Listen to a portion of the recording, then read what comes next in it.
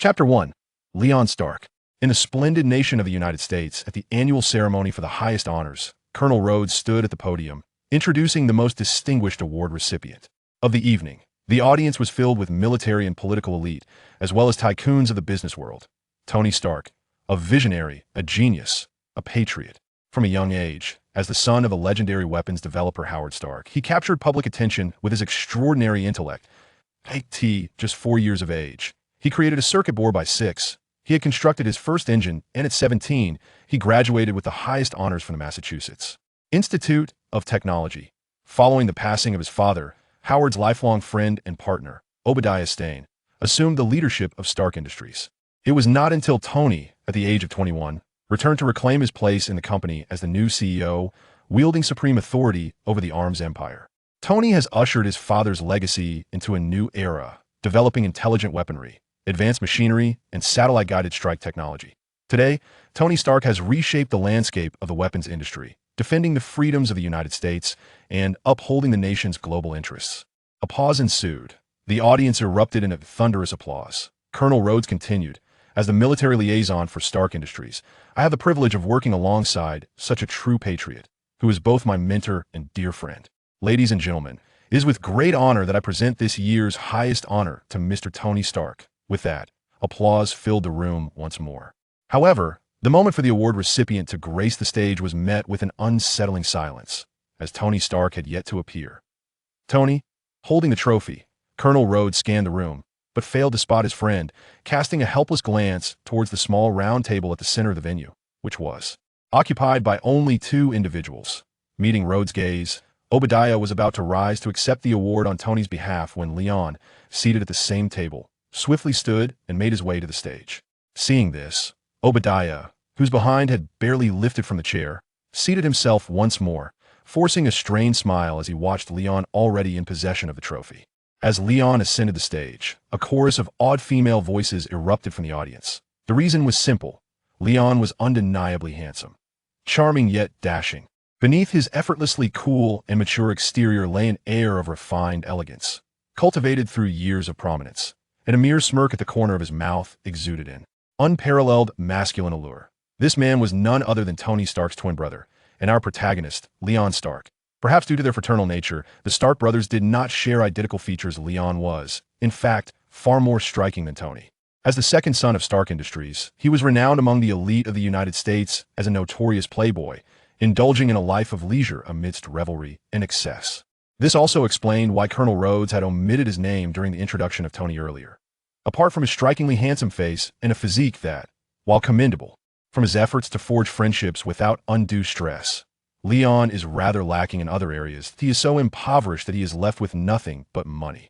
Had it not been for Tony freezing his bank card, fearing that Leon might perish from his inability to socialize after a week of seclusion, he would have never been compelled to step outside for some fresh air and to collect an award on Tony's behalf. Leon had little interest in attending such a trivial award ceremony. After all, isn't making friends far more delightful? Oh my God, thank you for rescuing me, Leon. Otherwise, I would have been mortified to the point of digging a mansion beneath my feet, Rod murmured, visibly relieved. Not at all, Rod, Leon replied with a smile, then turned to the audience, holding his trophy, and relaxedly remarked, "Oh, this damn trophy is truly exquisite." Applause erupted from the audience, a testament to Stark Industries' undeniable influence. Even a coarse exclamation would garner applause. Leon then raised his hand to quiet the crowd, which promptly fell silent. "Haha, thank you all for your support. Clearly, I am not Tony, but if I were, I would express my honor and delight at receiving this prestigious award. As everyone knows, Tony's greatest strength is also his greatest flaw. Becomes utterly consumed by his work." Leon spoke eloquently, praising his brother without the need for notes. Meanwhile, Tony Stark was indulging himself at a nearby casino, lost in merriment. After the awards ceremony concluded, Rod and Leon sought him out, only to find him rolling dice with a young model. "I can hardly believe you stood me up to frolic with a model," Rod lamented. "They said I would be honored to present you with an award." "Of course, I am truly honored to receive the award from Colonel Rod," Tony replied, glancing at Leon, who was already occupied with a model cradling his trophy. "So, where's my little shot glass, Leon?" "I've given it to her." Leon indicated the model, who was struggling to support the trophy. He kindly assisted her as it began to droop under the weight. IT feels quite nice, Tony remarked with a shrug and a smile, though it was unclear whether he referred to the trophy or the young woman. I am thoroughly impressed you two brothers are equally extravagant, Colonel Rod said, covering his face in disbelief. Yet his fingers, barely 2.5 centimeters apart, provided little concealment. Having grown accustomed to Rod's verbal discontent yet physical approval, Tony and Leon exchanged knowing smiles. Behind the brothers stood Happy, their burly assistant and bodyguard, vigilantly ensuring the safety of both gentlemen, but a few individuals reveled from 8 in the evening until the early hours of 1 a.m. The gathering concluded. Rod repeatedly cautioned Tony, "You must present your latest achievements to the military tomorrow, so do not be late." I know, Tony replied dismissively, turning his gaze towards Leon, who had already indulged in 3 rounds and still had an appetite to take home a takeaway. "Leon, why don't you go in my stead? You wouldn't want to?" Hey, don't even think about it." Before Tony could finish a sentence, Leon swiftly shook his head in refusal. "If you threaten me with your frozen bank card trick again, just be wary that one night I might take a knife to your throat. Do you believe that? Pepper can't stop me, I assure you." "All right then." Tony shrugged, lamenting, "Leon, you still fail to grasp the art of explosion." "What art of explosion?" Leon shot Tony an exaggerated eye roll. "Just wait until you've been on the receiving end of one of our missiles, and you'll reconsider." Outside the hotel, the two brothers, surrounded by a throng of bodyguards and in high spirits, were preparing to get into their vehicle when an alluring businesswoman clad in black stockings and golden hair approached them. Leon's eyes instantly lit up. Chapter 2. 30 years on the east bank of the river, 30 years on the west bank. Do not underestimate a young woman in distress. Mr. Stark. Excuse me, Mr. Stark. I am Christine Everhart, a reporter from Vanity Fair. May I ask you a few questions? The journalist Christine was obstructed by 2 towering bodyguards clad in black and sporting sunglasses, since she addressed him by surname. She was uncertain whether she was calling Tony or Leon. At least Leon believed she was referring to him. Tony had already settled into the long limousine, while Leon stood at the car door, embracing a young model and preparing to enter. Happy, having stolen a glance at Christine's figure, whispered to his companions, "Quite impressive." "Isn't she? Really?" Both Tony and Leon expressed interest simultaneously, but Leon, occupying the advantageous position, acted swiftly. Without hesitation, he unceremoniously shoved the young model, with whom he had yet to establish a formal acquaintance, into Tony's embrace within the vehicle. "Bro, she's yours now." "You rascal," Tony chuckled, wrapping his arm around the young model's slender waist and signaling Happy to drive on ahead, lest the reporter's intended interviewee was him, causing his brother embarrassment. As they departed, Tony admonished, "Just have fun, play it safe, and for heaven's sake, don't cause any trouble. I won't be home tonight. I'll be taking a flight directly." Acknowledging Tony's understanding, Leon nodded with a smile, then turned to beckon the bodyguards. "All right, let her come over." Upon the boss's command, the 2 bodyguards immediately granted passage. "A splendid evening, wouldn't you agree?" Christine approached, casting a glance at the rear of Tony's vehicle. A professional smile graced her face as she addressed Leon. "If Miss Christine braved the evening chill merely to pose such mundane inquiries, I fear there is little of substance for us to discuss," Leon stated, raising his hand to signal the bodyguards to escort Christine away. In a moment of urgency, Christine quickly suppressed her flirtatious tone, seizing the rare opportunity to commence a serious interview. "Mr. Leon, some have referred to your brother as the modern-day Da Vinci. What are your thoughts on this?" "Absurd. He does not paint." "Oh, if Miss Christine refers to him as a master of splash art, then indeed, Tony excels in that regard. However, it is evident that I am far more deserving of the title Da Vinci," Leon asserted with confidence and pride. The corners of journalist Christine's mouth twitched as she pressed on with her inquiry. "And what is your opinion on Mr. Tony's other moniker, the Merchant of Death?" "Cool," Leon whistled, stroking his chin, responding succinctly while unabashedly scrutinizing Christine's physique with an aggressive gaze. It remained unclear whether Christine was intentional or oblivious as the chilly wind swept outside. Yet the buttons of her white shirt were inexplicably undone. "This is a condition that requires treatment," Leon mused, drawing from his extensive experience in such matters. "Let me guess. You are from Brown University?" Christine, the journalist, pridefully remarked with a slight huff. "I knew it. Only an institution renowned for its rebellion and freedom like Brown could produce someone as articulate as Miss Christine." Leon's tone was somewhat sardonic as he continued. "Miss Christine, this world is far from perfect, yet we have no alternative. We must strive, from our respective positions, to mold this imperfect world into what we envision. If there ever comes a day when we no longer need to wield weapons to maintain peace, I assure you, I will persuade Tony to transition into building children's hospitals." "You must have rehearsed these lines countless times," Christine interjected. "Of course," Leon readily admitted. "Every night before I sleep, I practice in front of the mirror. It's quite evident." Christine candidly agreed without hesitation. Why not come home with me and witness firsthand how I practice? In response to Leon's straightforward invitation, Christine maintained a composed yet polite smile. Could you please answer my question with a bit more seriousness? Very well, Leon shrugged and replied earnestly. I once studied in the Dragon Country, and to this day, I vividly recall a professor who said, there is a vast difference between wielding a sword and not wielding one, and dignity exists only at the sword's edge. While truth lies within the cannon's range, I hold deep respect for his philosophy. Weapons are not created to take lives, but to showcase strength and deter others. Only then can we protect the populace from the ravages of war. Stark Industries' advanced weaponry precisely fulfills this role. Christine was evidently dissatisfied with Leon's rhetoric, retorting, that sounds like mere self-aggrandizement. No, it's the truth. My father helped defeat the Nazis and was involved in the Manhattan Project. Many, including your university professors, regard him as a hero. Yet many also claim he profited from national calamities, Christine added. Leon couldn't help but chuckle. Then why not report on how we have saved millions of lives with advanced medical technology, or how we have tackled famine with smart agricultural technology? All these projects are military-funded, darling. Wow. Christine found herself momentarily speechless in the face of Leon's words. Ultimately, selling weapons is tantamount to peddling war. You profit from it. Don't you feel ashamed enough to lose sleep over it? Not at all, Leon denied outright, chuckling. Although I wouldn't mind losing sleep for your sake. One must admit, gazing into Leon's profoundly expressive eyes, even though Christine had mentally prepared herself, she couldn't resist being captivated. With a subtle swallow and a delicate touch of her tongue, everything remained unspoken. On the way home, it felt as though dry kindling had been ignited by a fierce flame. Leon was still driving, while Christine was growing increasingly impatient. Even an experienced driver like Leon found it somewhat challenging to steady the steering wheel. Had Tony not anticipated this situation and equipped Leon's sports car with the Jarvis subsystem for driving assistance, it is likely that an unfortunate incident would have occurred long before today. Jarvis, the AI assistant developed by Tony, was named after Howard Stark's longtime butler, and with its computational prowess, operating a vehicle was a mere trifle. They safely returned home, though an exhausting battle that would undoubtedly rob Leon of sleep was inevitable. The following day, when Christine awoke radiant and refreshed, the overworked Leon remained deeply asleep. Her fingertips gently glided across Leon's mature and handsome face, a satisfied expression spreading across Christine's features as she bestowed a tender kiss upon him. After rising, she wrapped herself in a white bath towel and wandered barefoot through the high-tech villa perched on the coastal cliffs. Here, an abundance of advanced technology, rarely seen elsewhere, was haphazardly amassed, creating an atmosphere reminiscent of a futuristic realm.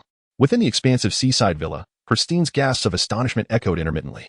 As she explored, she arrived at a cylindrical elevator door that appeared to lead to the basement. Attempting to press the down button, she was met with a mechanical voice. Error. You do not have permission to enter this area, Miss Christine. Goodness, what was that? The sudden intrusion startled Christine, especially in an era when the concept of artificial intelligence was still in its infancy. At that moment, a gentle female voice emerged from behind her. It was Jarvis, managing the entire household. Turning at the sound, Christine was met with the sight of a capable professional woman clad in a secretary outfit with a short golden ponytail. I have brought your clothes, freshly dry cleaned and pressed. A car is ready outside, and you can go wherever you wish, said Pepper Potts as she handed the neatly pressed garments to Christine. You must be Miss Pepper Potts, Christine remarked. Indeed, Pepper replied. After so many years alongside Tony and Leon, they still have you doing laundry? Christine took the clothes and, without a hint of modesty, began changing right in front of Pepper, unabashedly showcasing her youth and confidence. Pepper merely smiled serenely. I will attend to any requests from Mr. Stark, as he is my employer, and Leon is like a brother to me, though I am younger. Taking care of the remnants of my brother's evening activities falls within my duties as an older sister. Are there any other inquiries, Miss Christine? Pepper inquired with a smile. Chapter 3. All Insurance Semi-Trailer. I'm up for the 8 a.m. Meanwhile, at the Bagram Air Force Base in Afghanistan, known colloquially as the garbage dump, Tony flawlessly presented his latest invention, the Jericho missile, to military officials. Both parties were exceedingly pleased, having already commenced a toast with champagne. It is Tony's custom to deliver a case of champagne for every deal exceeding $500 million, a gesture signifying his respect and regard for significant clients. Cheers to peace. Cheers to peace. Tony raised his glass in celebration, and the officers present echoed his sentiment, creating a lively atmosphere. At that moment, Tony received a video call from Obadiah Stane. Hey, Obi, what are you up to? Tony inquired, holding his rotating screen phone to the side. Obadiah, reclining against his headboard and appearing freshly awakened, replied, I couldn't sleep without knowing the outcome. How did it go? Tony, confident, responded, no surprises here. It's as festive as Christmas. Look, he tilted the phone screen to share the vibrant scene with Obadiah. Now I can rest easy. After their conversation, Tony took a seat in a nearby armored vehicle, though it was not the one originally designated for him. Rhodey suggested it would be better for Tony to ride in the same vehicle as him, but Tony dismissed the idea, saying, I'm already in the vehicle. What is the point of saying that now? Reluctantly, Rhodey conceded, reasoning that no one would dare attempt to abduct the world-renowned arms dealer near an Air Force base. However, reality proved to be extraordinarily surreal. On their return journey, the armored convoy was indeed ambushed by heavy fire. Rat-a-tat-tat, rat-a-tat-tat, boom. Most soldiers within the convoy were caught off guard, swiftly turned into targets by a hail of armor-piercing rounds. Tony managed to escape through the opposite door. Attempting to call for help only to discover there was no signal, the assailants had clearly come prepared. Damn it! Can someone tell me what the hell is happening? Tony shouted in frustration. Suddenly, with a deafening bang, a missile landed nearby, causing his pupils to dilate in terror. The missile casing bore the ironic insignia of Stark Industries. Leon, you jinx! He could only shout before being violently thrown through the air. Due to the proximity of the explosion, shrapnel pierced his bulletproof vest. In a short span, blood flowed profusely from his chest, and he soon lost consciousness. The news of Tony Stark being attacked by terrorists, with his life hanging in the balance, quickly spread, aided by those with ulterior motives, and was immediately relayed to Pepper, who had been vigilantly monitoring Tony's whereabouts. At the coastal villa, Leon, still deep in slumber, was awakened by a fit of sobs. Jarvis, what on earth is happening? Sir, before Jarvis could finish addressing Leon's concern, Pepper, overwhelmed with tears, clung to him as if grasping at a lifeline. Leon, Tony, he may have. Sob. Pepper's cries were heart-wrenching. Jarvis took over the conversation, conveying the grim news of Tony's potential demise due to a terrorist attack to Leon. What? Waking up to such devastation. Leon's expression was eerily calm. He could hardly fathom a future devoid of Tony. Pepper, fret not. A rogue like Tony will surely be fine. I shall seek Stan immediately. Sobbing, Pepper was so anxious she could barely move. Leon carried her to the living room sofa to rest, then accelerated his sports car towards Stark Industries. Jarvis, call Stan. Yes, Master Leon. Beep, beep, beep. Connection established. Hey, Leon. Stan. You must be aware of Tony's situation by now. Is there any news? I'm en route to the office. As Leon spoke, he noticed a fully insured, heavily laden truck recklessly driving in reverse, barreling straight towards his sports car. Leon reacted swiftly, yanking the steering wheel and executing a sideways drift while slamming on the brakes. Jarvis also engaged the vehicle's stability control to maintain balance.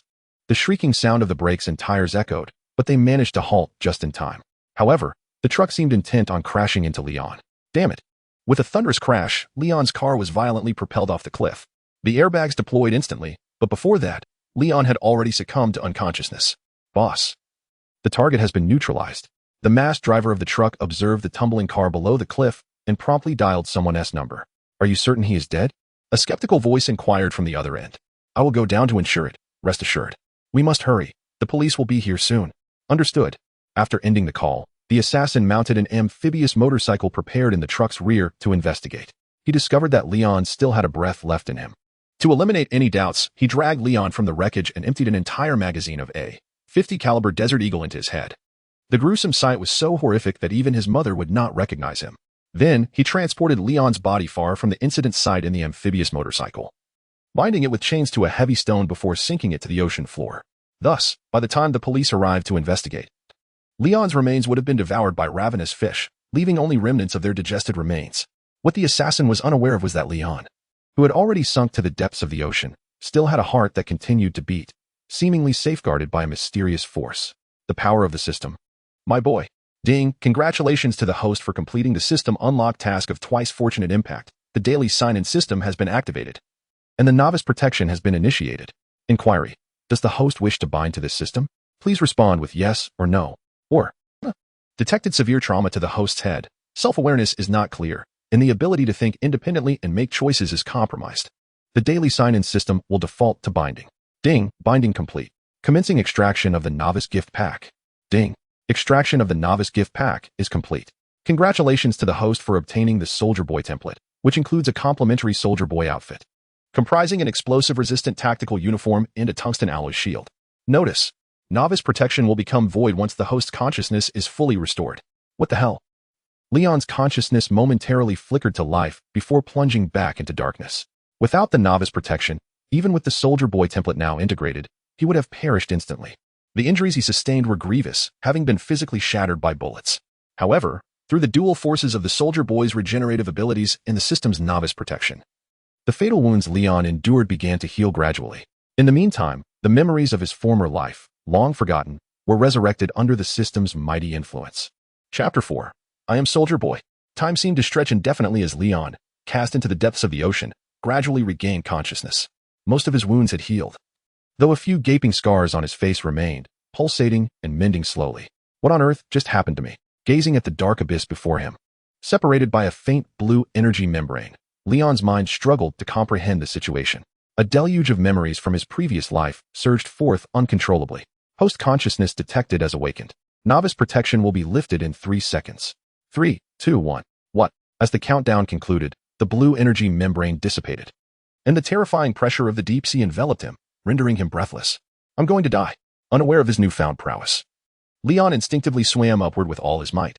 With a crack, the iron chain binding him to the stone, thick as 2 fingers, snapped effortlessly, akin to tearing through cotton candy. Gasping for air, Leon finally reached the shore, escaping the clutches of suffocation, and inhaled the fresh air greedily. Lying on the beach in a starfish position, he took a moment to gather his thoughts and assess what had transpired. It turned out that in his previous life, he was a student from Huagua. While distractedly watching the final episode of the 3rd season of The Boys on the streets of New York, he was both amused and enraged by the betrayal of a teammate. In a moment of inattention, he crossed a red light and, unsurprisingly, was struck by a fully insured semi-truck, transporting him into this Marvel universe as Leon Stark, the twin brother of Iron Man, Tony Stark. Subsequent events need not be elaborated. Through a stroke of luck, he unlocked a daily sign-in system. This fortunate ability allowed him to receive random rewards through daily check-ins, with possibilities ranging from the celestial to the quantum. Evidently, Leon's luck was rather favorable. His beginner's gift yielded a Soldier Boy template. In this universe reminiscent of the Marvel Cinematic Universe, Soldier Boy stood as the pinnacle of power within the superhuman realm of the boys. A commendable force indeed, far superior to his original counterpart, Captain America. He casually scooped up a handful of sand and hurled it toward the sea. To his astonishment, the sand struck the surface with a resounding bang, resembling the effect of a shotgun, a mere fraction of his true strength.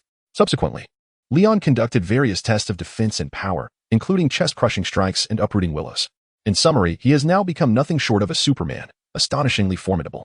In the original narrative, Soldier Boy demonstrated remarkable prowess, wielding a machine gun for dental hygiene, utilizing lasers for facial cleansing, and employing halothane for pulmonary treatment, showcasing extreme physical defenses and toxin resistance.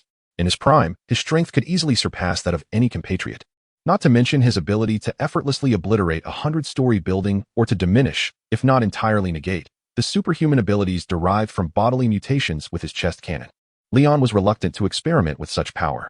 In essence, he has transformed into a humanoid nuclear reactor. The sole drawback of the chest cannon is its need for charging. However, it serves as a valuable long-range attack option, preferable to having none at all, lest he becomes a target for others. Nevertheless, Leon remained grounded, not allowing power to cloud his judgment. Although this world may not be as perilous as depicted in comics, there are still many individuals who surpass him in strength. Without delving too far, just the supreme sorceress, Doctor Strange, is beyond his capacity to contend with. Should a confrontation arise, he would be dispatched in an instant. However, Leon felt no trepidation regarding Doctor Strange seeking him out for trouble. After all, he is not a villain, merely someone who enjoys making friends. What would she want from him? Companionship, perhaps. Initially, he aimed to develop his abilities and later serve as a guardian of Earth, abstaining from any reckless indulgence. Query: shall I proceed with today's sign-in? System: unveil your limits. Ding. Today's sign-in is complete. Congratulations, host. You have acquired Super Self-Regeneration. Super Self-Regeneration, capable of recovering from any injury within an exceedingly brief time frame, as long as a single cell remains alive. Complete restoration is achievable. This state requires an extended recovery period. Description: I hear the echoes of perpetual life, refusing death. Oh, splendid. What an explosive start. Leon could scarcely contain his glee. This ability clearly invites him to venture forth without concern. Let me see what this entails. In a mere instant, the grotesque scars on Leon's face reverted to their pristine state, leaving no trace of prior injury. Ding. Initial sign-in complete. Character panel activated. As the system's voice faded, a semi-transparent, azure-hued character panel appeared within Leon's sight, visible only to him. Host: Leon Stark abilities, Soldier Boy template. Super Self-Regeneration items, Soldier Boy suit. Note: Items produced by the system will be automatically stored in the system space and can be retrieved or retracted within a 100-meter radius. 100 meters, more than sufficient. Reflecting on this, Leon suddenly glanced down at the tattered rags draped over him. They were quite unbecoming. Always one to value appearance, he swiftly retrieved the soldier boy suit from the system space and donned it, instantly elevating his style to new heights. The weighty shield, which would be unwieldy for most, felt as light as a feather in his hands. This exemplifies the sheer disparity in power. I am King Soldier Boy. As the thrill of newfound strength gradually subsided, the exuberant smile on Leon's face began to fade. He has not forgotten that his brother Tony is likely still imprisoned by the barbaric group of the Ten Rings in some cave in Afghanistan, laboriously toiling away. Obadiah. You scoundrel, once I rescue Tony, you shall face the consequences. After awakening his past memories, Leon can easily deduce who orchestrated the assassination attempt against him. In his relentless pursuit to completely seize Stark Industries, Obadiah Stane has lost his humanity, viewing both Tony and Leon as his greatest obstacles. Presently, Leon's speed, propelled by sheer determination, surpasses that of most ordinary vehicles, as the site of the accident is relatively close to home. In a short while, he arrives at the coastal villa. Pepper seems to be absent, likely busy scurrying about in search of solutions concerning Tony and Leon's predicament. Chapter 5. The Jet Glider. Welcome home, Master Leon. It is truly a relief to see you safe and sound. Upon entering the house, Jarvis greeted Leon with a hint of excitement in his tone, suggesting a burgeoning semblance of human emotion. Jarvis, how long has it been since Tony's incident? Master Leon. It is now the evening of the 85th day. What? 85 days have already passed. Leon felt a sudden urgency as time seemed to slip away. In the original narrative, Tony's abduction and subsequent escape spanned approximately 3 months, though the exact duration remained ambiguous within the film. The Ten Rings, having accepted a commission from Obadiah to assassinate Tony, ultimately shifted their strategy, seeking instead to compel Tony to manufacture the Jericho missile to fulfill their ambition of world domination. The members of the Ten Rings clandestinely rescued Tony, who had miraculously survived the missile strike, and imprisoned him in a cave. They allotted him merely 7 days to fabricate the Jericho missile using the resources they provided. However, Tony cleverly utilized the materials to construct the Iron Man Mark I armor, enabling his successful escape. The scientist, Odinson, who had saved Tony, donned the armor to protect him, sacrificing himself in the process, forever remaining in that cave. This marked the inception of the Marvel Cinematic Revival, Iron Man. Inson's sacrifice paved the way for the future of Iron Man. Though, theoretically, Tony's demise seemed improbable, the reality of mortality persisted, especially with the unforeseen variable of Leon's existence. Moreover, Leon was determined to save Odinson, Tony's life mentor, believing that with Inson's guidance, his own life would be considerably more manageable, allowing him to focus solely on his educational pursuits without worry. After unlocking the door with his fingerprint and password, Leon descended the elevator to Tony's workshop and parking garage. Affectionately dubbed Tony's Marvelous Workshop, he scanned the surroundings but did not locate his target, prompting him to inquire, Jarvis, is the jet glider operational? Master Leon. The jet glider remains in standby mode. However, due to its incomplete design, it imposes significant stress on the pilot. I cannot activate it without Mr. Stark's permission. Please, Jarvis. The time is pressing. One must sometimes be flexible with their principles and adapt. Master Leon, I am not human. I am merely an artificial intelligence created by Mr. Stark, bound to operate within the parameters he established. Yet, in my perception, you are akin to family. After a brief silence, the concealed elevator leading to the underground testing parking lot slowly revealed itself from the wall. Observing this, Leon smiled and took the elevator deeper underground. However, upon exiting, he was obstructed by a robust vault door constructed of explosive-resistant alloy, reminiscent of a bank vault. Master Leon, I can only assist you to this extent. Without Mr. Stark present, I am unable to unlock this grand door. Do not be concerned, Jarvis. Your assistance has been invaluable, Leon replied with a grin. With a deliberate strike of his fist against the metallic barrier, he discovered that it yielded only a minor dent, causing the surrounding walls to tremble slightly, with a few fragments cascading onto his shoulders. Had time permitted, Leon surmised he could have obliterated the door with his bare hands. But that would have been far too slow. While the chest cannon might have detonated it swiftly, the ensuing destruction could potentially annihilate the contents within, or even the entire villa itself.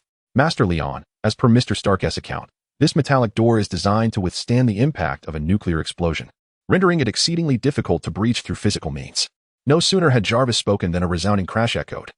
Leon had already penetrated the 1-meter-thick reinforced concrete wall beside the door with his shield. Jarvis fell silent in astonishment. Leon shook his shield and chuckled. This door is tougher than the wall. Doesn't that mean the wall has become a door? My brother still lacks professionalism. Jarvis, this exemplifies the adaptability I mentioned earlier. When he returns, remind him to reconsider the wall as material. It is far too fragile to withstand any threat. After this verbal flourish, Leon stooped through the opening he had created, entering the garage that Tony had meticulously constructed for him.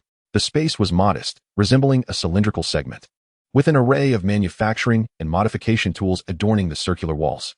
The floor was leveled with metal plates, covering an area of approximately 100 square meters, with a height of 4 meters, seemingly excavated from the rock face. The most striking feature was the oversized motorcycle-like machine stationed at the center of the garage, larger than an ordinary family car. This was a vision Leon had dreamt of, persistently urging Tony, the genius inventor, to bring it to fruition. Leon caressed the cold metallic exterior of the colossal machine, named Jet Sliger, with an enamored touch, while Jarvis began to elaborate. According to Master Leon's whimsical imaginings, Mr. Stark had equipped the sides and rear of the Jet Sliger with several prototype arc jet nozzles, coupled with the omnidirectional wheel hub specifically developed by Stark. The Jet Sliger boasted mobility far surpassing that of conventional motorcycles, enabling extraordinary maneuvers, including but not limited to self-rotation, lateral sliding, and close-to-ground hovering. Moreover, Mr. Stark had added a diving module, achieving true trimodal capability. Underwater, it could reach speeds of up to 100 km/h, on the water, up to 650 km/h, on land, up to 1,300 km/h, and in the air, a staggering 2,500 km/h. The entire motorcycle operates on electric power, with a medium-sized arc reactor serving as its energy source, under the assumption that mechanical wear and engine heat dissipation are negligible. A fully charged state can sustain cruising at maximum power for an entire week. Wait, a medium-sized arc reactor? Leon raised an eyebrow and chuckled. That damned liar, Tony. Previously, when I asked him to reduce the arc reactor's size to serve as a power source, he insisted that it was impossible, claiming, no way, it's far too advanced technology. It turns out he has already accomplished it. Young Master Leon, in fact, Mr. Stark completed the design and manufacture of the medium-sized arc reactor the very next day after you proposed the idea of shrinking the arc reactor, Jarvis interjected. Upon hearing this, Leon fell silent. It would be disingenuous to claim he was not moved. Tony is indeed a wretched genius. Jarvis, initiate the launch. Retrieve the shield into the system space. Leon commanded as he settled into the jet glider.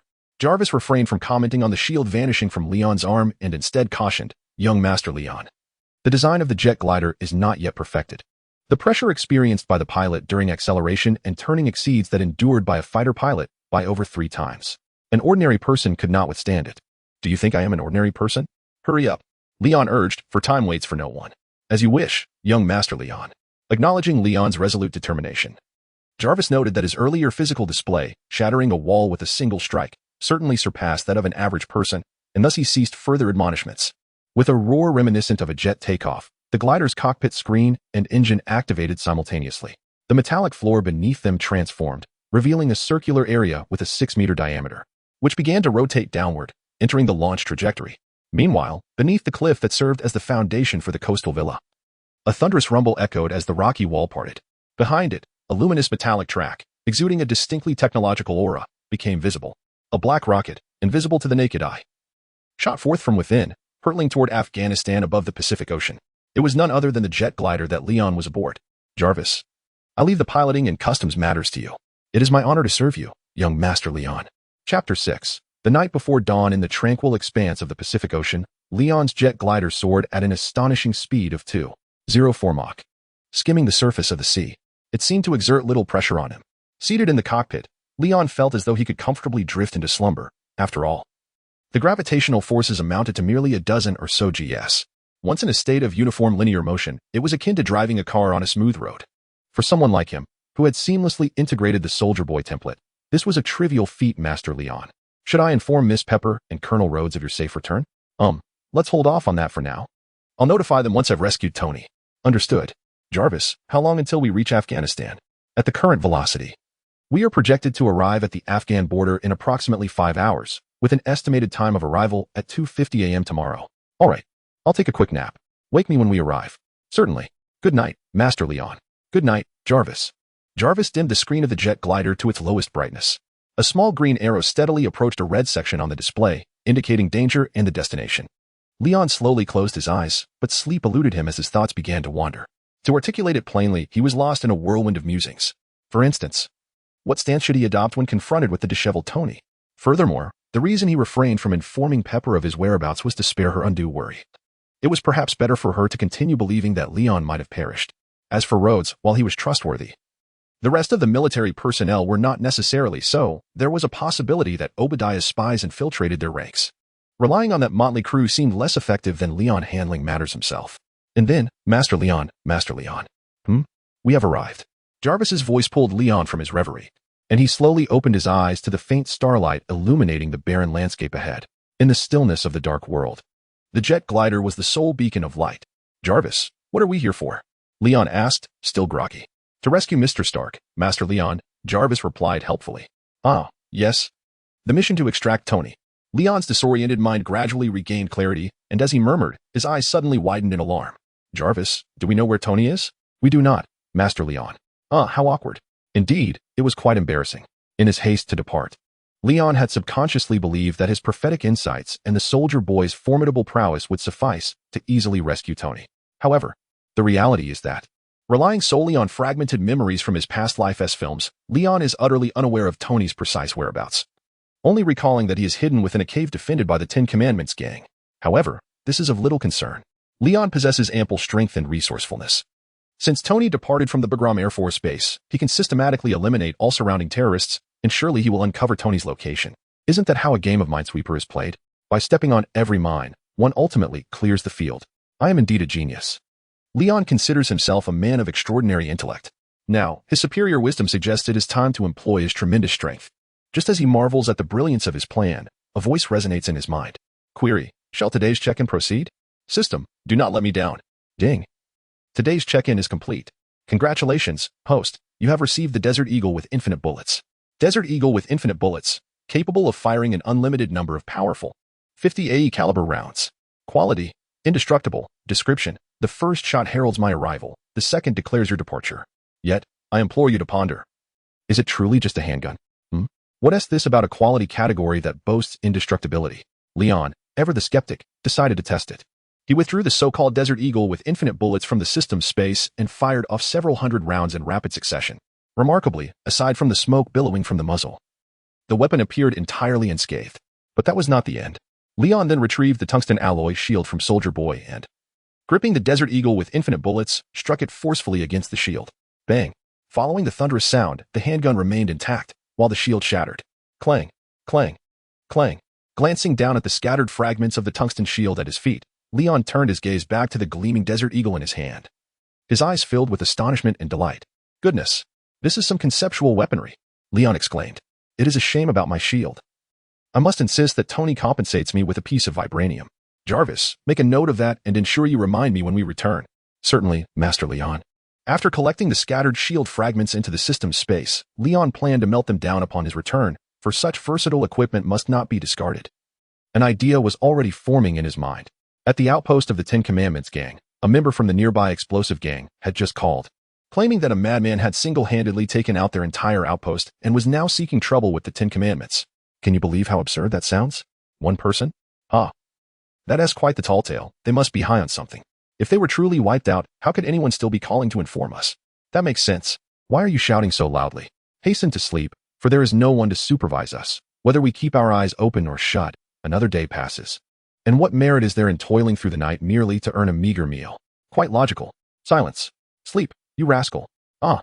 Just as the two sentinels of the Ten Commandments gang had barely closed their eyes, a sinister voice whispered ominously in the air. Still sleeping? Your time has come. With a swift and decisive motion, Leon grasped each of the two minions by the head, crushing their skulls and sending a spray of watermelon-like juice across the ground. Muttering under his breath, "Don't believe me? Well, here I am." From his elevated vantage point, Leon gazed toward the artificially carved cave within the rocky hillside not far off, a smirk gradually forming on his lips. Bingo, I've struck the jackpot. At this moment, on the horizon of the east, the clouds began to blush with the light of dawn, as the warm rays of morning commenced to illuminate the world. Meanwhile, within the cave where Tony and Ethan were confined, their hearts raced with excitement, rendering sleep impossible. They lay on their beds, quietly deliberating their escape plans for the day. Although their armor was ready, the challenge lay in how to don it, for the Ten Commandments gang had set up surveillance within the cave, ensuring that any slight movement would be detected and swiftly thwarted. Chapter 7. Clang. The heroes make their entrance, but behold, the soldier boy. An enemy attack. An enemy attack. Bang, bang, bang. Ah, he is not human. He is a monster. Bullets have no effect on him. Where's my Italian cannon? What good is an Italian cannon when even the anti-tank guns are futile against him? Tony and Ethan were preoccupied with the issue of donning their battle armor when suddenly, the cacophony of gunfire and cries of anguish erupted from outside the cave. A jarring brilliance flashed, and the world fell silent once more. Lying on a bed, Tony and Ethan exchanged glances. The latter hastily rose and approached the small window used for surveillance to assess the situation outside. Now is your chance, Tony, Ethan exclaimed excitedly. There is not a single guard at the entrance. Really? Oh my goodness, Tony exclaimed, performing an enthusiastic roll, only to fail and tumble off the bed, inadvertently reaching under it to retrieve a bomb, bound with duct tape, confirming that the cave was indeed momentarily unguarded. He affixed the bomb to the doorknob of the cave's iron door with tape. Should anyone push the door open from the outside, the bomb would detonate instantly, buying them precious time. Ethan, hurry, come help me with the armor. Okay. Time rewinds slightly. At the base of the Ten Commandments gang, Leon aimed to achieve a flawless infiltration, wielding his formidable physical defenses and an endless supply of bullets from his Desert Eagle. He advanced with relentless ferocity. However, his marksmanship left much to be desired, often requiring 7 shots to take down a single foe. After all, he had not practiced diligently. Only recently had he been a pampered youth, lacking even the strength to bind a chicken, spending far more time posing with a gun than actually using one. Thankfully, with the advantage of infinite bullets, the Desert Eagle produced an effect akin to that of a machine gun under Leon's trigger finger. Sensing the tide turning, the bald leader of the Ten Commandments gang swiftly instructed his scruffy subordinate. Things are getting dicey. You must send someone to relocate Tony Stark and Ethan Hull. I will follow shortly. Yes, boss. The scruffy subordinate complied and immediately rushed a group towards the cave. Having kept a vigilant watch over the cave's surroundings, Leon, after firing a few shots that missed, decided to abandon pretense. A fierce glow began to gather in his chest. After a brief 3-second charge, with a resounding boom, a terrifying beam, as thick as a water barrel, erupted from Leon's chest. He spun in place, the chest cannon following suit, obliterating everything in its path with devastating ease. Exhaling deeply, Leon clenched his fist. After firing that shot, I do feel a bit drained. It's not feasible as a regular tactic, but the power. Leon surveyed the Ten Commandments gang's base, now seemingly scorched by magma, and could not help but click his tongue. Is there anyone left? A gust of tumultuous wind swept through, but no answer came. The remnants of flesh on the ground emitted a charred odor, assaulting Leon's nostrils and causing him to grimace in disgust. It appeared that the members of the Ten Commandments gang had been entirely annihilated in the recent barrage of gunfire. Inside the cave, Tony and Ethan were nearing the completion of donning their battle armor. Quickly, Ethan. I think I hear footsteps. Tony urged anxiously. Just a moment. How do we proceed now? Ethan asked as he tightened the last screw for Tony, before dashing to the nearby computer desk, glancing back in inquiry. Only the power command remains. Press F11, and once the progress bar appears, hit Control and I, then finally enter. The increasingly close footsteps seemed to echo ominously, striking Tony's heart with an overwhelming sense of dread, beads of sweat trickling down his face. Done, Tony, Ethan declared, pressing the enter key. The loading bar for the armor's activation began to accelerate at a rate of 10% per second. Excellent. Ethan, quickly find a corner to hide. Watch me take them all down, and we'll escape this cursed place together, Tony advised. You may not know this, but I excel at hide and seek, Ethan jested, buoyed by the prospect of escape. Utilizing his slender frame, he concealed himself within an empty missile casing, ensuring that no flaws were visible from the outside as long as it remained undisturbed. Very good. Tony felt a wave of relief wash over him as he split his focus between the percentage bar on the screen and the approaching footsteps outside. Come on. I'm not afraid of you. He silently bolstered himself as the loading bar climbed to a full 100%. The cave's lights flickered erratically before suddenly extinguishing, plunging everything into silence. Bang! A thunderous crash reminiscent of a battering ram echoed from the entrance as the heavy iron door was indented significantly, revealing a distinct fist imprint. Outside the door, Leon withdrew his fist, surveying the mark he had made with a scoff. Is this door really that soft? I barely broke it. He followed up with a kick, sending the door flying off its hinges. Boom. The explosives Tony had set detonated, and an unprepared Leon was blown back by the force. Wardfa, I almost forgot about that.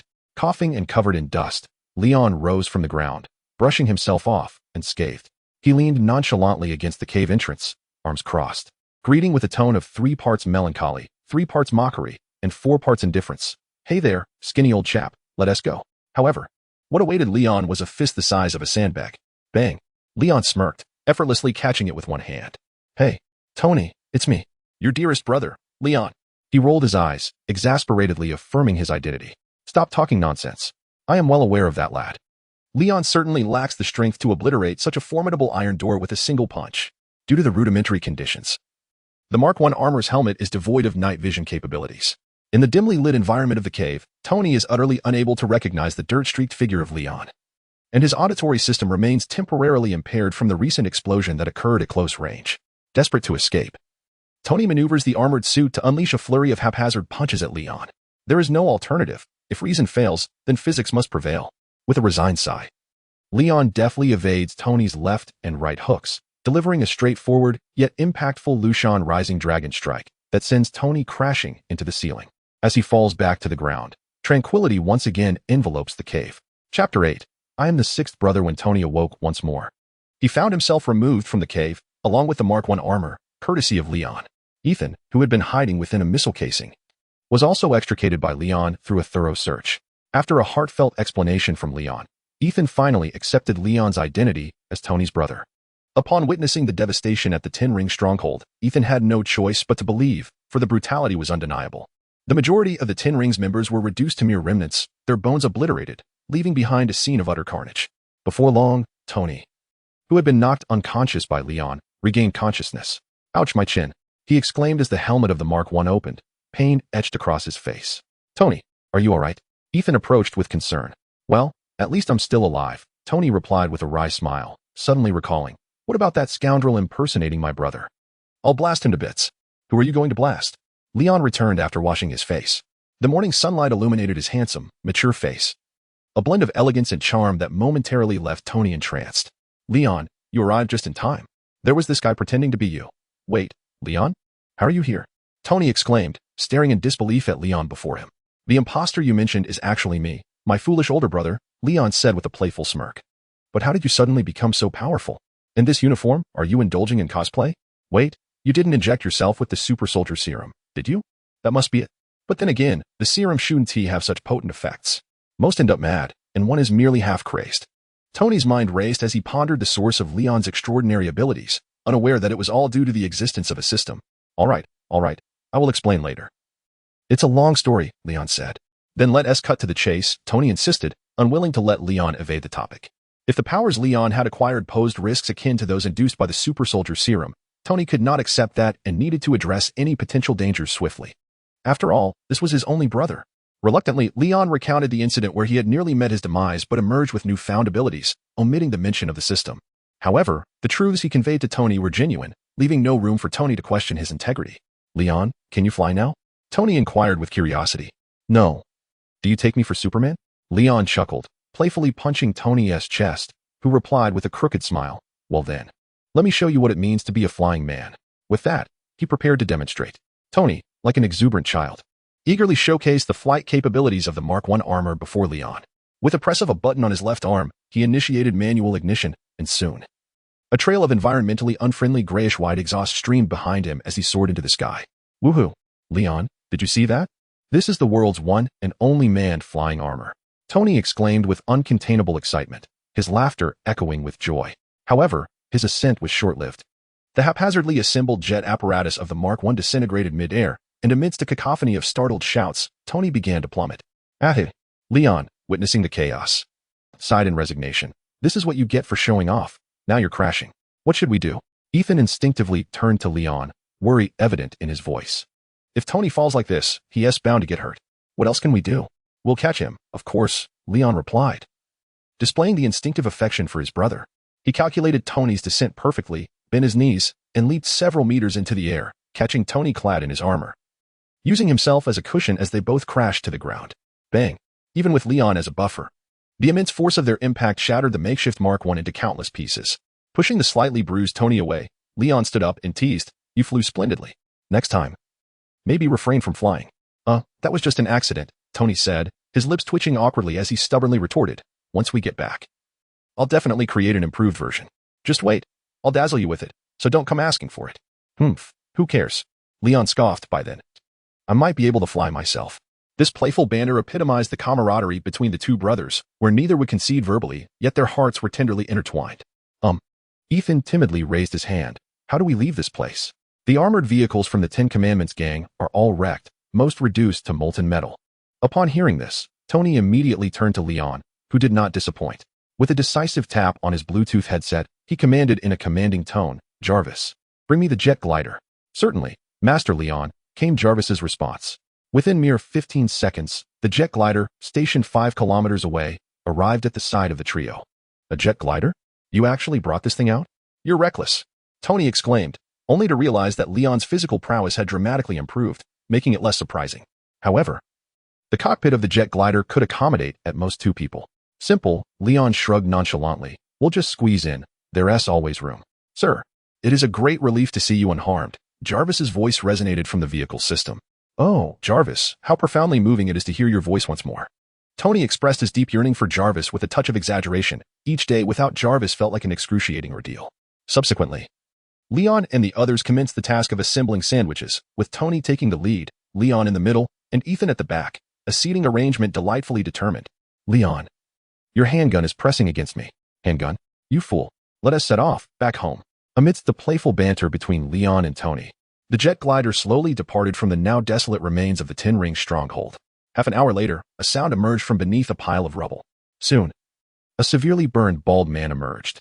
Upon closer inspection, it was revealed to be the leader of the Ten Rings. He was still alive. At the time of Leon's cannon fire, this bald man had instinctively sought refuge behind a pile of stones, hiding in a trench he had dug beneath. Although he was subsequently buried under the debris, he managed to evade death. Despite his scorched skin and radiation burns, he was, for the moment, still alive. He gazed menacingly in the direction of Leon and the others, his face contorted with malice, threateningly uttering, "Stark, you will pay for this." "Pay for what? Right now?" Leon, appearing like a specter behind the bald man, plunged his hands into his chest and ruthlessly tore him asunder. The Iron Tyrant had been brought forth by this wretch scavenging for scraps, which is why Leon had maintained a vigilant focus on him. Having noticed his attempt to hide from the very beginning, "I thought you were adept at evasion. I ended up conceding an entire year's worth of cover girls to Tony because of you." After delivering a couple of vexed kicks and setting his remains ablaze to ensure complete obliteration, Leon finally felt satisfied and joined Tony and Ethan, who were awaiting him not far away. Chapter 9. Children, I have returned. Within the confines of Afghanistan, in order to ensure their safety, Leon and his companions did not linger, but instead glided slowly towards home aboard a low-flying jet glider. Several hours passed. Suddenly, the distant horizon echoed with the sound of armed helicopters. "Hey, over here, Rod," Tony exclaimed, waving excitedly. The armed helicopter descended in response, and several Special Forces operatives accompanied the fully armed Rod to the weary trio of Leon. Rod did not inquire why Leon was there, nor did he question how Tony had managed to escape. Instead, he jokingly remarked to the two, "Next time, you two should try to ride in the same vehicle with me, okay?" Tony managed a wry smile, while Leon merely shrugged nonchalantly. And Ethan observed the scene with a smile. With Rod's assistance, Tony, who was reluctant to squeeze into the vehicle with Leon, took Ethan and transferred to a massive transport aircraft. Leon, relieved, also boarded the plane. As for the jet glider, it had already departed for the airport under Jarvis's control. Upon disembarking, a rescue stretcher blocked the way for the two brothers, which Tony impatiently waved aside. Happy had been waiting in a car for quite some time. Pepper's eyes were red. She laughed and cried at the sight of the brothers safe and sound. Leon, quick as a flash, bounded into Pepper's arms like a child, greeting her with a cheeky face-to-face gesture. "Pepper, I've missed you so much." "I've missed you too, Leon. Now, off you go, you little rascal." Tony, witnessing this scene, felt a surge of irritation as he pulled Leon away from Pepper and strode over to her. "Oh dear, are you crying? Is it because of the missing boss?" "I'm happy, actually. It saves me the trouble of job hunting," Pepper replied, her heart softening despite her words. "Is that so? Boo-hoo." Before Pepper could respond, Tony leaned in and kissed her. Nearby, Leon, Rod, and Ethan watched with amused smiles, while the other soldiers present had long since become accustomed to such antics. After all, the reputation of Tony Stark as a playboy was well known, while Leon Stark was surprisingly more earnest than one might assume. However, they remained unaware that Leon genuinely regarded Pepper as a sister and a future sister-in-law, maintaining a moral boundary that would never devolve into something inappropriate. Otherwise, Tony would surely devise an anti-Leon suit to discipline him. Wait, an anti-Leon suit? Suddenly, Leon pondered this matter, casting a serious glance at Tony's back. He couldn't possibly have already drafted a plan in his mind. After a long moment, their lips parted. With a serious expression, Tony declared, "Time to get to work, kids." He glanced back at Leon, who nodded in agreement. Subsequently, Tony and Ethan boarded the vehicle alongside Happy and Pepper, redirecting from the hospital that Pepper had initially chosen to the press conference venue, a location Tony had insisted upon. Just before their departure, Leon, from the seat of the jet glider, tossed 2 Burger King meals through the window to Tony and Ethan, a gesture he had arranged with Jarvis in advance. "All right. You rascal, you're on the right path," Tony exclaimed, taking a hearty bite of his burger with a look of sheer satisfaction. Following this harrowing experience, Tony resolved to shut down Stark Industries' weapons division. Leon had no objections, but he felt the press conference was unnecessary. He simply yearned to return home for a hot bath. "Jarvis, please remember to clean my uniform later and mend any torn areas." "Understood, Mr. Leon." Upon his return to the seaside villa, Leon was met with an unexpected yet somewhat anticipated figure at his doorstep. "Mr. Leon, may I have a word with you?" It was an elegant man bearing a striking resemblance to Ethan, clad in a meticulously tailored black suit, approaching Leon with a friendly demeanor. "And you are?" Leon inquired, raising an eyebrow as he signaled Jarvis to park the jet glider. "Hello, Mr. Leon. My name is Agent Phil Coulson, and I work for the Strategic Homeland Intervention, Enforcement, and Logistics Division." "Oh, for heaven's sake, what a mouthful that department name is. Why not use an acronym? SHIELD. It's far simpler. Let's just call it the SHIELD Agency," Leon quipped, simplifying the agency's title before exclaiming his frustrations. "That's a splendid suggestion. I shall relay it to my superiors," Coulson replied, his eyes lighting up. Having long thought the agency's name cumbersome. "The SHIELD Agency, you say? It does carry a certain connotation," Coulson mused. However, Leon pressed, "But why not the Department of Defense? The FBI or the CIA, rather than this department I've never heard of before? In comparison to the DoD, FBI, and CIA, we are a more independent entity with a more focused mandate," Coulson answered, then inquired, "Mr. Leon, I would like you to elaborate on your escape alongside Mr. Tony." As he spoke, Coulson handed Leon a photograph. Upon receiving it, Leon observed a highly blurred crimson beam from a bird's eye view, while others might not discern its significance. Leon recognized it immediately. It was unmistakably a shot of him firing the chest cannon at the Ten-Ring stronghold. The satellite image, however, appeared more pixelated than a teacher's poorly rendered mosaic, due to the immense radiation released simultaneously with the cannon's discharge. At that time, the radiation index in the area surged alarmingly, likely due to a nuclear reactor explosion, catching the attention of SHIELD satellites, which promptly captured this photograph. Upon investigation, it was discovered that this location was precisely where Mr. Tony had been abducted by the Ten Rings organization. "Mr. Leon, could you enlighten us regarding the origin of this beam of light?"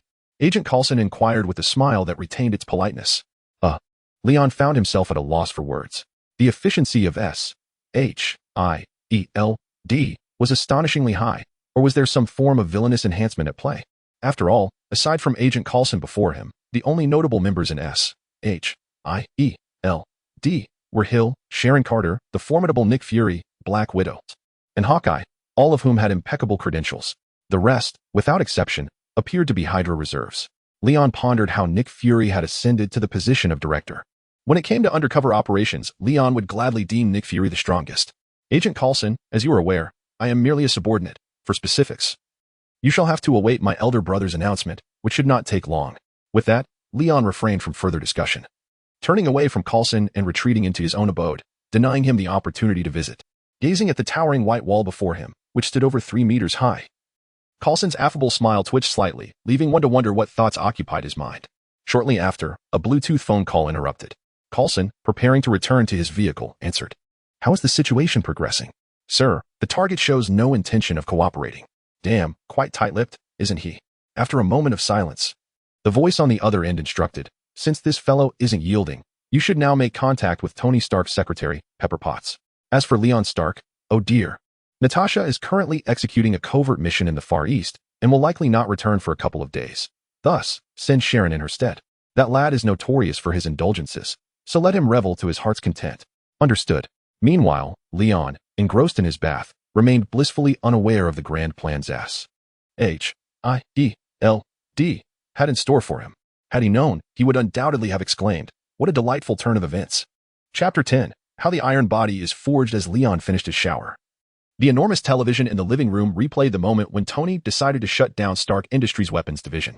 "Mr. Stark, what did you encounter during your captivity?" "I witnessed my young compatriots perish beneath the very weapons I intended to create for their protection. I discovered that the current system operates without accountability, and I had unwittingly become a part of it." With these words, Tony abruptly rose from his seat and returned to the podium. "I have come to a resolute conclusion. I possess both the capability and the responsibility to contribute more to this beautiful yet flawed world, rather than merely manufacturing weapons that explode. Therefore, I have decided to terminate Stark Industries' weapons manufacturing division, effective immediately. With Tony's declaration, the room erupted in astonished murmurs. Obadiah, seated nearby, could no longer remain passive. He hastily took to the stage, eager to amend Tony's statements. However, words once spoken are like water spilled. And Tony's mind was made up. The cessation of the weapons division was now an irreversible decision. Leon lost interest in the replay and turned off the television, preparing to retire for the night and rejuvenate his weary spirit. At that moment, J.A.R.V.I.S. interjected, "Mr. Leon, there is a call from Stark Industries." "Answer it." "Leon, what are you doing?" "I want to be coming home tonight. Pepper insists I stay at the office to handle the aftermath of the weapons division shutdown. If I return home to find that cover girl we agreed upon lying in your bed, beware, I shall kick you squarely in your rear." "Oh, per Tony. My heart aches for my brother," came the response from Ghana. After their banter, Leon promptly ended the call, chuckling to himself. Would he heed Tony's words? He would do as he pleased. Sleep was his priority. "Good night, Mr. Leon." "Good night, J.A.R.V.I.S." When Leon finally roused from his slumber, it was already noon the following day. Tony had returned home, busy in his workshop, clanging away at his forge. "Good grief, brother. Are you trying to keep anyone from sleeping?" Leon grumbled as he yawned and descended in the elevator. "You're just in time," Tony replied, producing a brand new small arc reactor and handing it to Leon. "Please replace this for me." "Why not have Pepper do it?" Leon asked, noticing Tony had removed his shirt and made himself comfortable. "I worry it might add to her stress. She has enough to bear already." As he spoke, a rare softness graced Tony's face. "True enough," Leon acknowledged, swiftly and efficiently replacing the arc reactor for his brother. "How should I dispose of this old item?" Leon tossed the small trinket that had saved Tony's life into the air. "It's up to you." After donning his shirt, Tony immersed himself once more into the creation of his armor, intending to resolve his kidnapping ordeal only after completing the second suit. Previously, Tony had scoffed at the notion of personal strength, believing that his wealth could solve any problem in the world. However, following the recent abduction incident and witnessing his brother Leon acquire superhuman abilities, Tony's perspective began to shift. Not to mention, he felt the pressing need to restore his brotherly authority before Leon. Otherwise, he would be reliant on his younger sibling to rescue him in similar predicaments. Could a billionaire and mechanical genius like himself afford to lose face? Tony would not permit Leon to overshadow him. If they were brothers, they should shine together. Motivated by this thought, Tony gradually became engrossed in his work, oblivious to Leon's playful doodling on the back of his shirt. The mechanical assistant, Little Di, noticed. But when it tried to alert Tony, Leon crushed the graffiti pen in its grasp. Little Di instantly ceased its movements, pretending not to have witnessed Leon's antics. Bored, Leon tossed the old arc reactor, quickly losing interest in Tony's tedious armor assembly due to his inability to comprehend it. "System, are you there?" Leon mentally called out. "Query, would you like to check in today?" "System, I hear you. Wait, hold on." Out of the corner of his eye, Leon spotted a red, blue, and white circular shield emblazoned with a 5-pointed star in a corner of Tony's workshop. It was a high-quality replica of Captain America's vibranium shield, while the authentic one remained frozen in Antarctica alongside the captain. Approaching, Leon set down the old arc reactor and picked up the replica shield to begin the check-in process. "System, I hear the echoes of fortune. Activate." "Leon, why are you shouting? Get out." Tony barked. "All right, brother. Goodbye." Leon discarded the replica shield and left with an unusual briskness, for he could hardly contain the ecstatic grin spreading across his face. As soon as he returned to his bedroom, he burst into laughter. "Ha! I did it. I freaking did it." The system's notification echoed delightfully in Leon's mind, a heavenly sound indeed. "More of that, please." Ding, today's check-in is complete. Congratulations, host, on obtaining the system's exclusive, non-toxic, side effect-free, and magnetically unaffected native physique, Erdman alloy skeleton. The Erdman alloy skeleton, composed of the hardest metal known on Earth, the precise formula of which has been lost. This skeleton is indestructible and highly resistant to extreme temperatures. The system ensures it is non-toxic, harmless, and without side effects, serving as a means of intrinsic bone reinforcement, unaffected by magnetic forces. Its super self-regeneration operates normally. Introduction. Congratulations, you have made further progress on the path of transcending humanity. Note, the Erdman alloy skeleton will be regarded as the host's innate constitution. The stronger you are, the stronger it becomes, with no upper limit. Ah, splendid. My initial conjecture proves to be accurate. Considering the previous rewards from sign-ins, Leon is now nearly certain that the system's sign-in rewards are related to his own state, the environment he is in, and the items he interacts with. Perhaps even the characters in the narrative surrounding him play a role, which remains to be validated later. In any case, having established that the system's sign-in rewards can be manipulated within a foreseeable range, the potential for operation is greatly enhanced. Just as Leon fantasizes about soon being able to punch Superman and kick Thanos, an excruciating pain, as if it were a dagger to the heart, suddenly assails him. What the? It's only starting now. Why didn't you say so earlier? I thought you were a pain-free automaton. After a few complaints to the system, Leon promptly succumbed to the pain and lost consciousness. Youth indeed is a blessing. One can simply fall asleep at the drop of a hat. He lay on the soft, bouncy double bed in a T-pose, eyes rolled back, frothing at the mouth, occasionally convulsing. Though he appeared to be present, he had actually departed for quite some time. Meanwhile, Tony's Mark II armor was taking shape, as if orchestrated by fate. The two brothers, in perfect harmony, were forging their transcendent steel bodies in their own unique ways. Chapter 11:0, Starlight, How You Flicker and Burst Forth. The beauty of youth lies in the fleeting nature of time, as a mere blink can usher in a new day. When Leon awoke, yet another day had slipped by. At his bedside, Tony perched on a chair, seated backwards with his hands resting on the backrest, his striking Caserlan eyes fixed intently upon Leon as he sipped from a glass of murky green vegetable juice. Hey, scrawny little lad, you've finally roused from slumber. Do you realize you've set a Guinness World Record? Upon noticing Leon's awakening, Tony downed the remaining vegetable juice from his oversized beer mug and swiftly retrieved a thin tablet, showcasing a heart rate fluctuation graph that rivaled the thrill of a roller coaster. A peak heart rate of 315. My friend, you are invincible. However, your weight is somewhat alarming, exceeding 200 kilograms. I assure you, no girl would wish to be pinned beneath your heft upon hearing such a number. I exerted considerable effort to transport you into the medical bay at home. Can you enlighten me as to what transpired? Tony inquired as Leon began to dress. It was merely a trivial test of my super abilities, nothing to fret over. In any case, I've grown stronger, Leon replied with a nonchalant air, hastily steering the conversation elsewhere. By the way, if I now weigh over 400 pounds, how could you, with those spindly arms and legs, possibly move me? Ah, excellent question. Tony deftly disregarded Leon's jibe and eagerly led him down to his workshop. However, as they traversed the living room, Leon stumbled and fell heavily to the ground. Whoa, what on earth? Leon exclaimed, having stepped into an unexpected void. There's a hole there, Tony remarked, almost too late, inciting both laughter and frustration from Leon. Tony, have you awakened a penchant for destruction? How could there be such a sizable hole? And you even covered it with corrugated cardboard. Much appreciated. Just a minor test. Much like yours, Tony replied, mimicking Leon's earlier tone, a mischievous grin playing on his lips as he shrugged. Infuriating. You did that on purpose. I shall remember this grudge. Jarvis, make a note of this incident, Leon declared, brushing himself off as he surveyed his surroundings. His gaze was immediately drawn to the Mark II armor, encircled by dozens of mechanical arms, gleaming silver in the light. Notably, in the transparent display case against the wall lay Tony's maiden creation, the Mark I, which had been brought back by Jarvis during their initial flight. Leon had opted to accompany Tony on the plane, foregoing his beloved motorcycle, thus allowing the cockpit of the jet glider to remain vacant. How about that? Tony, with a blend of excitement and a hint of arrogance, gazed at Leon, who was thoughtfully examining Mark II with his chin in hand. Although the technological sophistication is largely comparable, the performance disparity between Mark II and Mark I is akin to the heavens and the earth. The most crucial flight capabilities have been perfected. Allow me to demonstrate.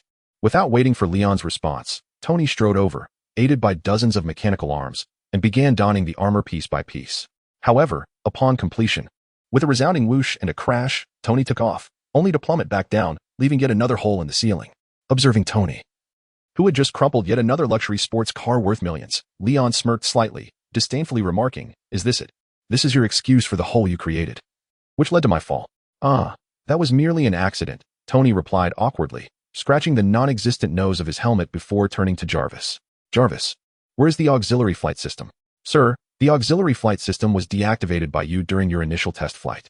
"Ah, well, it seems the flight control system requires further optimization, and the high-altitude icing issue we encountered must also be addressed." Tony grimaced as he lay amidst the wreckage of the sports car, contemplating solutions to the various challenges faced during the armor's practical tests. Leon, witnessing this, felt a sense of resignation but chose not to interrupt Tony. He was always like this, encountering problems, resolving them, often forgetting what he was doing in the process.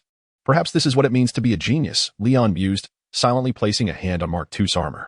Query, shall we proceed with today's check-in? All systems, hungry. Food. Ding. Today's check-in is complete. Congratulations, host, you have obtained the Starlight template. Starlight template, Superhuman physical attributes, leaning towards defense and endurance, energy absorption, energy conversion, energy release. The extent of which depends entirely on individual aptitude and proficiency. Note, good child, when hungry, consume more energy for recharging. Oh, fortune has arrived, unstoppable. It seems that what one lacks is precisely what one receives. Thanks to this check-in, Leon not only reinforced his physical capabilities but also gained the ability to fly. A significant enhancement for the Soldier Boy template. While the speed of his flight remains uncertain, at the very least, he can now float. Moreover, referencing the climactic finale of the third season of Starlight, where the Soldier Boy displayed remarkable flying prowess, it is evident that he now possesses the ability to soar. Truly magnificent. No further words are necessary. By the way, template, Soldier Boy, a superhuman physique, with enhancements that favor strength, defense, endurance, and resilience. In peak condition, strength, defense, endurance, and resilience surpass that of the average human. I am akin to a nuclear bomb. My being comparable to a mobile nuclear reactor, capable of unleashing vast amounts of radiant heat and shockwaves. Possessing terrifying power while also having the ability to temporarily silence or even completely nullify the abilities of acquired superhumans, though this effect is ineffective against those with innate powers. Introduction. There exist disparities among superhumans. You are a superhuman as well, are you not? Host. Leon Stark ability.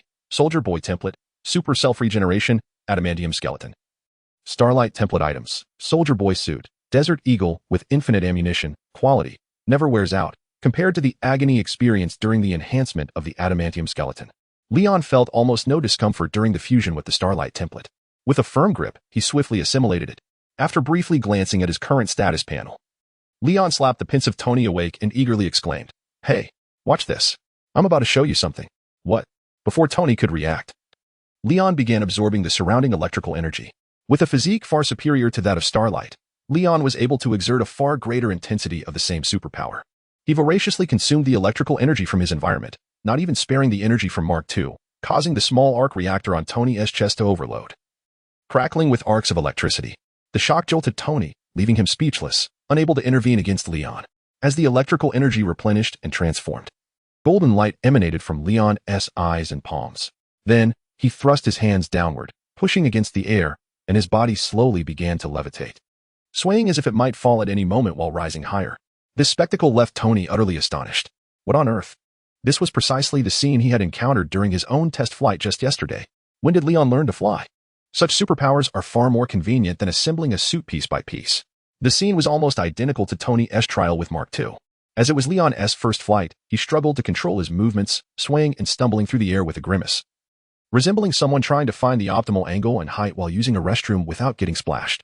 Under the guidance of Tony, an experienced crash survivor, Leon gradually began to find his sense of direction. After all, he was relying on his innate superpower to fly rather than on an auxiliary technological suit. So without the support of an electronic system, he had to rely on practice to improve. Just then, Pepper, dressed in office attire and holding 2 cups of coffee, entered through the door. The sight was yet to come into focus when suddenly, there were 2 loud bangs. As expected, yet another pair of multi-million-dollar sports cars lay crushed into heaps. Weighing over 400 pounds, Leon, alongside Tony, who, with his Mark II armor, totaled more than 380 pounds, reclined in their respective seats. The 2 brothers exchanged knowing glances, their laughter gradually escalating into a chorus of mirth. Ha ha ha ha. Only Pepper, startled by the commotion, had spilled coffee everywhere, remaining bewildered by the absurd antics of the 2 brothers. Chapter 12. When Flowers Bloom. They must be plucked. After clearing the coffee from the floor, Pepper ascended once more to brew 2 cups. Leon and Tony, having concluded their seclusion, followed her into the living room, each taking a seat on separate armchairs. As they sipped their coffee, they admired the breathtaking view of the sea, shimmering like golden ripples through the floor-to-ceiling windows. Tony inquired, "A gathering?" Leon added, "Is it an invitation from Obadiah?" Both brothers turned their gazes toward Pepper, who nodded in affirmation. To welcome the recently rescued Tony and Leon, Obadiah had specifically tasked Pepper to summon them, as their phones were unreachable. Unreachable? How could that be? Tony questioned, perplexed. "Sir, prior to your commencement of armor fabrication, you expressed a desire for no interruptions, instructing me to decline all external communications on your behalf." "Oh, that does seem familiar," Tony replied. "Tony, whose company is it, yours or mine?" Faced with Pepper's discontented glare, Tony awkwardly cleared his throat, diverting the conversation. "When is it?" Pepper stood, snatching the half-finished cup of coffee from Tony's hand, gracefully striding away, leaving him with a slender silhouette. "Now, don't you even check the time?" Upon hearing this, Tony glanced at Leon, who shrugged indifferently, just as he prepared to escort the unencased Iron Turtle. As evening swiftly approached, they arrived at a 5-star hotel near Stark Tower. Obadiah had extravagantly reserved the entire venue, prompting numerous journalists to flock to the scene. By the time Tony and Leon, impeccably dressed, arrived in their respective vehicles, the hotel exterior was enveloped by a throng of reporters and onlookers. Fortunately, security was adequate, preventing the crowd from blocking the hotel entrance. Tony's vehicle was a classic silver Audi R8. Although relatively modest in price, it was a favorite of his. Upon stepping out, a hotel attendant promptly approached to assist with parking. However, another attendant, tasked with parking Leon's vehicle, appeared somewhat flustered, as Leon's mode of transport was a jet glider. The jet glider, unlike typical motorcycles, lacked conventional brakes or handlebars, featuring only 2 integrated control knobs and a large display screen. Mr. Leon, I sincerely apologize, but I am unable to operate your motorcycle. What would you suggest? Despite Leon's notorious reputation, his status rendered any subservient behavior from the attendant implausible. Faced with Leon's amiable smile, the attendant was not only sweating profusely but also struggled to articulate her thoughts coherently. Do not fret. I'm not going to bite you. Leon reassured, gently patting the shoulder of the visibly anxious attendant. Simply lead the way. It will drive itself. Every word spoken by Leon was comprehensible to the waitress, yet when strung together, she found herself perplexed. The arrival of Tony and Leon ignited the atmosphere, marking the Stark brothers' first official appearance after 3 months of absence, aside from a spontaneous press conference. As they traversed the red carpet, the brothers became the center of attention, akin to superstars attending a press briefing rather than merely dining. Among the elite invited by Obadiah, a journalist infiltrated the gathering, catching Leon's eye. This was not due to any past favors she had extended to him, leaving him in deep thought. Hey, Leon, do you remember me? Approached a blonde woman clad in an off-shoulder purple evening gown. Of course, my dear, Leon replied warmly, wrapping his arm around her waist and bestowing upon her an unabashed French kiss in front of numerous reporters. Observers, some bewildered, questioned the audacity of his display, wondering if he feared repercussions. However, seasoned fans quickly clarified, laughable. The place was already a wreck. What collapse could possibly occur? Moreover, Leon's charmingly mature demeanor, combined with his carefree and unrestrained spirit, attracted a legion of admirers in this land of freedom, renowned for its liberty. Master Leon, I want to bear your child, exclaimed a towering, muscular man in overalls with a middle part. What would a man do with a child? That's a task for us ladies. Queue up behind. Yet, his voice was soon drowned out by a chorus of enthusiastic women. Leon was no stranger to such scenes, having organized several fan meet and greets exclusively for attractive female fans. It was perfectly ordinary for Leon to be surrounded by beautiful women upon his entrance. However, in an unprecedented turn, Tony, walking ahead, declined the advances of a socialite with whom he once shared a fleeting romance, his gaze searching for something. With Obadiah, the host of the evening, glowing as he engaged with the media, Leon and Tony opted to seek refreshments on their own. After navigating past the throng of journalists, the brothers temporarily parted ways. Tony approached a bar, having just ordered a Scotch whiskey when Agent Coulson from S.H.I.E.L.D. approached him. Mr. Stark, Coulson began. Who are you? Tony inquired, puzzled. Coulson, the agent replied with a smile. Oh, from that S.H.I.E.L.D. thing, right? Pepper mentioned you. I heard you've been looking for Leon, Tony recalled. It's S.H.I.E.L.D. Mr. Stark, Coulson corrected him. Whatever works, Tony responded nonchalantly. Savoring his whiskey, Tony casually waved his hand, suddenly raising an eyebrow as his gaze fixated on a stunning lady adorned in a blue evening gown, her golden hair elegantly styled in waves. It was Pepper, who had arrived at the hotel ahead of Tony and Leon. I understand this period has been quite taxing for you, yet we require you to prepare a report for us. We still have numerous questions, and some details may slip your mind over time. Therefore, let us finalize this matter. How about we meet on the evening of the 24th at Stark Tower? Coulson suggested diplomatically. Very well, you make a valid point. I shall seek out my secretary immediately to arrange this, Tony replied, his gaze unwavering on Pepper's figure. With a swift gulp of his whiskey, he concluded his conversation with Coulson and made his way toward Pepper, who stood alone. Although their relationship was tinged with ambiguity, the unspoken barrier between them remained intact. Pepper harbored reservations, perceiving Tony as her superior and herself merely an employee. Such an imbalance often precludes the longevity of affection. Moreover, she had to contend with the curious stares of their colleagues. Tony's notorious flirtations further complicated matters, rendering it difficult for her to feel secure. However, following the recent kidnapping incident, Pepper's perspective gradually shifted. Tony, too, found himself compelled to provide Pepper with a sense of assurance. Seize the moment while the flowers bloom. lest you be left with nothing but barren branches. Meanwhile, on another front, Leon and the golden-haired woman, the journalist Christine with whom he had previously conversed, had secured a room to continue their dialogue. Chapter 13. Tony, I cannot comprehend. How did you survive the car accident? By sheer luck. Where have you been for the past 3 months? Lying in the sea. How did you deal with those kidnappers? With superpowers. How is that possible? I heard it was with a nuclear bomb. Is that true? That is merely a rumor. Are you dismissing me like this? Just tell me what you can say. A type of plant. Oh my heavens, I am losing my mind. Are you still human? Damn it. Afterward, Christine, in a state of distress, retrieved several photographs and a key from her bag, handing them to Leon. Is this what you call taking responsibility? Leon flipped through the photographs, which depicted a group of refugees coerced by armed thugs to assist in transporting munitions, showcasing an array of advanced weaponry from Stark Industries. Your expression suggests you are not surprised. This small town, Gemera, has been seized by a fully armed faction of terrorists, wielding weapons produced by your supposedly defunct Stark Industries armaments division. Should these photographs reach the public, Stark Industries will face a grave crisis of trust, with already plummeting shares likely to descend to rock bottom. Christine, with disheveled hair and sweat glistening on her collarbone and face, wrapped in a white sheet, leaned against the headboard, revealing her delicate feet, as she watched Leon set the photographs down and begin to dress. What do you wish to convey? Leon inquired. Stark Industries is currently in its most perilous phase. Any misstep could lead to irretrievable ruin. Do you not intend to take action? For instance, investigating who authorized the shipment of these weapons. Christine subtly suggested, as in a sense, aiding Leon would also serve her interests. Even if it was merely speculation at this point, her investigation had tentatively directed suspicion towards Obadiah Stane, the uncle of the Stark brothers. Next, if she could instill doubt in Leon regarding Obadiah, his brother Tony would undoubtedly commence an investigation upon learning of it. Thus, the situation would become considerably simpler. This was Christine's plan, yet she had not anticipated. I know. It is all Obadiah's fault. Whether it be my accident, Tony's abduction by the Ten Rings, or the leak of these weapons. What? Leon's sudden revelation left Christine, who had meticulously prepared her arguments to persuade him, utterly bewildered. Is this truly the same Leon Stark, who was reputed as the most extravagant, with none daring to claim the second spot? Christine suddenly felt a profound unfamiliarity with the Leon before her. When did these photographs come to be? Just yesterday. All right, I understand. Thank you for your efforts, dear. Leon gently planted a kiss on Christine's forehead, and even after he left, she remained in a daze, unable to comprehend the moment. Why did this acknowledgement from him bring her such profound joy?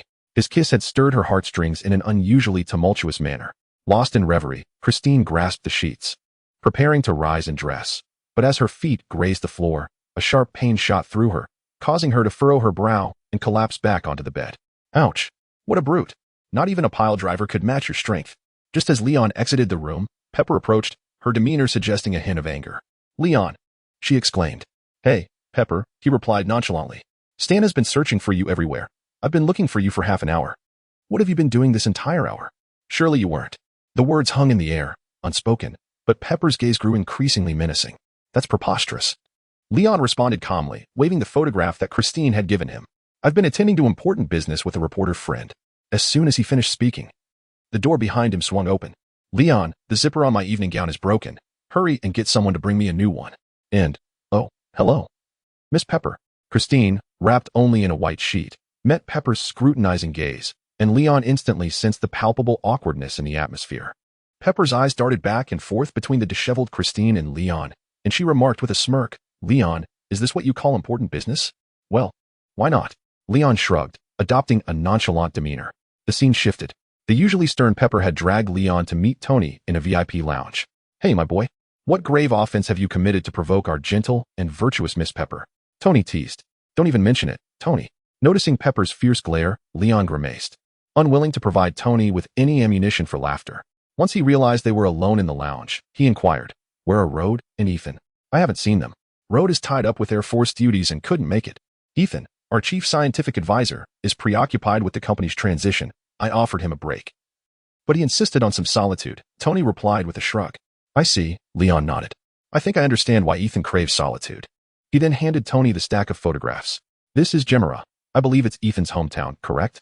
As Tony received the photographs, his previously light-hearted expression grew increasingly grave with each image he examined. This is what transpired yesterday, Leon added. Pepper, aside from Leon and me, who else in the company has the authority to approve arms shipments? Setting down the photograph in his hand, Tony wearily rubbed his forehead and inquired, the board, and Mr. Stan? Upon completing Tony's question, Pepper, taken aback, speculated incredulously, it cannot be he is, after all, the uncle of both you and Leon. I hope this is not true, Tony sighed. The reality often unfolds in a fantastical manner. He has already distanced himself, Leon remarked. Then leaned closer to whisper in Pepper's ear, Pepper, I have something to ask of you like this, like that remember to bring Happy along. Understood. I shall go at once. Pepper replied earnestly, hurriedly dashing out in her high heels. A profound silence enveloped the reception room for a considerable time. Leon, you said. The entire company is practically managed by Obi, along with my substantial technological support. What could he possibly still desire? Tony suddenly questioned in confusion. Hearing this, Leon let out a deep sigh. Were it not for the amalgamation of past memories, his current sentiments would likely mirror Tony's distress. After all, it is a betrayal from those who are most trusted and closest.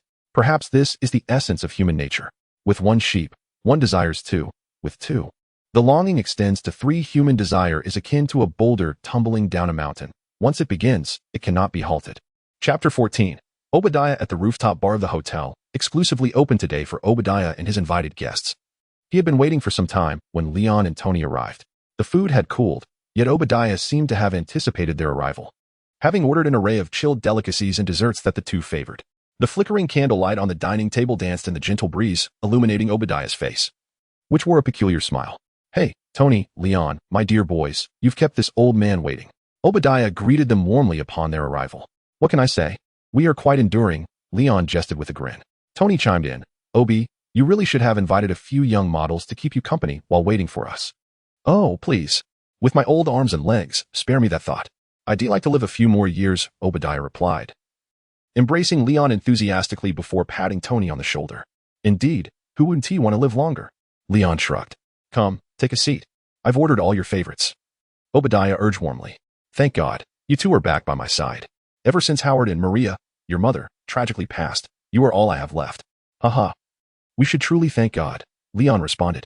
Whereas Pepper? Why isn't she with you? She had something come up. You know how busy she always is, Obadiah explained. But it's all right. The most important thing is that you two are here. The three gathered around the elegantly set white round table, resembling a typical family reunion. Leon eagerly picked up his knife, slicing a piece of cold roast beef, and delivered it to his mouth with his silver fork.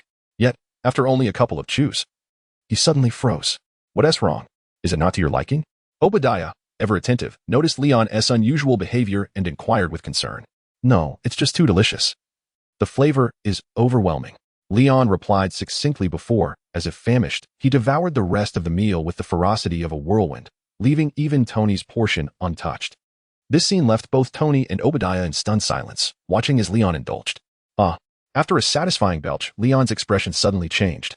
His eyes bulged as he grasped his neck, seemingly poisoned, frothing at the mouth.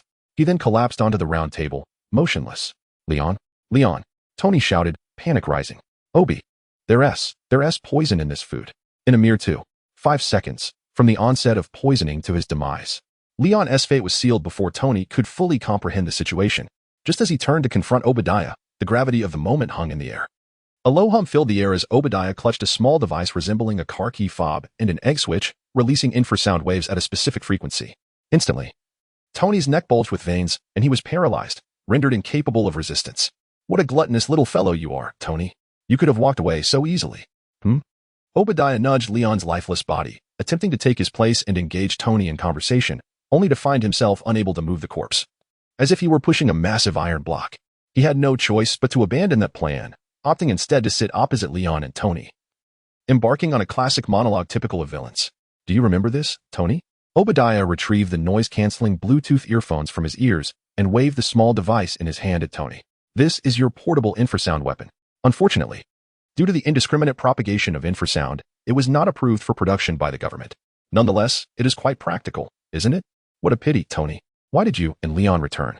If you had died like that, it would have been better for both of us. We wouldn't have to deal with this troublesome situation now. The media below certainly wouldn't suspect my true intentions for summoning them today.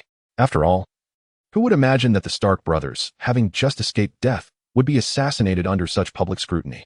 And I, Obadiah Stane, shall take full control of Stark Industries. Tony, your father and I founded Stark Industries together. I have dedicated my life to this company, and yet, in the end, I receive less than this worthless waste who only knows how to chase women. With a surge of emotion, Obadiah struck Leon's head with a fierce blow, only to find Leon's skull unscathed while Obadiah's knuckles cracked and broke upon impact. I never intended for it to come to this, but your presence truly complicates matters. With that, Obadiah painfully donned a white glove on his injured right hand, retrieving a handgun from his coat, disengaging the safety, and aiming it at Tony's head. However, at that moment, Leon, who had been poisoned to death, suddenly rose from the dead, overturning the table. Complicated? Then let us not complicate it. Bang. Obadiah's gun fired. But the bullet was caught and crushed in Leon's hand. How could you? Obadiah stammered. Leon kindly interjected. How did I survive the poison? Care to take a guess? I'll give you a hint. Bang, bang, bang, bang, bang, bang, bang, bang. A frenzied Obadiah emptied his magazine at Tony and Leon. Leon shielded the paralyzed Tony behind him. The bullet struck him, merely causing irritation, resulting in 8 holes appearing in his clothing. How is this possible? Are you human or a ghost? Faced with the seemingly invulnerable Leon, who had risen from the dead and was now impervious to bullets, Obadiah was so frightened that he collapsed onto the ground, his empty handgun slipping from his grasp and sliding to Leon's feet. Leon bent down to retrieve it, and under Obadiah's incredulous gaze, he began to twist the weapon as if it were mere dough, eventually shaping it into a disc with his palms pressed together. Stan, you are utterly oblivious to the nature of strength. With a resounding thud, the disc struck the ground, accompanied by Obadiah's vanishing hope. At that moment, he finally comprehended why Leon had survived the car crash and how Tony had managed to escape the clutches of the Ten Rings. It dawned on him that he had been the one kept in the dark all along, unaware that his own partner had long since forged the ultimate weapon. Howard, you scoundrel. Was this all part of your scheme? Obadiah was engulfed in a fit of impotent rage. Leon, perplexed by the sudden shift in focus towards his father, was baffled. Had he known that Obadiah was picturing his ironclad physique as Howard's research, he might have laughed uncontrollably. Do you have any final words? Leon inched closer to Obadiah. Obadiah remained silent, crawling away on all fours, desperately trying to escape. Soon, Leon halted his advance. There was nowhere left for Obadiah to flee. Behind him loomed the countless lights of the city and the towering heights of the sky. Just then, Tony, having regained his senses, shakily approached Leon, who steadied him, and then turned to confront the cornered Obadiah. Why? Despite having been incapacitated moments before, Tony's mind had remained alert, and he had heard every word Obadiah uttered. Why? Obadiah scoffed. There is no reason, Tony. As long as you remain in this position, you two will inevitably self-destruct. I will await you in hell. Enough of this. Your role is finished. The vanquished must exit. With a swift motion, Leon raised his hand, a flash of light emanating from his palm. Obadiah was hurled away by the golden shockwave. 13 seconds later, a dull thud resonated from below. By the sound of it, Obadiah had likely been reduced to a mere heap. Oh my God! Tony exclaimed, looking at Leon in disbelief. Why did you act so quickly? I had so many more questions. Is that my fault? Leon shrugged nonchalantly. By the time Pepper arrived with printed evidence from Obadiah's office, proving his collusion with the Ten Rings in the assassination plot against Tony and Leon, Obadiah's coffin had already been sealed by Leon, an impressive display of efficiency. It can only be said that plans often falter in the face of swift change. Chapter 15. The Sister in Purple exudes elegance astonishingly. The mastermind behind the design to harm the Stark brothers turned out to be their uncle, Obadiah Stane, one of the founding elders of Stark Industries. Is this a manifestation of the distortion of human nature or a descent into moral depravity? Yesterday, Obadiah Stane, overwhelmed by guilt, leapt to his death from the top floor of a 5-star hotel. His numerous crimes were promptly reported by vigilant citizens, including, but not limited to, hiring assassins, premeditated murder, racial discrimination, meddling in foreign affairs, and the exploitation of underage girls, as well as providing armed support to various terrorist factions abroad. This concludes our report. We shall keep a vigilant eye on the subsequent developments regarding this matter. Stark Tower. Obadiah's office, now transformed into Leon's workspace. Leaning back in his chair with his legs crossed, Leon closed the news window on his computer. Shaking his head with a sigh, had I known this would be the outcome, would I have acted differently? If you had kept your nose clean, I would not be occupying this position. Indeed, with Obadiah's absence as a key player in the company, Pepper had conscripted Leon into service once more. She had forcibly appointed him as the executive director, a role that was originally intended for her in the original narrative. Gazing at the plummeting stock of Stark Industries on the computer screen, Leon smirked. Just wait, you will inevitably come to regret this. Following the revelation of Obadiah's scandal, the already faltering stocks of Stark Industries suffered another steep decline. Many investors hastily discarded their shares like hot potatoes, eager to minimize their losses. Little did they realize, this turmoil was merely a precursor to Stark Industries' ascent to new heights. In a few days, when Tony publicly declared his identity as Iron Man, Stark Industries would rise from the ashes, achieving new glory, and everything would revert to its rightful place. Currently, Leon was enthusiastically acquiring shares from disillusioned investors, scooping up as many as possible. He had initially intended to kindly advise these investors against prematurely relinquishing their shares, urging them to believe in Stark Industries and in Tony. However, their vitriolic insults proved too much to bear. While they might have criticized Tony's health, which, albeit true, was one thing, they audaciously slandered Leon, claiming he would never recover. How could Leon tolerate such disdain? He resolved to abandon his benevolent intentions. He would wait for the stocks to soar, then profit handsomely, leaving those indiscreet individuals to fend for themselves. At that moment, a series of knocks echoed from outside Leon's office. "Come in," he called, clearing his throat. He feigned a composed demeanor, fingers laced beneath his chin. However, upon seeing Pepper enter, he instantly reverted to his true self, slumping in his chair like a dreamless fish. Clad in a sleek black secretary outfit, Pepper approached Leon's desk, a stack of documents in hand, and inquired with a smile, "Leon, is the executive director's chair comfortable?" "Don't even mention it, Pepper." Leon gave a bitter smile. "If there were a subject on charming women, I would undoubtedly achieve full marks. However, managing a company is truly beyond my capabilities. Are you not concerned that I might squander our family assets?" "Leon, given the current state of the company, it may not survive long enough for that to happen," Pepper replied. "As the second heir of Stark Industries, it is high time you set an example." Understanding Leon's nature, Pepper placed a stack of profiles of attractive women, both youthful and mature, before him, continuing, "Even if you do nothing else, merely sitting in the office will lead others to believe that the once carefree Leon Stark is now diligently working for the survival of the company. That alone would suffice. Even if in reality he is merely changing venues for his romantic pursuits. You truly understand me, Pepper." "Long live understanding," Leon exclaimed, touched. He reached for the profiles to assess their merits, but Pepper's hand pressed down firmly over them. "Leon, while that may be the case, do not misunderstand. They are all excellent candidates applying for the position of your executive secretary, not for your harem," Pepper warned with narrowed eyes. I understand. Leon waved his hand dismissively, pulling the stack of profiles from under Pepper's grasp and began to examine them earnestly. Meanwhile, Pepper elaborated, "Leon, all these young women are Ph.D. graduates in economic management from prestigious universities. They are undoubtedly capable of assisting you in managing the company." At this remark, Leon raised an eyebrow, realizing there was more to Pepper's words, and inquired, "So, Pepper, who do you think I should choose? They all seem quite accomplished." "Oh no. They're all exceptional. I'm feeling a bit overwhelmed." With a teasing glare at Leon, Pepper decisively pulled out the profile from the bottom of the stack. Since Leon had not yet reviewed all the materials, he was unaware of the woman's appearance, and his curious gaze followed the document in Pepper's hand. Sharon Kate. Graduated from the Wharton School of the University of Pennsylvania, fluent in Russian, French, Chinese, and Italian, holding dual Ph.D.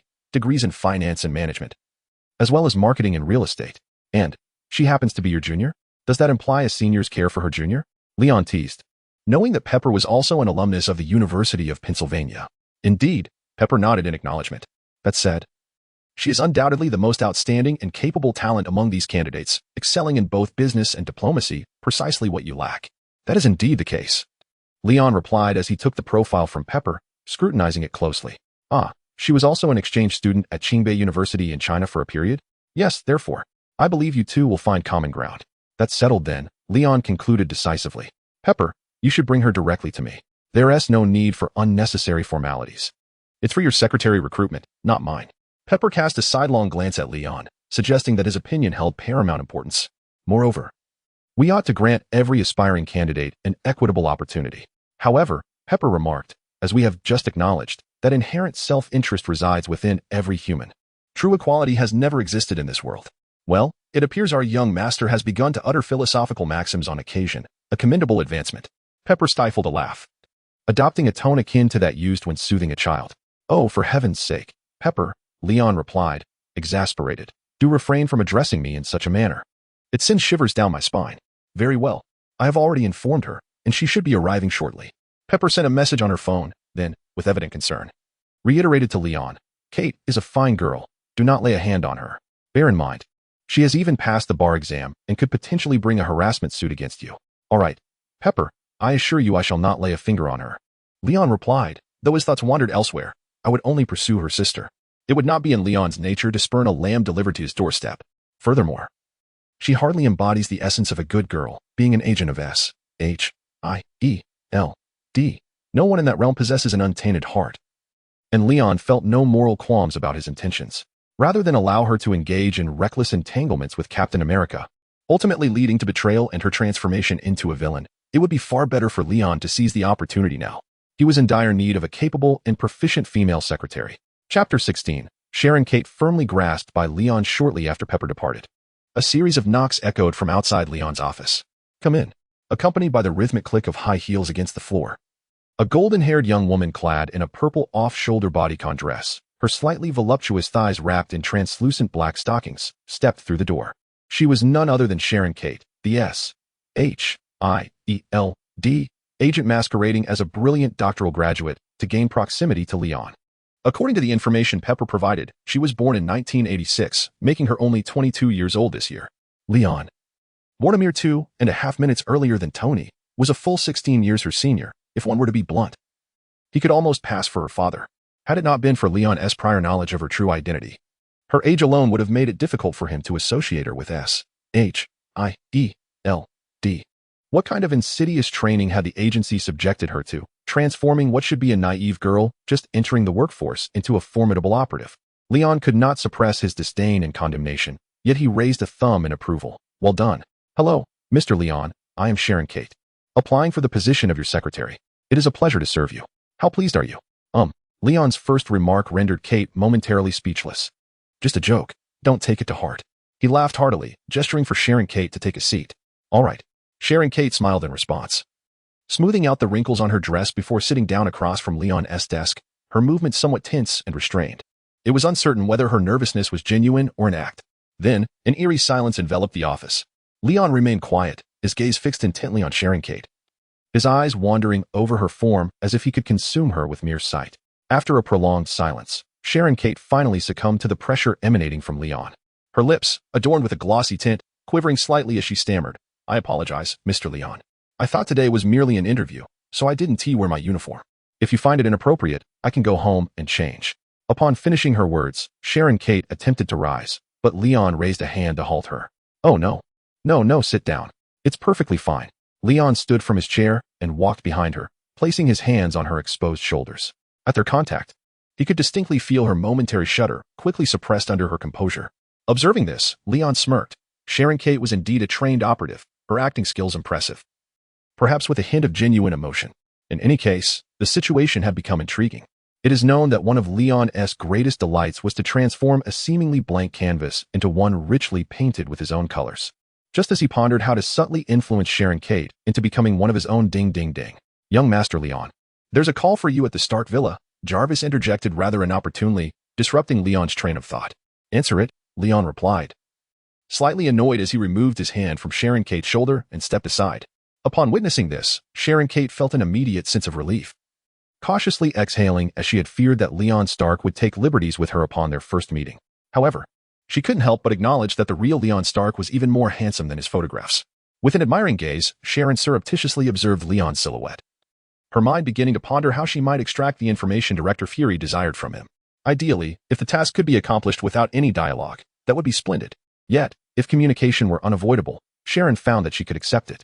After all, to speak frankly, despite Leon Stark's notorious reputation, his devilishly mature charm and immense wealth rendered him a dream figure for women of all ages, from elderly matriarchs teetering on the brink of the grave to innocent young girls experiencing their first stirrings of affection. If one were to compile a ranking of their nocturnal fantasies, Leon Stark would undoubtedly reign supreme. It could be said that his striking looks, considerable fortune, and penchant for adventure combined to create a presence as explosive as a nuclear bomb. "Hey, brother," Leon said. "Are you ready, my little uniformed lad?" "The Grim Reaper is about to make his exit," Tony replied. "You know I've always been prepared." "That's good to hear. We'll be waiting for you at home. Oh, and by the way, the item you requested has been repaired. Is that so? I'll be right back." After their brief conversation, Leon intended to set off immediately, only to find Sharon Kate had anticipated his movements and blocked his path. "Mr. Leon, where do you think you're going?" "Miss Pepper instructed that until the company overcomes this crisis, you must remain in the office for the next few days." "Oh, is that so?" Leon's lips curled into a devilish smile as he advanced towards Sharon Kate, quickly pinning her against the wall. "Then let me ask you, Kate, are you my secretary or Pepper's?" I am, of course, your secretary, Mr. Leon," Sharon Kate stammered, avoiding his gaze, akin to a child caught misbehaving by an adult. "Since you are my secretary, you ought to obey my commands." Now, Kate, I order you to step aside. But Miss Pepper. Suddenly, Leon's unexpected advance left Sharon Kate, who was unprepared for such an encounter, utterly flustered. After a moment of bewilderment, Leon released the nearly breathless Sharon Kate, leaning in close to her flushed ear and whispering with a devilish tone, Kate, you wouldn't want to be dismissed on your very first day at the company, would you? I wouldn't. After uttering those words, Sharon Kate seemed to have exhausted all her strength. She felt her legs buckle beneath her. Her back pressed against the wall as she slid down to the floor in a rather undignified manner. Obedience is a virtue of a good girl. Leon gently caressed the collagen-rich contour of Sharon Kate's face before he stepped out, assuring her, I entrust all company matters to you. I have faith in your capabilities. Once Leon exited the office, a wave of relief washed over Sharon Kate. Heaven knows the immense pressure she had just endured. It appeared that Leon Stark was acutely aware of her vulnerabilities, for a mere sentence from him rendered her utterly defenseless. Biting her slightly swollen lip, Sharon Kate steadied herself against the wall to rise. She noticed that her stockings had snagged on the floor, and since there was no one around, she decided to remove her high heels, allowing her bare feet to touch the ground. With both hands resting on the hem of her fitted skirt, she intended to remove the damaged stockings. However, with a sudden thud, the door to the executive office swung open unexpectedly, not having been locked. I think you look splendid as you are now. Dress like this in the office from now on. No need to emulate Pepper with her perpetual OL attire. I'm quite weary of that. The atmosphere suddenly turned awkwardly silent. Upon seeing the scene in the office, Leon paused momentarily before promptly shutting the door, but after contemplating for a moment outside, he hesitantly reopened it to advise Kate, My dear, please refrain from relieving yourself anywhere in the office.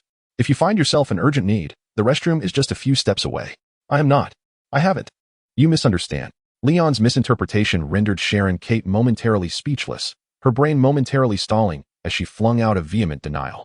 By the time she attempted to clarify the misunderstanding, Leon had already closed the door again and departed, leaving her with a mix of confusion and respect.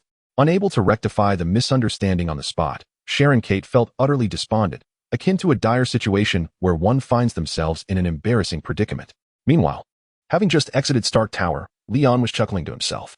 With countless experiences in the realm of stocking removal, he instantly recognized Sharon Kate's intentions, yet he chose to perpetuate the misunderstanding. Thus, he had acquired yet another piece of leverage over Sharon Kate. This secret would remain his leverage for a lifetime. Chapter 17. The perfect combination of genius and fool. Coastal Villa. After departing from Stark Tower, Leon sought a secluded corner to take off, swiftly returning home. Welcome back, Master Leon. Where's Tony? He's in the workshop on the lower level, making final adjustments to the Mark III armor. Mark III? Has it been completed so soon? Leon was somewhat astonished by Tony's efficiency, especially since the Mark II, as the official trial armor, had hardly been donned by Tony himself. It appeared that the adage Leon had previously quoted held true. Human desire is akin to a boulder rolling down a mountain. Once it commences, it cannot be halted. With one suit of armor, Tony would yearn for a second. Upon acquiring a second, he would then desire a third. The same logic applied to Leon. Having indulged with one woman, he would seek another, and after that, yet another.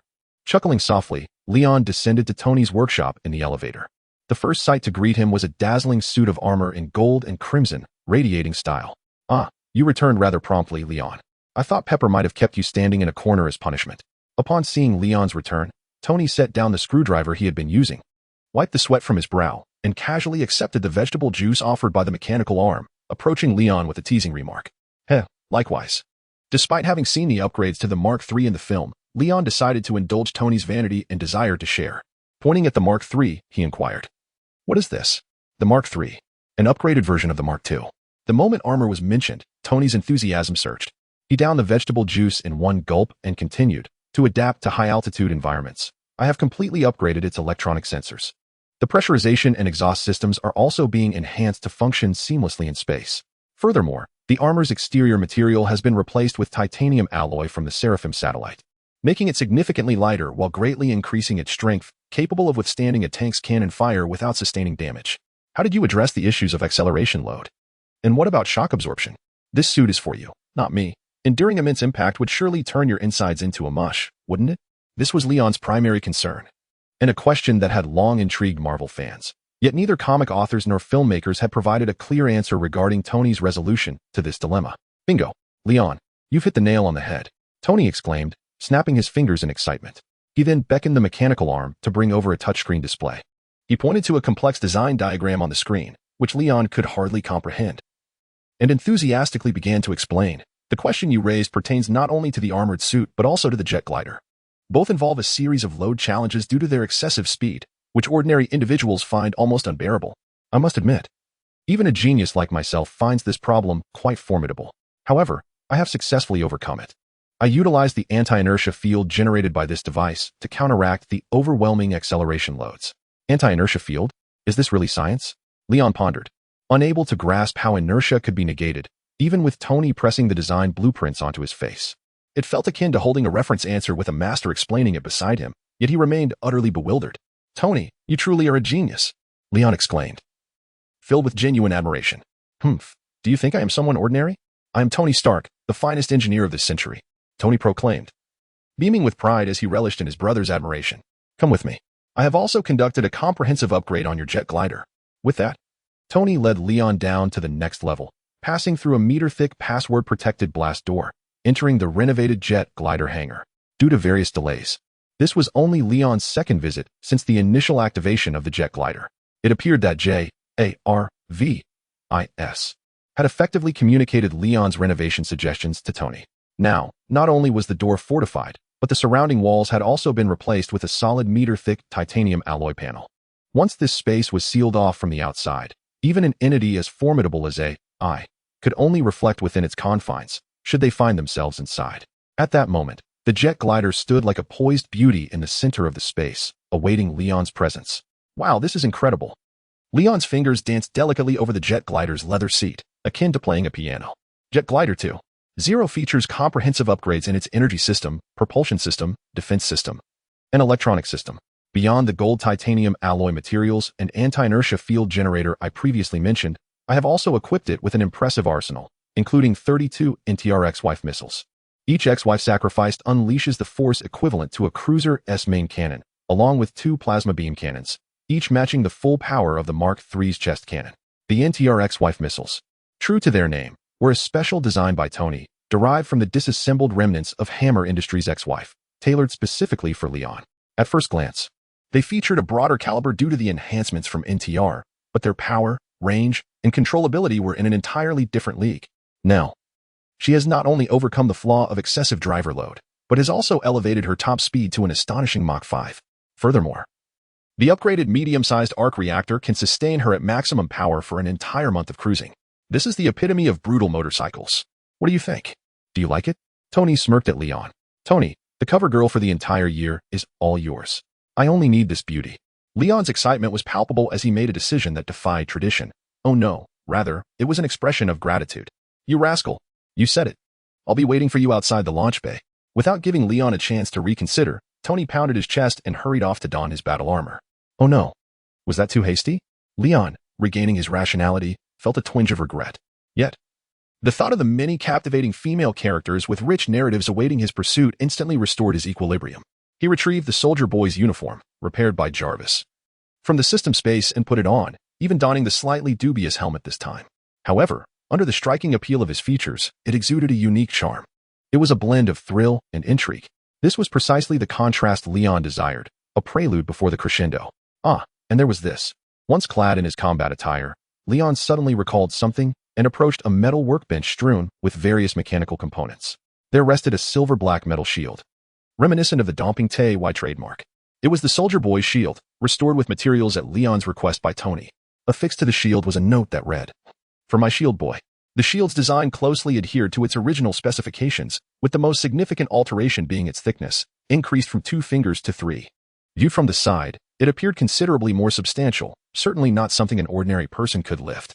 Leon's commission to Tony concerning the shield was to reforge all the remnants of the tungsten alloy shield that he had accidentally shattered and, while maintaining its original form, apply a half-centimeter thick layer of vibranium protection seamlessly around it. Of course, if half a centimeter could even be termed a membrane. In this manner, Leon's shield would retain its familiar weight while acquiring the kinetic and energy absorption capabilities of vibranium. Moreover, a half-centimeter thickness would undoubtedly be more robust than Captain America's ultra-thin, form-fitting vibranium shield. Although it was rumored that Captain America's shield had been inadvertently infused with a bit of adamantium by Leon's father, Leon, with his entire skeletal structure composed of adamantium, was not intimidated. If necessary, he could even go so far as to incorporate some of his own bone remnants. Given his remarkable regenerative abilities, However, the pain deterred him, and the durability of adamantium was so extraordinary that he had yet to dare attempt it. Chapter 18. Jarvis, it was undeniably my arrival first. Finally, this was it. Leon exhaled deeply, his nerves momentarily settled. Then, with a flicker of thought, he endeavored to encapsulate the Soldier Boy shield, refined by the system, into the confines of the system's space. Success. In the blink of an eye, the shield vanished from Leon's grasp, sequestered within the system's realm, accessible solely to him. At that moment, a profound realization dawned upon Leon. As long as the general shape of the equipment remained unchanged, and perhaps retaining certain original elements, upgrading the system's crafted gear was entirely feasible. This significantly enhanced the operability and convenience of the system's space. With this notion, a torrent of inspiration surged in Leon's mind, yet he momentarily suppressed them. Mounting the jet glider in preparation for his visit to Gemera, to extend warmth to the terrorists. Just then, a notification from the system echoed in Leon's ears, prompting him to acknowledge that a new day had dawned, and he was eligible for check-in.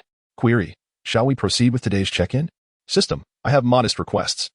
Grant me an Emperor's steed. Activate. Ding. Today's check-in is complete. Congratulations, host. You have obtained Arcee. Arcee, a female Autobot from Transformers Prime. In an alternate timeline, she lost all her cherished Autobot companions and her beloved human partner, drifting alone in the vastness of space with a shattered form, gradually ceasing to think. Beneath her frigid and unfeeling exterior lies a heart ablaze with warmth and tenderness. Due to her myriad experiences, she harbors an intense yearning for an everlasting partner. Her spark, transformed through the passage of time, awakens a unique triform: motorcycle mode, combat mode, and partner mode, driven by an intrinsic desire. Note: sometimes the species of the subject need not be strictly defined, for after all, human XP is unconfined, is it not? Explanation: Arcee is unwaveringly loyal and will never betray. Yet due to her personal history, her emotions may occasionally fluctuate. Patience may be required. Arcee? Leon recalled her as the sole female member of the Autobot Elite Guard. And indeed, the undeniable heroine of Transformers Prime. Tall, responsible, resilient, and kind, she embodied beauty and strength, likely the ideal partner for most young men. Those who had witnessed her in the series found it hard not to adore Arcee. Ironically, in his past life, Leon had harbored a fervent crush on Arcee during his youth. However, the Arcee of this alternate timeline seemed to be in a dire predicament, burdened with a plethora of empowering yet tragic attributes. Which wretched author concocted such a backstory? And to think she had ceased to think. Could it be that this version of Arcee had transformed into a cybernetic vegetable? A wave of concern washed over Leon as he summoned Arcee from the system's space. Yet, what appeared before him was a heap of scrap metal. Was this truly Arcee? Gazing at the battered Iraqi war-damaged motorcycle before him, its paint so corroded that not a trace of its original color remained, Leon was utterly astonished. This wretched machine, barely fit for scrap, was so rusted that it held no salvage value whatsoever. Arcee? Leon attempted to call out. Buzz. Crackle. As Leon's voice resonated, the last remaining headlight of Arcee flickered to life, only to be followed by a short-circuit sound, culminating in a deafening pop as the solitary light shattered. It seemed that Arcee was beyond salvation. Leon fell silent, his mind plagued by doubt. For the first time, he questioned whether the system was deliberately leading him to this desolation. If he was to sign in, why not offer him a chance for rescue? System, say something. Leon fervently implored in his mind. If it were possible, he would undoubtedly strive to save Arcee, viewing it as a form of redemption for the countless lives he had extinguished in his youth. Warning: the static equilibrium of Arcee's dormant state has been disrupted. Her spark will extinguish in 25 seconds. Tip: if the host wishes to prolong Arcee's life force, please place her spark into any motorcycle with sufficient energy before this time elapses. As the system's voice faded, the battered chassis of Arcee began to tremble violently, signaling an impending collapse. A spark? Where precisely was her spark located? In a state of frantic urgency akin to a midwife at her first delivery, Leon fumbled in his haste. However, as he barely touched Arcee's frame, it disassembled into a heap of genuine scrap metal. Ah no. I'm sorry.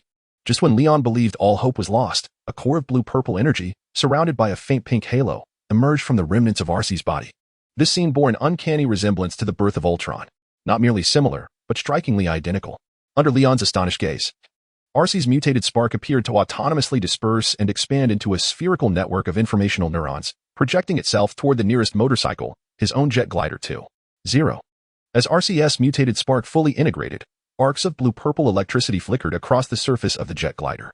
Subsequently, several stark blue-purple lines adorned its previously silver-black body in a perfectly symmetrical fashion, while the interior of the cockpit, usually unseen by outsiders, was graced with gentle pink embellishments.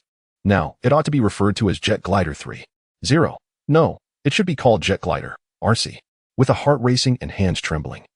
Leon was about to greet the reborn Arcee when he heard the slightly mournful voice of Jarvis emanating from his Bluetooth headset. Master Leon, I have been ejected from the Jet Glider system by an unfamiliar intelligent AI. Would you like me to report this to Mr. Stark? No. The intelligent AI you dismissed was crafted by me. You mustn't reveal this to Tony just yet, as I intend to deliver him a grand surprise. Or rather, a delightful shock, Leon exclaimed with enthusiasm. However, in his excitement, he failed to notice Jarvis's dejection. After all, I was the first to arrive. Hey, Arcee. Initiate partner mode, Leon commanded. Command error. Huh? Then, combat mode? Command accepted, transforming into combat mode. A voice, devoid of emotional fluctuation and reminiscent of a mature, yet alluring woman, emanated from the side of Arcee's chassis. Upon hearing it for the second time, Leon finally sensed something amiss. Why does Arcee's voice sound more artificial than that of the genuine AI, Jarvis? This can't be good. Leon felt an unsettling premonition. Accompanied by a cacophony of clanking and transforming sounds, Arcee swiftly unveiled the renowned Cybertronian technology of Cybertron compression before Leon. She morphed from her conventional vehicle size into an imposing figure, a Transformer's female warrior, tall and statuesque, with long legs, a slender waist, and a heart-shaped face. Towering at nearly 2 meters, resembling an oversized female Iron Man suit, akin to a vengeful wanderer, a medium-sized arc reactor, serving as her propulsion source, was embedded at the center of Arcee's chest, almost like her heart, due to the insufficient height of the indoor landing pad. She could only kneel before Leon on one knee. Greetings, Arcee. I am your new partner, Leon.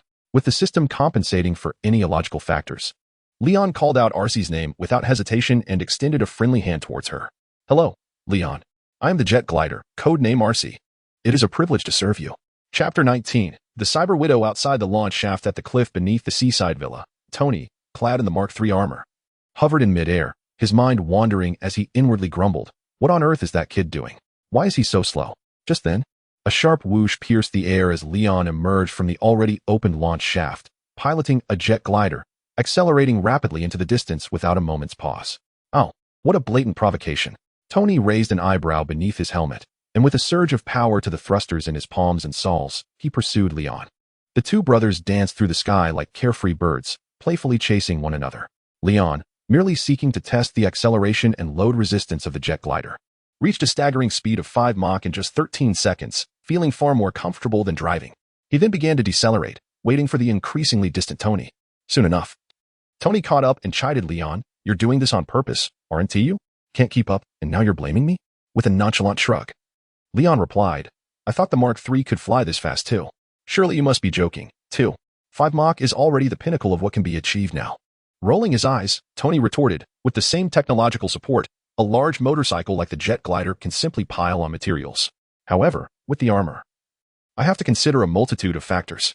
After all, the armor is designed for human wear, and I must maximize its limited space to create optimal performance and cost-effectiveness.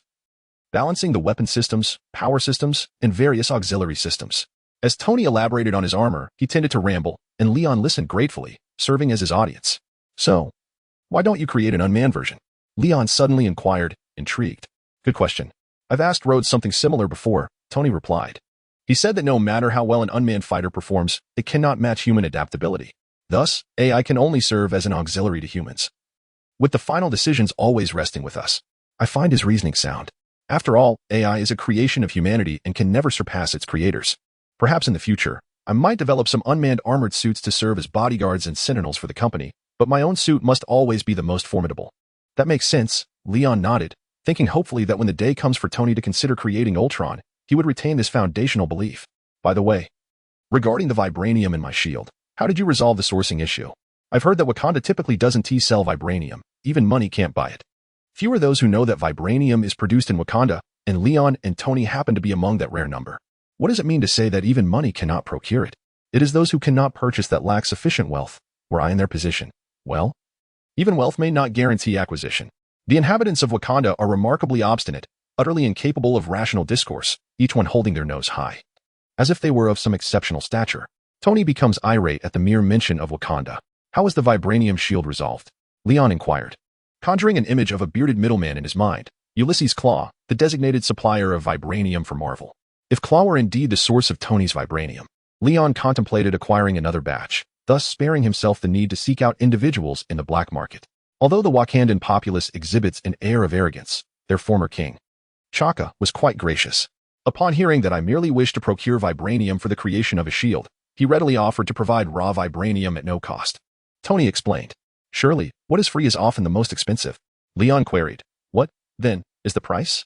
When Leon posed this doubt, one might wonder if there was some hidden agenda behind such a generous offer, anticipating that he would eventually be sold out by the system. Nonsense.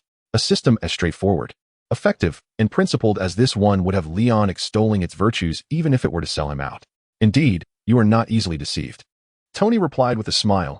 King Chaka mentioned that his youngest daughter, Shuri, has a keen interest in modern high-tech products and requested that I remember to bring her along to Stark Industries' next Technology Expo. Is that so? Leon fell into contemplation. While Tony may only grasp a fraction of the truth, Leon, with the memories of his past life, understood clearly. On the surface, Wakanda appears to be a backward and traditional tribal society, yet their technological advancements, supported by a vibranium vein, are centuries ahead of the outside world. However, this sophisticated technology is ultimately employed for primitive hand-to-hand combat. Although traditional customs play a significant role, it remains somewhat laughable. Leon did not comprehend this, yet he expressed respect. Besides the little-known vibranium, Wakanda possesses another indigenous product that outsiders can scarcely fathom, the heart-shaped herb that birthed the superhero Black Panther. With these two elements, Leon inevitably must embark on a journey to Wakanda. Whether through physical infiltration or another means would depend on the concessions they might extend. Wait. Tony circled around the jet glider, noticing several strokes of blue and purple paint adorning its surface. And he was momentarily at a loss for words. Do not tell me you had me standing outside in the cold for a quarter of an hour merely to apply these childish strokes of paint? Before Leon could respond, the jet glider executed a swift tailspin, inadvertently sending Tony flying with the blast of its exhaust. Subsequently, a slightly haughty yet alluring voice of Friday emanated from Tony's suit communicator. You are the one playing Child-esque games. Oh dear. It seems Sister Friday is upset. Nevertheless, yet, within Leon's heart, there resided a profound sense of joy. It became abundantly clear from Arcee's recent demeanor that she was not the frigid, emotionless machine devoid of self-awareness. Rather, she simply preferred silence and exhibited a hint of introversion. What the hell? She can actually talk? Tony, caught off guard by Arcee's sudden utterance, found himself in a precarious situation. His flight posture distorted as he lost balance, spiraling in a dramatic 720-degree descent towards the sea. With no inclination to save himself, he called out to Leon. I'm coming. Leon promptly replied, and then, illuminated by the astonished glare of Arcee's bright headlights, he opened the rooftop window and leaped from the cockpit of the jet glider. Leon's eyes, palms, and the soles of his feet radiated a golden glow as he swiftly pursued Tony. In no time, he caught up to Tony just before the latter's impending crash, clasping him securely under the arms of Mark III, gliding over the ocean's surface and sending up great sprays of water. Subsequently, they soared skyward in pursuit of Arcee. However, a distance, neither too close nor too far, remained between Leon, Tony, and Arcee, who seemed to desire solitude. Tony's just had merely ignited the spark. It was the monumental shift in her worldview that compelled Arcee to seek tranquility. Everyone is gone, leaving just herself. Can even a cyber widow feel lonely? Leon pondered as he addressed Tony beneath him. Brother, can you fly a bit faster? Put in some effort. Leon began to grasp Arcee's current state of mind. She needed guidance. This is as fast as I can go. You have no idea how heavy you are. What was the deal with the jet glider? Where was Jarvis? Jarvis, give me an explanation, and stop this immediately. Sir, I can no longer control the jet glider. The AI named Arcee that young Master Leon retrieved has ousted me, Jarvis replied, his tone tinged with a hint of melancholy. What on earth? An AI can be picked up?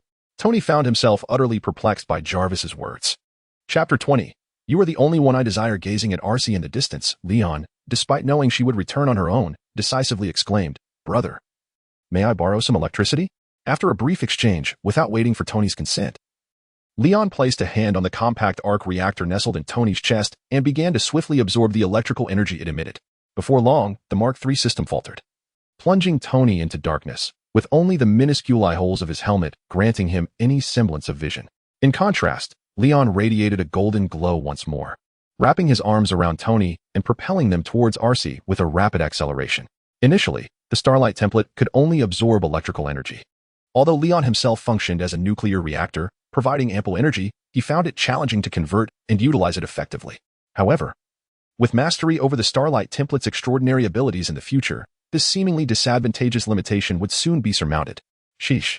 Leon, do you wish to kill me? Tony shouted as the arc reactor began to overload. Please, stop this madness. Hang in there, brother.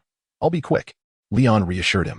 He then turned to the now close Arcee and explained, Hey, Arcee, this is Tony, my twin brother. He was merely joking with you, and meant no offense.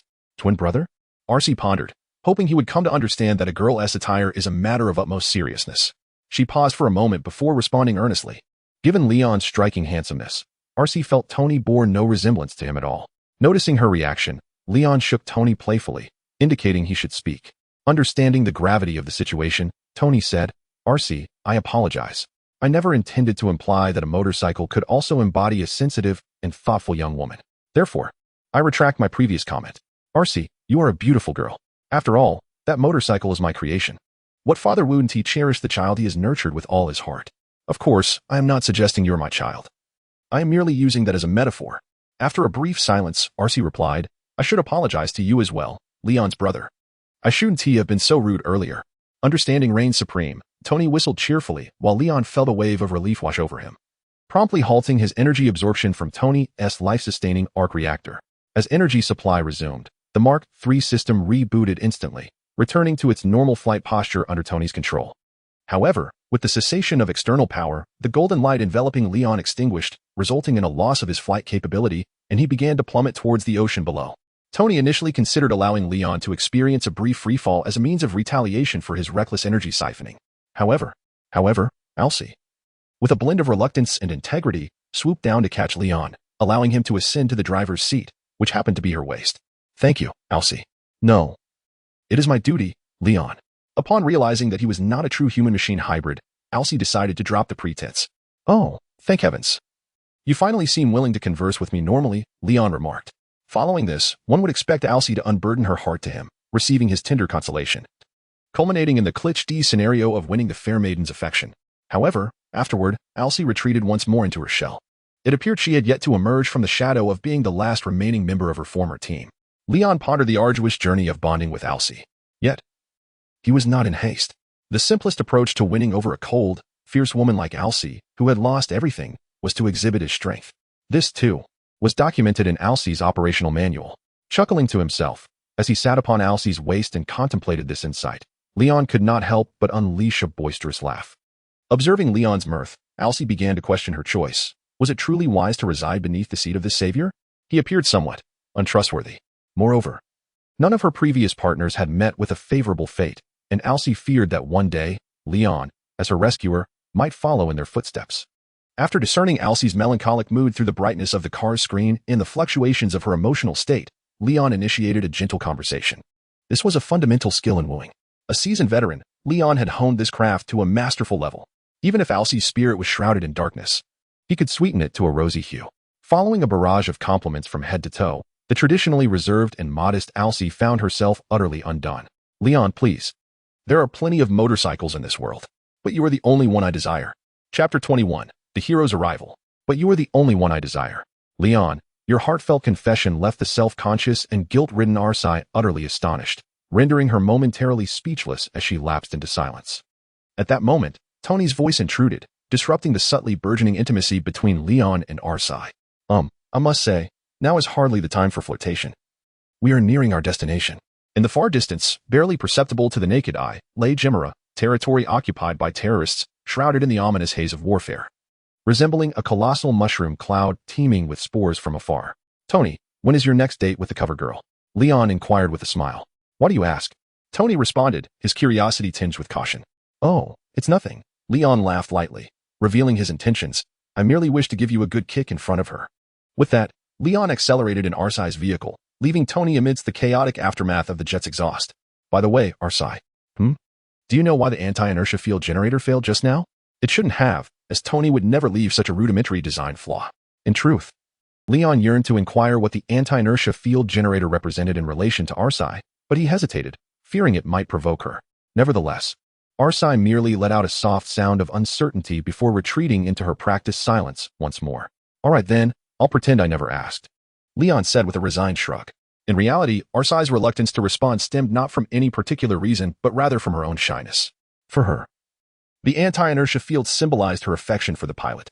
This affection need not denote romantic love. It could embody friendship, care, admiration, fervor, tenderness, or compassion, and so forth. Yet, the pace at which such feelings developed might seem rather swift for Leon and Arcee, who had only recently begun to know one another. How could one expect a woman, long ensnared in solitude and afflicted by post-war trauma, to remain composed? As for the nature of Arcee's love for Leon, that remained a secret known only to her. After all, love is a most unreasonable emotion.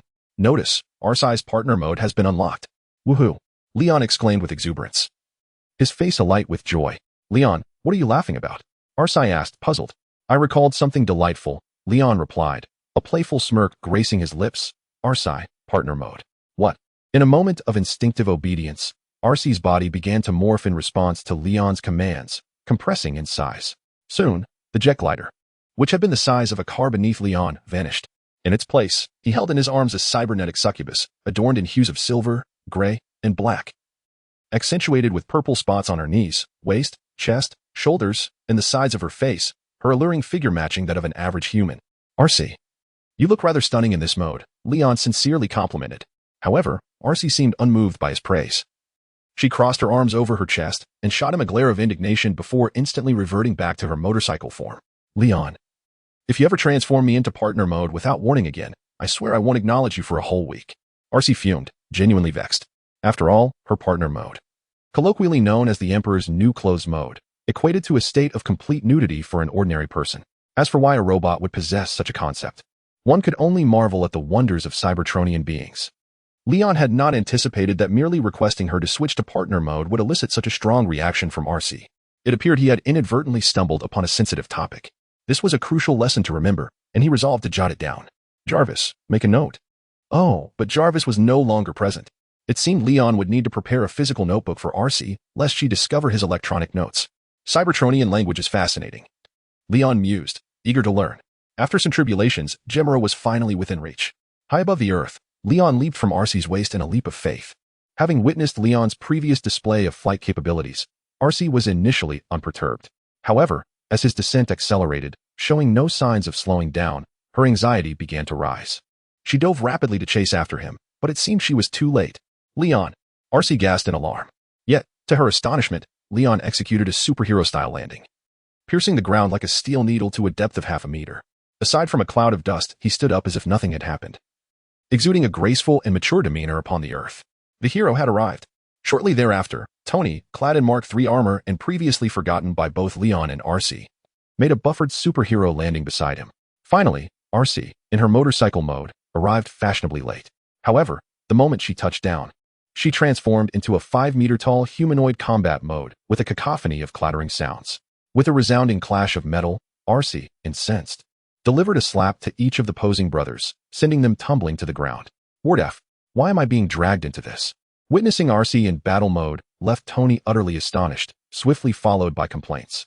However, when he observed Arcee fiercely grasping Leon by the collar and effortlessly tossing him into the air while demanding answers, he was rendered speechless.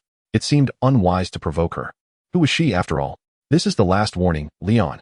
Arcee was nearing her wit's end, her emotions oscillating wildly in the brief time she had known Leon. A tumultuous experience that could rival centuries of agitation. In the eyes of the terrorists, currently conscripting citizens in Gemera, the scene unfolded like a fantastical tale.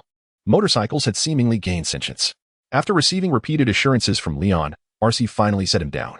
Observing this, Tony approached Leon and indicated the battle mode Arcee, who barely reached their shoulders when they stood together. Leon, I believe I require an explanation regarding this Miss Arcee. There's nothing to explain. Didn't Jarvis already mention it? She's a salvage, Leon replied dismissively. With that, a tungsten vibranium shield was summoned from the system space and fell into Leon's left hand, while his right hand retrieved the Desert Eagle with infinite bullets from the holster on his thigh, entering a state of complete readiness. Noticing Leon's lackadaisical explanation, Tony chose not to press further. He began charging his palm repulsor, aiming it at the bewildered terrorists. Hey, brother, let us make a deal. What? You and Arcee handle these folks while I take care of their stockpiled weapons. Sound good? Sounds like a plan. Tony retracted his palm repulsor and turned to Arcee, saying, Though I am unclear about your origins, Leon is now in your hands. Arcee. Understood. With her arms transforming into twin plasma beam cannons, Arcee nodded solemnly. This time, she would not relinquish her partner until the embers of conflict were wholly extinguished. Chapter 22, however, the local people. Tony took off from his spot, heading towards a nearby arms cache. These weapons were supplied by Obadiah to this group of terrorists, each bearing the unmistakable insignia of Stark Industries.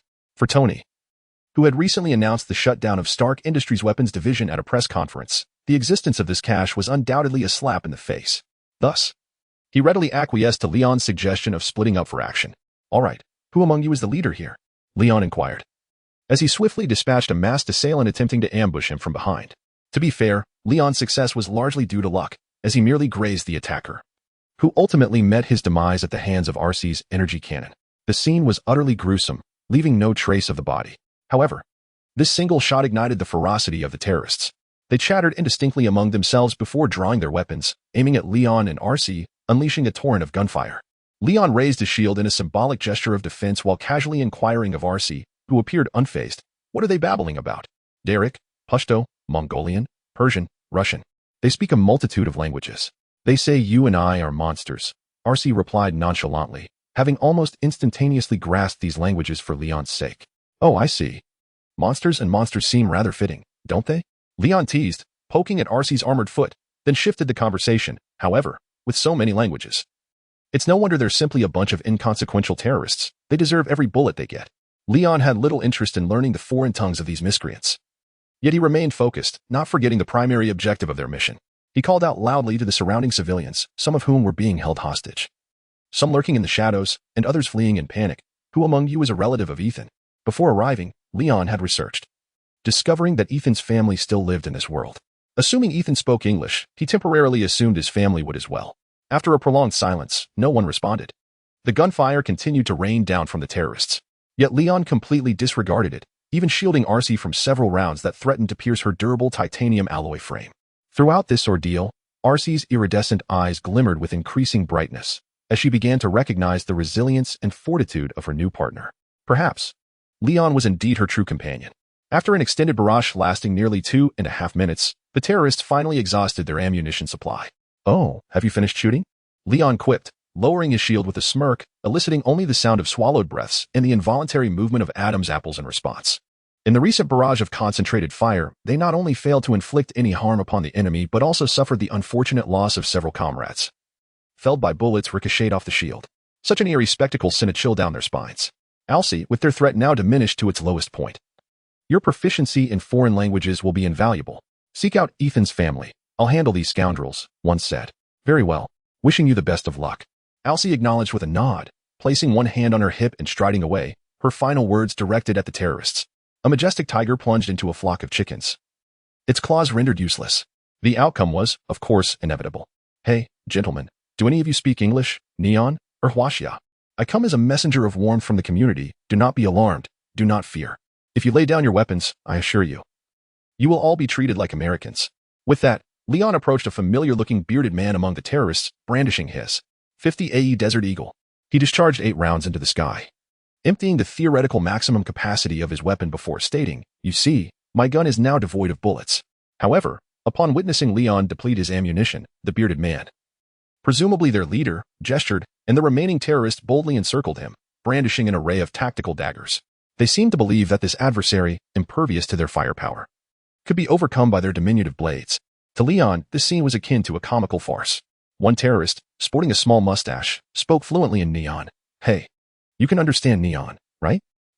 There's an old saying from my country, CC material way junjia, which I trust you have heard. So, kindly drop your shield and cooperate." Bang. At last, hearing someone speak in a language he understood, Leon was moved to reward him with a delightful American peanut. The well-fed terrorist had exploded like a watermelon, collapsing before his comrades. For the encircling terrorists, the gunshot sounded like the Grim Reaper knocking at their door, plunging them into chaos as they dared not gamble on whether Leon's weapon still contained ammunition. But, once you arrive, do not depart. Leon had been waiting for this opportunity. Within a distance of 2.5 meters, anyone could be a sharpshooter. Bang, bang, bang, bang, bang, bang, bang. With the concept of infinite bullets at play, Leon's Desert Eagle unleashed an effect akin to that of a machine gun. The encroaching terrorists were transformed into a sieve, each receiving no less than a dozen .50 AE peanuts before meeting their demise. Only the bearded leader remained, frantically fleeing in the opposite direction from Leon, relishing his moment of triumph. "A bunch of fools," he thought. Fortunately, I'm astute enough to have discerned that the man with the lewd demeanor was indeed highly suspicious. Who could withstand a barrage of cannon fire and remain unfazed? He was certainly no human, but rather a monster. Upon witnessing this, Leon smirked, his playful spirit ignited. He grasped the barrel of his gun and, with a whimsical intent, hurled the desert eagle he held at the fleeing bearded black man. Empowered by extraordinary strength, the desert eagle soared with the force of a mortar. A resounding crash echoed. It struck the man's leg, shattering it. The bearded black man collapsed instantly, clutching his gushing wound in agony. To think it was so precise. Leon stared in disbelief at his right hand, the very hand that had thrown the desert eagle. Considering the distance between them was no less than 100 meters, such accuracy seemed implausible for a novice thrower like himself. Could it be that he possessed a rare gift for throwing? The more he pondered, the more plausible it seemed, and thus he acted upon it.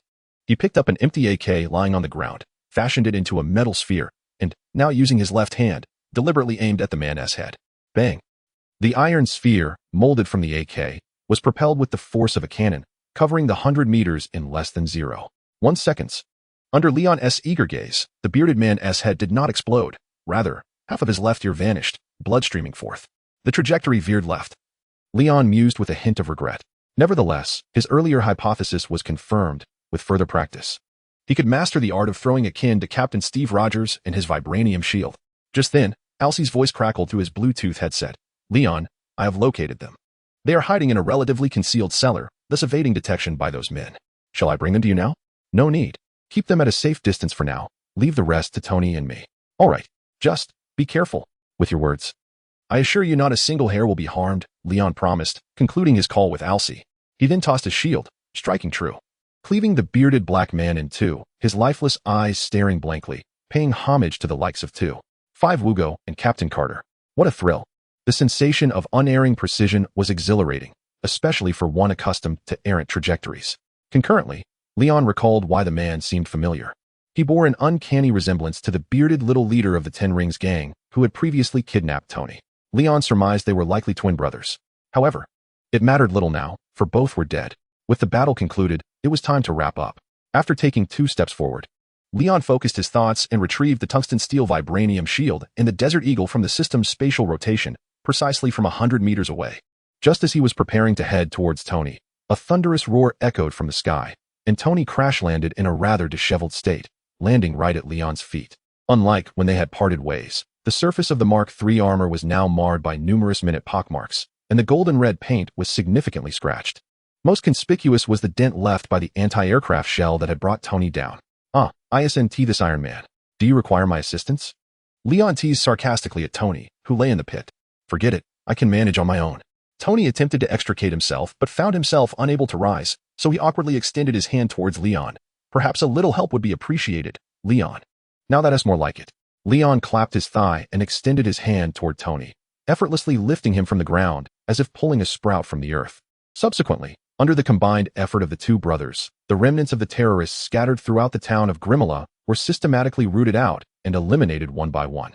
Before long, the area was left with only refugees whose homes had been ravaged beyond habitation.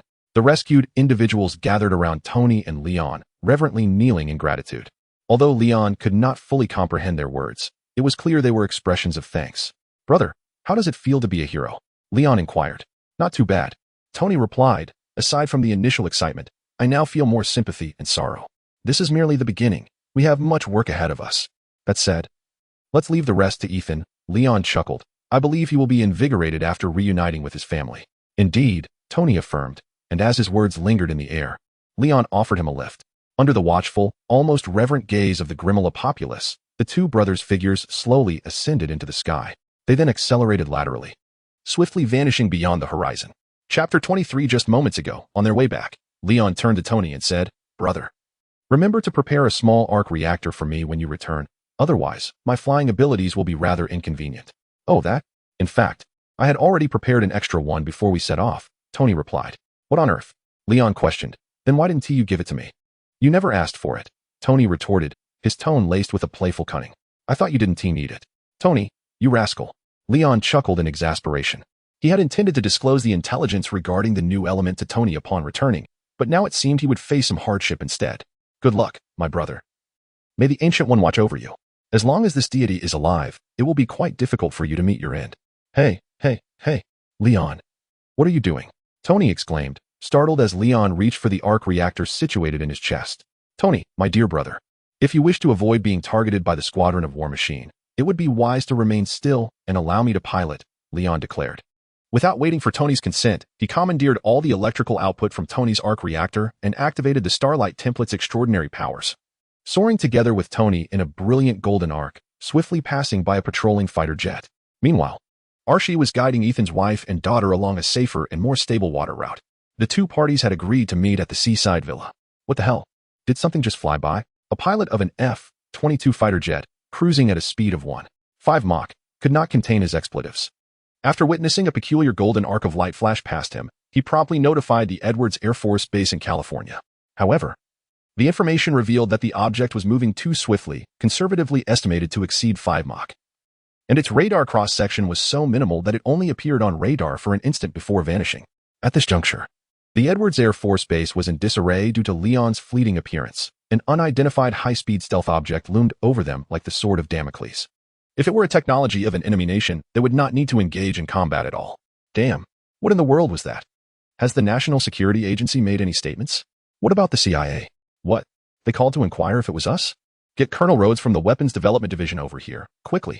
If we don't ascertain the nature of that unidentified flying object today, the entire personnel at Edwards Air Force Base may find it impossible to sleep.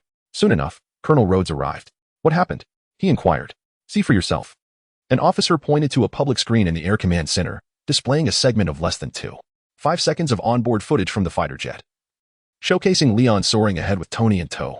The radiant golden light emanating from Leon was so dazzling that only a golden arc could be seen flashing past the fighter jet on the screen. Its straight and purposeful trajectory unmistakably artificial. What are the predicted locations for the unidentified flying object? Colonel Rhodes suddenly inquired after replaying the video numerous times. Central Pacific, Malibu coastline, Los Angeles.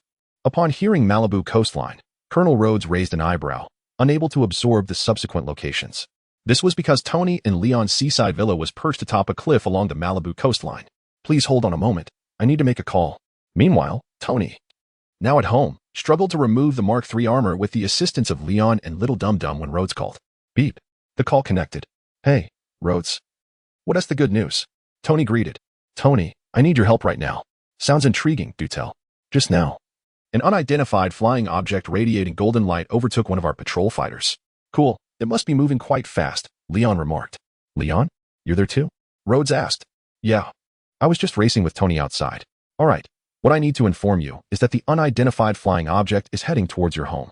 If you know anything, please let me know as soon as possible so I can respond accordingly. Nothing to worry about. Leon, take it easy. Rhodes questioned. What are you two doing? Nothing much. Just that Tony tripped when he got out of the car because his legs were weak, and I'm applying hydrogen peroxide to his injury, Leon explained. That is pure slander. Ouch. Be careful with that area, Leon, for the sake of your future nephews and nieces. Tony interjected. Rhodes replied. Please don't tell me that your injury is in a sensitive area. No. That hurts. Rhodes, I'm a bit busy. I'll hang up now. Beep. Looking at the disconnected call, Rhodes smirked. Before the call, he had a 90% certainty that the unidentified flying object was Tony. Now, after the call, that certainty had escalated to 100%. Given Tony's penchant for mischief, he was undoubtedly tinkering with some high-tech weaponry. Rhodes was convinced that otherwise. He would have already dispatched a squadron of fighters for protection. That unidentified flying object was one of their own. With that thought, Rhodes shed his military attire and hurried to Tony and Leon's residence, needing to ascertain what the brothers were concocting before he could feel at ease. Meanwhile, at Stark Tower, in the Scientific Research and Development Department, Ethan, serving as a research consultant, sat in his office, replaying the live broadcast over and over, unable to suppress his sighs. The 15-mile radius surrounding Jimera can only be described as a hell on earth, a contemporary embodiment of bloody colonization. Farmers and herders in the villages have been forcibly displaced, with countless children threatened into joining terrorist factions, their lands seized by warlords. The supporters behind this armed warlord are suspected to be the recently deceased Obadiah Stan, who took his own life in fear of prosecution. Refugees are scattered and homeless, forced to reside in the ruins of other villages. Maya, Aya, I am on my way to you. Ethan, who are you looking for? Leon and Tony entered without knocking, the door left ajar. Tony, I believe I am no longer suited to continue as the chief scientific advisor of Stark Industries. As a husband, as a father, Maya, Aya. Ethan was about to resign to Tony when he swallowed his words, for his wife and daughter stood before him, unharmed, following Leon and Tony. How did you end up here? Ethan exclaimed, embracing his wife and daughter, while Leon and Tony looked on with affectionate smiles. It was Mr. Leon and Mr. Tony who saved us, Ethan's wife, Maya, explained tearfully, with their daughter Aya adding, and sister Arcee.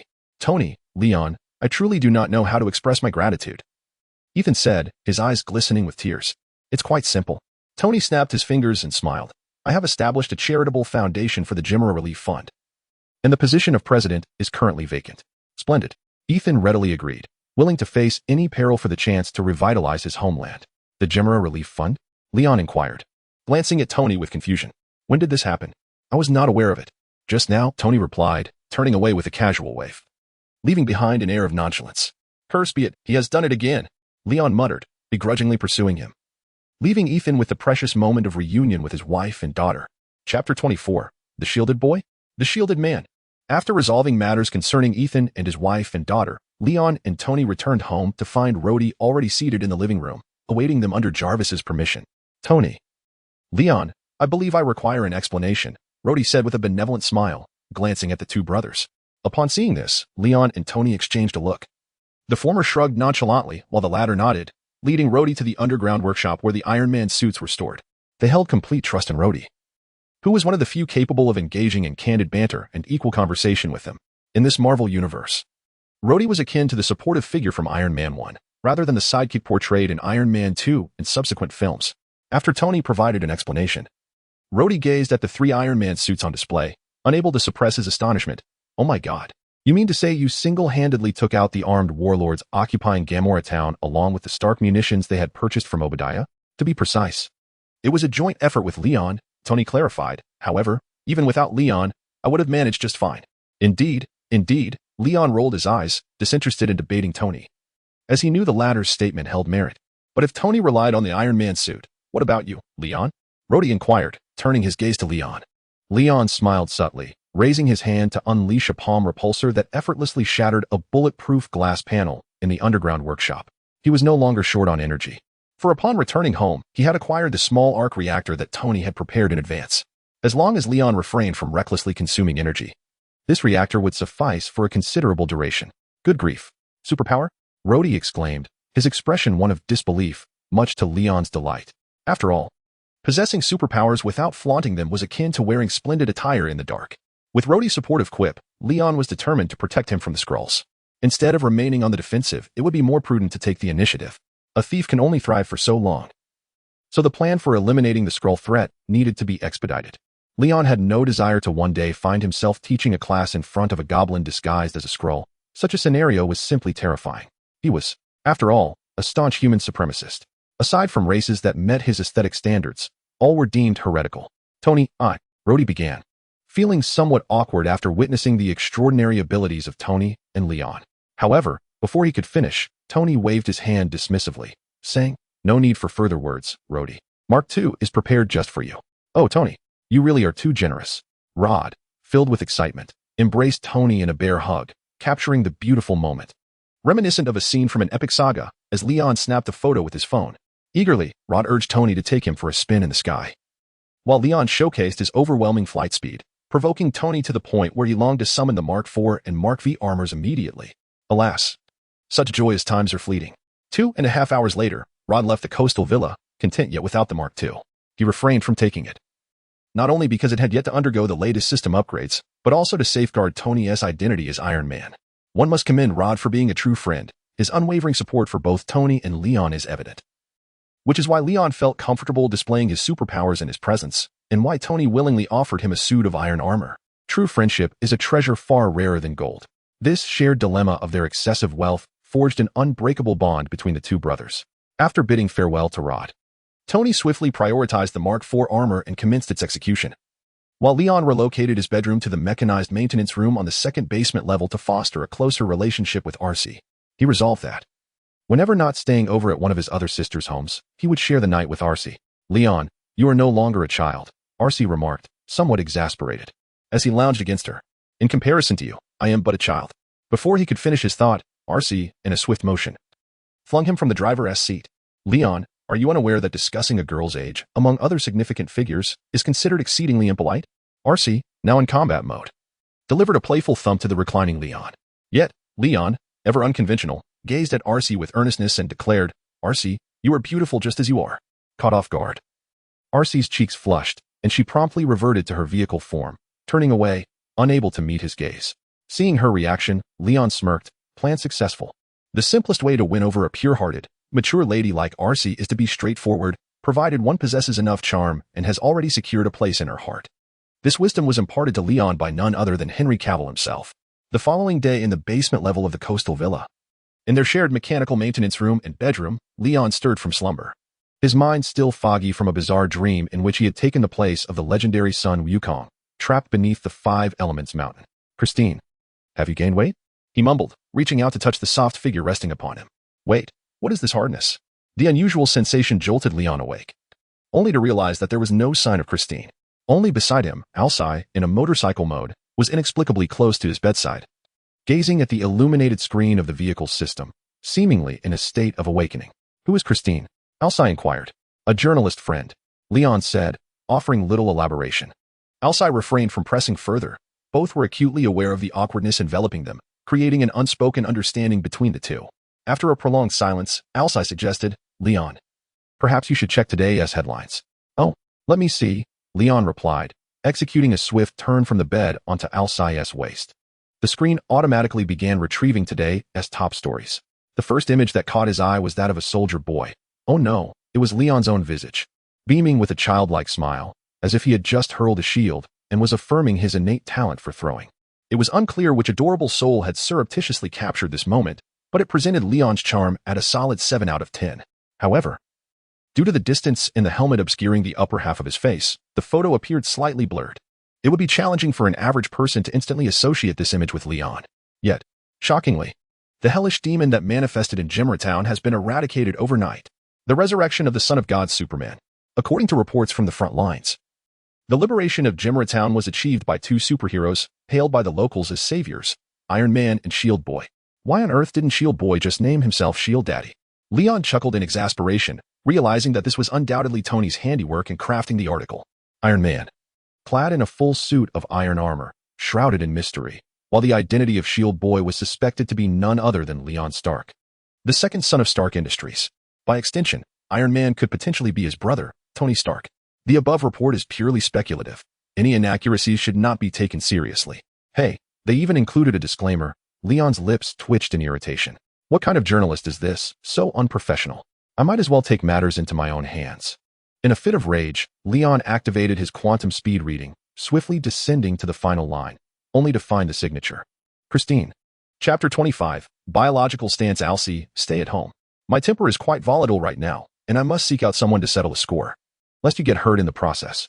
All right, just remember to be gentle, so as not to cause any fatalities. Of course, I assure you. After confiding in Arcee, Leon descended to the basement, where Tony was still energetically tinkering with his Mark IV, seemingly having spent the entire night awake. Good morning, Tony. Good morning, Leon. Who are you planning to confront with such fervor? Tony set down his screwdriver and accepted the coffee handed to him by the ever-innocent dum-dum. Don't even mention it. You haven't seen today's headlines, have you? Leon's lips twitched, prompting Tony to investigate for himself. Meanwhile, he opened the glass case housing the Iron Man suits and reached for Mark III. Query, shall today's check-in be performed? System, I trust you know what to do. Engage. Ding. Today's check-in is complete. Congratulations, host, on acquiring Biological Stance.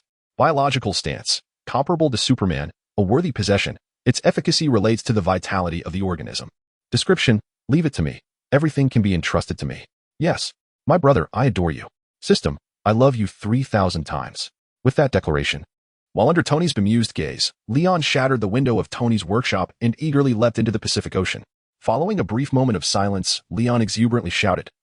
Soaring from the depths of the sea, the waves he created reaching towering heights of several dozen meters, while the clouds above graciously parted for him. This time his body, devoid of any glow, indicating the absence of the Starlight template superpowers, still raised through the air at remarkable speed. This exemplified the essence of Biological Stance, beyond shattering various physical laws. Its greatest advantage was liberating Leon from the shackles of gravity and dependence on external energy sources, granting him the freedom to soar through the skies. However, Biological Stance did not stand in opposition to the Starlight template superpowers. At this moment, as his speed exceeded Mach 5 and continued to ascend, Leon's form began to shimmer with golden light, executing a mid-air acceleration that propelled his velocity past the Mach 10 threshold. Well, To fly is to experience the pinnacle of freedom. In Manhattan, on the Upper East Side, a certain standalone apartment was occupied by Christine, who had been tirelessly working on her manuscript throughout the night and was now indulging herself in a luxurious bath. She immersed herself in a milky bath, with only her head and delicate feet exposed, resting on either end of the tub. Her lustrous golden hair was elegantly styled into a bun, secured with a purple butterfly hairpin. With her eyes closed, she hummed softly, relishing the moment. After a full hour of soaking, Christine finally rose from the tub. And after drying herself, she simply draped a towel over her most private areas before exiting the bathroom. After all, it was her own home, and there was nothing to conceal. However, just emerging from the bathroom, Christine instinctively let out a shriek. A man had inexplicably appeared in her home, his back turned to her as he perused the articles she had hurriedly completed the night before. However, before Christine could fully articulate her shock, the man swiftly leapt behind her, wrapping one arm around her waist while the other covered her mouth. Shoo, calm down, take a deep breath, Christine. Leon. As he spoke, Christine immediately recognized him. It's me. Leon released his grip, positioning the startled Christine to face him, though the towel she had been using for modesty slipped from her grasp. In an instant, she was left utterly exposed. This. Christine stammered, her mind struggling to process the bewildering scene before her. How did you get in? Though she was in her own home, she felt an uncharacteristic twinge of guilt as she whispered the question. Of course. I used the key to enter. What else would you expect? Leon jingled the keyring in his hand, prompting Christine to recall that it was the key she had handed him along with the photograph of Jimra after their last exchange. So how could you be so sure it was me? Did you not consider the potential consequences of mistaking someone? The legal department at Stark Industries is not to be trifled with. You ought to know what I mean. Leon, with a somewhat rough demeanor, hoisted Christine and unceremoniously tossed her onto the living room sofa, towering over her as he questioned her. The moment I laid eyes on that photograph, I instantly recognized you. Is there really a need for further justification? Even if you were to turn to ash, I would still identify you. Besides, even if I were to mistake you, I wouldn't lose a piece of flesh. I might even gain a bit more. After a fleeting moment of panic, Christine quickly regained her composure, her face reflecting her usual calm and poise. Leaning back on the sofa, she crossed her legs and held her hand over her crucial points, gazing at Leon with a confident and captivating allure. Even if it was me, why would you choose the name Shield Boy? Shield Agent, Superman, Steel Body. Any of those would sound far more appealing, wouldn't you agree? Leon pressed on, exasperated by the moniker. The name Shield Boy is merely a playful jest. Christine shifted her crossed legs, showcasing her undeniable charm. Darling, it's hardly my fault that you made such significant news without giving me a heads up, leaving me to burn the midnight oil to meet your deadlines. Are you really so petty as to deny me a little indulgence? Petty? Huh. Leon lifted Christine's chin, compelling her to look up at him. You've so brazenly exposed my identity. Do you not fear inciting my wrath? Of course not. Oh? You have no intention of concealing your identity either. That half mask is no different from the towel I just used for modesty. Its psychological effect outweighs its practical application. As long as someone with determination conducts a facial data comparison, it won't take long to identify you. I merely advanced this timeline slightly. My dear, am I correct in my assertion? Christine willingly presented her chin to Leon, who sought to reclaim his hand, blinking her pitiable eyes at him with a playful tone. It must be said that Christine was akin to a worm in Leon's belly, as she seemed to intuitively grasp his every thought. From the outset, Leon had no intention of concealing his identity, and Tony shared the same sentiment. The two brothers had originally devised a plan to consolidate shares from the board members who had aligned with Obadiah once their stocks plummeted to an irretrievable low, ultimately unleashing their powerful strategy through the celebrity effect of superheroes. They aimed to resurrect Stark Industries from the depths of despair and promote a wave of clean energy technology centered around the arc reactor. However, the timing was nearly impeccable. With Christine's timely assistance, Leon resolved to go public, revealing his true identity. After all, he had no desire to be labeled with such a pedestrian moniker as Shield Boy. Such relatability would hardly do justice to his allure. He needed to recalibrate public perception before the populace firmly established their impression of him as a superhero. Yet before that, Christine, I must warn you, my temper is quite formidable at present. Are you prepared to bear the brunt of my fury? Leon's large hand rested upon Christine's still damp hair, reminiscent of a mountain of fingers. With a mixture of fear and anticipation in her gaze, Christine playfully responded, "Spare me." Great King. Chapter 26, The Official Alibi. In the aftermath, Christine's bedroom. She lay in a state of delirium on her bed, resembling someone afflicted by Parkinson's, while Leon busily searched the floor for his clothes, simultaneously dialing Tony's number. "Brother, I can't wait any longer. Remember to bring Rod." "All right." On the other end, Tony fully comprehended Leon's current state of mind, but jested, I think the nickname Shield Boy suits you quite well. It sounds youthful and endearing. Chuckling at Tony's banter, Leon merely chuckled and hung up. It was one thing for Tony to call him that, but if villains or even younger superheroes referred to him as such, wouldn't Leon lose face? Just imagine the youngest Spider-Man greeting Leon. Hey, Shield Boy, I'm your super fan, Spider-Man. The contrast was simply too charming to behold, and the mere thought sent shivers down Leon's spine. Hey, Christine, wake up. Tap, tap, tap. After dressing, Leon approached the bedside and gently tapped Christine's cheek to rouse her. Huh? Leon, don't. I'm dying. In her groggy state, Christine mistakenly believed Leon was referring to his condition again and quickly begged for mercy. Not that. Leon corrected her helplessly. Tony and I are holding a press conference this afternoon to prove our identities. Don't say I didn't give you a heads up. Ouch. The instinct of a journalist jolted Christine awake. With a messy tangle of sticky golden hair, she attempted to sit up, only to wince in pain and flop back down. Seeing this, Leon's palm emanated a warm, golden glow, which he placed on Christine's abdomen. She felt a soothing warmth flood through her body, alleviating her discomfort significantly. Is this your superpower? Christine inquired, a hint of a blush gracing her cheeks. I thought you were just joking last time. Oh, how disheartening. I offer my sincerity, yet all I receive is suspicion. To hell with it. Leon lamented dramatically, embodying a sense of melodrama, not one to indulge him. Christine playfully extended a long leg from under the covers and gently kicked Leon out. The afternoon soon arrived. After a day of public discourse, netizens had begun to form a preliminary understanding of the superhero known as Iron Man. Just as in the original narrative, they were captivated by the dazzling iron armor, speculating about Iron Man's true identity, wondering if he was indeed Tony Stark. However, due to Christine's deliberate steering, public opinion regarding Leon exhibited an extreme polarization. What Shield Boy? Clearly a counterfeit of Captain America, or Captain America is the real deal. How can you say that about my brother Leon? My brother is 1,000 times more handsome than your pompous captain. Do you truly believe what you've just uttered?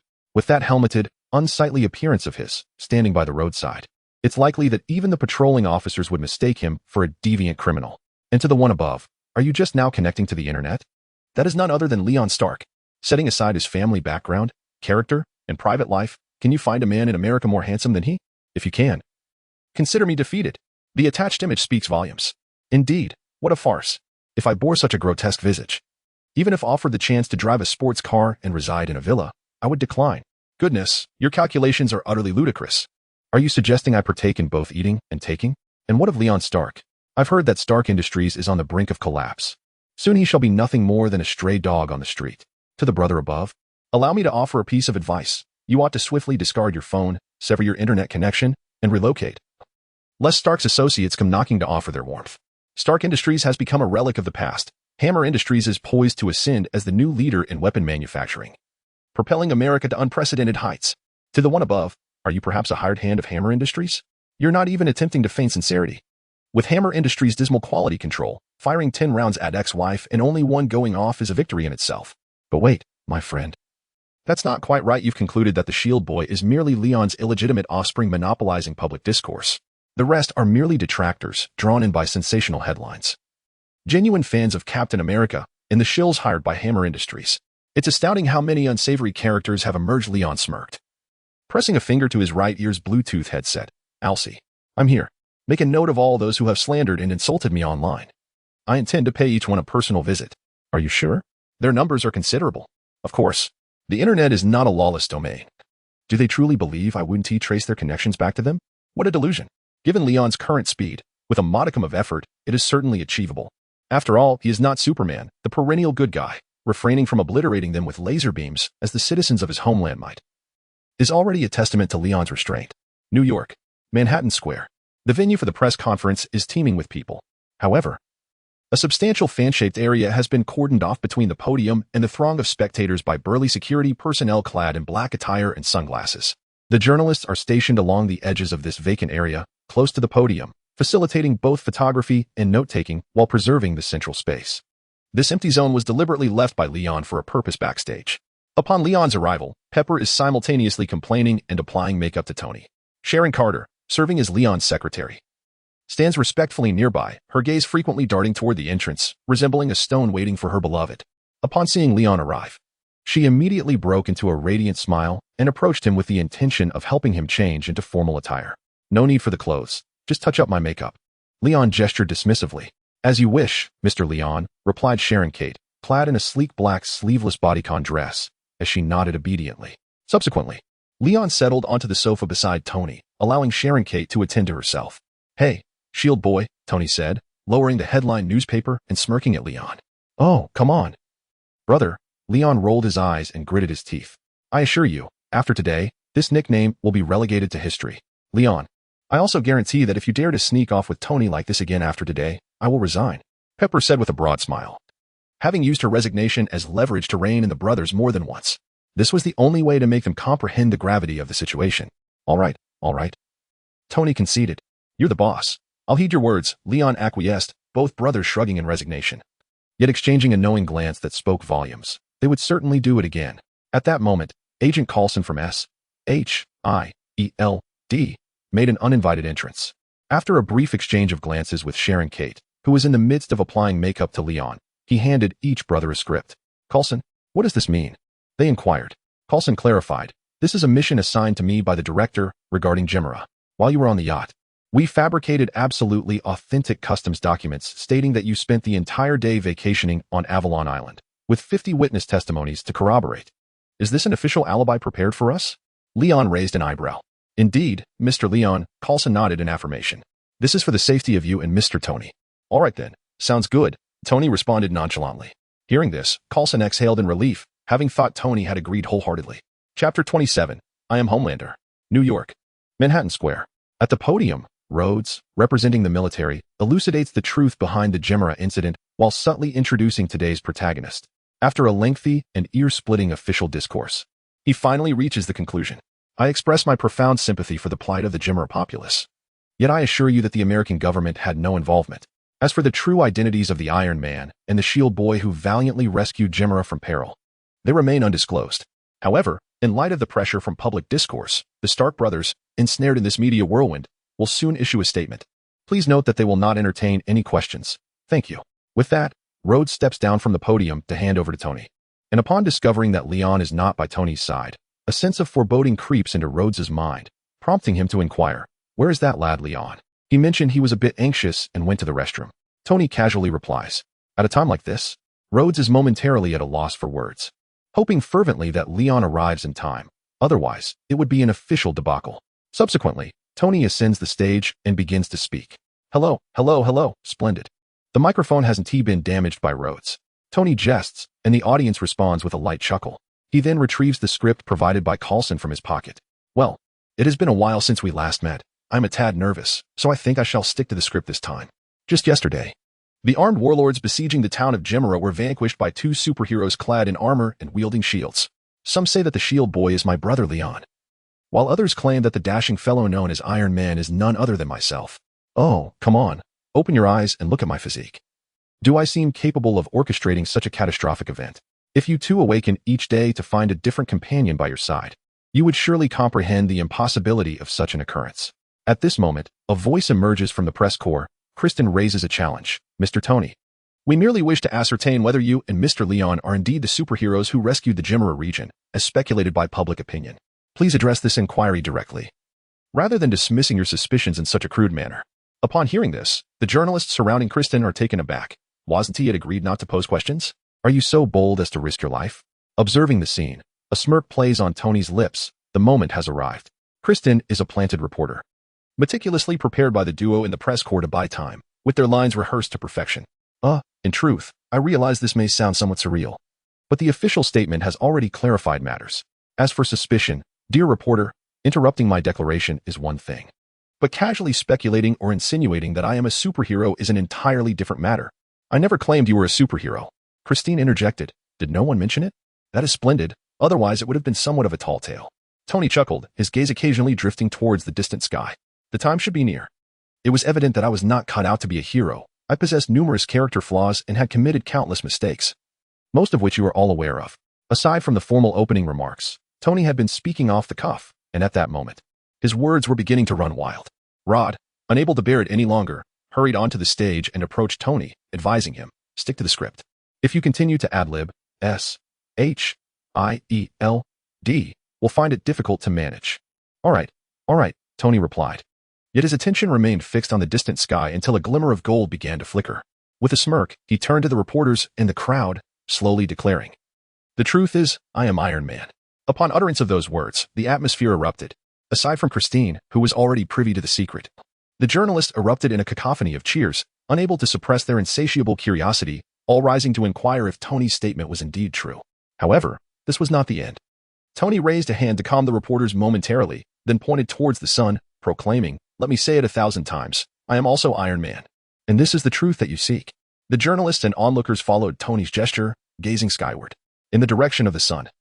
A figure radiating a dazzling golden light was defying gravity, hovering majestically above, surveying the world below like a deity. Then, with a resounding boom, that figure transformed into a second sun, plummeting from the heavens. In an instant, it broke the sound barrier, landing in the specially designated fan-shaped area at the heart of Manhattan Square. A gust of blinding wind and dust swept through the air. The marble floor of Manhattan Square cracked ominously, spreading terrifying spiderweb-like fissures outward. The tremors were swift. The brilliance dimmed. Emerging from the chaos was Leon, clad in a soldier's attire yet devoid of a helmet, exuding an irresistible masculine allure. Under the influence of his captivating elegance, the journalists and audience momentarily forgot to breathe. With each deliberate step, Leon approached the podium, and Tony gracefully stepped aside to make way for him. "An unfortunate accident has bestowed upon me this power, transforming me from a frivolous scoundrel into a superhero. We have faced attacks, just as we did with the recent incident in Gamera."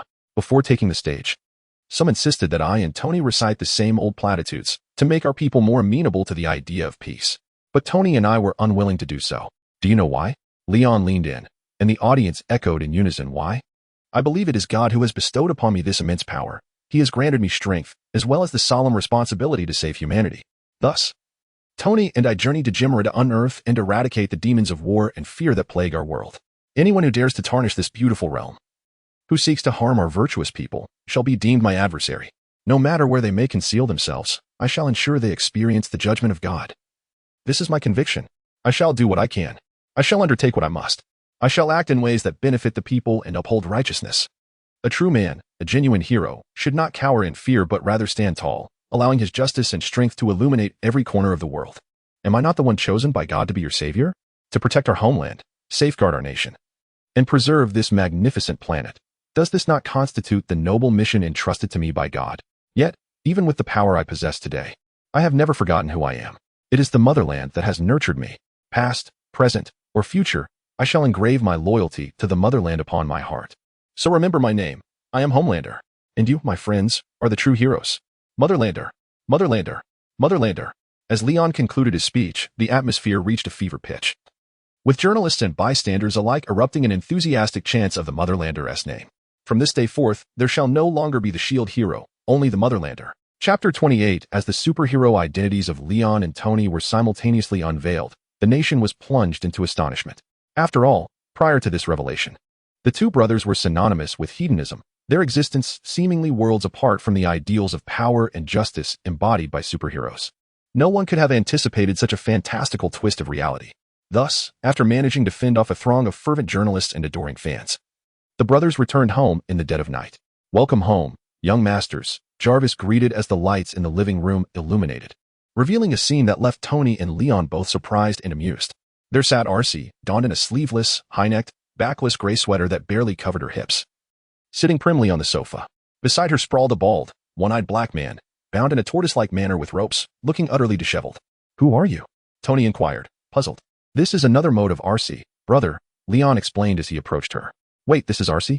That enormous motorcycle has transformed into something so petite? This defies all logic," Tony exclaimed, his worldview teetering on the brink of collapse.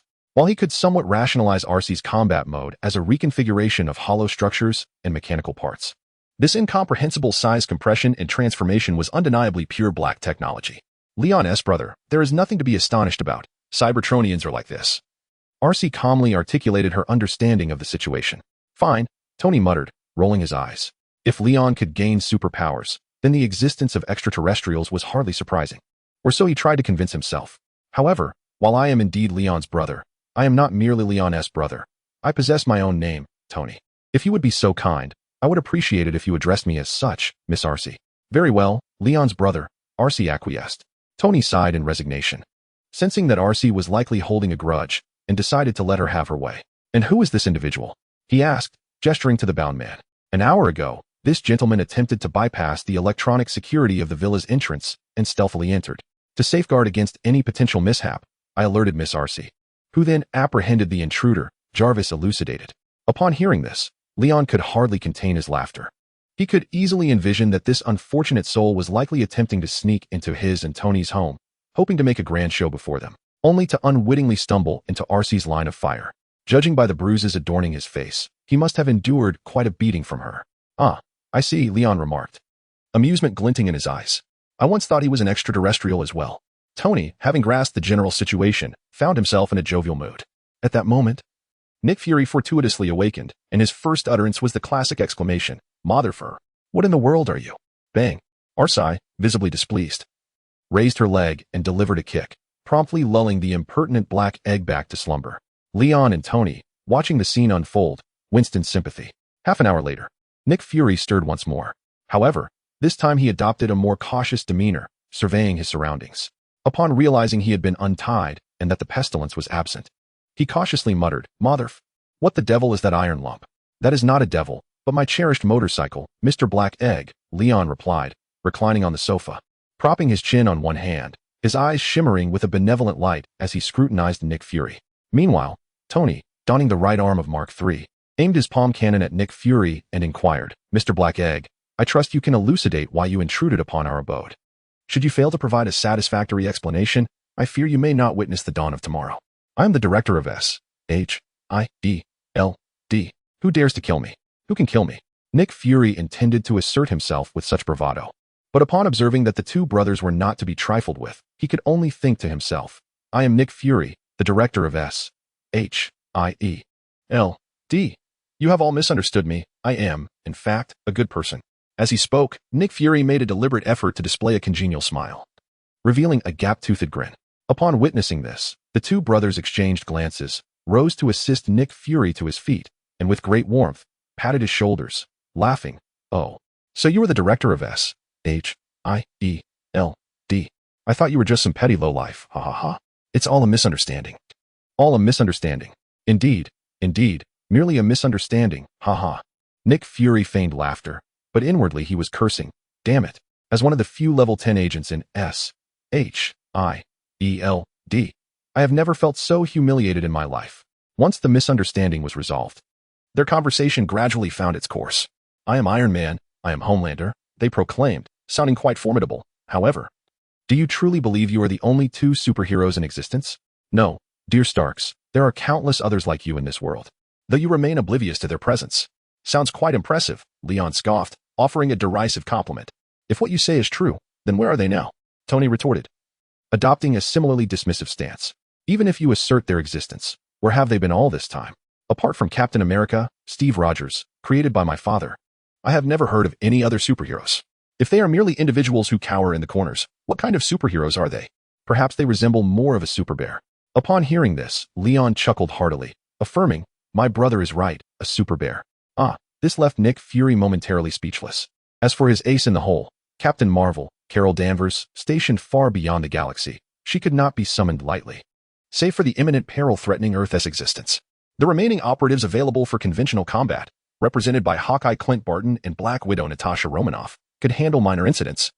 But for major crises, they were not reliable. Thus, Nick Fury found himself with very few superheroes at his disposal. It was precisely for this reason that he sought to invite the Stark brothers, individuals of considerable combat prowess and financial acumen, to join the nascent Avengers. "Indeed, my superhero initiative is in its formative stages," Nick Fury candidly admitted. "Thus, it is imperative to enlist talents like yours. An organization comprised of superheroes surely deserves a name that befits its stature, does it not?" Tony inquired. Nick Fury promptly responded, "The Avengers." "Wow," Tony raised an eyebrow. "That sounds rather promising. What do you think, Leon? I can lend you some clout." Leon turned to Nick Fury, stating, however, "I wish to be the leader and possess absolute autonomy. If you can agree to that, I shall join. Otherwise, I might as well establish my own Justice League." Leon voiced his demands. The prospect of being a free agent, reaping the benefits without undue burden, was quite appealing to him. Otherwise, he would rather not engage at all. Such strength allows for such audacity. Nick Fury, upon hearing this, fell deep into contemplation. Tony Stark, of course, needed no introduction. He was the quintessential late-stage tycoon. Beyond his immense wealth, He was a world-renowned genius in weapon development, with few rivals in intellect. In terms of combat capability, his Iron Man armor certainly ranked highly. As for Leon Stark, he represented a pure unit of super strength, hypersonic flight, a steel physique, superhuman power, and an enigmatic beam radiation cannon. Based on the array of abilities he displayed, Nick Fury envisaged utilizing him as a small-scale counterpart to the Hulk. Yet, without having truly tested their strengths in combat, Nick Fury could not ascertain which was superior. However, one thing was clear: Leon Stark was significantly more stable than the Hulk. After much deliberation, Nick Fury finally extended his hand toward Leon, declaring, "To a fruitful collaboration." Witnessing this, Leon smirked and grasped his hand, replying, "To a fruitful collaboration." Meanwhile, Tony rolled his eyes, muttering, "Why has no one considered my opinion?" Chapter 29. Leon. As Leon prepared to depart, Nick Fury suddenly recalled something and retrieved 2 photographs from his pocket, offering them to Leon. Upon receiving them, Leon observed that one depicted the metallic emblem of S.H.I.E.L.D. in the headquarters Grand Hall, while the other was a high-definition close-up of Leon holding his shield during a speech earlier that day. "Why does your shield resemble our S.H.I.E.L.D. emblem so closely?" Nick Fury inquired. "No, the causality is inverted. It should be, why does the S.H.I.E.L.D. emblem resemble my shield?" With a flicker of golden light in his palm, Leon reduced the 2 photographs to ashes in an instant. Noticing this, Nick Fury's lips twitched. It seemed he had been redundant in his questioning, yet he could reasonably surmise that it was related to Howard Stark. After all, the Stark brothers were blissfully unaware of the truth.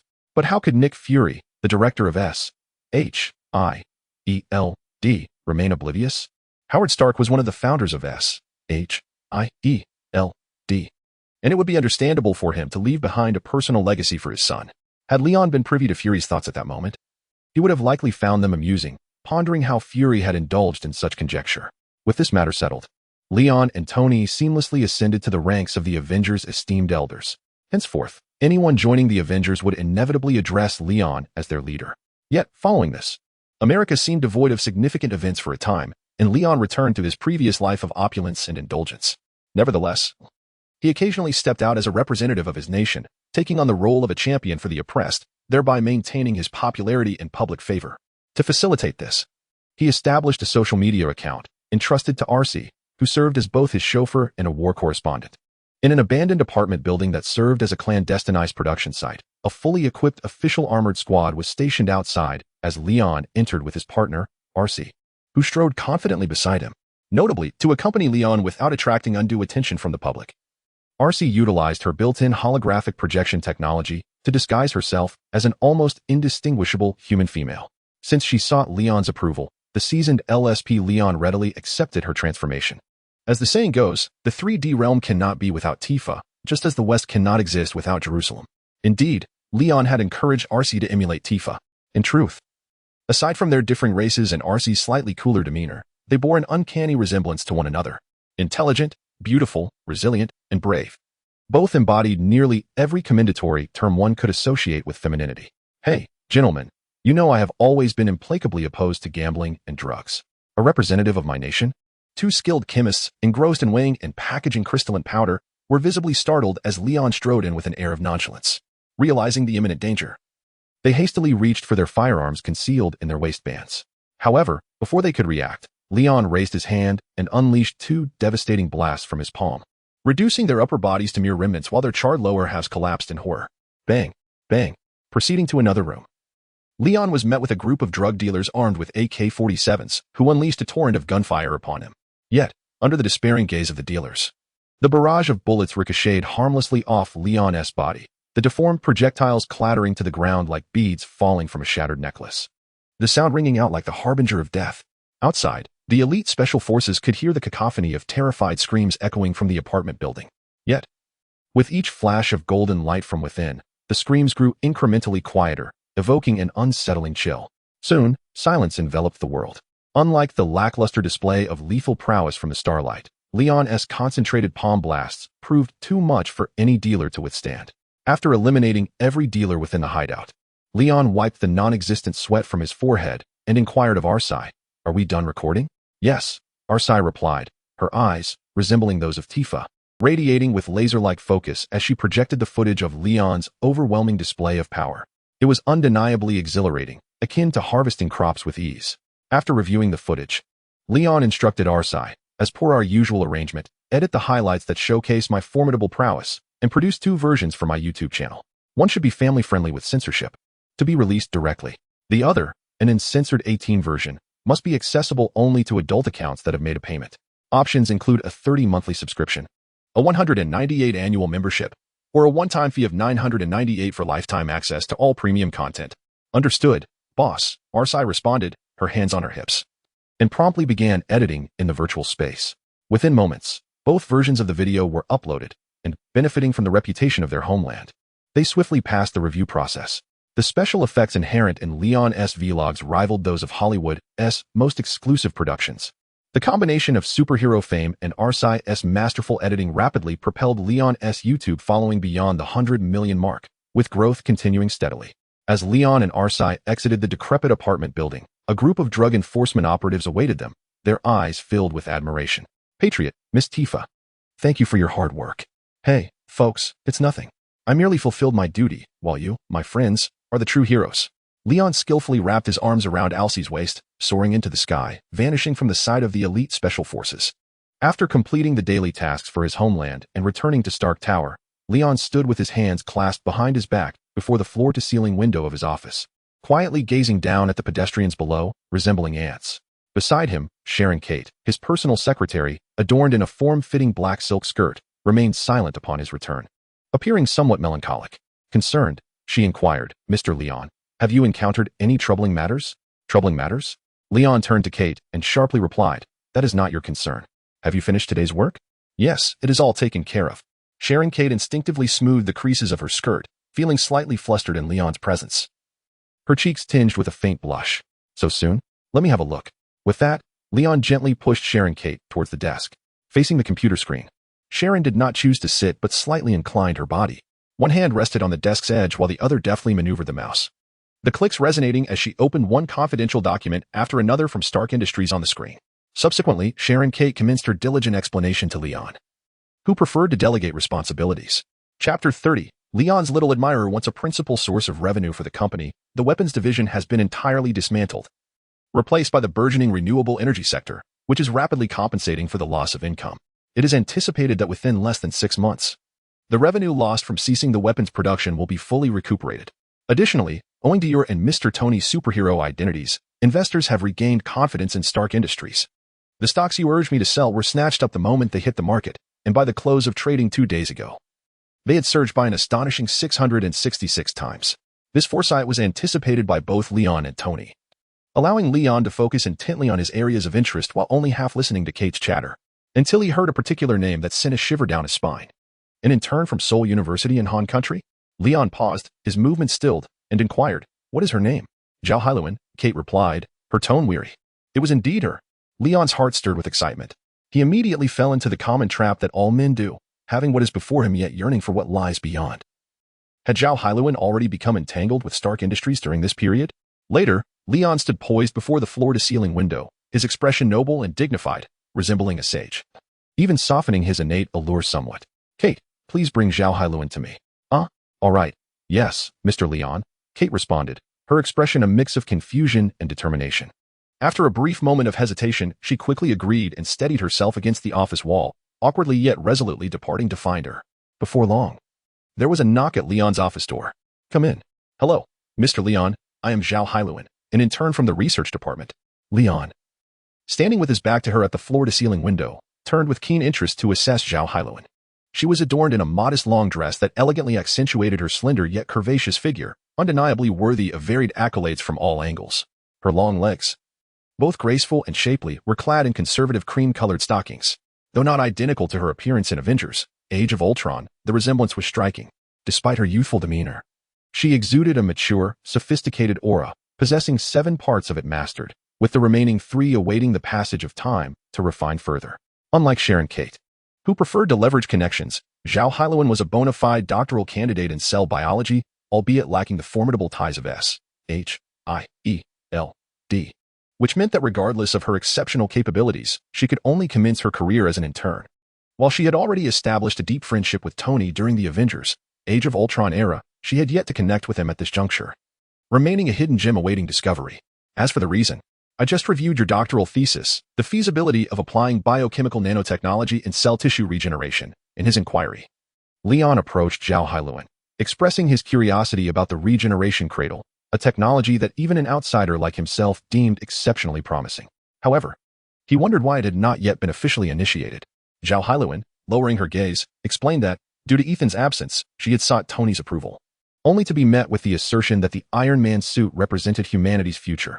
She, as an intern, had found her proposal regarding biological nanotechnology dismissed as mere fantasy. As she spoke, her shyness was evident, contrasting sharply with her usual demeanor, as she avoided Leon's gaze. Leon, unable to suppress a click of his tongue, realized that such sentiments were indeed reminiscent of Tony, yet it seemed implausible for Tony to have voiced them. "Oh, dear Hailuan, I must extend my apologies on Tony's behalf." At that moment, he was undoubtedly engrossed in tinkering with his Iron Man suit, completely oblivious to your presentation. You know how he becomes utterly consumed by his work, neglecting everything beyond his immediate focus, Leon elucidated.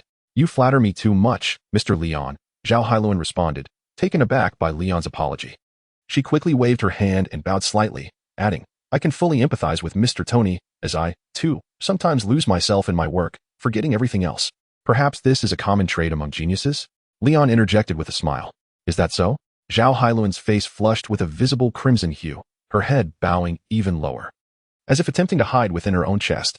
Leon found her bashful reaction amusing, realizing that she was still a Na'vi girl in her early 20s, freshly emerged into society. No matter her brilliance, she remained an unblemished canvas, easily marked by others. This was especially true when faced with someone as adept as Leon, who possessed nearly fully equipped hardware and software. Suddenly, a prompt interrupted his thoughts. Inquiry: should today's sign-in be conducted? System: what capabilities do you possess? Initiate: ding. Today's sign-in is complete. Congratulations, host, you have obtained the Regeneration Cradle. Regeneration Cradle, a pinnacle of biological nanotechnology and 3D printing, capable of creating any desired biological tissue or non-biological object, provided the materials are suitable and abundant. Introduction: create you. What relevance do you hold? At last, the awaited delivery had arrived. Listening to the system's celestial announcement, Leon felt tears of joy welling up within him. It had been a full month since he and Tony had revealed their identities as natives of their homeland and Iron Man. Perhaps the introductory protection period of the system had elapsed, or perhaps Leon's fortunes had shifted from that of a fortunate individual to a less favored one.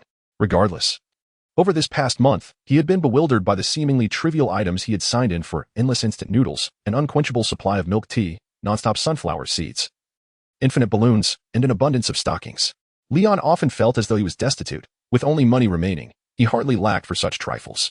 If Leon were to find himself in a post-apocalyptic wasteland, with wealth but no means to spend it, these unending series of items could prove to be remarkably useful, elevating him to a godlike status. Frankly speaking, with Leon's assets, if he were to purchase such items, like stockings, he could easily encircle the globe several hundred times. Even if granted 800 lifetimes, he could never exhaust his original fortune. However, it must be noted that among the items accumulated through a month of sign-ins, aside from the endless series, there are a few others that, while not significantly enhancing Leon's power, cannot be deemed entirely useless. Super Deadpool Suit, a standard material Deadpool suit that possesses the ability to regenerate infinitely. Description: it is essentially the Deadpool within the suit, quite reasonable, wouldn't you agree? Carbonite alloy twin daggers. True to their name, these twin daggers are forged from carbonite alloy, boasting physical hardness comparable to vibranium, and possess a toxicity specifically targeting regenerative abilities, capable of inhibiting the healing factors of those with self-regeneration to a certain extent. Description: when one thinks of dual wielding, who comes to mind? Super elastic fiber underwear, ultra-thin and form-fitting, offering exquisite cushioning and rapid rebound. It can perfectly adapt to any body type. Quality: never wears out. Description: no longer will mom need to worry about little brother being ambushed. Chapter 31. I am Deadpool among all his possessions. Leon took the utmost pride in the super elastic fiber underwear he had acquired through his encounter with Dr. Bruce Banner. It was indestructible. Just this attribute alone warranted the title of a divine artifact, not to mention its unparalleled ability to safeguard his brother from harm. Truly a super divine item. At that moment, the most formidable aspect of Leon's entire ensemble was indeed this pair of undergarments. It was a long-awaited delivery. The cradle of regeneration had arrived ahead of schedule. Understanding its true capabilities, Leon immediately devised an elaborate plan to enhance himself. Yet, in contemplating its intricacies, he unwittingly made the same error as Tony. He casually engaged in a playful act with Zhao Hailuan, who, surprisingly, seemed unfazed and perhaps even amused by the interaction.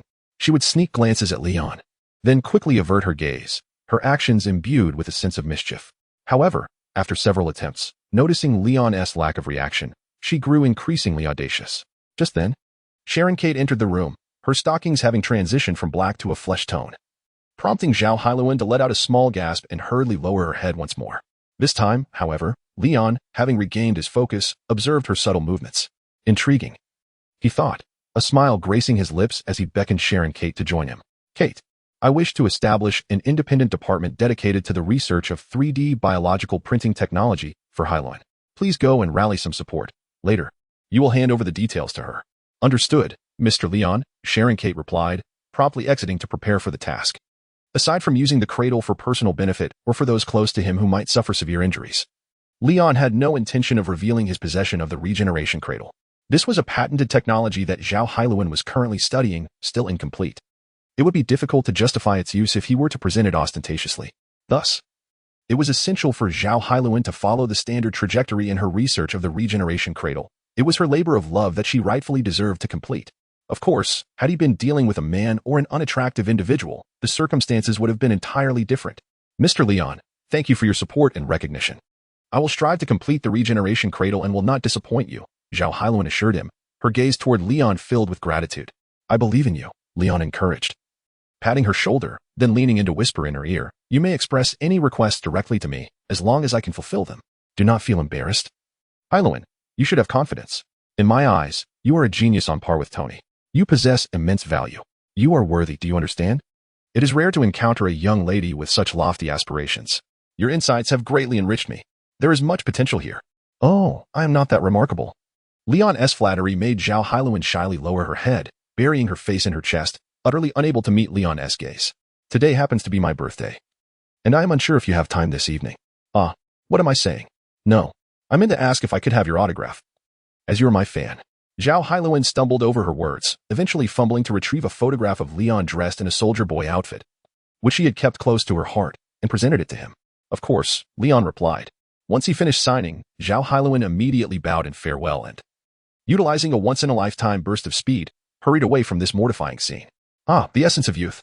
Observing Zhao Hailuan's frantic retreat, Leon couldn't help but smile wryly, lost in contemplation for a moment before refocusing his attention on more pressing matters.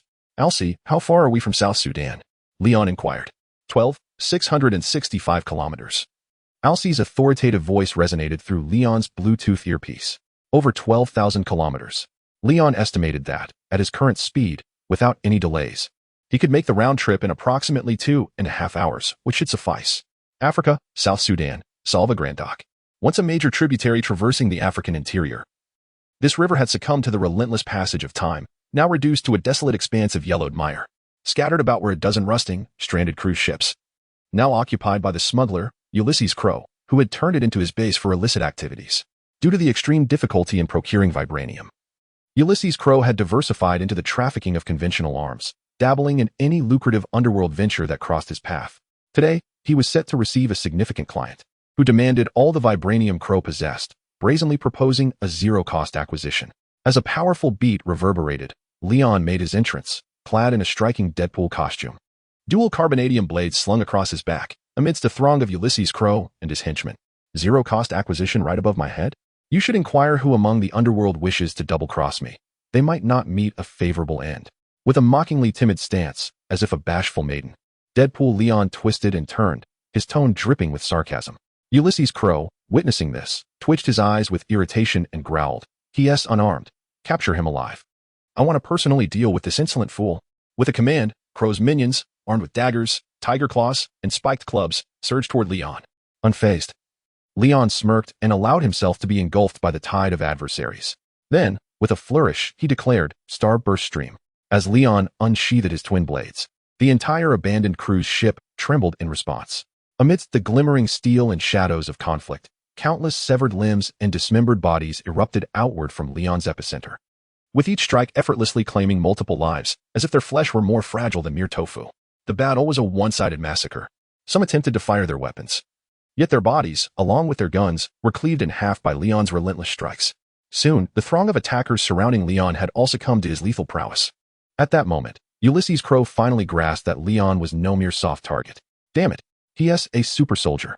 Don't go offering yourself up. Shoot him down, he shouted, seizing an AR-15 rifle from a fallen comrade and unleashing a hail of bullets at Leon. Leon, witnessing this, deftly parried the bullets with his blades while advancing toward Ulysses Crow. The resounding clang of metal on metal echoed as the bullets struck his armor. Initially, Ulysses Crow believed that Leon was deflecting each and every shot with his blades. However, upon observing the relentless damage and subsequent regeneration of Leon's battle attire, he suddenly sensed something was amiss. The bullets inflicted no harm upon this creature. Is he toying with me? What manner of monster are you? I am Deadpool, Leon proclaimed, shaking his head as he approached Ulysses Crow, who was now surrounded by the remnants of his fallen associates. Those who had managed to keep their distance were paralyzed with fear at Leon's brutal display, collapsing to the ground in a feigned state of death. With a glimmering blade poised at Ulysses Crow's throat, Leon intoned gravely, "Do not be alarmed. I'll give you everything.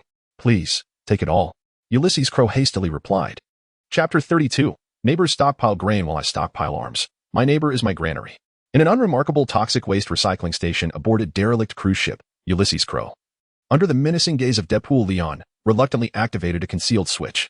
Immediately, barrels filled with toxic waste descended like an elevator. In their place, 13 canisters containing specially formulated vibranium appeared. This vibranium, the most labor-intensive material I have procured, is conservatively estimated to be worth billions and serves as the cornerstone of the empire I have built. Now, it is all yours, Mr. Deadpool. Ulysses Crow wore a disgruntled expression, a mix of anger and frustration, yet dared not unleash his wrath. The vibranium before him, though not in overwhelming quantity, weighed in at 65 kilograms, with each canister nominally weighing 5 kilograms. It was sufficient for Leon to execute his forthcoming plans. Do not underestimate the significance of 65 kilograms. While it approximates the weight of a slender adult, vibranium, as a lightweight metal, possesses only one-third the density of steel. If this 65 kilograms were to be shaped into a solid cube, its edges would measure less than 30 centimeters, hardly larger than the palm of an adult's hand. After packing the 13 canisters into a sack, Deadpool Leon patted Ulysses Crow, who appeared despondent, as if his beloved had been taken from him. Hey, buddy, do not lose heart. I only desire the vibranium, not your life. As long as you are alive, billions will come your way, and so will the vibranium. I believe in you, Crow. You are the best. With these heartfelt words, Leon's sincerity could easily lead an outsider to believe they were the best of friends. Thank you for your kind words, Mr. Deadpool, Ulysses Crow replied with a smile that resembled a grimace more than joy. Once Leon, the formidable entity, departed, the forced grin on Crow's face immediately faded, and he began to kick the lifeless bodies of his subordinates in frustration. What are you pretending for? Get up already. The man has left. Ulysses Crow bellowed through gritted teeth, yet the subordinate he deemed to be feigning death remained motionless. At that moment, a nearby corpse suddenly raised a hand, reminding him, "Boss, he is truly dead. I am still alive. Heh. How dare you act proud? To hell with you." Meanwhile, after securing the vibranium, Leon journeyed to the Atlantic coast of West Africa, where he rendezvoused with the dormant Arcee beneath the sea. Under the bemused gaze of Arcee, he stripped down to nothing but a pair of super elastic fiber underwear. Finally, he donned his familiar soldier boy ensemble, utilizing the biological stance overlay of the motorcycle mode of Arcee, and together they sped back at a velocity of 10 Mach. As for Deadpool's disguise, Leon intended to employ it solely for nefarious undertakings, serving as a scapegoat. In his everyday life, he preferred to don the soldier boy ensemble and embrace the persona of a patriotic superhero. Why not eliminate them all? Are you hoping to? Smack. Before Arcee could finish her sentence, Leon playfully patted the back of her vehicle, a grin illuminating his face, responding, "Those who understand me, Arcee does too." The reason Leon spared Ulysses Claw's life was to ensure he continued to gather vibranium for him. What was that old adage from apocalyptic novels? While neighbors stockpile grain, I stockpile arms. My neighbor is my granary. As long as Leon remained steadfast in his pursuit of strength, Ulysses Claw would be but a pawn in his game. Once Leon had secured the entirety of Wakanda's vibranium mines, Ulysses Claw would indeed become obsolete. Dusk. Zhao Hailuan strolled alone along the bustling streets of Manhattan, New York, glancing back at Stark Tower every few steps. Unable to suppress her sighs, Zhao Hailuan was currently beset by worries, burdened by the expectations of those she admired. She yearned to produce results on the regeneration cradle project swiftly, thus volunteering for overtime, only to be forcibly dismissed by that secretary, Sharon Carter. She claimed it was his directive, stating that overtime was detrimental to one's health and development. Yet, having already surpassed her developmental phase, she pondered whether further growth would draw undue attention and disrupt her daily life. Zhao Hailuan glanced down at herself, now only able to faintly see the tips of her toes. If she continued to grow, What would become of her? In her distress, she purchased a cup of milk tea from a nearby vendor to alleviate her anxiety, the sweetness always a source of comfort. Suddenly, a homeless man wielding a dagger came rushing towards her, shouting, with a young police officer armed with a taser hot on his heels. Make way. Get out of my way. If you block me, I'll stab you. Don't run. If you keep running, I'll shoot you. The homeless man, high on ice, had been apprehended by the officer but seized the opportunity to flee while the officer returned to his vehicle to report to his superior. According to standard American procedures, the presence of this homeless individual posed a significant threat to public safety. Under normal circumstances, the officer could have drawn his weapon and fired. Yet the evidently inexperienced young officer failed to recognize this. He still harbored hopes of capturing the homeless man alive, after all. No one wished to experience the weight of taking a life. Ma'am, please step aside. He has a knife. It's dangerous, the officer urged anxiously, reaching for his Glock holstered at his thigh. However, Zhao Hailuan was paralyzed by the menacing aura of the fleeing homeless man, rooted in place and unable to move. Pain and panic intertwined as Zhao Hailuan was forcefully knocked to the ground. Damn it. The homeless man staggered, realizing that the officer had switched to real weapons. He promptly altered his approach, pressing the dagger against Zhao Hailuan's neck. Don't come any closer. Put down the gun. If you dare to shoot, I'll plunge this blade into this little girl. The homeless man threatened incessantly. A sharp cut appeared on Zhao Hailuan's neck as the blade grazed her skin, leaving a crimson trace. It was evident that any slight provocation could trigger a catastrophic instinctive reaction from the homeless man, potentially inflicting irreversible harm on Zhao Hailuan. Even if he were shot in the head, stay calm. Don't do anything foolish. We are near Stark Tower. The authorities will arrive shortly. Damn the authorities. I could extinguish him with a single drop of urine. Mr. Leon. The crowd of onlookers grew larger, and the officer's gun remained trained on the homeless man, while Zhao Hailuan, paralyzed by fear, cried out Leon's name instinctively. The pressure bore down heavily on the homeless man, caught in the eye of the storm. Just as he contemplated dropping the dagger and surrendering, a thunderous sound echoed from above. Leon descended from the sky with astonishing speed, shattering the homeless man's wrist and the dagger in one swift motion before he could react. My hand. The excruciating pain caused the homeless man to collapse, wailing in agony. Mr. Leon. Leon's timely arrival enveloped Zhao Hailuan in an unparalleled sense of security. She rushed into his arms, sobbing even louder than before. It's all right, Hailuan. You are safe with me, he gently reassured her while patting her back, casting a deadly glare at the homeless man sprawled on the ground, clutching his hand in pain. Wonderful. It's the authorities. That beautiful girl is safe. The spectators, mostly Leon's admirers, erupted in cheers. The young officer approached Leon and bowed deeply. I sincerely apologize, sir, for failing to ensure this lady's safety and for troubling you to intervene. No, you did remarkably well, my friend. You are the true hero, Leon said with a smile, patting the officer's shoulder. Then, addressing the surrounding crowd, he declared, this homeless man has a time bomb embedded in his body. It will explode in 9 seconds. Everyone, please evacuate immediately. I need to detonate it early. Upon hearing this, the crowd scattered in a frenzy. The homeless man, bewildered, even momentarily forgot the pain in his severed hand. I have a time bomb? How could I not know? Yet, when he met Leon's unyielding gaze, the truth became apparent. The authorities clearly intended for him to perish. You are being deceived. The homeless man's words were cut short as Leon hurled him into the air with one hand, then unleashed a devastating palm strike fueled by sheer fury, reducing him to nothingness. Blood rain cascaded from the heavens. Yet, prior to that, Leon had already taken Zhao Hailuan in his arms and soared away from the scene. Chapter 33. Ultron, please settle the copyright fee, thank you. In Manhattan's Upper East Side, at the doorstep of Helen Zhao's residence, Leon gently set down the shaken Helen. After she unlocked the door, she turned to him. I'm so sorry, Mr. Leon. I got your uniform dirty. It's quite all right, Helen. One thing you must understand is that nothing is more important to me than your safety. Leon wore a smile that radiated warmth and reassurance.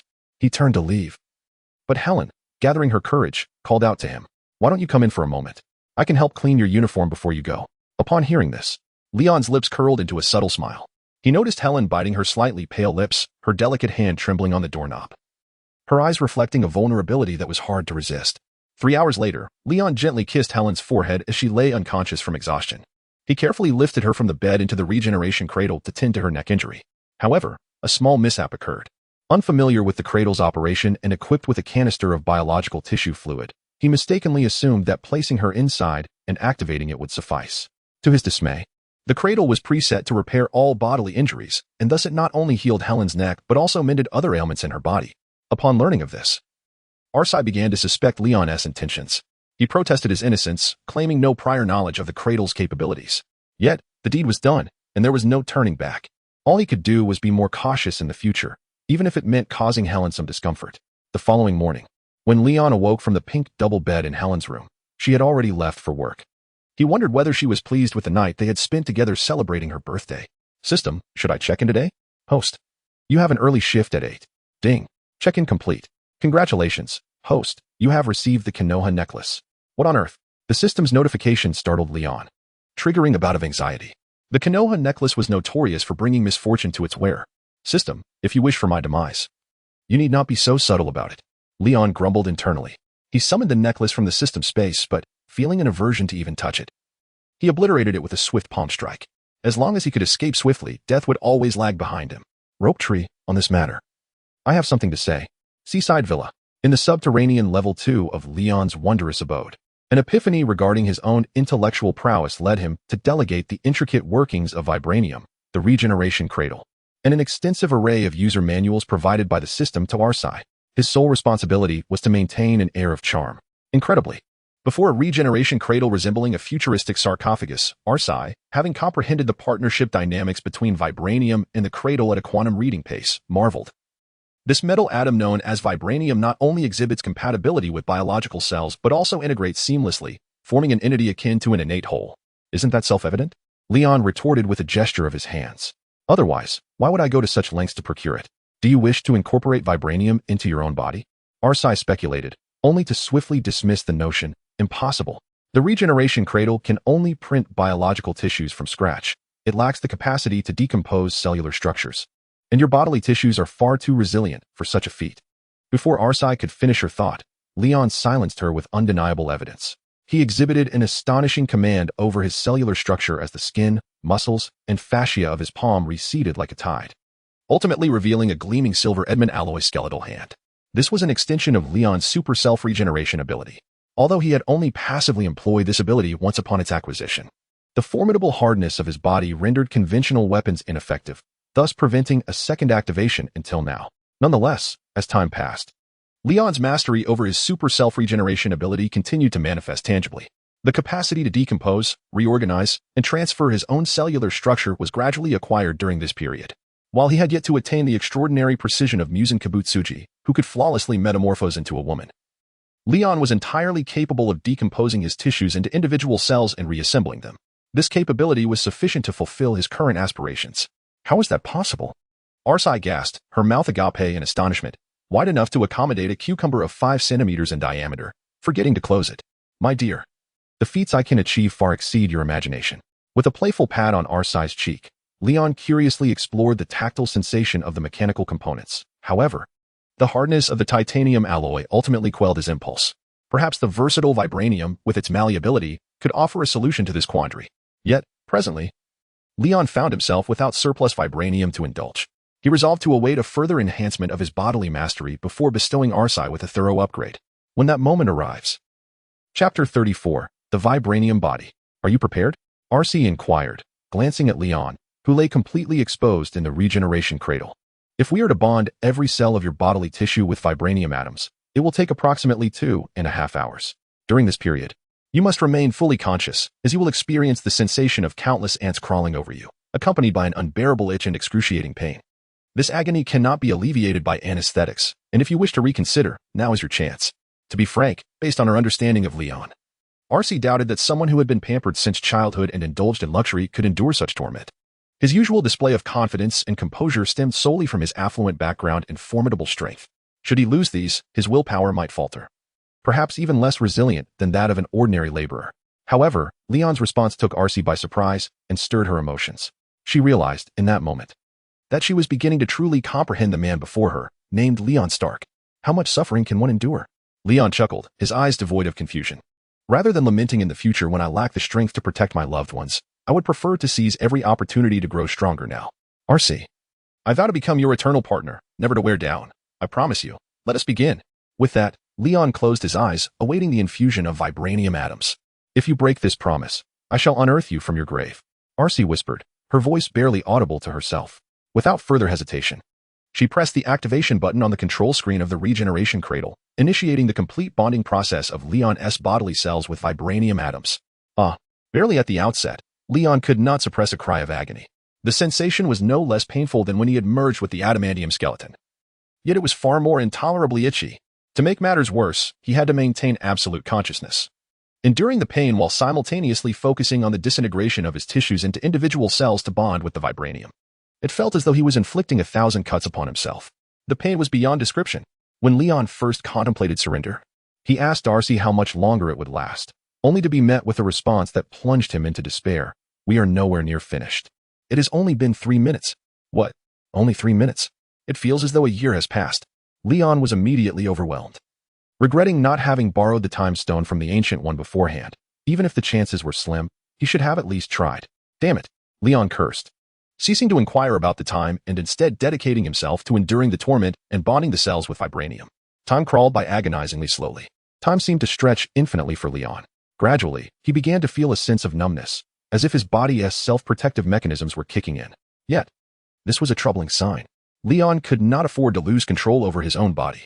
He proactively embraced the painful sensations, almost masochistically stimulating his nerves, forcing his mind to remain alert and sustain this torturous process. He could not afford to succumb. An hour passed, 2 hours, finally, 5 minutes, then 30 seconds. 10, 9, 8, 7, 6, 5, 4, 3, 2, 1. Bang. As Arcee's final countdown resounded, the taut string of willpower that Leon had been maintaining snapped abruptly. Unsurprisingly, he plunged into a profound slumber. This mental trauma could not be healed by the super self-regeneration. Leon could only recover slowly with the passage of time. However, upon hearing a melodious system notification, a smile instinctively tugged at the corner of Leon's mouth. Notification: you have earned the vibranium body through your own efforts. This ability has been certified by the system and can synergize with super self-regeneration and adamantium skeleton. Vibranium body. While maintaining your flesh and blood, your body receives comprehensive enhancement of vibranium properties, significantly boosting strength and defense, and granting the ability to absorb kinetic energy and redirect energy. Description: the human body has its limits. Have you decided to abandon your humanity? Note: vibranium body will be regarded as the host's innate constitution. The stronger you are, the stronger it becomes, with no upper limit. Note: super self-regeneration functions normally with vibranium body. Note: as a physical trait, vibranium body is not subject to magnetic control. Host: Leon Stark abilities: Soldier Boy template, super self-regeneration, adamantium skeleton, Starlight template, biological stance.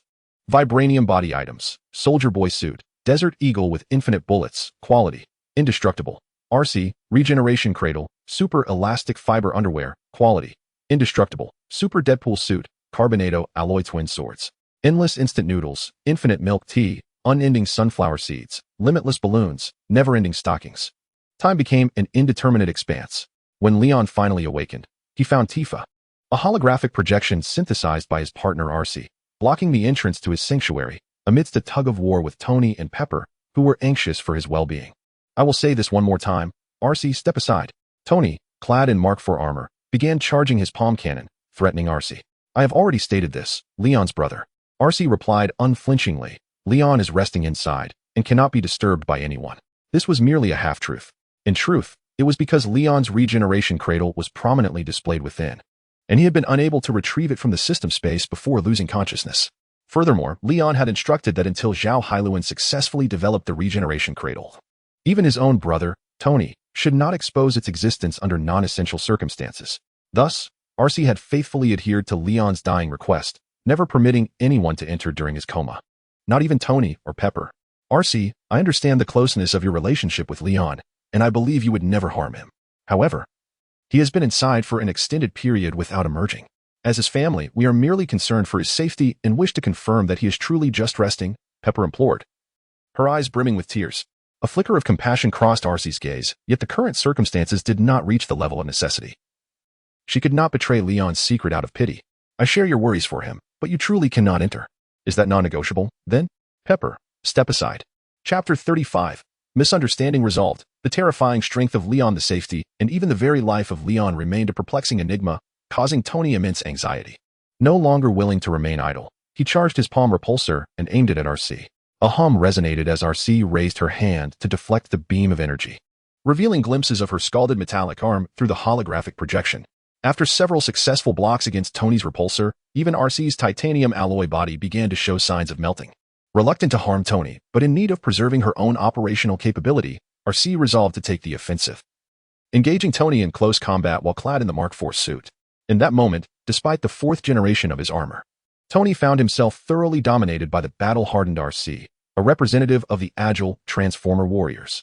The disparity in their martial prowess and agility was stark. Tony could scarcely land a hit on Arcee. Within the confines of the artificially excavated space, Arcee exhibited the formidable spirit of a lone defender against a multitude. The clang of metal reverberated continuously. The Mark IV suit sustained dent after dent from Arcee's iron fists and relentless barrage, to the extent that Tony could acutely feel the constriction of the armor against his chest. Yet, Arcee refrained from delivering lethal blows, allowing Tony to barely withstand the onslaught. Bolstered by the suit's defenses and Jarvis's real-time action predictions. "Blimey, I had no idea you were so proficient in close combat," Tony remarked, having always perceived Arcee, who shadowed Leon, as merely a long-range artillery piece. The revelation left him utterly astonished. If given the chance, he would certainly dismantle Arcee to uncover her inner workings, though he suspected Leon would never permit it. "You have yet to learn much, dear brother of Leon," Arcee declared with pride. "Is that so?" Tony replied, raising an eyebrow beneath his helmet. "Have you ever heard Leon say that one must be adaptable in both life and work?" "What?" Arcee paused, caught off guard. "Now, Pepper." Seizing the opportunity while Arcee was momentarily distracted, Tony wrapped his arms around her and executed a full-force throw, refusing to let go. Pepper then slipped past them into Leon's sanctuary. After all, defeating Arcee was not their objective. Ensuring Leon's safety was paramount. "You cannot." Arcee struggled to break free from Tony's grasp, attempting to crawl towards the door to stop Pepper, but it was too late. She could only watch helplessly as Pepper entered. In the next moment, a scream echoed from within Leon's sanctuary. The entangled Arcee and Tony exchanged a glance, instantly ceasing their confrontation and temporarily halting hostilities, before hastily making their way into Leon's haven. Inside, they beheld. Pepper was astonished, one hand covering her mouth and the other shielding her eyes, though her fingers were spread wide apart, peering through them like a thief listening for the bell. She gazed at Leon, who had already stored the regeneration cradle within his system space, yet remained utterly unclothed. "Holy shit!" Tony exclaimed, his expression one of disbelief as he inquired of Leon. "During your disappearance, did you consume protein powder as if it were a meal?" "Huh?" Leon, still groggy from sleep, struggled to comprehend the situation, while Arcee approached him with a sense of exasperation, using one arm to modestly cover his essential parts. She then projected an image of Leon's current form for him to see. Before him was a physique reminiscent of ancient Greek sculptures, nearly flawless in its masculine form. An expert could discern at a glance that he resembled a superhero. Leon now possessed an impressive 9/10 of Hercules' allure. Gone were the days when he appeared slender in clothing yet muscular when undressed. He had evolved into a being whose divine musculature was nearly impossible to conceal, whether clothed or bare. Without appearing bulky, Leon had achieved a level of rugged handsomeness that was nearly unparalleled. To borrow the words of a certain real-life figure, "Handsomeness has never known a revered one." Perhaps Leon could fill that void. After extensive explanations from Tony, Pepper, and Arcee, Leon finally grasped the duration of his slumber, a full 2.5 months. Tony jestingly declared that Leon had set a new Guinness World Record. Pepper, however, was irritated that Leon had not forewarned her and Tony about such a significant matter, leading to misunderstandings regarding Arcee, the dutiful guardian of Leon. Indeed, Leon's explanation to Tony and Pepper was that through this uninterrupted slumber, he had grown stronger. He even bestowed a grandiose name upon this process of awakening superpowers through sleep, the sleep of Leon, a tribute to a certain deity. Once Tony and Pepper departed, Leon eagerly began to assess his newfound abilities. While testing his defenses proved challenging, he discovered that his strength had dramatically increased. A punch that once barely dented a reinforced alloy door could now effortlessly puncture it. Furthermore, in terms of speed, Leon and Arcee had conducted tests at sea. Under full exertion, Leon's velocity had surpassed 20 Mach, even while contending with increasingly formidable air resistance. If he activated biological positioning or ventured into the vastness of outer space, he would only accelerate further. In brief, Leon felt an overwhelming surge of power. Yet, after reveling in this newfound strength for a fleeting moment, he swiftly returned to reality. What good was this power if he could not best formidable adversaries like Odin, the Ancient One, or Thanos? Suddenly, a more pressing concern struck his mind. The role-playing of our compatriots may seem trivial, yet just as he has recently captivated Zhao Hailuan, he has mysteriously vanished for 2.5 months. Surely that innocent girl won't encounter any issues, will she? Alcei, has Zhao Hailuan sought me out during this time? Leon inquired urgently. She did come looking for you, but I declined her advances in your name, Alcei replied. What? Leon's lips twitched in disbelief. While Alcei rolled her eyes at him, what do you expect me to do? I cannot leave this place. In the first month, she remained relatively composed, and our online exchanges were quite pleasant. However, after numerous rejections to meet in person, she grew noticeably distant in the second month. In the last 2 weeks, she has not sent a single message. It seems your account has been blocked by her. Alcei placed her hand on her alluring waist, gesturing with a hint of schadenfreude. Great. Given the circumstances, what was once a warm and comforting relationship has likely grown cold, Leon mused. I must act swiftly to remedy this situation, setting aside everything else. Zhao Hailuan deserves my utmost attention. By the way, I've maintained the activity levels for our compatriots. You must not go out and utter foolish remarks like I've missed you dearly after 2.5 months. Upon encountering fans, Alcei suddenly reminded him. Wow, Alcei, I absolutely adore you, Leon exclaimed, excitedly wrapping his arms around her waist and seizing the moment to kiss the virtual visage of Tifa projected through her holographic form. Asking curiously, how did you manage that? Alcei, prying his hand away, disdainfully wiped the dampness from her face, then pointed to her temple, rolling her eyes as she said, Think. Chapter 36, The Black Robe World Transcendence Card. I am the magnificent Leona. It is not through becoming a hero that one earns recognition, but rather through gaining the admiration of others that one ascends to heroism. The Iron Tyrant, Obadiah, oblivious to the nature of love, should not underestimate the bonds forged between brothers. In the name of my homeland, Leon Stark. In the name of Iron Man, Tony Stark. I shall execute a just reckoning upon you. Prepare yourself.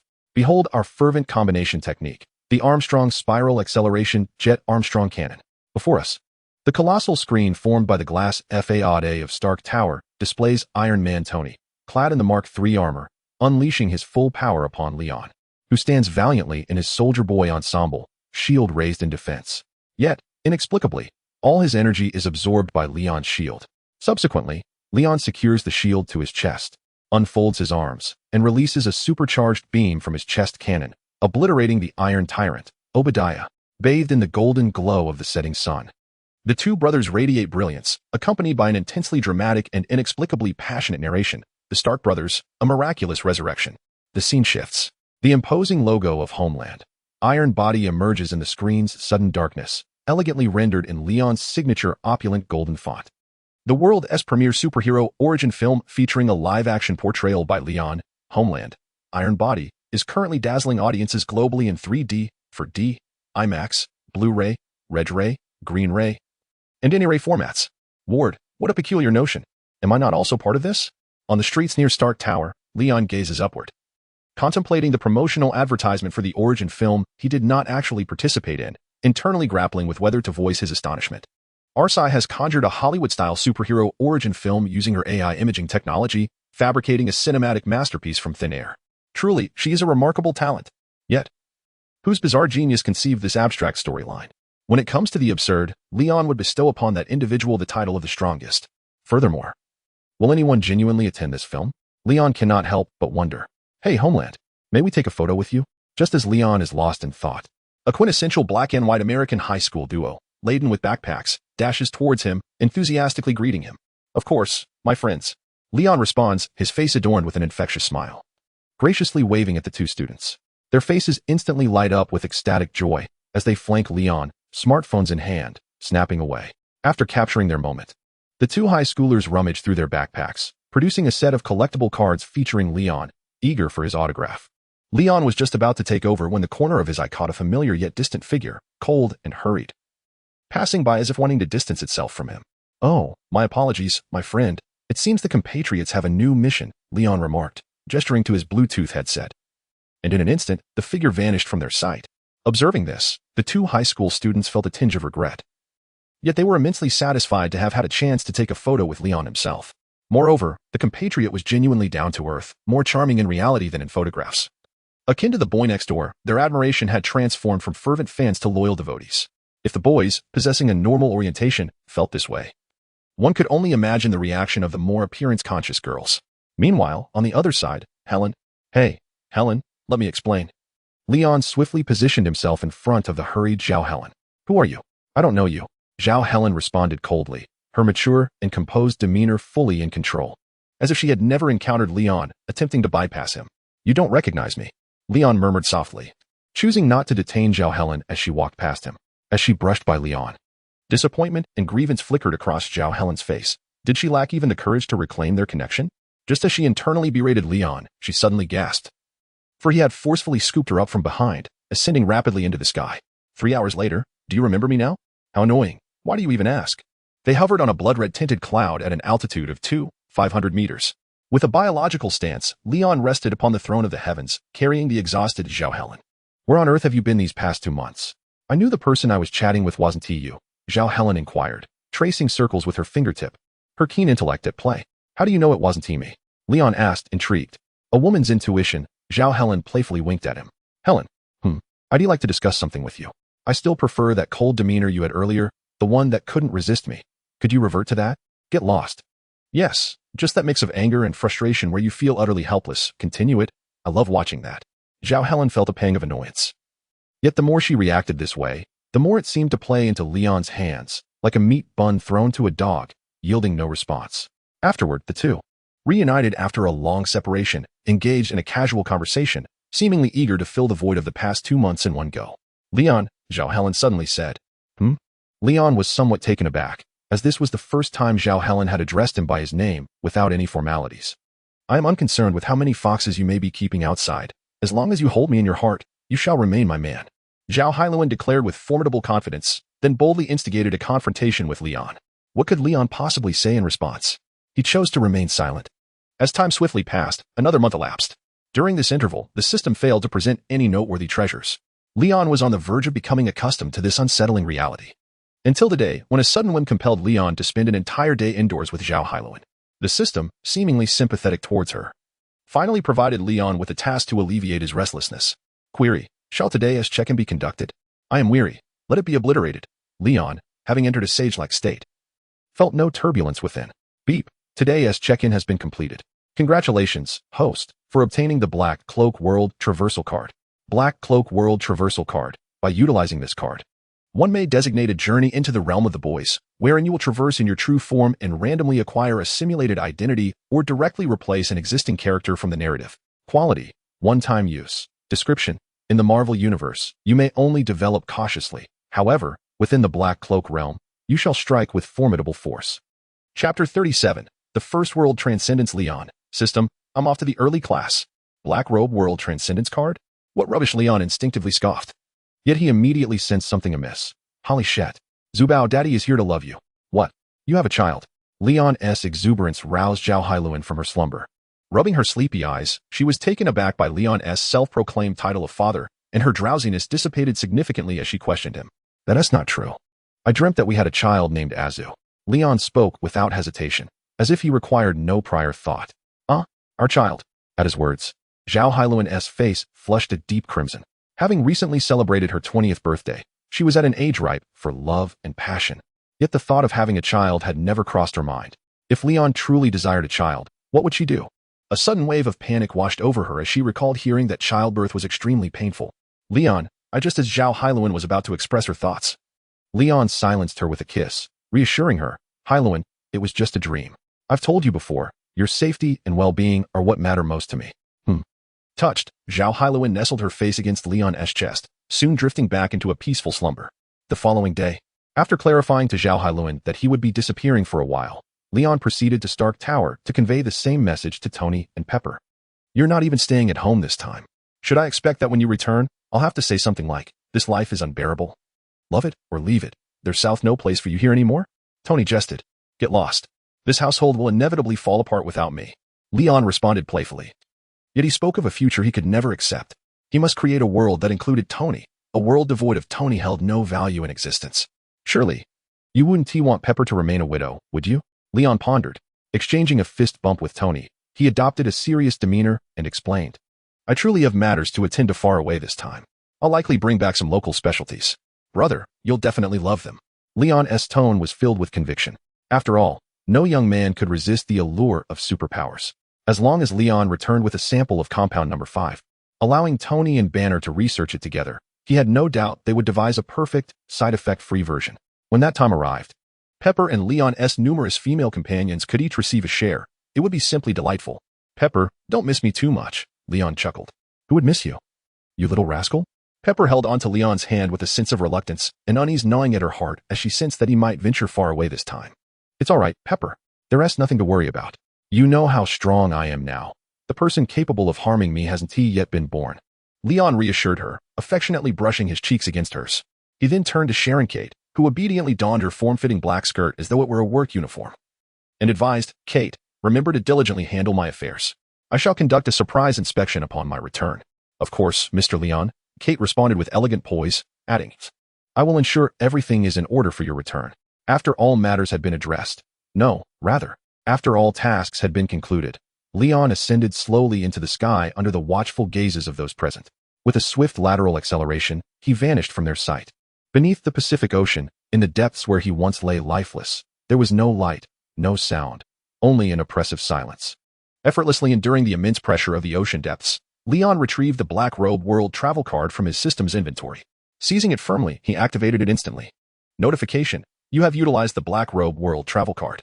In 10 seconds, your body will traverse into the world of Black Robe vigilantes. Please prepare yourself mentally in advance. What need is there for mental preparation? Leon pondered, perplexed by the system's warning. However, as the countdown reached its final second, enlightenment struck him. Bang! It felt as though he had been struck with a heavy blow from behind. Despite his formidable physique, he was instantly knocked unconscious. This was likely the most significant physical trauma Leon had endured since acquiring the system, if this blow could be classified as physical damage. In that moment, a flash of white light enveloped Leon, accompanied by the system's notification. Notification: you will traverse into the Black Robe world as Soldier Boy. Establishing a connection to the temporal node. System: I'm off to the early morning shift. The world of Black Robe vigilantes is essentially a parody of multiple superhero archetypes from Marvel and DC, crafted into a dark antihero narrative within a rating. In the previous century, the Water Group invented Compound V, a substance capable of artificially catalyzing superheroes, leading to a world where superhumans coexist with ordinary people. At the pinnacle of these superhumans stands the Water Group's flagship superhero idol group, the Seven. While they assist the government in combating evil and maintaining peace under the guise of vigilantes, they simultaneously engage in idle activities. However, beneath their seemingly glorious facade, the Seven are nothing short of depraved individuals. The Compound V not only endowed them with superpowers but also magnified their innermost desires.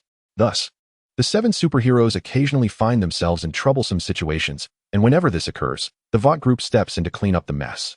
The existence of the Seven brings unimaginable benefits to the Vought Group, which is why they steadfastly refuse to allow their downfall. Death is the only acceptable outcome.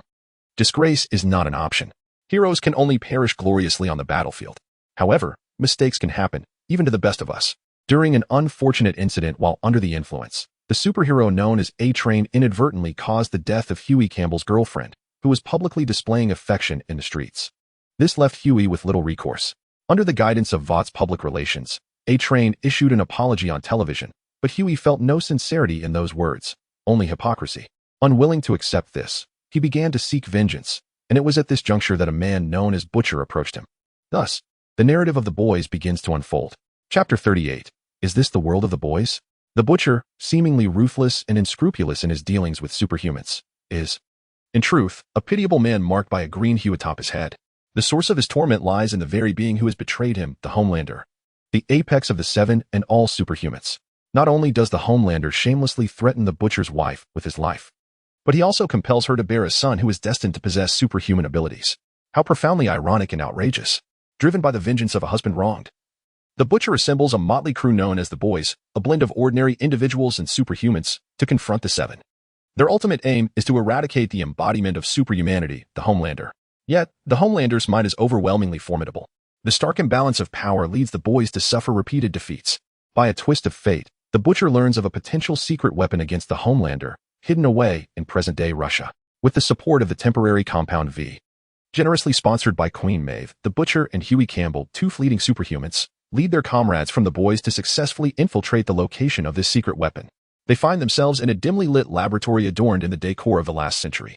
However, when the Butcher pries open the rusted lid of the weapon's container, he is astonished to discover not a weapon, but rather, Soldier Boy. He is alive. The expressions of the Butcher, Huey, Mother's Milk, and Frenchie reflect sheer disbelief. Only Kimiko, with her usual navette, tilts her head in curiosity at the striking man before her. Hey bro, I'm still alive. Surprised? After all, I'm Soldier Boy. Who dares to kill me? Who can kill me? You? Or you? A bunch of pathetic weaklings. Can't you see I'm not wearing any clothes? Your leather coat looks nice. It's mine now. Clad in nothing but a pair of super elastic fiber underpants. Leon, with a physique reminiscent of a Greek sculpture, breaks free from the confines of the iron coffin and strides menacingly toward the boys. His intent is clear. He desires the butcher's black leather coat and reaches out to seize it. Hey, brother, take it easy. There are corpses everywhere. You can easily take a uniform off one of them. The butcher gestures in retreat, but the relentless Leon seizes his collar, lifting him off the ground. I want this one. The sudden eruption of Leon's aggression sends a wave of tension coursing through everyone present. Through the temporary compound 5. Huey unexpectedly gained the ability of teleportation. In a flash, he found himself standing beside the butcher and Leon, naively believing he could pry Leon's hand apart. Let him go, Huey exclaimed while tugging at Leon. Huey, don't provoke him. The butcher, displaying a semblance of rationality, cautioned him, though his warning was evidently slower than Huey's newly acquired speed. Leon turned with intrigue, observing the gritting teeth and straining muscles of Huey, who was attempting to wrest Leon's hand free. Leon lifted the butcher's hand as if it were a hydraulic clamp, unwavering and resolute. The disparity in their strengths was glaringly apparent. Your bravery is commendable, but I am not addressing you. With that, Leon delivered a swift kick. Huey was nearly sent flying, doubling over like a cannonball, crashing through the wall. After which silence ensued. Huey, Mothermilk, Francie, and the butcher exclaimed in unison. The two in front hastily picked up the fallen guard's rifle, and from a distance of 4 or 5 meters, they unleashed a barrage at Leon's back. In response, Leon's eyes glimmered with a red hue, and 2 orange-red lasers shot forth, aimed directly at his eyes. Meanwhile, Kyoko took up Huey's mantle, continuing to pull at Leon's arm. Claws, teeth, elbows. She utilized every part of her body that could inflict harm. But could these attacks truly affect Leon? The answer was undoubtedly negative. After a prolonged assault lasting several seconds, Mothermilk and Francie's rifles ran out of ammunition. Subsequently, the butcher's laser eyes began to overload, forcing him to close them in resignation. Wow, what were those 2 beams just now? Glow sticks? They felt quite invigorating. Don't stop. Keep shooting. Hold on a little longer. I'm almost grasping the sensation. Leon shook the butcher impatiently, disregarding Kyoko, who was still biting at him, treating her merely as an accessory clinging to him. When the Black Cloak Patrol and others realized that Leon had not been harmed, and not a single hair on his body had been disturbed, they felt a mixture of profound hope and deep despair. How is this possible?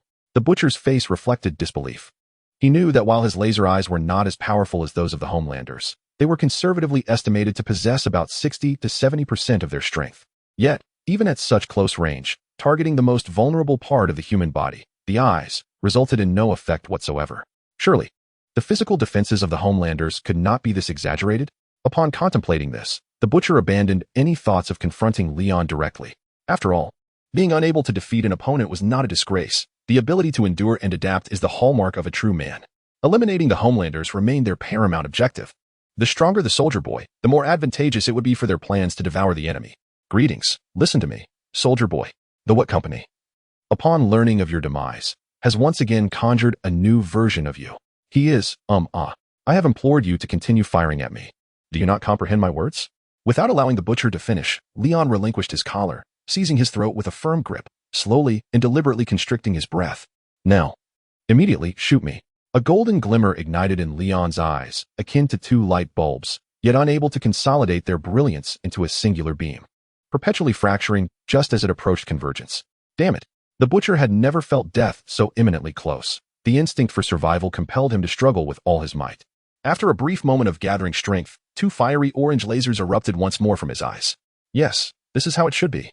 Leon delightedly absorbed the lasers emitted by the butcher with his gaze. During this process, the corners of his mouth could not help but curl upwards, feeling an overwhelming high. Chapter 39. Your approach ignites a restless fury within me. The butcher's expression twisted in agony as he emitted a suffocating howl. His eyes felt as though they were burning out, longing for the release of closure to escape the relentless assault of the laser.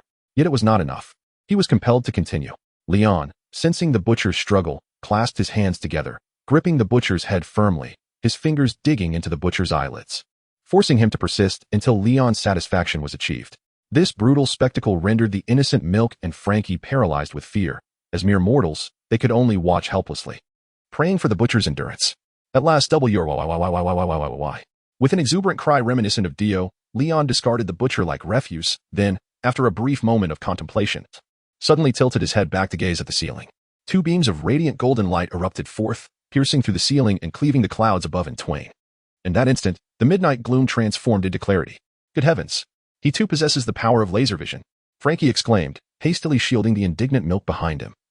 Realizing they had perhaps made a grievous error in judgment, what had been released was not merely a secret weapon capable of vanquishing the Nationals, but a demon even more terrifying than the Nationals themselves.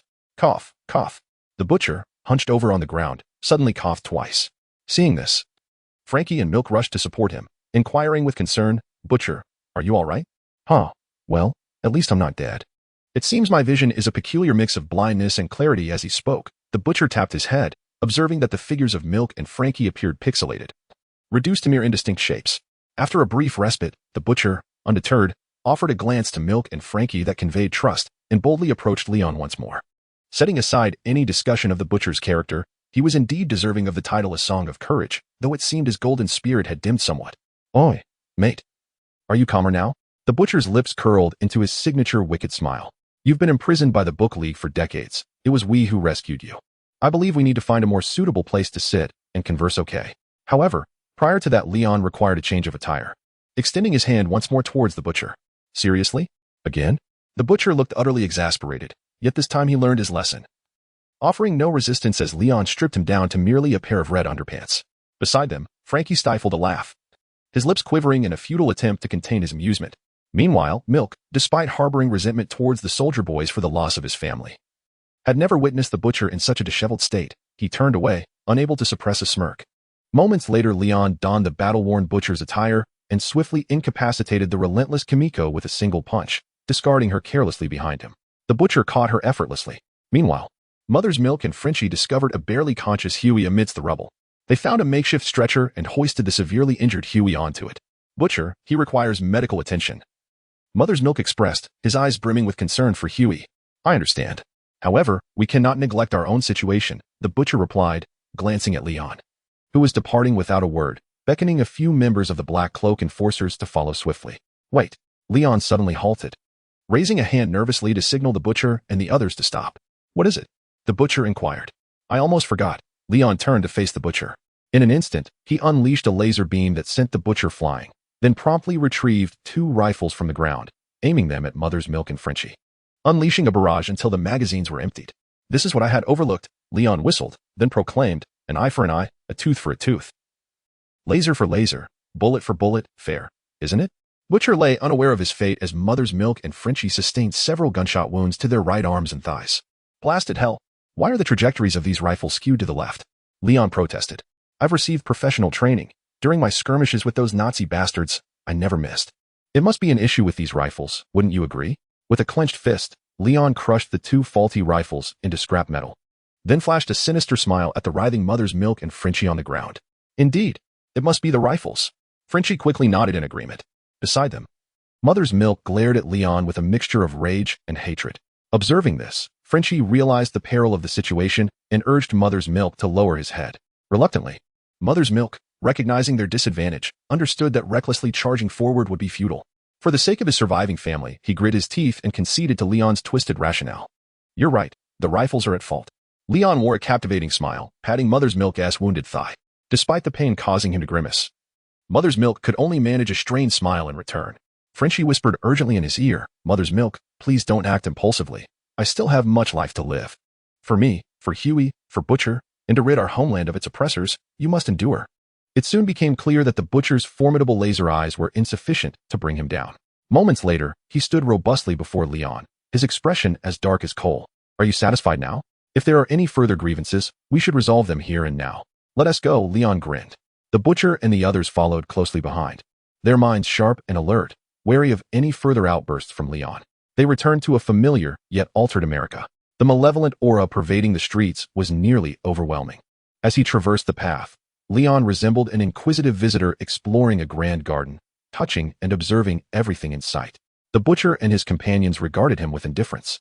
After all, in their eyes, Leon's understanding of the world remained anchored in decades past. However, the truth was that Leon was merely intrigued by the coexistence of superhumans and ordinary individuals, approaching the situation with a semblance of eagerness to learn. What he had witnessed on television was but a limited perspective, a mere glimpse into a vast reality. The actual world, it seemed, was far more fantastical. "Oh my God. The sight of you," Huey, approaching me ignites a fervor within me that I have never experienced before. Chapter 40. Even as the Black Cloak enforcers have entered the fray, the money-raising gentleman continues to exert his influence. Wait a moment. That feeble figure clad in a cloak, could it be the so-called Patriot you speak of? On the street. Leon pointed to a massive poster of the Patriot and turned to question the butcher and his companions. Indeed, the butcher nodded with a smirk as he approached Leon, saying with a malevolent grin, "After you were declared dead by the water group, he became the new you." Huh. Leon chuckled as if he had heard the most ludicrous joke, pointing at the butcher's hooked nose, and corrected him. "Mind your words, mate. I am the embodiment of water. No one can replace me, absolutely no one." With that, Leon strode purposefully in a random direction. The butcher and his companions exchanged glances, their faces breaking into smiles. They didn't care where Leon intended to go, they simply followed along. The more the soldier boy harbored disdain for the Patriot, the more favorable the situation became for them. Merely by opening a box for Leon, the Black Cloak enforcers suffered severe casualties, prompting the butcher and his allies to adopt a more cautious approach towards Leon. However, it seemed that as long as they did not provoke him and approached him with reason, there was a possibility of dialogue. Wasn't he that a given? Leon mused. He was not insane. Even the soldier boy himself was the only character who consistently adhered to the spirit of the contract throughout the narrative. This realization sent the butcher into a frenzy of joy. At least in dealing with the Patriot, he felt he had a 90% assurance of success. Due to the swifter intersection of the Black Cloak enforcers and Leon than in the original plot, Huey's temporary Compound 5 had yet to wear off. The ordinary hospital was ill-equipped to handle his injuries, so the butcher had no choice but to secure a lavish suite in a hotel for the grievously injured Huey. While Leon's room was conveniently next door. In Huey's room, the members of the Black Cloak enforcers resembled injured wolves, trembling as they licked their wounds under the intimidating presence of Leon the Lion. "Oh, Frankie, have you secretly indulged again?" Mother Milk winced in pain, casting a deeply resentful glance at Frankie, who was trembling uncontrollably due to his Parkinson's and was using tweezers to extract a bullet. "I have, but only a little. You know that stuff has anesthetic properties. I'm not reckless about it." Frankie made a gesture resembling a tiny galaxy with his fingers, offering a sheepish smile before suddenly intensifying his effort, plunging the tweezers deeper. "Damn it." Mother Milk cursed vehemently, his coffee-colored lips turning pale. Upon witnessing Frankie extract the bullet along with a significant chunk of flesh, he immediately rolled his eyes and fainted. It was both pain and frustration. The butcher sat alone by the window, shirtless, vigilantly watching the hotel's exterior while applying ointment to the burn that spanned from his left shoulder to his right lower abdomen, then bandaging it with white gauze. Huey lay on the only double bed in the room, clad in a hospital gown, his breathing gradually stabilizing. At least he was not destined to die just yet. Due to the extraordinary powers bestowed upon Huey from the temporary Compound 5 injection, which encompasses not only the standard enhancements of strength and endurance, alongside his unique abilities of teleportation and translocation, he also possesses a degree of self-healing. Leaning casually against the doorway, Leon toyed with his Desert Eagle, equipped with infinite ammunition. While questioning the members of the Black Cloak enforcers, "Have you truly been engaged in a covert struggle with that Patriot for quite some time? I believe I need to reconsider the prospect of collaborating with you." "Trust me, my friend," the butcher replied confidently as he stepped forward. "No one comprehends those bastards better than we do, nor dares to confront them more than we do. You were betrayed by the other members of the original superhero team, the Blood for Blood Squad, leading to your capture by the former Book League. The Insect Man was obliterated by missiles the moment you were apprehended, and gunpowder was recently dispatched by my hand. You needn't thank me, but the other 5 members remain alive, the Scarlet Countess, the TNT Twins, Mindstorm, and Obsidian. I shall assist you in extracting them one by one, allowing you to exact your vengeance upon them. This is my sincerity. Our only request is to add one more name to your list of retribution." "The Patriot?" Leon inquired, his brow raised, as he pointed a finger at the butcher. "Why him?" "Because you are not the only one seeking revenge."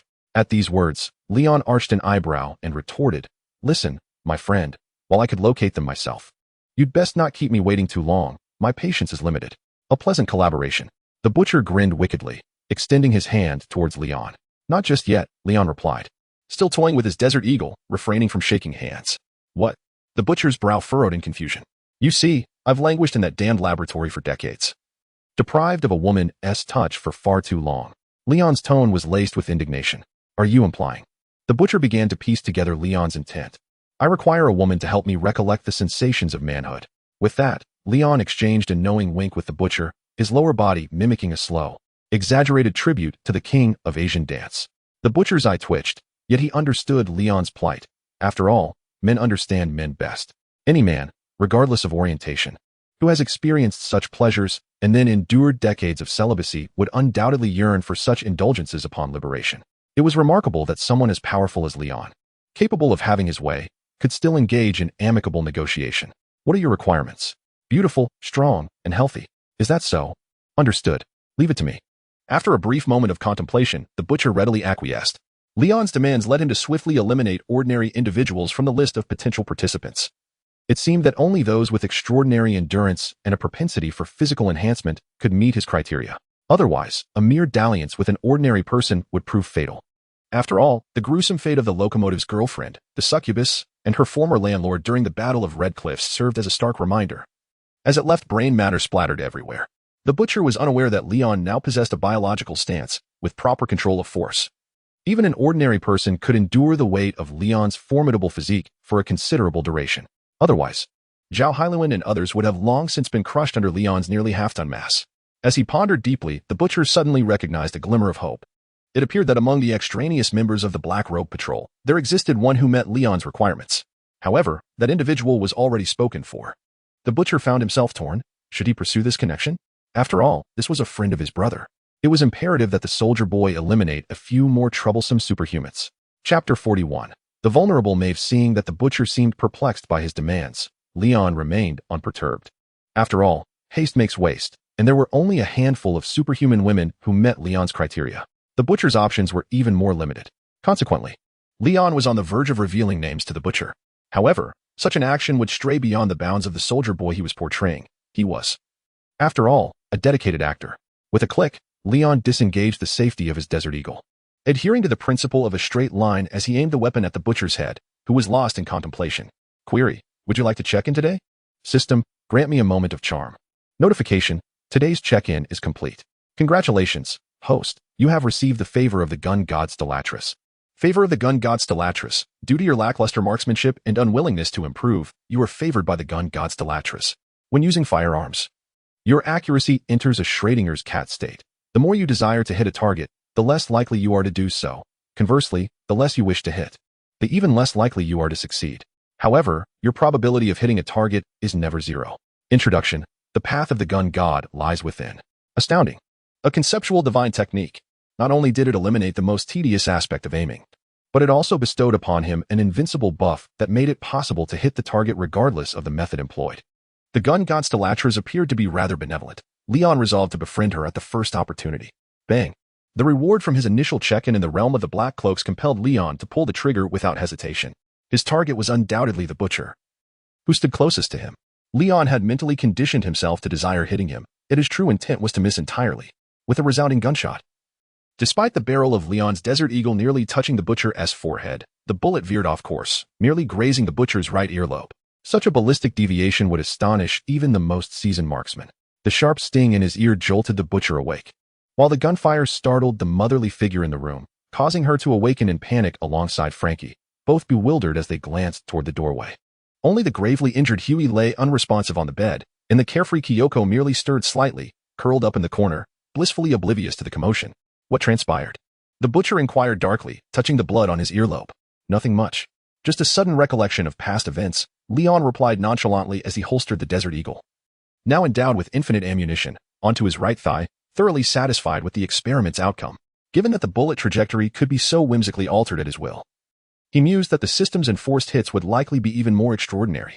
Leon even contemplated when he might find the time to fire a few nuclear rounds towards Thanos' home, reasoning that with enough attempts, at least one shot would surely find its mark. Regardless of the specifics of how it would achieve this, the probability remained resolutely non-zero. The mere thought of this matter brought an extraordinary sense of joy to Leon. It was simply too delightful. Well, seeing that Leon did not escalate the situation further, the butcher could only endure in silence, swallowing his grievances. At that moment, by the stairwell of the inn, a slender girl with golden hair tied in a single ponytail, wrapped tightly in layers of clothing with a mask obscuring her face, hurriedly approached the room where the others were. She disregarded the conversation between Leon and the butcher at the door and entered the room, removing her mask with a singular purpose as she approached Huey, who lay on the bed. "Oh my God!" Starshine exclaimed, her face filled with concern as she cradled Huey's pale, weakened cheeks in her hands. At the doorway, the butcher raised an eyebrow at Leon, who was scrutinizing Starshine, and then leaned in to whisper, "What do you think of her?" "Wow," Leon replied, momentarily taken aback. his eyes wide with surprise. Not to be rude, but you really are quite the good friend to Huey. To even extend a hand to a brother's friend is simply remarkable. Leon began to feel a sense of alienation from the crew of the Black Cloak Enforcers, realizing that when it came to the art of indulgence, the Butcher was indeed the master. Leon admired the Butcher's ruthlessness in achieving his objectives, merciless to enemies, steadfast to brothers, yet even harder on himself. Initially, this notion had not crossed Leon's mind, but now, stirred by the Butcher's suggestion, it seemed plausible. She was barely adequate, but her frail physique left much to be desired. Perhaps a fuller figure would suffice. If she were a tad older, that would be even better. After all, women are like fine wine. The older they become, the more exquisite they are. However, beauty remained a prerequisite. Leon concluded the conversation with a quote from the soldier boy, hinting at the obvious. If the Butcher failed to grasp whom he referenced, the existence of the Black Cloak Enforcers might as well be in vain. Leon was willing to engage in this game of make-believe, relishing its convenience, as finding someone to pursue on his own would be too tedious. And using force contradicted his principles. Where are you going? The Butcher inquired, observing Leon as he made his way toward the stairwell. Just going out for a breath of fresh air, and to retrieve my uniform and shield, Leon replied without turning back, merely gesturing a hand toward the Butcher. Upon leaving the inn, Leon meandered through a secluded underground parking lot. He briefly gathered his strength for a chest blast, unleashing a wave of radiation that disabled the surveillance cameras, and seized the opportunity to summon Arcee and his soldier boy ensemble from the system's space. Sorry to keep you waiting, my beauty, Leon said as he tossed the soldier boy outfit into the cockpit of Arcee's motorcycle mode, expertly mounting her waist and giving her rear a playful pat. Leon, can you be a little more serious and stop groping me? Although Arcee speaks in such a manner, she has grown weary of struggling. After all, Leon would not heed her words. However, Arcee still feels compelled to maintain a semblance of decorum, lest she find herself indistinguishable from Leon's other women. It is this very dynamic that they play with. Meanwhile, the Butcher, valuing swiftness in his endeavors, has departed the inn alone and discreetly made contact with Queen Maeve, a member of the current Seven. As previously mentioned, the Butcher's temporary compound V was supplied by her. They share a common objective, to confront the Supes. Thus, unbeknownst to others, the Butcher has established a connection with Maeve. What did you say? Soldier Boy is still alive. Upon being summoned by the Butcher and informed about Leon's revelations, Maeve felt as though her world had collapsed. The reason I chose to collaborate with you was to eliminate that bastard from the Supes. And now you tell me that you have unleashed an even more formidable menace than the Supes? For goodness sake. Chapter 42. Maeve's acknowledgement in a fit of rage. Maeve seized the Butcher by his collar, lifting him off the ground. Calm down, Maeve, she reminded herself. The soldier boy, unlike the compatriots, though both were scoundrels, possessed a sense of reason. He could undoubtedly assist us in eliminating the compatriots. The Butcher clutched Maeve's arms tightly, his face turning a shade of crimson akin to a liver, hastily explaining that his temporary Compound 5 was nearly expended. If Maeve were to throw him, he would be left either dead or severely incapacitated. You better be telling the truth. Maeve spat through clenched teeth as she hurled the Butcher onto the sofa. What price must you pay? Not I, but you, the Butcher replied with a wicked smirk. Me?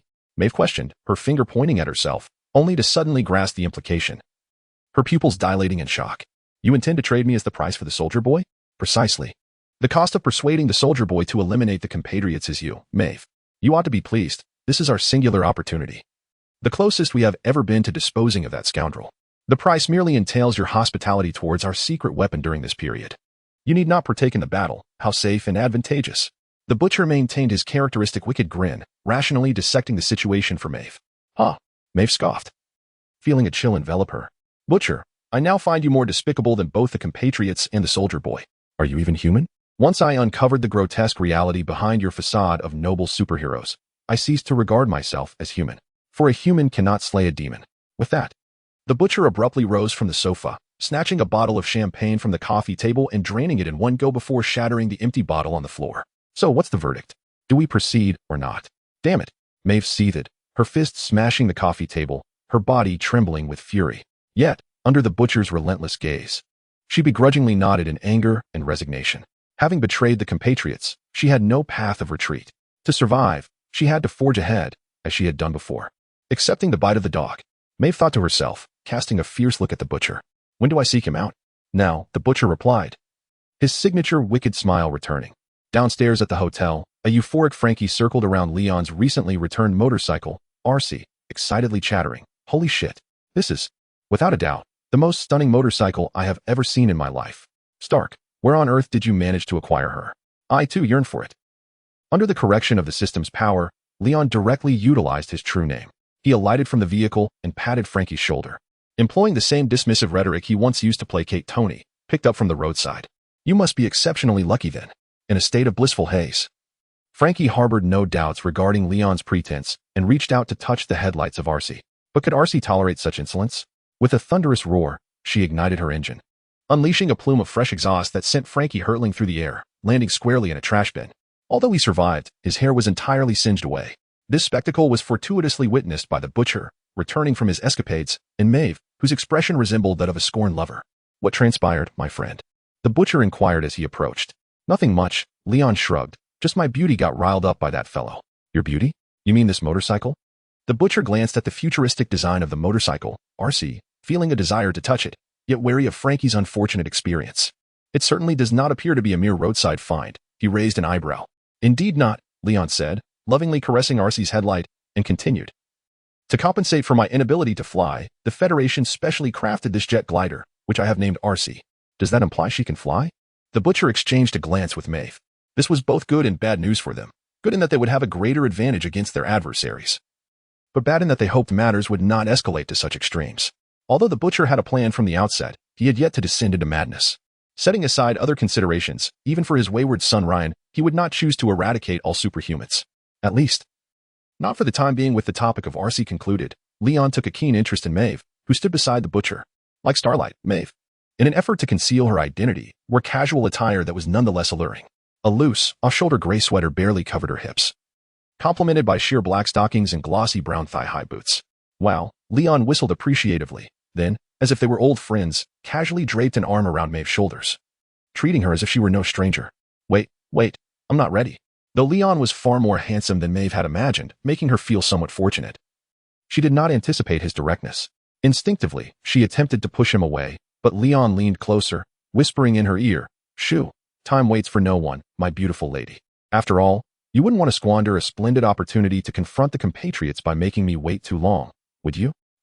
L.on.'s words left Maeve feeling somewhat perplexed, an inexplicable sense of disquiet settling within her. She quickly inhaled deeply to steady her emotions, then adorned her face with a composed, alluring smile, defiantly challenging, decades have passed. Are you still capable? Don't let it be said that you cannot even best a woman like me. Huh? Do you truly believe I am someone insignificant? I am, after all, a soldier boy, for heaven's sake. 25 hours later, the door to L.on.'s room swung open. Maeve leaned against the wall as she made her way to the restroom, followed by the butcher, who had been unable to sleep, his eyes heavy with dark circles. Upon entering the restroom, the butcher observed that despite the passage of time, Maeve appeared unperturbed and positively radiant, humming a gentle tune as she touched up her makeup at the sink. What do you think of him? The butcher asked, his expression somewhat contorted. Although he had no substantial relationship with Maeve, merely a partnership to deal with their compatriots, he felt an inexplicable sense of emptiness after the night had passed, reminiscent of the feelings he experienced when he first viewed the video of the compatriots and his wife. He is quite good, far better than I had anticipated. Oh, I refer to his character, of course, you understand the strength aspect, she continued, without glancing at the butcher by the restroom door, as she applied her makeup. A normal person? The butcher pondered her words deeply. Chapter 43, Avenger, Blood for Blood. Although Maeve initially resisted Leon's forthrightness, her reluctance faded after witnessing the sheer strength of his physique. She willingly chose to accompany him, as the man from her homeland was but a mere infant in comparison. Knock, knock, knock. The door to Leon's room was rapped upon. Come in. The door is unlocked. With a creak, the butcher entered. His eyes twitched as he beheld the countless peach pits scattered across the floor. Could he be so starved? If hunger struck, why not order takeout instead of gnawing on these? And where on earth did such a large box come from? The butcher's face was a canvas of confusion. During their brawl, Leon had acquired a large box of system-produced, ready-to-eat peaches, yielding a soft, smooth texture, succulent flesh, and a sweet, non-astringent flavor that slipped effortlessly into the stomach, reminiscent of Zhu Beiji's indulgence in ginseng fruits. Adhering to the principle of seizing the moment, Leon devoured the entire box in a single day. Maeve also partook, but it left her so overwhelmed that she would likely never wish to associate with the word peach again. After all, even the most delectable treats can become tiresome with excess. What is the matter? Leon, having risen, nonchalantly donned the butcher's super elastic fiber underwear and soldier boy ensemble in front of him. Sheesh, why are you only getting dressed now? The butcher instinctively scolded, quickly turning away, though he could not erase from his mind the vivid recollection that would haunt him forever. Was that really a human? Butcher. I do not wish to repeat myself, Leon stated flatly, yet the Butcher felt a constricting sensation akin to a serpent coiling around him. He hastily clarified. I have completely grasped the information regarding the Scarlet Countess and can lead you to her at any moment. Then what are we waiting for? Take me to that ungrateful wretch now. After Maeve, it was time to attend to serious matters. Leon would strike in the form of Soldier Boy, never forgetting that his prowess stemmed largely from the system. Without it, he would merely be a wealthy and handsome wastrel, possessing a clear self-awareness. In the late hours of the night, the Scarlet Countess, also known as the Crimson Lady, was engaged in a paid live stream from her modest rented cabin, entertaining her 779th VIP patron since the disbandment of the Blood for Blood team. She had resorted to utilizing her superhuman physique to engage in peculiar activities that catered to a specific clientele, thus sustaining her livelihood. Soon, urged by her mysterious VIP user, the Scarlet Countess retrieved a clandestine prop he had sent her for this very occasion from a delivery box. Across the video screen, he could hardly contain his anticipation. Outside the window, Leon, who had been enjoying the paid live broadcast for quite some time, turned to the Butcher beside him with a glint of interest in his eyes and proposed, How about we make a wager? What are the stakes? The Butcher inquired.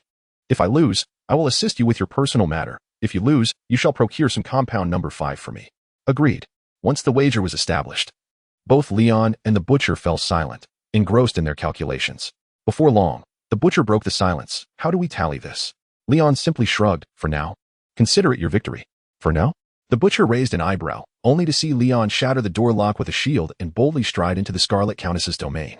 Wardlaw, is that really you? The Scarlet Countess, in a dogged position on her bed, turned to see Leon and appeared utterly horrified, panicking as she attempted to escape, only to find herself trapped. Oh, my dear, there is no God here. Only the Grim Reaper come to collect you. With that signature wicked smile, the Butcher followed Leon into the room and promptly obliterated the Scarlet Countess's live-streaming equipment with a laser beam. To complement Leon's actions, the Butcher dutifully injected himself with a vial of temporary compound number 5. Query, would you like to check in today? System, are you a brother or a sister? Ding, today's check-in is complete. Congratulations, host, you have acquired the Scarlet Countess's QQ item collection. The Scarlet Countess's QQ item collection. Description, there is nothing you can imagine that the Scarlet Countess does not possess. F-I-N-G squid. Leon cursed in frustration, exasperated that he had once again encountered such meaningless drivel. Leon, let me explain. Let go of me. You bastard. What are you doing? Hurry. Let me go. You have no idea how terrifying he truly is. The Countess of Deep Red trembled in panic, attempting to leap from the window, only to be firmly restrained by the Butcher, who had anticipated her move. She belongs to you now, boss. A wicked grin spread across the Butcher's face as he turned to Leon, who was seething with rage. Madam, you have truly disappointed me. Leon approached the bed and took control of the Countess's head from the Butcher's grasp. No, please, you devil. The Countess of Deep Red pleaded desperately, but Leon was utterly indifferent to her cries. He forcefully pried open her jaw and unleashed a piercing glare filled with wrath. Afterward, Leon's expression softened into an infectious smile as he turned to the Butcher. This means you have won, but I have not lost. So, regarding the wager, I will assist you in eliminating another target, and in return, you will secure compound number 5 for me. We both have promising futures ahead. Agreed. The Butcher eagerly accepted Leon's proposal, knowing that this would also secure a fate for the headshot girl. Chapter 44. The Ancestral Treasure of Fear. Under the supervision of the Homeland figure, and Ashley, Deep Sea, the then head of the Criminal Analysis Department, was scrutinizing the surveillance footage surrounding the residence of the late Lady Crimson after her tragic demise. Stop. Rewind 1 frame, the Homeland figure suddenly commanded. Yes. Deep Sea promptly complied, reversing the footage by a single frame, as the Homeland figure and Ashley leaned in closer, peering at the screen. The Soldier Boy. Having been influenced by the illustrious deeds of the Soldier Boy since childhood, the Homeland figure instantly recognized Leon, his expression transforming into one of profound rigidity. How is this possible? Deep Sea, with his fish-like intellect, ventured a hypothesis. The Soldier Boy presumably perished some 40 years ago. Could this be a case of role-playing or computer-generated effects? Shut up, Deep Sea. You have no idea what computer effects even are. Bolstered by the Homeland figure's support, Ashley, despite being an ordinary person, felt empowered to berate the inept Deep Sea. Both of you, be silent. The Homeland figure bellowed in anger, muttering under his breath. Look at his face, that is indeed him. What should we do now? Deep Sea inquired, feigning professionalism, though he was utterly perplexed by the implications of the Soldier Boy's reappearance for water and the Homeland figure. I do not comprehend. If the Soldier Boy is not dead, where has he been all these years? Why did he murder Lady Crimson? Were they not a deeply affectionate couple? Damn it. Gazing at the surveillance footage, where the Soldier Boy appeared to be playfully winking at the camera, Ashley felt a wave of dread wash over her. Fearing that the Homeland figure might notice and hold her accountable, she hastily suggested, regardless of the truth, we control nearly all news resources. I will call the Water News Department to announce that we have apprehended the soldier boy. Be quiet, Ashley. The Homeland figure gritted his teeth, eyes ablaze with fury. Do you wish to inform the world that the soldier boy, the epitome of heroes, has risen from the dead and murdered the former Lady Crimson, who was once his beloved? Before my time, he was the very embodiment of water, and his statue still stands in front of the water building. Ashley, look into my eyes. Tell me. I am so sorry, Homeland figure. It was my oversight. Ashley replied, meeting the Homeland figure's gaze. Tears welling in her eyes, her voice trembling with fear. Though anger surged within him, the Homeland figure ultimately restrained his fury, refraining from executing Ashley. For whom else could he rely on for assistance? Deep Sea, the blundering fool? Damn it. Is there not a single individual in this entire company who can match my intellect and dedication? Oh my God. The Patriot, consumed by anxiety, felt a single strand of hair fall from his head as his hands restlessly tugged at his locks. Should news of the soldier boy's survival reach the outside world, it would spell doom for what? And for me as well. Damn, how could such a calamity befall me? It is utterly unjust. This is profoundly unfair. The Patriot staggered to one side, leaning against the wall, murmuring incessantly, his anxiety so intense that he experienced a ringing in his ears. Meanwhile, Deep Sea and Ashley exchanged glances, having never witnessed the Patriot in such a state of panic and fear, not daring to utter a word. After a long pause, the Patriot regained his usual haughty demeanor, though his voice trembled as he pointed at Deep Sea and Ashley, saying, Listen, I will take full responsibility for this matter. I will find him, and I will kill him. As for you, my friends, you must destroy all recordings. No one must see them. If he fails, it will be you who suffers. With reddened eyes, the Patriot glanced at Deep Sea and then at Ashley. Without waiting for their affirmative response, he urgently called upon the ever-silent Shinsei, who had been pretending to be invisible, and they left the criminal analysis department. Upon exiting, the Patriot could not restrain his curiosity and asked Shinsei, the former teammate of the soldier boy, why did the soldier boy kill Countess Crimson? Yet, Shinsei remained resolutely silent. Very well, the Patriot conceded, not pressing Shinsei to speak, but suddenly feeling comforted as he patted his shoulder. Shinsei, you are my true mentor and friend. I am grateful to have you by my side to face this together. Honestly, others like Deep Sea and the likes of Train are nothing but a pile of rubbish. You are the only one I can rely on. When he uttered these words, the Patriot spoke from the heart. Shinsei, as a veteran from the era of blood debts, had accompanied the Patriot throughout his life under the arrangement of the What Group, almost like a father to him. However, just after parting ways with the Patriot and stepping into the elevator, Shinsei extracted the What locator from his arm with a small dagger and casually tossed it to a nearby female employee who stood there in shock. Indeed, he was preparing to flee. Shinsei was acutely aware of the soldier boy's ruthless nature, and he dared not linger any longer within the What Group. Fleeing might offer a chance at survival, but remaining would undoubtedly lead to his demise. Meanwhile, having dealt with Countess Crimson, Leon and the Butcher had returned to their temporary base at the hotel. As Leon was about to enter his room to rest and wait for the system cooldown, he was intercepted by American Sweetheart. You don't need to search for Shinsei, but he generally stays in the What building except when on missions, making it difficult for him to be alone. I suggest you first tackle the TNT twins and Mindstorm. I have gathered sufficient intelligence on them. Very well. I shall rest for a moment. Call me when you find someone. Just then, Starlight, emerging from Huey's room, halted Leon. Is there something you need, American Sweetheart? Leon approached Starlight, towering over her by a head, his formidable physique reminiscent of ancient Greek sculptures, instilling an overwhelming sense of pressure. The stark contrast in their immense sizes and strengths made Starlight swallow nervously, yet she mustered the courage to confront him. You harmed Huey. Oh, indeed. Leon readily acknowledged, then sidestepped the slightly bewildered Starlight to greet Huey, who was propped against the headboard of the bed, having just regained consciousness. My friend, how are you faring now? I suppose I'm all right, at least not dead, Huey replied, his throat tightening in anxiety as he faced the man who had nearly ended his life, his expression betraying discomfort. As long as you're not dead, that's what matters. I owe you an apology, Huey. Apology? No. After the locomotive incident, Huey had developed a near PTSD reaction to the word apology, feeling as if Leon harbored ill intentions, and he quickly declined. No, this is something you deserve, my friend. Leon persistently approached the side of Huey's bed, his demeanor serious as he expressed remorse. You know I was imprisoned by those scoundrels for far too long. I did not intend to inflict harm upon you. I merely sought to assist my comrades in escaping, with no intention of causing you injury. This apology is well-deserved, Huey. I am not a villain. Chapter 45. Leon, I am a good person. I am not a bad person. Leon gazed sincerely at Huey. Upon witnessing this, Starlight, who had intended to hold Leon accountable, felt a wave of hesitation wash over her, dissuaded from being confrontational towards someone who had genuinely apologized to Huey. Instead, her face wore an expression of disbelief as she silently mouthed to the butcher, "Are you kidding? Is he truly the soldier boy? Wasn't he supposed to be a good person?" Starlight had never encountered a superhuman with such an ordinary demeanor. With looks so striking, how could he possibly be a villain? Surely, he must have been wrongly vilified in the past. Who knows? The butcher shrugged, merely smirking without uttering a word. To be honest, he too began to question the veracity of the information Mallory had provided regarding Soldier Boy. After all, there had yet to be any concrete evidence proving Soldier Boy to be a scoundrel. It was all merely Mallory's word, devoid of any video or audio documentation. The events were too distant in the past.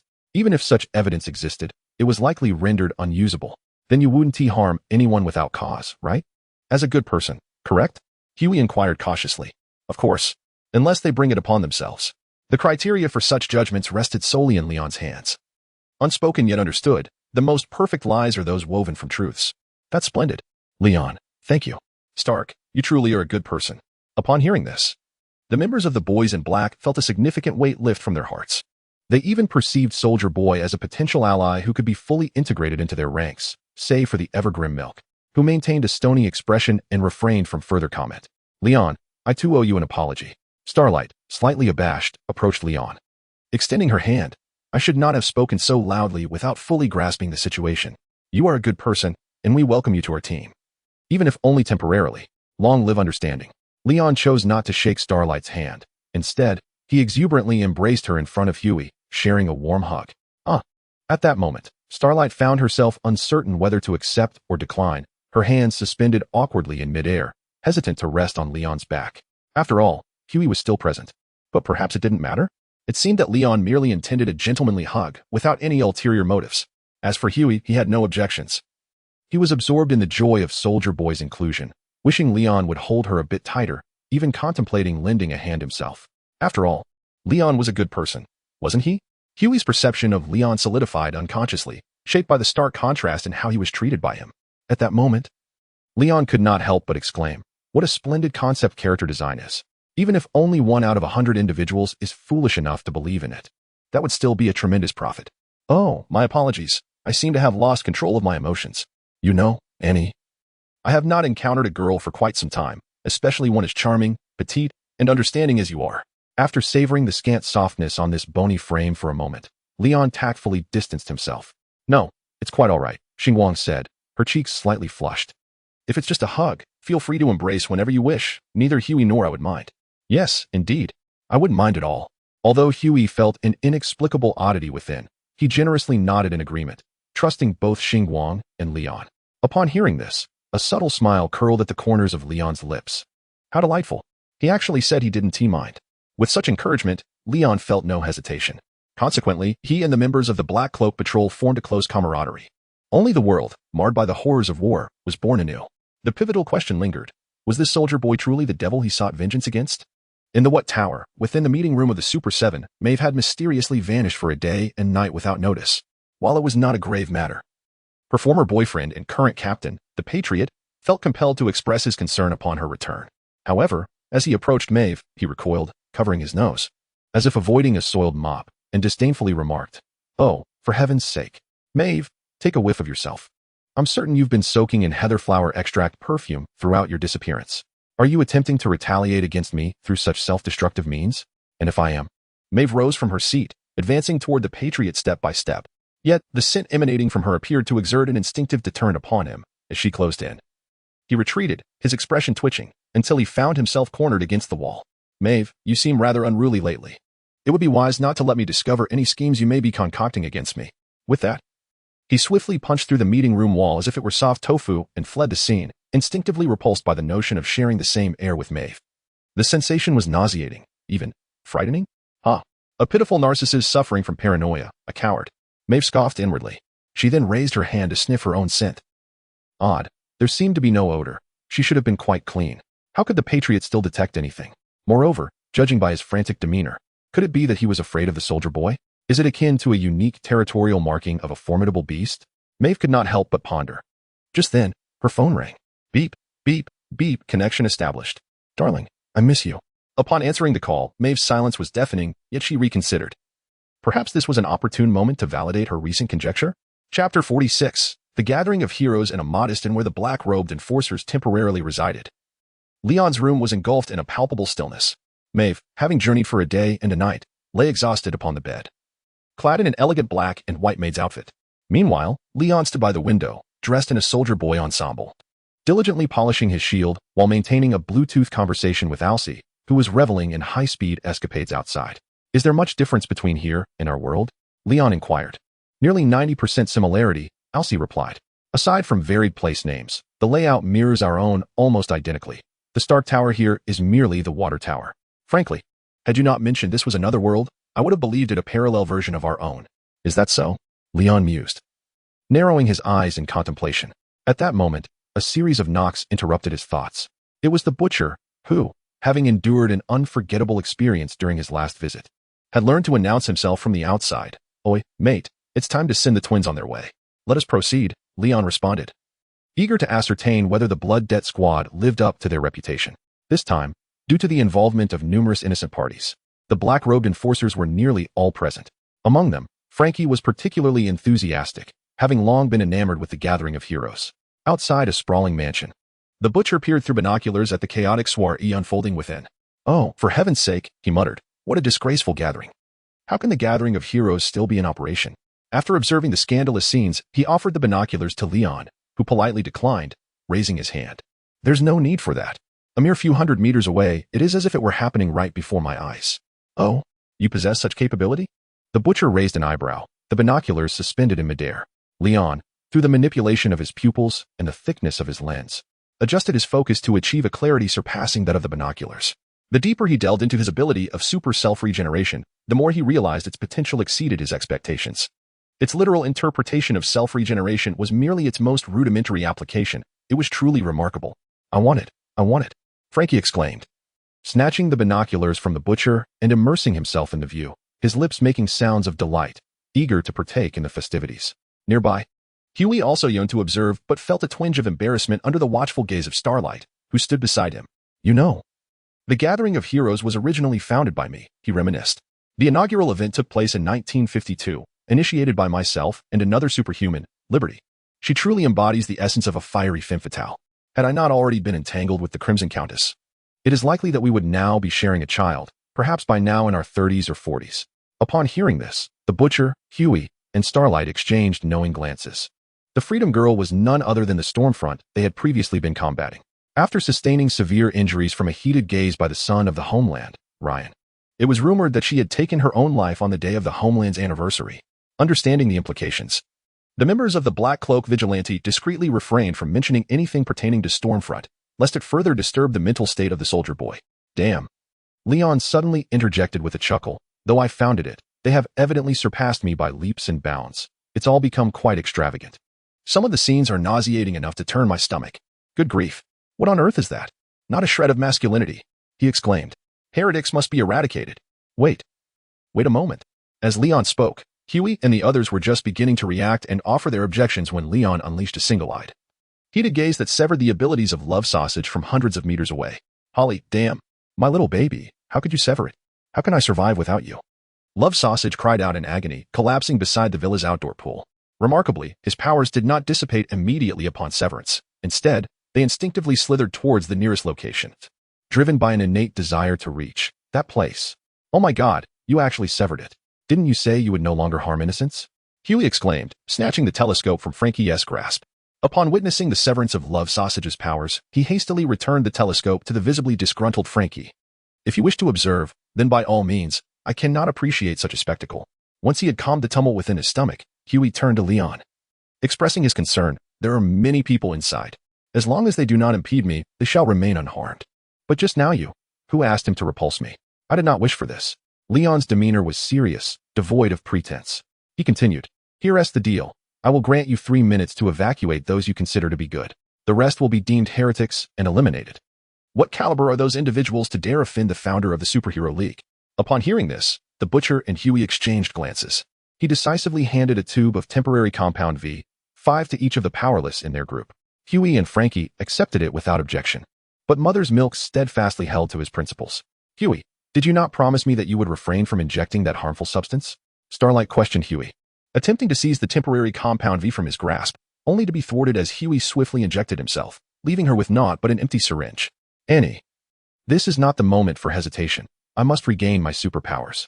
As Huey relished the resurgence of his extraordinary abilities, he explained with heartfelt reasoning, in order to expedite the evacuation of those innocent civilians and superhumans, my teleportation power is imperative. Damn it, this is a one-time occurrence. There will be no second chance. Having already injected himself, Huey's decision was irrevocable, and despite Starlight's reluctance, she had to concede, for Huey's reasoning held merit. Time waits for no one. Given Soldier Boy's unwavering commitment to the pact, when he stated 3 minutes, it was a certainty, neither a second more nor a second less. Chapter 47. The spirit of the contract. In order to ensure mutual support, the members of the Black Cloak Enforcers chose to pair up. Huey was teamed with Starlight, while Butcher partnered with Frenchie. It is worth noting that upon his initial injection of the temporary compound V, Frenchie not only gained the fundamental enhancement of superhuman physical abilities, but also awakened a unique personal power, immunity to toxins. As for how Frenchie came to realize his newfound immunity, it was because he had secretly indulged in some drugs prior to their departure, seeking to invigorate his mind and uplift his spirits. However, after awakening his superpower, the stimulating effects of the substances vanished in an instant. Leon speculated that it was Frenchie's excessive drug use that had led to a peculiar resistance, which the temporary compound V transformed into a superpower. One could only say, what a talent. Naturally, the remaining members, including Milk, paired up with Leon, waiting outside the manor for favorable news. As for Kimiko, due to the necessity for communication in this mission, the Black Cloak Enforcers decided not to include her and instead entrusted her with guarding their home. Before the Black Cloak Enforcers set out on their mission, Leon pulled Butcher aside. Hand me a vial of that stuff, he requested. Why? You don't need it. Butcher replied, tossing Leon a vial of the temporary compound V. Leon caught it and, in a casual motion, allowed Butcher to see Milk not far behind him. I don't need it, but he does. What if he inadvertently provokes me, and I end up accidentally killing him? If possible. I would like to be a good person. This is for his safety. That makes sense, Butcher conceded. He recognized the potential for such a scenario, placing his trust in both Milk and Leon. After Butcher departed, Leon returned to Milk, who was observing the manor's conditions through a telescope. Hey, bro. It's just the two of us now, Leon said with a smile. You seem to have some grievances with me. Perhaps we should take this opportunity to clear the air. After all, we are now part of the same team, and such barriers are unprofessional. Upon hearing this, Milk lowered the telescope and turned to face the soldier boy he felt compelled to despise yet found himself unable to do so. You killed my family. Which one? Leon inquired. All of them from the past. Well, I honestly can't recall a single one, Leon replied, speaking the truth. For he was merely a figurehead and not the actual soldier boy. Here it comes again, that dissonant feeling. Milk's heart was a tumult of emotions. The enemy stood before him, yet he felt an inexplicable emptiness within. Hey, bro, listen to me, Leon said, placing a reassuring hand on Milk's shoulder. Perhaps the one who killed your family was a scoundrel disguised as me, committing vile acts. After all, when one gains notoriety, controversy often follows. It is a common tactic employed by certain detractors to malign my character. Stark, you rascal. The intertwining of past memories with present images led to a burgeoning doubt within Mother Milk regarding the veracity of Leon's words. The distinction blurred. He truly could not discern the truth. Damn it, what is real? A piercing headache gripped him, and in frustration, he struck the ground with a fist. Observing this, Leon smirked, tossing the temporary compound number 5 he had procured from the butcher at Mother Milk's feet. Bro, I believe this is what you need right now. Some matters cannot be unraveled solely through contemplation. You have restrained yourself for far too long, and what you require now is an outlet. Once you have in it, perhaps clarity will follow.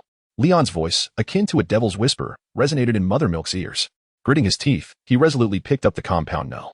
5 and plunged it into his carotid artery, seeking the quickest and most potent effect. With the injection of the compound.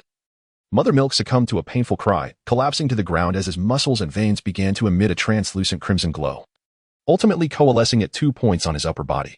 In a climactic moment, beams of light, reminiscent of the butcher's heat vision, erupted uncontrollably. Bang, bang. The 2 camphor trees behind Leon fell with a crash. TSK. The awakening of this compound number 5 superpower is alarmingly homogeneous, and the laser emitted leaves no desire for admiration. Leon had anticipated that someone like Mother Milk, who harbored a strong aversion to superpowers, would awaken with remarkable abilities, given the examples of the Butcher and Huey. However, reality proved him mistaken. Nonetheless, it made a certain sense. The Butcher despised the homeland. Thus his superpower manifested as similar laser eyes. Huey loathed the locomotive, resulting in an alternative speed, teleportation. Mothermilk, harboring disdain for Soldier Boy, awakened a power he humorously dubbed Chest Cannon's sister, which Leon referred to as Chest Surge. Although Leon seemed not to have witnessed Mothermilk unleash the chest cannon before. Leon, dear brother, the appointed time has arrived. A delightful ringtone from a kindergarten class echoed through Leon's Bluetooth headset. With a grin, he gestured to the transformed Mothermilk, now a temporary superhero, saying, the playtime ends here. Let those inherently wicked superhumans feel the pain now. Mothermilk, his expression darkened, nodded emphatically. He felt an unprecedented surge of strength, determined to make those superhuman scoundrels kneel and sing of their submission.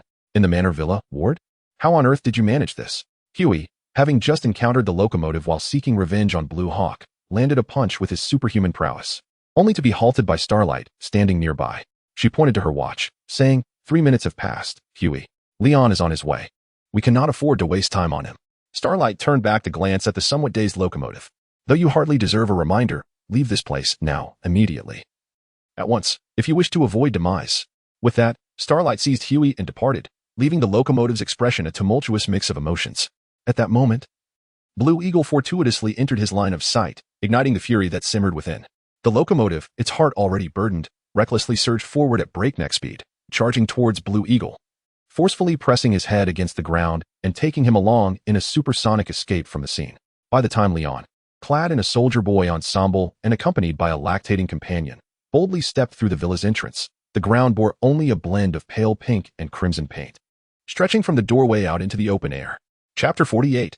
Elon, God is a Girl. As Elon and Milk entered the villa, they were greeted by the butcher and his companions, who had gathered in anticipation of Elon's punctual arrival.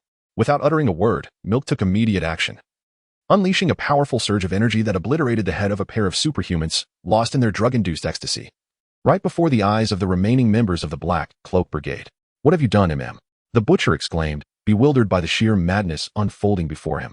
A wicked grin spread across Milk's face, reveling in the chaos. Elon, observing the scene with a sense of detached amusement, couldn't help but think how entertaining it was. At that moment, Elon caught sight of a familiar figure near the window, nearly naked and clutching a plastic bag containing an octopus, preparing to leap from the window in a desperate escape. With a swift motion, Elon unleashed a photovoltaic shockwave, propelling the intruder and half the wall out into the open air. He then signaled to Huey, who promptly activated his teleportation abilities to retrieve the body from outside the villa. Elon, how do you possess my powers? The members of the Black Cloak Brigade, astonished by Elon's display of a new ability they had never witnessed before yet found eerily familiar, exchanged bewildered glances. Starshine, feeling increasingly close to Elon, boldly inquired, Dear, I can do far more than you can imagine. With a charming smile, Elon stepped closer, skillfully wrapping his arm around Starshine's slender waist. Leaning in, he whispered in her ear, If you wish to learn, come to my room tonight, and I shall teach you how to further harness your abilities, just like this. With that, Elon raised his hand, directing his palm towards a trembling superhuman termite, no larger than an ant, cowering in the corner of the villa's hall. With a resounding blast, he unleashed a concentrated beam of golden light, a stark contrast to the earlier shockwave. This focused assault obliterated the termite into ash, leaving behind only a small, molten crater in the wall. Just then, Huey returned with Deep Sea and his octopus girlfriend, Timothy, having teleported back into the villa's hall. Seizing the opportunity, Starshine quickly pushed Elon away, her cheeks flushed, and turned her back to them as Huey glanced over, noticing the slight redness in her previously pale neck. The other members of the Black Cloak Brigade were in a state of contemplative silence, absorbed in their own thoughts. And Huey, unaware of the tension, excitedly tossed the semi-conscious Deep Sea at Elon's feet. What do you intend to do with him, Elon? Huey inquired eagerly. And what is your perspective? Leon has presented Huey's predicament to Starlight, and among them, she possesses the most authority and insight regarding Deep Sea, given their tumultuous past. Although Starlight is bewildered as to why Leon would direct the question towards her. She recalls the bullying she suffered at the hands of Deep Sea when she first joined the Seven. Fortunately, with the assistance of Queen Maeve, another woman, she managed to avoid the worst of it, yet a surge of anger still swells within her. Starlight raises her leg and delivers a swift kick, shattering Deep Sea's lower body, then turns to Leon and suggests, this is the retribution he deserves, though his crimes do not warrant death. He is merely a fool with a cloudy mind. Let us allow him to leave, shall we, Leon? Starlight casts a slightly pleading gaze towards Leon. As you wish. American sweetheart, Leon replies, bending gracefully to take Starlight's hand and bestowing a gentle kiss upon her knuckles. Such gestures do not offend Starlight, rather, She beams with appreciation for Leon's understanding. Huey, nearby, shares the same sentiment, believing that Deep Sea's fate should not be death. Incapacitating him would be the most fitting punishment for his past misdeeds. However, it seems Leon has discerned Huey's hidden thoughts, for he releases Starlight's hand, stands upright, and states calmly, "Yet, do not allow momentary kindness to compromise your own dignity. Within reason, we should pursue what we desire." With that, Leon strikes Deep Sea's not-so-bright head with his shield, the gruesome spectacle leaving Huey in shock. Starlight, too, turns her head away, unwilling to witness Deep Sea's plight, though she feels a sense of satisfaction within. "Oi, the one you seek is over here," the butcher calls out, approaching a doorway, shaking his head at Leon. Leon nods, shield in hand, walking towards the room, without concerning himself with the reactions of the remaining members of the Black Cloak Patrol. They are not worthy of his regard. Inside the room, the TNT twins are securely bound by the butcher. As Leon enters, they gaze at him with sheer terror, struggling fiercely, but to no avail. "Hey, kids, I'm back," Leon greets them as though they are long-lost friends, removing the lollipops that had silenced them. Leon. The TNT twins, upon regaining their ability to speak, are instantly in tears, pleading, "We swear to God, we are not to blame for that incident in Nicaragua." "Oh, how delightful." Leon raises an eyebrow, his face adorned with a mocking smile as he responds, "You two have assured me that God is merely a deceitful harlot." Query, should today's check-in be conducted? System, you are my God. Ding. Today's check-in is complete. Congratulations, host, you have received the endless firecracker. Damn, once again such trash. Leon truly found himself at odds with the Blood Debt Redemption Squad. It truly isn't our fault. Leon's sudden outburst left the TNT twins feeling utterly despondent, prompting them to plead for mercy. "Then tell me, whose fault is it? Speak, and I assure you, I shall grant you a reprieve." As he spoke, a captivating smile adorned Leon's face. "It's Shinsei. Indeed, it was he who forced our hand. He is the one who betrayed you to the Russian poet. Please, Leon, for the sake of our shared past, spare us." The TNT twins clung to this lifeline, desperately casting blame upon Shinsei. Despite his already dark disposition resembling that of coal. "Shinsei?" Leon inquired, confirming their claim, to which the TNT twins eagerly nodded in agreement. Leon couldn't help but let out a cold chuckle. Without Water's backing, Shinsei wouldn't dare to utter a word in my presence. However, since you have confessed, I shall honor my word and spare you. Disappointed, Leon turned away, casting a knowing glance at the butcher before exiting, disinterested in the unfolding events. Thank you. Thank you so much. Leon, you are a good man." The TNT twins had not anticipated that Leon would genuinely consider sparing them. The relief they felt was overwhelming, prompting them to weep with gratitude. They hurriedly turned to the butcher, issuing commands. "Leon has said he will spare us. Hurry and come untie us." In response, the butcher sauntered over to the TNT twins with a wicked grin, shaking his head. "He may have spared you, but I never promised to do the same." What? The butcher's words caused the triumphant smiles of the TNT twins to falter as they attempted to assert their former camaraderie with Leon. "We are his former teammates. How dare you?" Before the TNT twins could finish their protest, the butcher unleashed a deadly gaze, sending them to meet their maker. TCH, what a pair of fools. Utterly lacking in perception. It seems Leon is the only sane individual in the Blood Debt Redemption Squad. If the remaining member, whom I have never encountered, is indeed as deranged as the rest, my suspicions about Mallory's information regarding the soldier boy have only deepened. Chapter 49. Starlight. I fear that Huey might misunderstand. Afterward, Leon and the thoroughly corrupted Mothermilk almost split the spoils equally. In this mansion, where the TNT twins hosted the gathering of extraordinary heroes, all the superhuman scoundrels remaining were completely expelled. Oh no, exterminated. As Leon gazed upon the estate, now utterly transformed into a desolate ruin, he shook the bloodstains from his shield and turned to the members of the Black Cloak Enforcement, remarking, "This commotion has stirred quite a ruckus. And having taken the life of a member from the Superhuman 7, I suspect the patriot you need me to confront will soon arrive. Isn't that preferable?" Butcher stepped forward, eager to propose, "Why don't we collaborate and lie in wait here, then swiftly eliminate him, continuing with our previous agreement?" Butcher, are you instructing me on how to proceed? Leon's expression remained impassive as he regarded the overly enthusiastic butcher. No, you are the boss. Your word is final. Under Leon's cold, lifeless gaze, Butcher's previously fervent excitement rapidly waned into clarity. "It is not yet time for that, Butcher. We agreed that you would assist me in seeking blood for blood, and in return, I would deal with the patriot. Furthermore, I have a habit of savoring the best dishes last during meals. Thus, do not attempt to instruct me, Butcher. I have warned you before. This is the last time." Leon pointed at Butcher's hooked nose, enunciating each word with precision. "I understand." Butcher nodded, drenched in sweat, fully aware that he had narrowly escaped the clutches of death. After Leon and his companions dealt with the TNT twins, they returned to the inn that served as a temporary base for the Black Cloak enforcement. Shortly after Butcher stepped outside, he returned to seek Leon once more, as he had hit a dead end in his investigation of Mindstorm. Bro, you must understand that Mindstorm, capable of hearing everyone's thoughts, prefers to reside in secluded locations. For this reason, he has purchased dilapidated cabins in many remote areas, wandering aimlessly around them like a lunatic. Leon spoke without turning, engrossed in a vintage color television set from the last century, gripping a game controller as he engaged in a remote battle with Arcee and King of Fighters 97.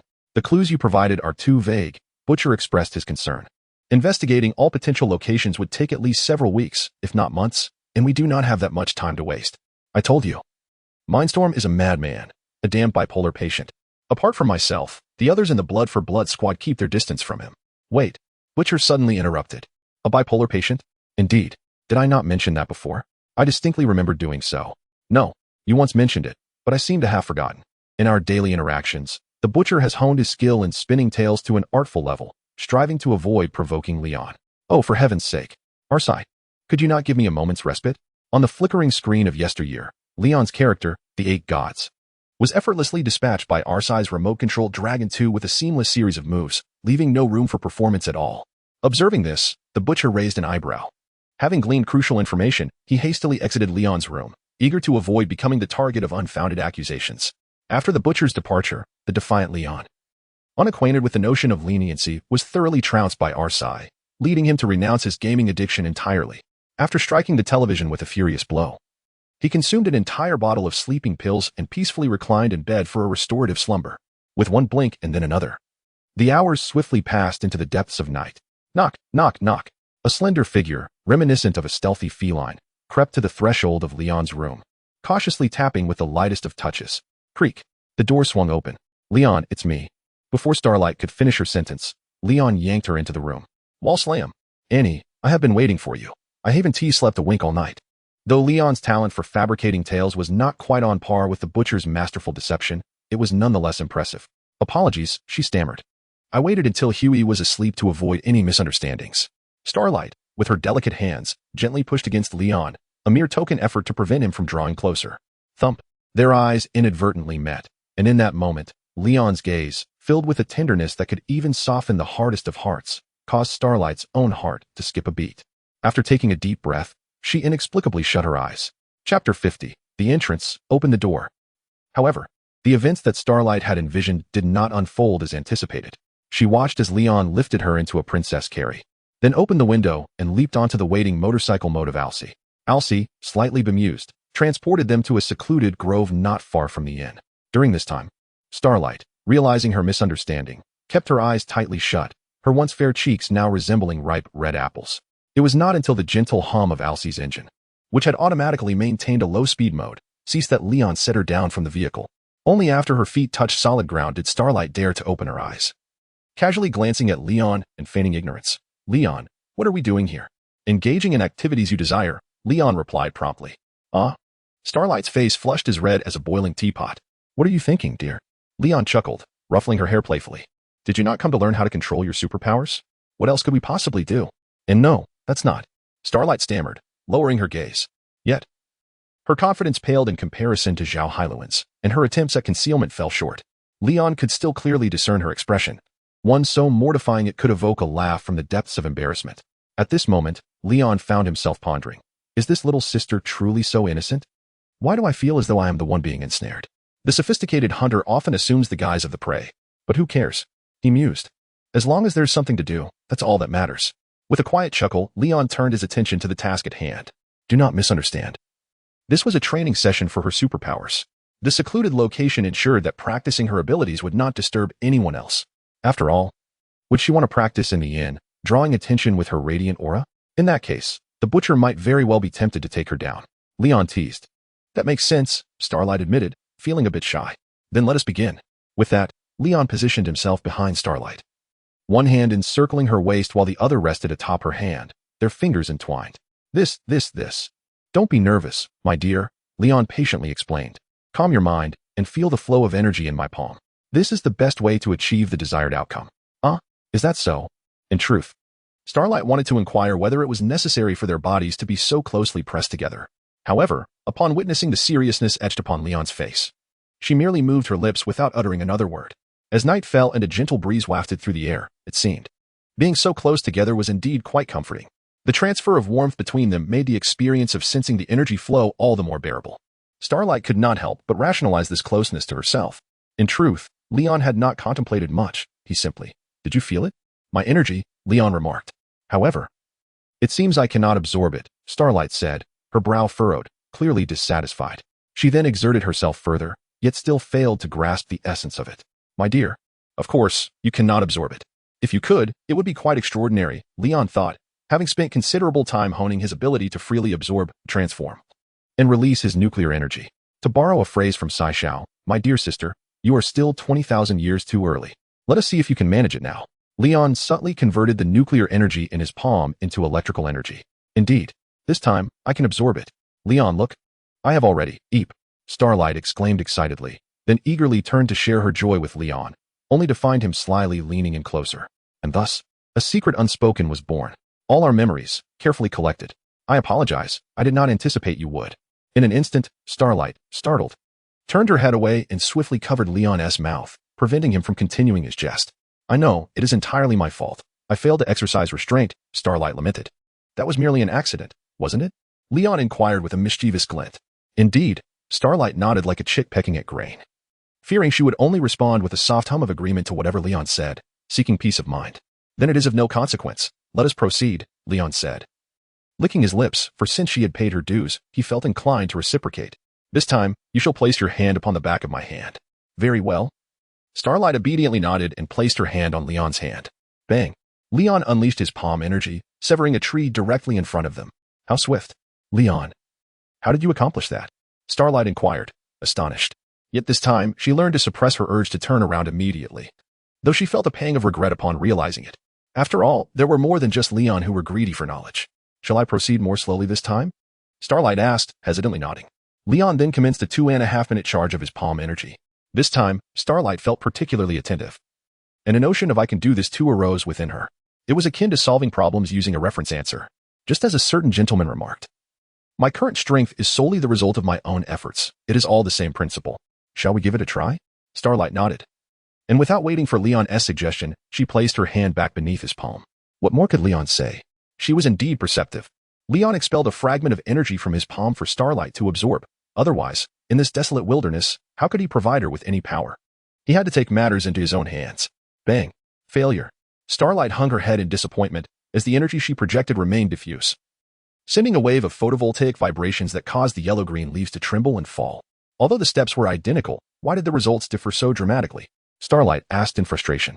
"Don't worry, I'm here with you," Leon reassured, gently ruffling Starlight's hair, then leaning close to her ear, whispering softly, "Annie, as long as you wish. No matter how long it takes, I will be by your side." Starlight, touched, murmured in response, gradually losing herself in the moment. The two resumed their practice until an unexpected incident occurred. Starlight mismanaged her powers, inadvertently triggered by Leon slightly over-exhaling the energy from his palm. To their astonishment, Starlight began to float slowly upwards, only to quickly lose her momentum and plummet back to the ground. "Ah, Leon, I'm going to fall." "It's all right, Annie, I've got you," Leon assured, executing a slide similar to Tony's heroic catch during a crash, using his own body as a cushion for Starlight. However, this time, the situation was less stable. Both Leon and Starlight found themselves in a precarious predicament. One was too cunning to maintain balance, while the other completely forgot her superhuman resilience. In any case, it was a repeat of fate. 3 hours later, her friend arrived. Suddenly, a notification from Leon's Bluetooth headset alerted him to the presence of Arcee in sentry mode. A smirk played on his lips, unperturbed.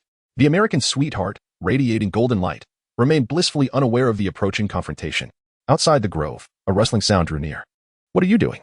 Huey, having awoken to find Starlight missing, followed the trail of light and discovered her glowing presence behind a tree.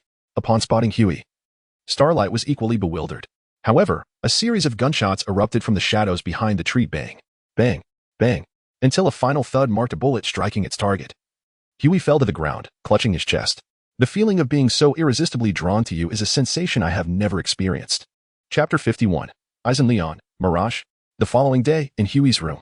Upon waking abruptly from his slumber, Huey hastily stripped off his shirt, scrutinized by the incredulous gazes of the remaining members of the Black Cloak Brigade. He anxiously inspected for non-existent gunshot wounds. How could this be? How could there be none? And did you sneak out to the grove outside the hotel last night? Huey interrogated with unwavering certainty. Huey, what on earth are you talking about? Starlight's voice trembled as she spoke, her agitation palpable. Anyone unfamiliar with the situation might have mistaken her for being enraged. But I clearly saw it. Huey pressed on relentlessly. Starlight stammered, struggling to articulate her thoughts. At that moment, Leon stepped forward to clarify for Starlight. Huey, my friend, as a true man, you ought to trust Anne. She was with me the entire night, and I can vouch for her. This proclamation left not only Huey bewildered, but also astonished the other members of the Black Cloak Brigade, and even Starlight herself was taken aback. They all directed expressions of varied yet equally incredulous astonishment toward Leon. No way, dude. You just blurted that out so casually. However, to their astonishment, Leon gestured for Arcee, who was idling outside the hotel, to autonomously drive over and hover outside the window. He then projected the scene of himself earnestly instructing Starlight in the use of her superpowers. Yet, this did not transpire in the grove, but rather in the secluded underground parking lot where Leon had initially summoned Arcee in the soldier boy suit, equipped with surveillance cameras. In the projected footage, aside from the unavoidable proximity of their bodies during the training, Leon and Starlight appeared entirely innocent, devoid of any inappropriate actions. Indeed, Arcee had astutely edited the footage, seamlessly integrating a nearly 100 authentic simulation of Leon's training session with Starlight and the environmental elements of the underground parking lot. It was a digital sleight of hand, a flawless blend of scenes. Unless a super-intelligent AI surpassing Arcee's capabilities scrutinized the footage, it stood as impeccable evidence of their innocence. Moreover, Arcee had conveniently fabricated a surveillance clip of Huey stumbling while exiting the restroom in the middle of the night, resulting in a fall that left him unconscious. This was also the reason for the assembly of the Black Cloak Brigade. Upon discovering Huey, they found him obliviously asleep on the restroom floor. My apologies, and Leon. For a fleeting moment, I almost misjudged you. I don't know what happened, but the dream I had last night felt strikingly real, as if it were unfolding right before my eyes. After watching the video, Huey sheepishly rubbed the still tender spot on the back of his head and sincerely apologized to the two individuals he had wronged. It's all right. Men understand men best. I empathize with your feelings, Huey. It was inconsiderate of me not to take your emotions into account. In the future, when I conduct superpower training with Starlight, I will definitely include you. Leon spoke earnestly, as if he truly meant it. No. Huey quickly waved his hands in refusal. You don't need to call me. Just focus on your training. I, as an outsider without similar powers, would only be a distraction. Please don't summon me. If anyone does, I shall be quite irate. After uttering these words, Huey, engulfed in shame, rose to take a shower. He had spent the entire night in the restroom, and now he reeked of stale food. I am such a fool, he lamented. Leon and Annie have been nothing but sincere to me, yet I have harbored suspicions as petty as a villainess. Seizing the opportunity while Huey was in the shower, Starlight discreetly pulled Leon aside, avoiding the attention of the Black Cloak Patrol. Leon, how did you manage it? We clearly shook, Leon interjected, wrapping his arm around Starlight's waist and placing a single finger on her lips. He then whispered, My dear, I have far more capabilities than you can imagine. Upon finishing his shower, the Butcher gathered all members of the Black Cloak Patrol and announced, I have a rough idea of the location of the Mindstorm, but this time I intend to take only Huey and Leon with me. Why? Starlight, with a hint of defiance, interjected, I want to go too. Hey Annie, this situation is exceptional. The fewer people, the better. Only the daring and meticulous Butcher and I, who possess teleportation powers, are suitable for this venture. You need not worry about my safety. Who's worrying about you? It's Leon I'm concerned about. Huey attempted to grasp Starlight's hand, but she retreated a step, gravitating toward Leon instead. Annie, I apologize. Ever since the misunderstanding regarding Starlight and Leon, Starlight had been indifferent to him. Huey assumed she was still upset and unsure how to mend things, so he could only offer an apology. It's all right, Annie. Leon confidently draped his arm over Starlight's shoulders in front of Huey, assuring, I will ensure Huey's safety. You need not worry about him. As he spoke, Leon subtly mimicked an action that the soldier boy in the original story had performed on Starlight while the hotel maid was leaving, coupled with a wink that held a meaning understood only by the two of them. Starlight, taken aback by Leon's audacity, found herself at a loss for words. Chapter 52, The Mental Storm, Gold at Last. The satellite map indicates that the mental storm is approximately within a 2.5-kilometer radius of our location, situated directly to the west. 2.5 kilometers? Damn. Had I known, I would have commandeered 2 motorcycles. Clad in a soldier's ensemble, Leon rode his custom motorcycle, Arcee, while Butcher and Huey were in a randomly acquired Hummer parked by the roadside. Upon reaching the end of a secluded jungle path, The Hummer's size proved too cumbersome to proceed further, forcing the trio to halt by the roadside. As they disembarked, Huey eagerly retrieved his tablet to assess their proximity to the mental storm, his anticipation for the impending confrontation with the enemy mounting. Upon hearing the distance, Butcher muttered in frustration, traversing 5 kilometers through the rugged terrain on foot would take nearly an hour. Reflecting on this, and recalling the advantages of his enhanced physical prowess, he promptly rummaged through the Hummer's trunk and extracted several vials of temporary Compound 5 from his messenger bag. "Oi, Huey." Butcher tossed a vial of Compound 5 to Huey, who caught it, albeit with a puzzled expression. "Is it really necessary to start this early?" "Not at all." Butcher grinned wickedly, "unless you wish to rely solely on your average human endurance to navigate this treacherous terrain." The mere thought sent a shiver down Huey's spine. While he had confidence in his physical abilities, he conceded, "Then I suppose I will inject it." Observing this, Leon smirked, approaching Butcher to retrieve 2 additional vials of Compound 5 from his bag. "1 vial is insufficient. We need 2. The mental storm is not to be trifled with." After exchanging glances, Butcher and Huey nodded in agreement.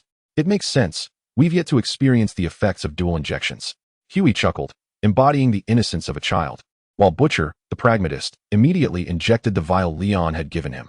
Following suit, Huey injected his second vial, whether it was a psychological effect or an actual enhancement. Both Butcher and Huey felt undeniably stronger than before, blissfully unaware of the compound's adverse effects. Meanwhile, Maeve and Starlight, who possessed knowledge of the compound's intricacies, knelt before Leon. Devoid of any intelligence sources, they had developed a discernible dependency on Compound 5. After all, an old adage rings true: "I could have endured the darkness if I had never seen the light." As Leon smiled, observing Butcher and Huey injecting their second vials of Compound 5, he suddenly realized that he was increasingly gravitating towards a path of ecstatic indulgence. Who cares? Who doesn't enjoy a bit of fun? Leon shook his head with a light chuckle, then turned back to retrieve a pair of tactical goggles akin to Cyclops from the X-Men from the cockpit of the motorcycle mode Arcee. "Arcee, I entrust the forthcoming vision to you. Leave it to me." As the sultry voice emanated from Leon's Bluetooth headset, the motorcycle mode Arcee ascended, providing Leon with an aerial perspective akin to that of a video game. In a certain sense, the threat posed by Mindstorm was even more formidable than that from his homeland. Much like Superman, although Leon's physical resilience was commendable, his magical resistance was negligible, roughly equivalent to 0, offering only a marginal superiority over an ordinary person. However, there was no need for excessive concern, considering that in the original story, Soldier Boy boldly sought revenge against Mindstorm with unabashed confidence. Even if Leon were to encounter a mishap, he likely would not be completely incapacitated.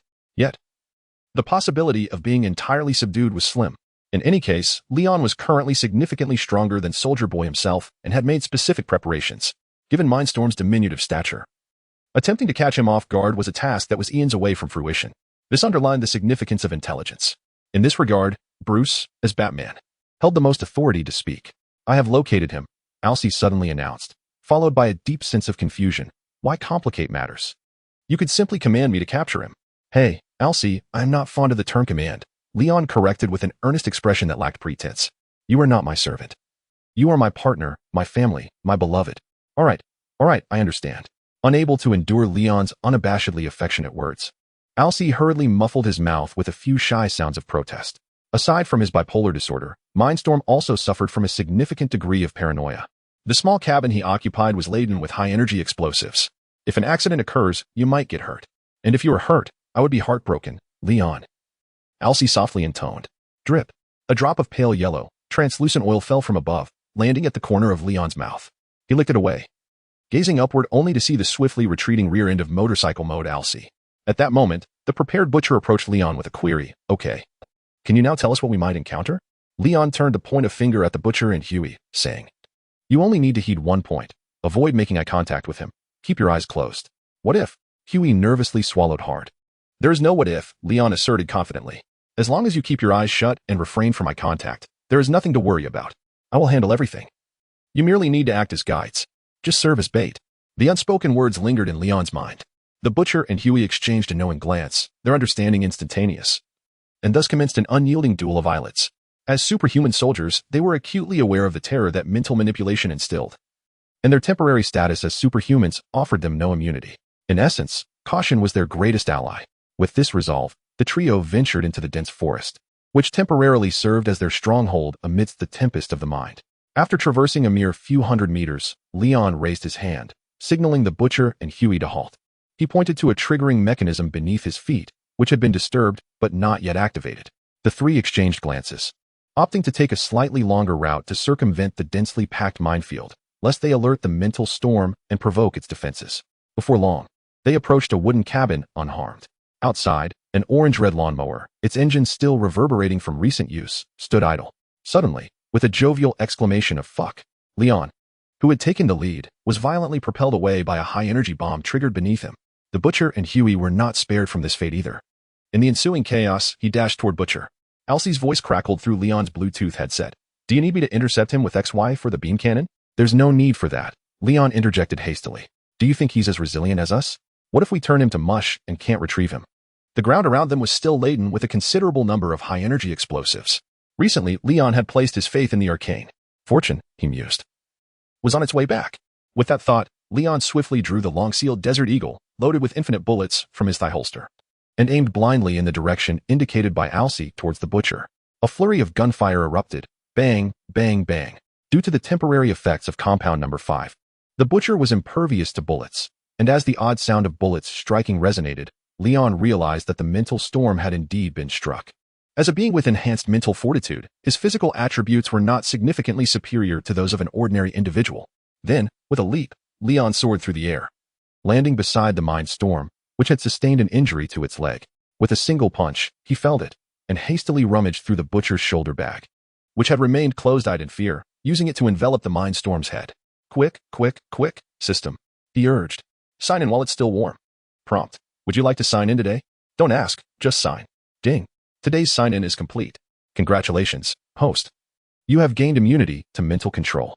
Immunity to mental control. You will be immune to any form of mental manipulation. Description: rise up. You who refuse to be a puppet. Nice. Finally, a reward has been earned. Chapter 53, The Moth. "Hey, Dan. I have always admired your prowess since childhood," Leon exclaimed, suppressing the mind storm while barely concealing his excitement. No, Leon, allow me to explain. It was not my intention." The mind storm, dazed by Leon's deliberate strike intended to capture him alive, was unable to comprehend Leon's words and merely sought to absolve himself of blame. In his desperate bid for survival, his speech was rapid and frantic. "Calm down. Take a deep breath, Dan. I understand you wish to claim it was all the idea of Schwanza." "Huh?" The mindstorm was momentarily taken aback, having had his prepared lines preempted by Leon. On the sidelines, the Butcher and Huey, having discerned from the sounds that Leon had gained control over the mindstorm, cautiously opened their eyes. Once they confirmed that Leon had completely obscured the mindstorm's head, they finally exhaled deeply, releasing 2 heavy breaths of relief. "Hey, Dan, listen to me. I am in a rather good mood today, so perhaps I could let you off the hook. What do you think? I will grant you an opportunity to escape. After I count to 10, I will strike. Whether you seize this chance to survive depends solely on your own skills. You know I am a man of my word." As he spoke, a captivating smile adorned Leon's face. The Butcher and Huey, witnessing this, felt a chill run down their spines, for based on their understanding of Leon, the promise was undoubtedly genuine. Is it truly so? A glimmer of hope ignited within the mindstorm, clearly recognizing the soldier boy's sense of honor. "Indeed, it is true," Leon affirmed, then released his hold on the mindstorm, allowing him to rise and escape into the treacherous depths of the forest. "Faster, even faster, as long as I can. As long as I can reach that place." The mindstorm urged himself, sprinting with all his might, adrenaline surging through his veins like a volcanic eruption. However, with the chilling voice of death echoing, all thoughts in the mindstorm's mind abruptly ceased. 10. The countdown commenced, and true to his word, Leon swung his left arm, hurling a shield forward. With a piercing sound, the tungsten vibranium shield accurately cleaved the mindstorm's upper body in 2, just as he had barely escaped a few meters. Dead. Utterly dead. I knew it. Huey turned away, covering his eyes with his hand, unable to bear the sight of the mindstorm's gruesome fate. "What a pity, Dan. I had already given you a chance. Huey, go retrieve the shield for me." Leon let out a couple of clicks, disinterested in retrieving the shield that exceeded the system's recycling range. He turned to the green glow beside him and commanded, "All right, leave it to me." Finally presented with an opportunity to showcase his abilities, Huey eagerly agreed and, with a swift teleportation, vanished from the vicinity of the Butcher and Leon, leaving behind only an empty set of clothes. After a brief 5 seconds, Huey staggered back towards Leon, his hands struggling to lift the shield as if he were pulling a heavy cart. With a thud, the shield hit the ground, producing a dull, resonant sound. "My goodness, why is your shield so heavy?" Even with the temporary enhancement from Compound 5, Huey found it quite challenging to lift. akin to an adult attempting to carry 2 buckets of water with one hand. Utilizing his superpower to teleport it along with himself proved even more strenuous. It seems your teleportation ability has a lower threshold than I anticipated. If you find the time, practice more, I have high hopes for you, Huey, Leon suggested, patting the smooth-skinned Huey on the shoulder. He then stepped heavily onto the slightly raised edge of the shield, causing it to rebound back into Leon's left hand, seamlessly re-equipping it. Now, all that remained for the Blood Debt Squad was the current member of the 7 heroes, she and Say. The Butcher glanced at Leon. In that case, let us eliminate the 2 of them together. With that, Leon turned and walked away. Upon hearing this, the Butcher and Huey couldn't conceal their excitement and hurriedly followed suit. By the time the trio returned to the inn, the clock had struck deep into the night, and the others were fast asleep. Leon entered his room and closed the door behind him, while the Butcher and Huey, feeling somewhat unwell, promptly retreated to their respective quarters. As they had temporarily established this inn as their base, the Butcher had taken over the entire floor, ensuring that each member of the Black Cloak Patrol had their own room. Even Starlight had a separate accommodation, in their respective rooms. The Butcher and Huey found themselves in similar predicaments. After expelling a foul, greenish mixture from their stomachs in front of their sinks, they gazed into the mirror. Their eyes sunken, resembling those stricken with a terminal illness. They couldn't help but utter the same question. What on earth is happening? Meanwhile, in Leon's room, he was on the phone with his nominally cheap son, Arcee. The call connected with a series of beeps. Who are you? Came the confused voice of Zubao from the other end. Clearing his throat, Leon responded in a peculiar tone. Son, it is I, your father. Chapter 54. The cheap father and son finally meet. In the Waters building, the Red Countess, the TNT twins, the Deep Sea, the Mindstorm. These eclectic members of the 7 superheroes, both new and old, were successively dealt with by Soldier Boy.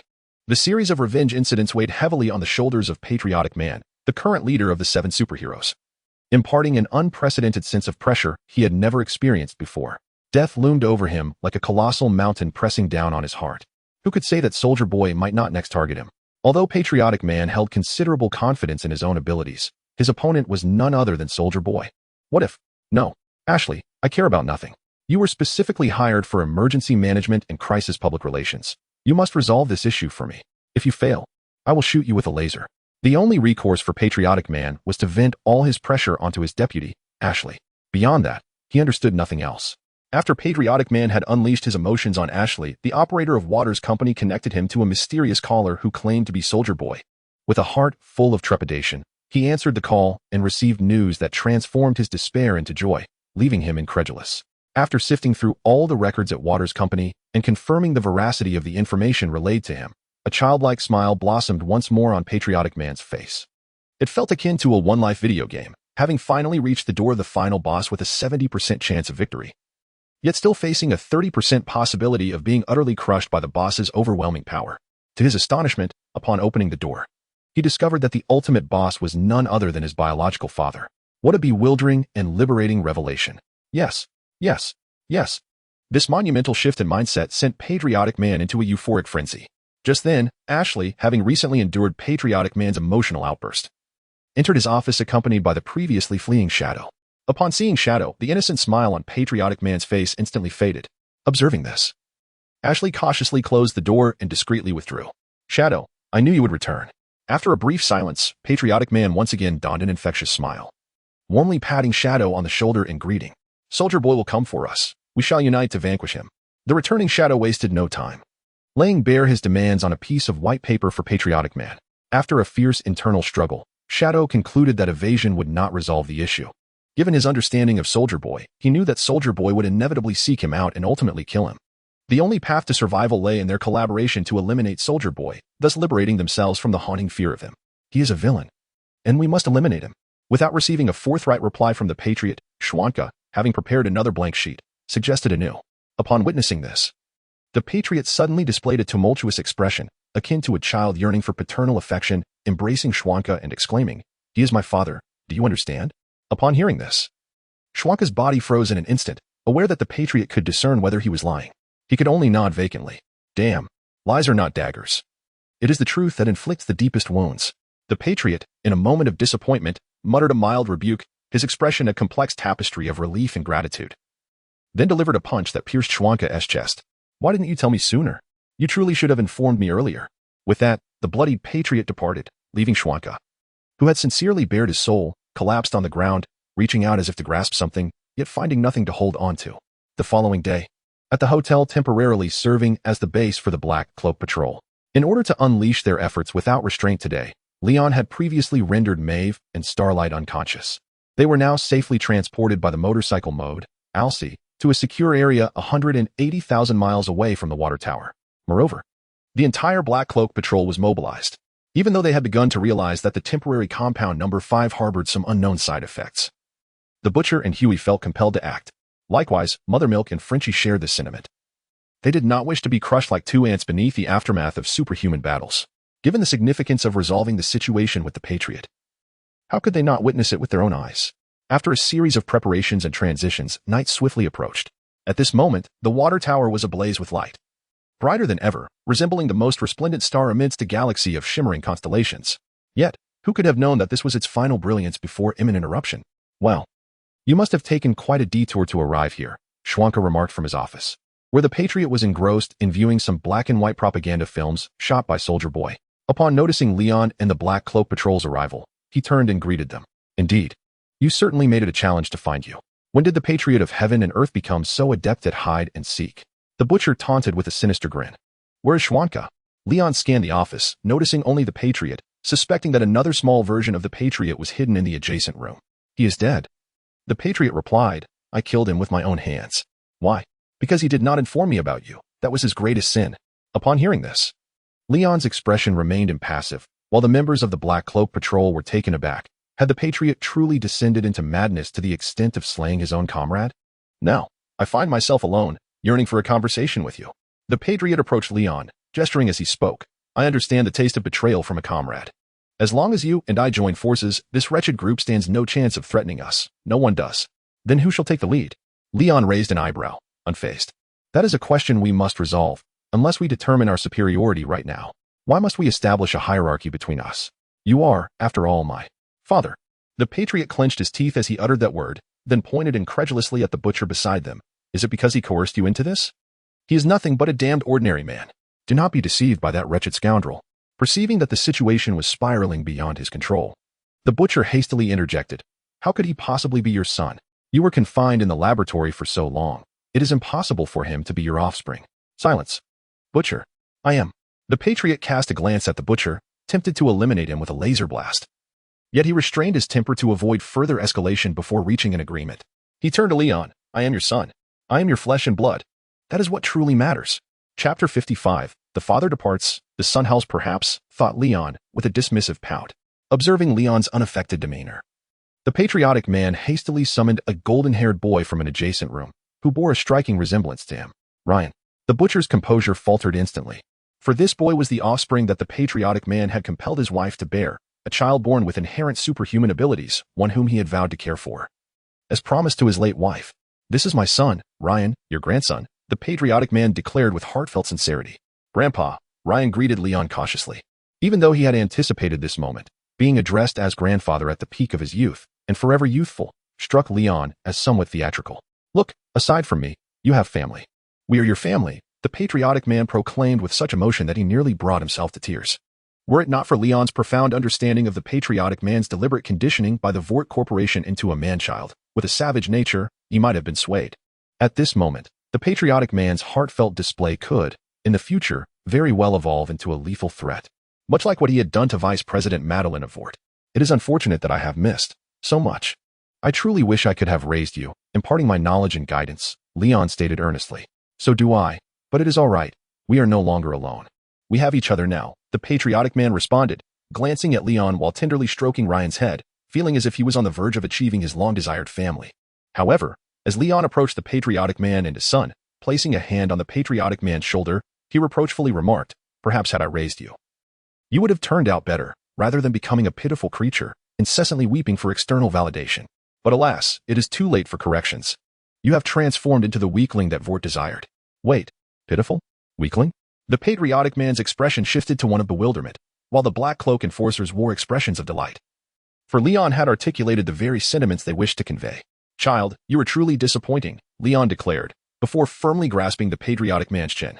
Observing this, the Black Cloak enforcers swiftly moved to restrain the patriotic man's arms, with the Butcher and the milk provider exerting force on his stronger right arm, while Huey, Kimiko, and Frankie managed the comparatively weaker left arm. Query: shall we proceed with today's check-in? System: do not make me beg on my knees. Initiate: ding. Today's check-in is complete. Congratulations, host, for acquiring Haki. Haki, you now possess the 3 forms of Haki: armament, observation, and conquerors. Introduction: only Haki transcends all things. Very good, indeed, John. I have always believed in your potential since childhood. Leon could hardly conceal his delight, exerting greater force in his grip. The jaw of the compatriot beginning to emit the ominous sound of cracking under pressure. What are you doing? Let him go. Hurry, release him. The compatriot's son, Ryan, sensing the perilous situation, continuously struck Leon and the butcher, yet his youth rendered him powerless against these adult superhumans, let alone Leon. However, while Ryan's physical strength may have been underdeveloped, the potency of his laser vision was capable of annihilating the majority of superhumans. Storm was a vivid example of this.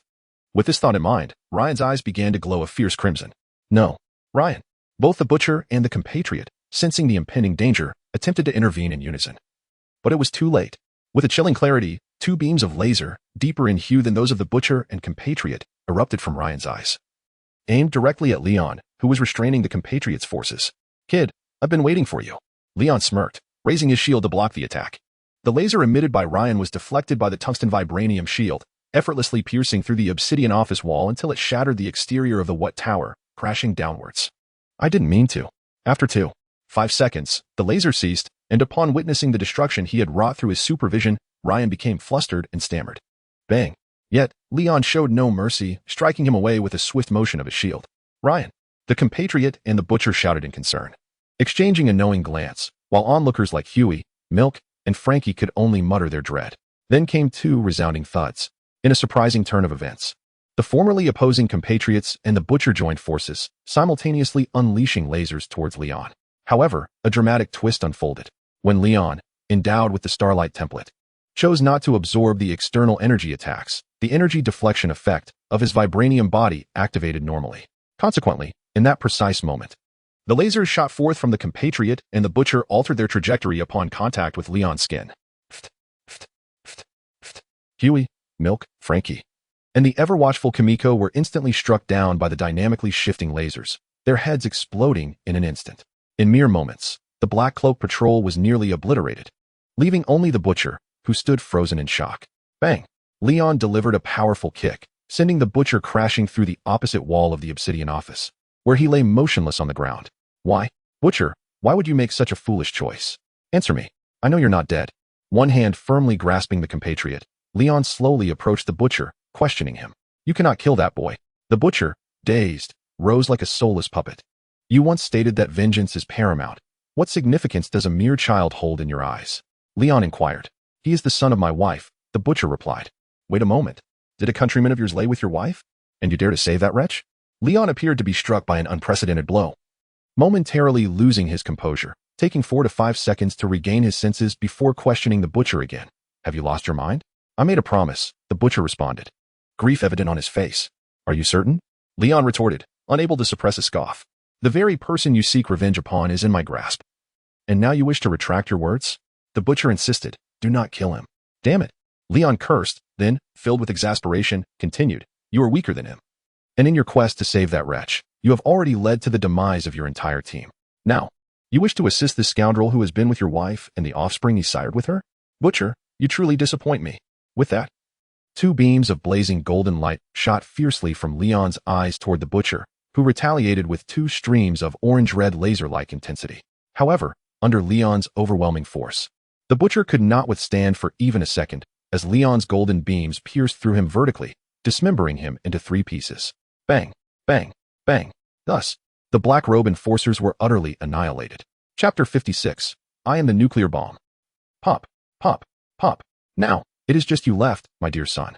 Leon smirked, patting the face of the patriotic man. Aye. The patriotic man was utterly bewildered by Leon's intimidation, unable to articulate a single coherent sentence. Faced with an overwhelming violence that he could hardly resist, the patriotic man, who was accustomed to exerting power over others, revealed his true nature as a colossal infant.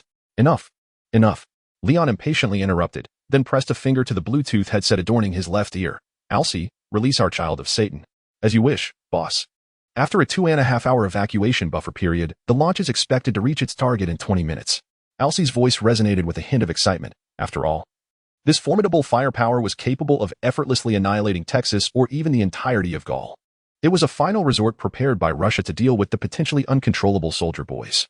For this purpose, it remained in a semi-activated state, inadvertently captured by Arcee, who was simultaneously engaged in reckless driving and surfing the web. How splendid! Leon nodded in satisfaction.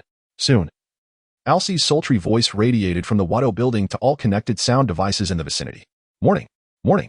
A certain indiscriminate viral weapon being researched at Wanda Corporation has gone awry. To prevent the escalation of disaster, the Wanda building will be completely sealed off in half an hour, and its influence will be eradicated with overwhelming firepower in 2.5 hours. Please stay as far away from the Wanda building as possible. Evacuate immediately. Upon hearing this, the entire world fell silent for a moment. Then it erupted like boiling water. Leon was indifferent to the external turmoil. After all, he had already warned those individuals. Let the skeptics remain to witness this unparalleled pyrotechnic display in human history. The price, of course, would be death. Wanda had propagated the notion that we fear not the nuclear bomb, and many believe this as well. I no longer have the heart to discern or explain right from wrong. Let the facts speak for themselves. What? The patriotic man, upon hearing this, was utterly terrified. Is this all you are capable of?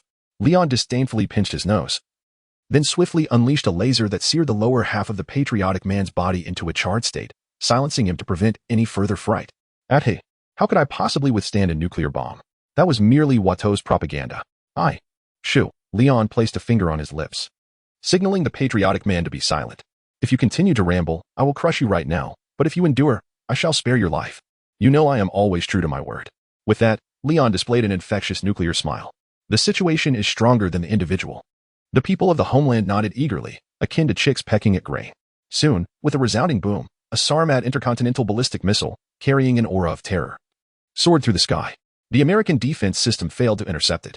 Upon reaching the skies above the water tower, its payload, a nuclear warhead equivalent to 40 megatons of TNT, descended with the precision of Damocles' sword. Is it here? Leon's left eyelid twitched, and he trembled with an involuntary response. A mix of excitement and fear, or perhaps both. After all, this was Leon's first encounter with the threat of a nuclear strike, faced with humanity's ultimate firepower. Even his calm demeanor could not suppress a flicker of trepidation. With a sudden crash, he lifted his compatriot, breaking through the ceiling and soaring to the rooftop of the water tower, confronting the overwhelming pressure. In a mere thought, his soldier boy attire dissipated into the system's space, leaving only indestructible super-elastic fiber underwear as his sole garment. John, do you know? Leon gazed at the impending nuclear warhead, now alarmingly close. What? His companion stammered, bewildered. Once, a man had dared to challenge a nuclear bomb. He honed his skills, sharpened his mind, and forged his body, yet he could never match the bomb's supreme might. Nevertheless, he did not abandon his quest. After a period of frenzied training, he suddenly realized a profound truth. To avoid being vaporized by a nuclear explosion, one must become the bomb itself. As he spoke, Leon's eyes gleamed with golden light, and he raised his hand as if to embrace the magnificent warhead, a manic smile stretching from ear to ear. Stop. You can't withstand a nuclear bomb. We will all perish. You madman. I don't want to die. His compatriot pleaded in fear. Leon paid no heed, chanting, John, let us inscribe this supreme majesty upon our very beings. I am atomic. With that, a cataclysmic explosion engulfed the water tower.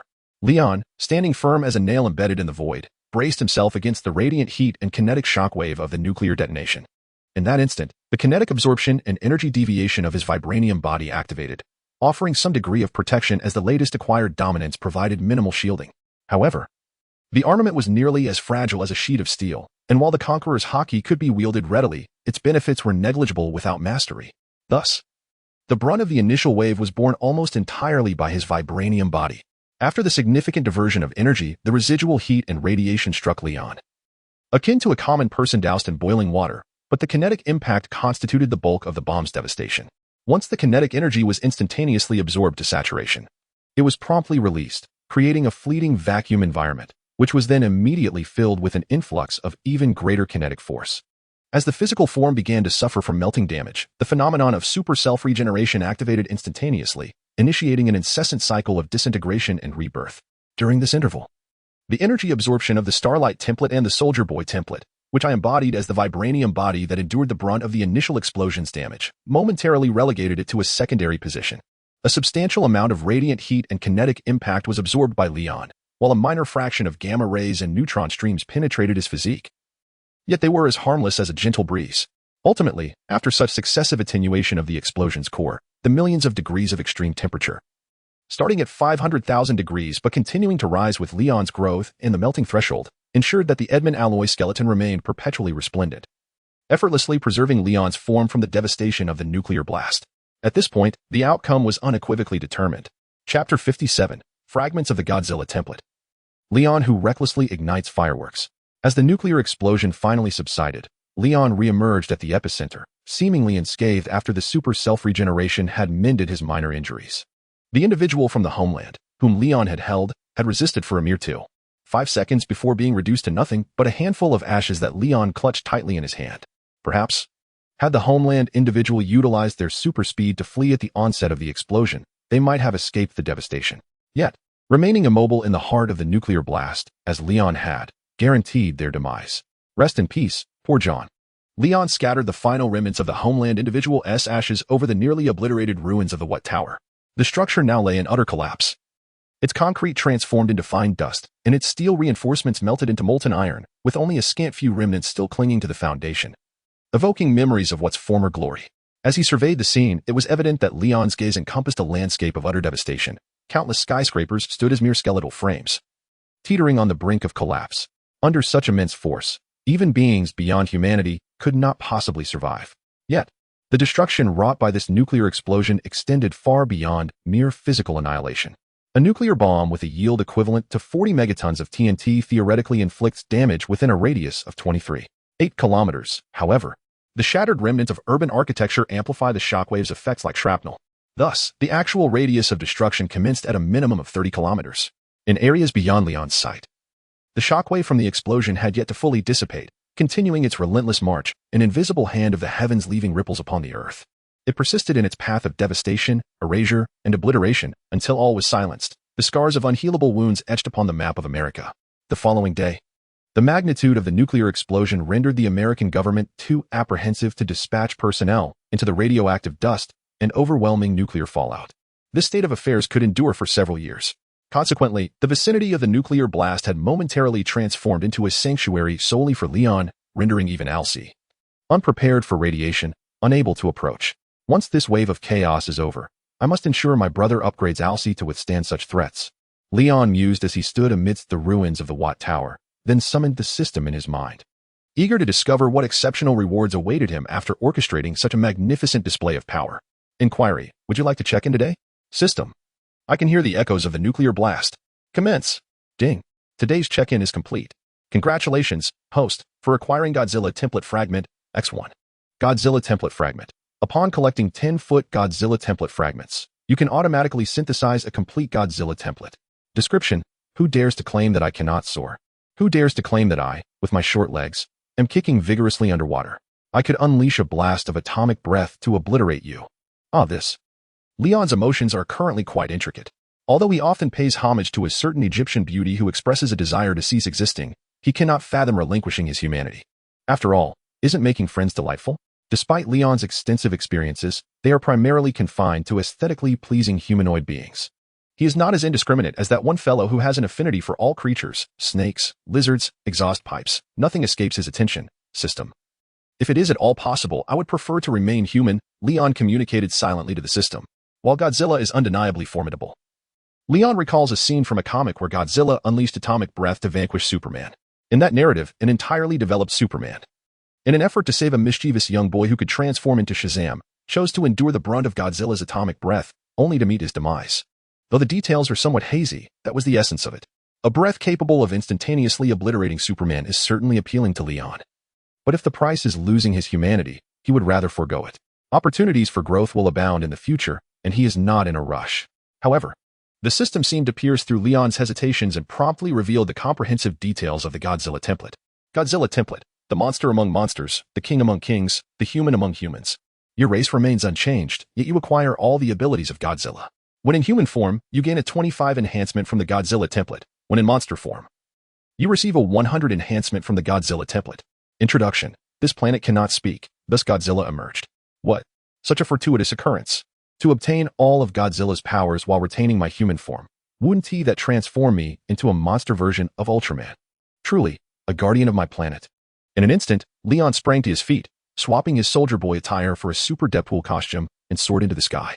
He commenced what he dubbed the nuclear fireworks tour, with the target being the military base in America that houses nuclear weapons. On the first day, Leon ignited 25 nuclear warheads, receiving a box of endless matches as a reward. On the second day, he ignited 125 warheads, earning a never-extinguishing ember, which he promptly gifted to Arcee. On the third day, he ignited 250 warheads, receiving a crate of dove eggs, which, after being cooked by the residual heat of the nuclear explosions, proved to be delectably savory.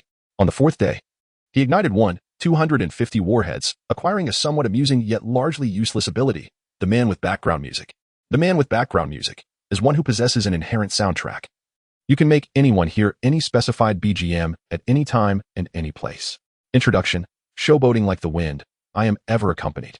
On the fifth day, Leon activated 500 nuclear warheads and subsequently signed for a box of dove eggs. On the sixth day, with America's nuclear reserves dwindling, Leon procured an additional 5,000 warheads from the neighboring area, only to receive yet another box of dove eggs. By the seventh day, in a fit of madness, Leon scoured the globe and activated a staggering 500 nuclear warheads, yet again receiving a box of dove eggs. Ultimately, after enduring the full extent of the Neon Province, the entire island was obliterated by the nuclear warheads Leon had activated, and the system ceased to yield any worthwhile rewards. Leon resigned himself to his fate. The arcane does not save the unworthy, nor does nuclear power alter destiny. His ambition to amass 10 Godzilla template fragments through the relentless activation of nuclear warheads officially met its demise. Consequently, Leon redirected his attention towards those extraordinary beings with diverse abilities. Chapter 58, Praise for the Fool, A Return to Marvel. The What Company and the Homelanders were suddenly obliterated by a nuclear bomb. The emergence of the super anti-hero Deadpool, wreaking havoc in search of nuclear points, plunged nations into a state of panic. Though only a mere pawn from America had been sacrificed thus far, who could guarantee that the next nuclear strike would not land upon their own heads? Amidst this tumultuous era of fear, the once revered soldier boy miraculously resurrected and vanquished the Super Deadpool. This was, of course, a script crafted and directed by Leon himself, aimed at garnering sufficient righteousness to further his forthcoming plan for superhuman restoration. America, 60 kilometers from the ruins of what the newly constructed Judicators Alliance headquarters stood. Leon, now reprising his role as soldier boy, collaborated with the American officials he had completely under his control, intending to sift through potential superheroes capable of shouldering the monumental task of judging superhumans. This was to prevent any further uncontrollable calamities akin to that wrought by the Super Deadpool. Proposed and led by soldier boy Leon, the Judicators Alliance was born, featuring Queen Maeve and Starlight from the original superhero team as founding members, with the American government providing endorsement, manpower, and economic resources. Moreover, to facilitate subsequent sign-ins, Leon personally undertook the task of selecting promising superhumans as reserve members of the Judicators Alliance. In his office, he engaged with one candidate per day. Days passed, and superhumans of diverse abilities entered and exited. Mary Morrow, a regeneration heroine with blood control abilities, signed in for a packet of feminine hygiene products and, without a moment's delay, was swiftly dismissed by Leon. Jordan Lee, one of the regeneration protagonists possessing gender transformation abilities, was not signed in by Leon, but was allowed to linger for 3 hours to discuss her views on the future development of superhero academies. After all, should a split personality emerge akin to a nihilistic sentinel, or if someone like the summoner Lee Jiayu subtly transition from a male to a female self-identity, Leon would find himself in tears over his sister, Kate Dunlap, another V-generation protagonist endowed with telepathy and control abilities, did manage to extract a mental control immunity during her sign-in, yet Leon refrained from signing her again, as her powers had already been fully utilized according to the system's definitions. Nevertheless, to commend her contributions to the survival of superhumans, Leon engaged her for an additional 3 hours. As for the character known as Headshot Girl, after processing these notable characters from the original narrative, Leon continued the sign-in process, yet seemed to be ensnared by an inexplicable curse, unable to uncover any further noteworthy abilities or items. Blasted. All were mere refuse. Leon, with a sardonic flair, overturned his desk in a fit of rage. After regaining his composure, he inquired through his Bluetooth headset to Arcee, who was busy recruiting outside. Are these all the methumans? Indeed, Leon, Arcee replied, 99. 9 of the methumans responded to your call, eager to secure a place in the newly established Super 7, the Judicators Alliance. In the remaining 0. 1. I demand all of them. The only metahuman still at large is a black woman known as the Sage. The Sage? Indeed, she seemed to have sensed something amiss on the very night you, as Soldier Boy, eliminated the Crimson Countess and promptly went into hiding. Interesting, Leon smirked, then continued. Arcee, relay to me the last known location of her appearance. I refuse to believe she can simply vanish into thin air. Upon receiving Arcee's transmitted location data, Leon cast a fleeting glance before soaring through the intricately designed dome of his office. 1 week later, after an exhaustive search, Leon found himself back near the Judicators Alliance headquarters at a nearby refugee assistance station. He descended from the heavens, resembling a deity, as he was surrounded by adoring crowds. However, Leon paid no heed to their admiration. He seized a white girl who was collecting bread and bottled water and descended once more. Upon arriving at the rooftop of the Judicators Alliance, he hurled the girl onto the terrace, shattering her legs with a single blow. From his elevated position, he interrogated her. Utilizing the regenerative capabilities of metahumans, you transformed from a black woman to a white one overnight. Your visage, musculature, and skeleton all altered. And to evade detection, you returned right under my nose. You truly are a remarkable specimen. What I fail to comprehend is why you are so intent on hiding from me. Because my super brain informs me that you are very likely to kill me, the Sage responded, her face contorted in pain, yet her gaze remained profound. One could not deny. Her demeanor was indeed quite intimidating. Oh, Leon raised an eyebrow, advancing toward her and placing his hand upon her head. Query, shall today's sign-in be conducted? System, I hear the echoes of wisdom. Commence. Ding. Today's sign-in is complete. Congratulations, host, you have acquired the Fool. The Fool, your IQ is 100. For every point of IQ sacrificed, you gain a 1 enhancement and final power. Description, no matter how powerful you become, the Fool will always reign above you. Thus, venerate the Fool. Become the Fool. Surpass the Fool. Notice, your personal panel has been updated. Please check for details. Host, Leon Stark abilities, Soldier Boy template. Super self-regeneration, adamantium skeleton, starlight template, biological stance, vibranium body, blessing of the gun god starlight, immunity to mental control, dominance, man with BGM, the Fool items, Soldier Boy suit. Desert eagle with infinite bullets, quality, indestructible, Arcee, fire seed, never extinguishable, regeneration cradle, super elastic fiber underwear, quality, indestructible, super Deadpool suit, carbon alloy twin daggers, endless instant noodles. Infinite milk tea, never-ending sunflower seeds, limitless balloons, unending stockings, countless firecrackers, infinite matches, complete collection of Scarlet Countess QQ items, Godzilla template fragment 1. The Fool, is it? Quite intriguing. This was Leon's first time signing in for a buff-type skill, and it appeared rather formidable, if one disregarded the drawback of requiring a sacrifice of intellect. By the way, system, is there a possibility that my IQ could turn negative? Suddenly, an idea struck Leon, and he inquired within his mind, yet the system remained silent, leaving him to explore the matter himself.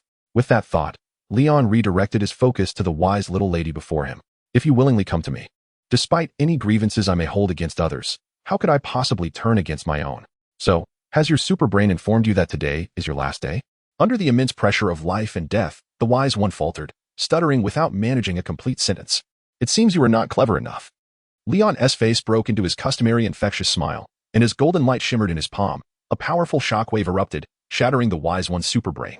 To prevent any resurgence, Leon meticulously executed a laser cleanup until the wise one was reduced to mere ashes. Such an abnormal superhuman posed a potential threat, and thus, Leon's superhuman completion plan reached its conclusion. Although only a single Fool had emerged from this endeavor, its enduring power was sufficiently remarkable. With the primary task accomplished, Leon engaged in a detailed discussion with his companions, Maven Starlight, over the following days, sensing that Tony might be encountering troubles. System, it is time to return.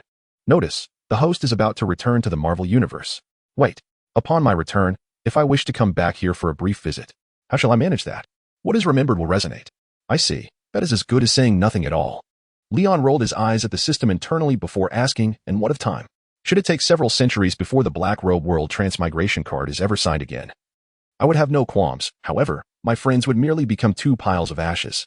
Perhaps by that time, Leon had grown powerful enough to effortlessly breach the dimensional barrier. Yet the passage of time remains uncertain. What if you are my end and my beginning? Then there is nothing to worry about. I shall return. Bang. Having spoken, Leon reached into his pocket to retrieve the permanent compound number 5 he had specially prepared for Tony and the others, and then, with resolute determination, he delivered a decisive blow to himself, collapsing to the ground. As long as Leon lost consciousness swiftly enough, The system sledgehammer would always be a step behind him. This is the enlightenment of the fool. Chapter 59. A Glimmer of Hope. Tony's journey to joyful destiny in the depths of the Pacific Ocean. The former resting place of Leon's body, a brilliant light flashed. Suddenly, Leon, clad only in a pair of super elastic fiber underwear, reappeared at the point of his traversal. The immense pressure of the ocean floor jolted the unconscious Leon awake. In an instant, he surged to the surface, sending cascades of water soaring for dozens of meters before piercing the clouds above. Then, in utter disbelief, he exclaimed, "What the hell? System, where is my compound no. 5. While the absence of his regular attire was inconsequential, he was desperate for the compound number 5 that he had stored in his pocket. It was dark now, and he pondered what he could possibly present to Tony as a gift. Note: during world traversal, only the host and system products can safely pass through. All other individuals or objects will be treated as foreign entities and eliminated. Wardlaw, Leon exclaimed. Why didn't you inform me of such an important matter sooner? He was perplexed. When he first traversed, he had been fully clothed, yet somehow he now found himself reduced to just a pair of glistening underwear. Initially, he had thought this was merely a quirk of the system replacing him with a soldier boy for the traversal. But now he realized that there was a greater issue at hand. What was he to do? Leon lacked both the intellect and ability to concoct another tube of compound number 5 to present to Tony, and a mere token gift would surely not suffice. After all, Leon had promised to bring back a truly unique local specialty that Tony would undoubtedly cherish. Wait, a sudden headache struck Leon as he recalled something important. He quickly summoned Arcee from the system space. Ah, Leon, what is it? Arcee asked, yawning. Though there was no concept of energy consumption or wear in the system space, she still retained her self-awareness. The space was a vast, pure white void, entirely separate from Leon's other system products, akin to an equipment grid. Bored in that infinite realm, Arcee often passed the time by sleeping, entering a standby mode. Thus, upon her emergence, Arcee let out a languid yawn, assuming it would take a while to return. Arcee, do you have any information on compound number 5? Leon inquired urgently. Oh, I do have it, but... Fantastic. Arcee, you are my savior. Leon exclaimed, overjoyed, as he embraced his still sleepy partner, showering her enchanting face with exuberant kisses, even pressing a bit too hard, leaving an imprint. Meanwhile, as Leon was busy causing mayhem in the dark robe world, Tony found himself mired in the troubles of palladium poisoning, the toxicity of his blood deepening. Realizing his time was limited and with his brother away on business, leaving him utterly alone, he had no choice but to transfer the company to Pepper, his second choice. He, in his own way, sought to find joy in the fleeting moments of life, secretly hoping to endure until the return of his brother. Now, Leon has returned. Meanwhile, Tony, with a blood toxicity level reaching 53, found himself in Europe, surrounded by the unknowing Pepper and Happy, attending a high-profile gathering at the Monaco Racing Club. Yet, the gathering was a facade. The thrill of racing was the true allure. As he engaged in an animated conversation with Elon Reeve Musk about his electric engines and future rocket launch plans, Pepper's peripheral vision caught a chilling glimpse of Tony, clad in professional racing attire, approaching an F1 car on the wall-mounted television. Oh my God, Tony, what on earth are you doing? Hastily bidding farewell to Musk, Pepper urgently beckoned Happy, who was holding the Mark V suitcase, to rush to the racing scene outside the club. The live broadcast on television had even drawn the attention of Justin Hammer, the president of Hammer Industries, who was being interviewed by journalist Christine. He was taken aback. Surely, this was not how one sought death? For an ordinary person to drive an F1 car was akin to a character in a Chinese television drama claiming to fire artillery. It was a reckless pursuit of danger, and Justin Hammer couldn't help but chuckle inwardly. While he dared not confront Tony directly, he was certain he would take the lead in any ensuing chaos. On her way to the racing scene, Pepper hurriedly navigated in her high heels while questioning Natalie Romanoff, the secretary she had hired after her promotion, who was specifically assigned to oversee Tony's schedule. In truth, she was the Black Widow, Natasha Romanoff, covertly tasked with evaluating Tony's awareness and integrity as a superhero. Simultaneously, she was to monitor Tony's palladium poisoning closely, ensuring timely medical assistance to prevent him from wandering off and perishing without S.H.I.E.L.D.S. knowledge.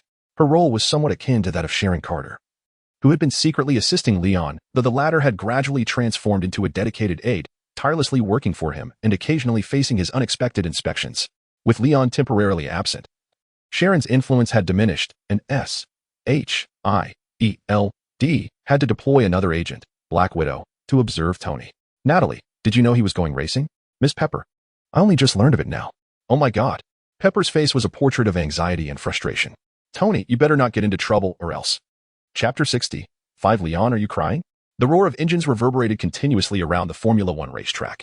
as the 5 red lights, which served as the starting signal, illuminated in succession and then extinguished, the race commenced instantaneously. It remains uncertain whether it was due to his acclimatization to the speed of the Mark armor or sheer talent. But Tony, positioned in the 4th slot, exhibited an impressive surge from the very start. Not only did he maintain his position, but he also demonstrated a compelling momentum to overtake. The car in the 5th position was swiftly left behind, amidst the anxious crowd. Pepper and her companions hastened to the spectator stands, but the race had already begun, leaving her to fervently wish for Tony's safe completion of the race. On the racetrack, Tony's car, number 4, surged forward with remarkable speed, quickly surpassing the car in 3rd position and ascending to 3rd place, relentlessly closing in on the car in 2nd. At that moment, an unkempt orange-clad staff member appeared on the racing surface amidst gasps from the audience, brandishing 2 long whips as he approached the oncoming F1 cars. With each step he took, his work attire revealed more burn marks, soon exposing the miniature arc reactor and partially covered exoskeleton armor concealed beneath. This man was Ivan Vanko, the antagonist from Iron Man 2.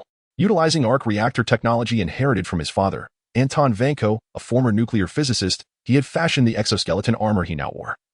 Codenamed Whiplash, his purpose was to fulfill his father's legacy and seek vengeance against Stark, who had appropriated the arc reactor technology.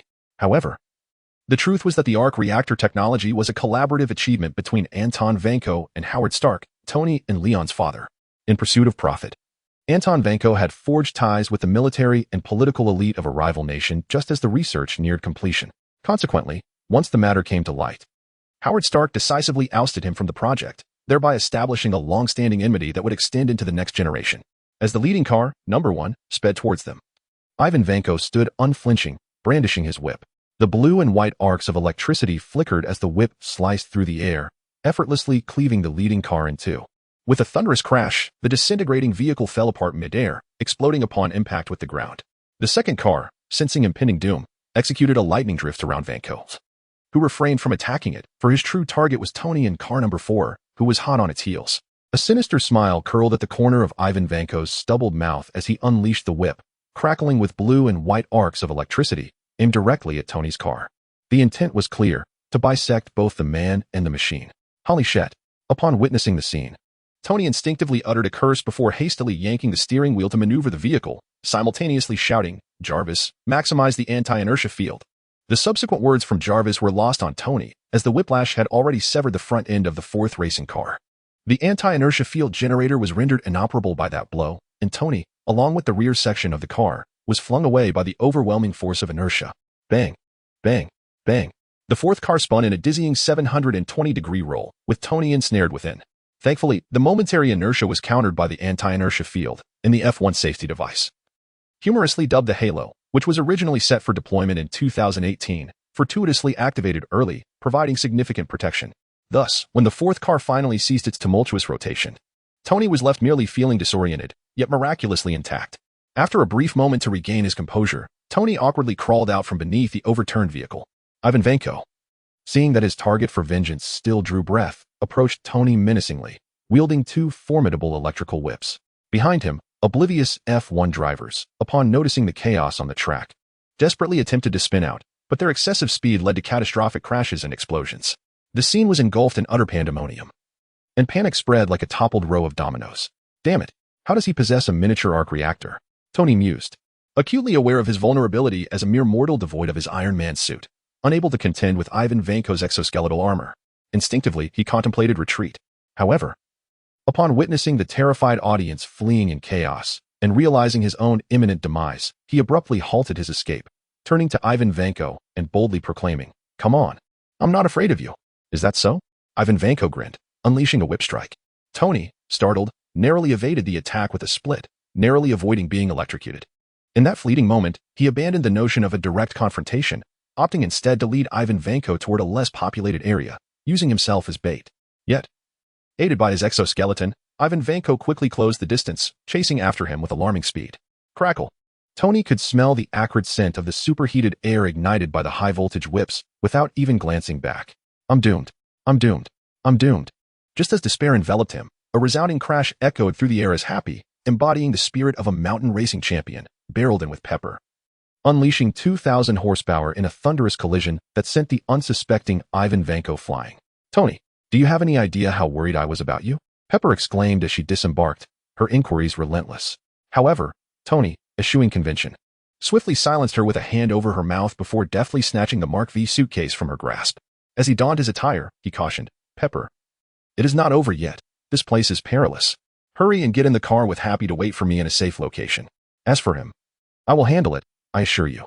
You must prioritize your safety." Gazing at the now rejuvenated Ivan Vanko not far away, Pepper realized that remaining was a hindrance. After casting a glance at Tony, she hastily returned to the vehicle and departed the scene with Happy. Now, it was round two, once clad in the Mark V armor. Despite sacrificing considerable defensive capabilities for the sake of portability, Tony felt an unusual sense of reassurance, convinced of his prowess once more. He provocatively beckoned Ivan Vanko with a gesture. In response, Ivan Vanko merely smirked before unleashing a barrage of lightning whips, swiftly teaching Tony a lesson. The Mark V armor, with defenses as thin as paper, failed to withstand Ivan Vanko's high-voltage whip attacks, leading to a swift breach of its defenses. Subsequently, Tony, paralyzed, found his ankles ensnared by the whip, flung away like a rag doll. Crash! After shattering a wall, Tony lay trapped beneath the debris. His frantic demeanor reminiscent of his future spider-like prot. Damn it. Move, will you? Mark V, why must you be so cumbersome? Tony Stark, the despicable thief. The arrogant hypocrite, the foolish incompetent. Next year on this day shall be your day of reckoning. Submit and join my father's burial. Alas, the space below was already occupied. A mocking voice from behind startled Ivan Vanko. Then, there was silence, for Leon had arrived and obliterated him, along with the whip apparatus, into mere remnants with a single blast from his palm cannon. Next, Leon stood atop a concrete slab beside Tony, extending a helping hand from his elevated position while teasingly quipping, "Oh dear brother, are you weeping?" Chapter 61. Leongstar, sir, the Mark V system has been rebooted. Jarvis's voice resonated in Tony's ear. With a swift sit-up, Tony overturned the concrete slab, pinning him down, subsequently brushing aside Leon's helping hand with a playful reprimand. "Go away. That was merely a fluke. If you grant me a bit more time, I could easily defeat him in 2 rounds without your assistance. However, I must say, it is about time you returned. I thought you were ensnared by some woman in another realm." "Oh, come on, brother. You're like a worm in my belly." Overjoyed, Tony enveloped Leon in a bear hug, which Leon reciprocated. With Leon's return, Iron Man 2 commenced and concluded. The likes of Ivan Vanko posed no real challenge. He was swiftly dispatched without further ado. Although he was indeed a rare talent in technology, his malicious intentions rendered his remarkable abilities nothing more than a harbinger of doom. Much like a wise sage, such individuals were never to be spared by Leon. Within the confines of the Monaco Racing Club, Leon's presence rendered the environment perhaps the safest place on Earth. Thus, the elite guests, initially inclined to disperse, graciously continued their festivities. Backstage, Leon methodically peeled away the severely damaged components of the Mark V armor from Tony, akin to tearing paper. Fortunately, Tony sustained only minor bruises, while Pepper, amidst her scolding, tenderly applied ointment to his wounds. "Tony, if you ever act impulsively like today without notifying me in advance, I shall resign. Please, Pepper, you're the boss now. What would happen to the company if you resigned?" "I don't care. I'm resigning regardless." "Ah, be gentle. That hurts." Tony cried out in protest. "You still know pain?" Pepper retorted with a mix of frustration and amusement, pressing the ointment more firmly. Nearby, Leon and Happy exchanged glances, both stifling laughter with slight shoulder twitches. "Mr. Leon, thank goodness you were here. Otherwise, I might have faced Miss Pepper's dismissal." Natasha, adorned in a fitted white blouse and sleek pencil skirt, bowed respectfully to Leon, her demeanor exuding a calculated charm that teetered on the edge of allure. Seeing this, Leon widened his eyes, internally acknowledging Natasha's cunning nature. Query: should today's attendance be recorded? What could the Black Widow possibly record? Though a fleeting thought of signing in crossed Leon's mind, he mused that the system was alarmingly quick and overly sensitive. Leon pondered for a moment, but adhering to the principle of "since I am here," he resolved to take a chance with a single draw on Natasha. "Let us go." Ding. Today's sign-in is complete. Congratulations, host, you have obtained the Shield of Avoidance. Shield of Avoidance. As long as you wish, you will forever be unable to attain the reality of having offspring. Description: with only women in your heart. Drawing your weapon naturally exudes valor. What? Leon was taken aback, his native language slipping out. Thankfully, it was a power he could control. Had he drawn an absolute misfortune, he shuddered to think of the consequences. Though he currently harbored no desire for children, the difference between having a sword and used, and having no sword available was stark. Leon could choose not to have children. Yet he could not be devoid of the ability to do so. Otherwise, could he still consider himself a normal man? By the way, system, is there anything in the pool related to what I am currently thinking? Yes, indeed. For instance, root cause of avoidance. Stop. I do not wish to hear more information regarding that matter. Lest the axiom what one thinks about, one will encounter manifest. And one day the system bestowed upon Leon such a fate, he would truly be undone. With such thoughts, the image of the Black Widow, Natasha, in Leon's mind began to take on an indescribable quality. Truly, she was a fearsome agent hailing from the Red Room. "Mr. Leon, are you all right?" Natasha inquired, noting the shock in his expression reminiscent of a roller coaster ride. "It's nothing. I just wish to be alone for a moment." With that, Leon dared not engage further with Natasha, swiftly utilizing his once-in-a-lifetime ability to escape the backstage area.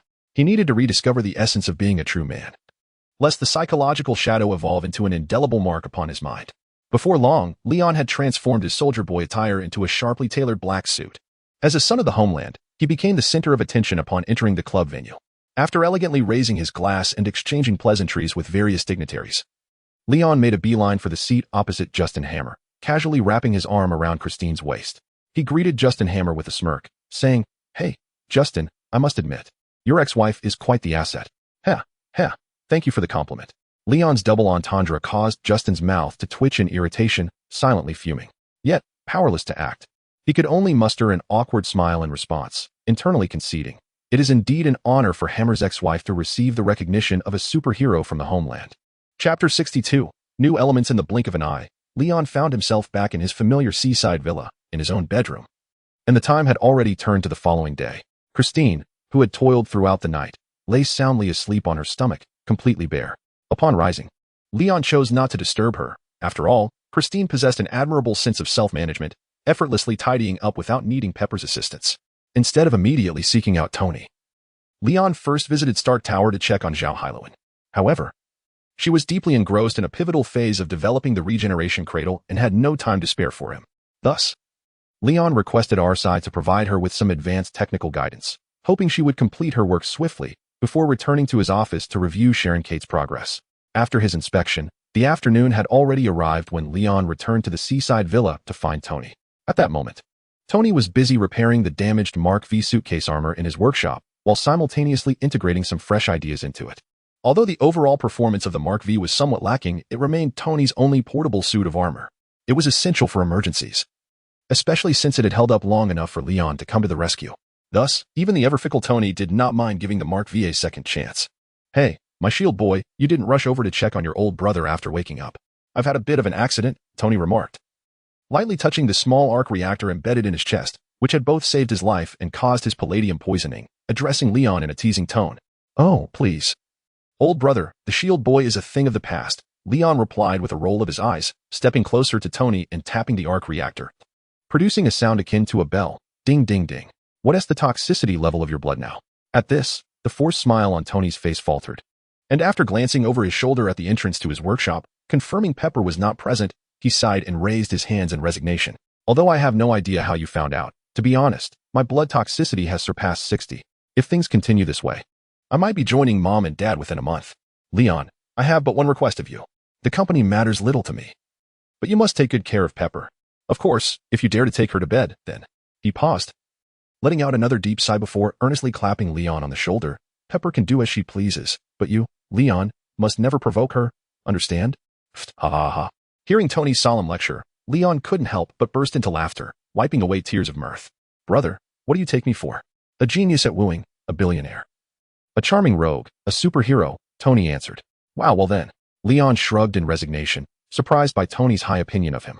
Although it was indeed true, hearing it from Tony felt rather discordant. He should have been more acerbic, more scathing towards Leon. That would have been more typical. It seemed that Tony genuinely believed his time was running out. With that thought, Leon ceased his rambling, snapped his fingers, and the holographic projection of Tifa's partner, Arcee, materialized beside him. From her eyes emanated a 3D holographic projection depicting a miniature model of the city that Howard Stark, their father, had used to illustrate the future world. "Brother, do you remember this?" Leon inquired. "Of course," Tony retorted, casting Leon a sidelong glance. "I recently showcased that old video of Dad at the Stark Expo." "All right." Leon nodded. "Then let me ask you this, brother. How can we completely eradicate the palladium poisoning you currently suffer from? Unless we can find a new element to replace palladium, it's impossible. I've tried every element, and none are viable. Right now, I'm left with only a dead end," Tony replied, his tone steeped in pessimism. "Perhaps you haven't explored all possibilities," Leon countered. "Why must you restrict yourself to existing elements? Can a genius like Tony Stark create a new element on his own? That indeed is a possibility. But time is not on our side. Leon's words struck a chord. The spark in Tony's eyes flickered to life for a brief moment before extinguishing. He was capable of creating a new element, possessing unwavering confidence in any technological endeavor. Yet time was a relentless adversary. No, it's not too late. In fact, now is the perfect moment to unveil the luminous path to the future, Leon asserted, gazing intently at Tony. You must do it yourself, brother. Upon hearing this, Tony's interest peaked. He stood upright, raising an eyebrow in encouragement for Leon to continue. Dad once said that the arc reactor was merely a stepping stone to greater technology. He was preparing to launch a new energy race that would leave all competitors in the dust, but due to the constraints of his time, that plan was ultimately shelved and has remained dormant until now. And this, my brother, is the future, Leon signaled to Arcee, who immediately began eliminating the extraneous structures from the holographic image of the future city projected from her eyes. Soon, a completely new spherical holographic projection, incomprehensible to Leon, came into view for Tony. Good heavens, this is a new element. The super-intelligent Tony instantly grasped the monumental significance of the holographic projection before him, murmuring in astonishment before turning to Leon. Wait, why did Dad only tell you and not me? Why? Leon chuckled, my dear brother. Do you wish for me to remind you of the peculiar state you were in back then? I was merely a simple libertine, while you were a veritable tempest of vice. The mere notion that our father confided such a secret to you is indeed laughable. Upon hearing this, Tony's face flushed with embarrassment. It is true that he had indulged in a prolonged period of rebellion during his youth, prompting him to timidly retort, but I changed. Didn't I? That was after our parents' incident. Leon interjected, adding, indeed. A pang of pain gripped Tony's heart, leading him into a contemplative silence. After a considerable pause, he gathered his tumultuous emotions and playfully punched Leon's chest, saying, Leon, why did you not inform me sooner about this crucial new element? If you had, I wouldn't be in such dire straits now. He cast a mournful gaze at Leon. You never inquired, Leon replied with an innocent shrug. You rascal. Tony quickly grasped the jest, unable to suppress a chuckle. How long has it been since that incident? And yet you still bear a grudge. How petty of you. Leon placed his hands behind his head, smirking. I wonder who first played tricks on me. All right, I concede. It was my fault, Tony sighed, choosing to conclude the discourse. After all, if one were to truly weigh the matter, both brothers would find themselves equally culpable, neither able to claim the moral high ground. Chapter 63, Iron Man, Forever. In Tony's whimsical workshop, he gazed at the 3D holographic projection of the new element before him. Dad, it's been 20 years since you passed. Yet here you are, still teaching me. How remarkable, he mused, shaking his head in awe at the grandeur of the past and the depth of paternal love. At that moment, Jarvis completed his analysis of the new element. Sir, the new element proposed by young Master Leon is entirely capable of replacing the palladium you currently use. However, under our existing conditions, we cannot synthesize it. Is that so? Tony raised an eyebrow. Knowing he was not in mortal peril, he reverted to his familiar, audacious demeanor, addressing the mechanical arms and other intelligent assistants in his lab. All right, team, it's time for a significant upgrade. He then turned to Leon. And you, Leon, since you seem to be more occupied with chasing girls, you might as well stay here and lend me a hand. How do you know I'm not busy with important matters? Leon retorted, casting Tony a bemused glance before wrapping an arm around his partner, Arcee, and adding, however, once we procure the new element, it would be perfect for giving Arcee an upgrade too. Thus, the extraordinary mechanic, Tony, with the assistance of Leon, the strongest ally, embarked on a remarkably swift transformation of the whimsical workshop. The first step involved demolition. Tony's tools, though powerful, paled in comparison to Leon's fists, with a few decisive strikes. He swiftly dismantled the main structure of the new workshop. Next came the fabrication and assembly of the new element synthesizing equipment. Whatever shape or caliber of metal components Tony required, he instructed Leon to use his laser hands to create rough prototypes, which Tony would then refine using a CNC lathe. The efficiency was remarkable. Once these preliminary preparations were complete, the remaining tasks were simple enough for Leon to manage. All right, perfectly balanced. Leon, are you ready? Before a closed-loop metal pipeline apparatus, Tony placed his hand on the valve switch, glancing at Leon, who had shed all but his underwear. Let us not allow the lab we've worked so hard to modify to be destroyed in one go. Leon nodded affirmatively. His task was to shield the original lab, which had undergone a circumferential surgery in the narrative, from the onslaught of the prism rays intended to synthesize the new element. Moreover, it was Leon himself who volunteered to act as a human shield, confident that the prism rays could not possibly wield more power than the son of Satan. All right, good luck, Tony said. Jarvis, activate the prism accelerator. Without further ado, he commanded Jarvis and began to twist the valve, though it appeared he had overestimated his strength, as he struggled to move it even slightly. Let me handle it, Leon offered. Beside them, the partner mode, Arcee grew anxious. Seizing the opportunity while Tony went to fetch a wrench to leverage, she eagerly volunteered to take over Tony's task and effortlessly turn the valve. Observing this, Tony felt a wave of gratitude but silently vowed that once they resolved their life-threatening predicament, he would certainly restore his physical strength. Otherwise, being outmatched by a girl would be a tremendous embarrassment. As the valve turned, a cold, fine beam of light was deflected from the prism set within the pipeline, striking directly onto Leon's sculpted chest, which he willingly absorbed, preventing any further deflection. The sensation was quite invigorating. Leon could feel his skin being scorched. Though it had not yet reached the point of breaking, he could already sense a faint sting. Next, Arcee continued to turn the valve, and Leon adjusted his position in tandem with the prism's beam. They continued this until the beam safely entered the newly set triangular elemental synthesis device at the core of the prism accelerator. With a dazzling flash of white light, Jarvis timely announced, "Sir, congratulations. You and young Master Leon have created a new element." Upon hearing this, Leon, who had swiftly changed attire, raised an eyebrow and quipped, "Jarvis, you can speak. So, it's me and Tony causing chaos, with one responsible for the racket and the other for the mayhem, is that right?" Following this, Tony used tweezers to extract the new element and placed it into a pre-prepared matching shell for a new compact arc reactor. Eagerly, without conducting any tests, he replaced it with the old one. Knowing the outcome, Leon did not intervene but curiously inquired, "How does it feel?" "Well, it's powerful. It's like a ferocious new car, and it even has a coconut scent." After exhaling a breath that felt almost suffocating, Tony sensed an inexhaustible energy coursing through him.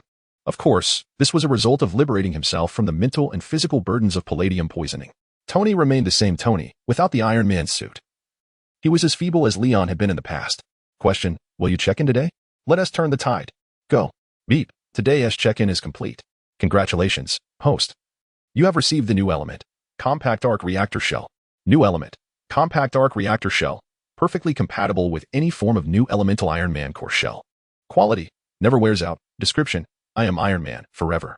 Well, although this item held little value for Leon, merely serving as a sturdier projectile, it seemed perfectly suited for Tony. Without hesitation, Leon swiftly employed his over 30 years of honed speed to extract the newly installed compact arc reactor from Tony and, in a flash, replaced it with the newly acquired, indestructible one. "Leon, what are you doing?" Tony exclaimed in pain, looking at Leon with confusion. "This vibranium is too brittle. I shall replace it with a sturdier one." "What? Is there a material on Earth harder than vibranium? Could it possibly be that you fashioned it from your own bones?" Glancing at the vibranium casing that Leon was tossing in the air, and then at the unknown material of his own chest-mounted casing, Tony couldn't help but let his imagination run wild, questioning. Wrong answer. Yet, 100%. Tony's words sparked a realization in Leon.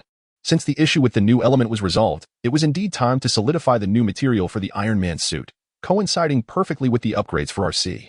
But before that, Chapter 64, Gently Awakening the Slumbering Soul, Slowly Opening Your Eyes. Arcee, please send a copy of the formula for Compound No. 5 to Jarvis, allowing my brother ample time to study it. Compound number 5? What is that? It's a local specialty I mentioned earlier. Local specialty? Upon hearing this, Tony raised an eyebrow, his excitement for swiftly fabricating Mark VI momentarily overshadowed, for Leon was certain that this would be something Tony would utterly adore. Jarvis, project it for me to see, Tony urged. Sir, the projection is ready, Jarvis replied. As Jarvis's words faded, a plethora of molecular structures and elemental composition formulas, utterly incomprehensible to Leon, materialized before them. Observing this, Tony's thoughts instantly delved deep into contemplation. After a brief pause, he snapped back to reality, stroking his chin in thought. How is it? Leon inquired eagerly. Well, it is indeed intriguing, Tony nodded instinctively, only to swiftly change his tone. However, it necessitates periodic injections during the child's developmental stages to achieve a stable and permanent effect, which is quite concerning. I have no inclination to experiment on infants. Moreover, the awakening of superpowers is far too unpredictable. Injections in adults almost invariably lead to fatal outcomes. Leon, it's fortunate you provided me merely with the formula and not the finished product. Otherwise, it would have been tantamount to fratricide, Tony jested, playfully punching Leon's chest. Even if Leon had given him the finished product, Tony would never simply inject it upon receipt. His inclination is to avoid surprises, ensuring everything is contained within a manageable scope. The reckless pursuit of amusement stemmed from the knowledge of his impending demise. Now that death was no longer an imminent threat, he certainly would not seek his own destruction. Do you require me to summon Dr. Banner? Leon asked. Not necessary, Tony replied with great confidence, dismissively waving his hand. This is not starting from scratch. With a detailed formula at hand, I can handle it alone. Give me a week. And I shall pursue a doctorate in this field of biology. I already have a draft of the improvement plan in mind. Really? So you're learning on the fly? Truly, you are remarkable, Tony, Leon remarked, flabbergasted, unable to fathom the world of these geniuses. All right. You may take your time to study it. Call me when you're ready. With that, Leon turned to leave, but a simple, understated expression of gratitude from Tony halted his steps. He did not respond, merely allowing a subtle smile to grace his lips as he waved dismissively at Tony behind him. Brotherhood, cherished within the heart. Next, I must find a way to procure some vibranium.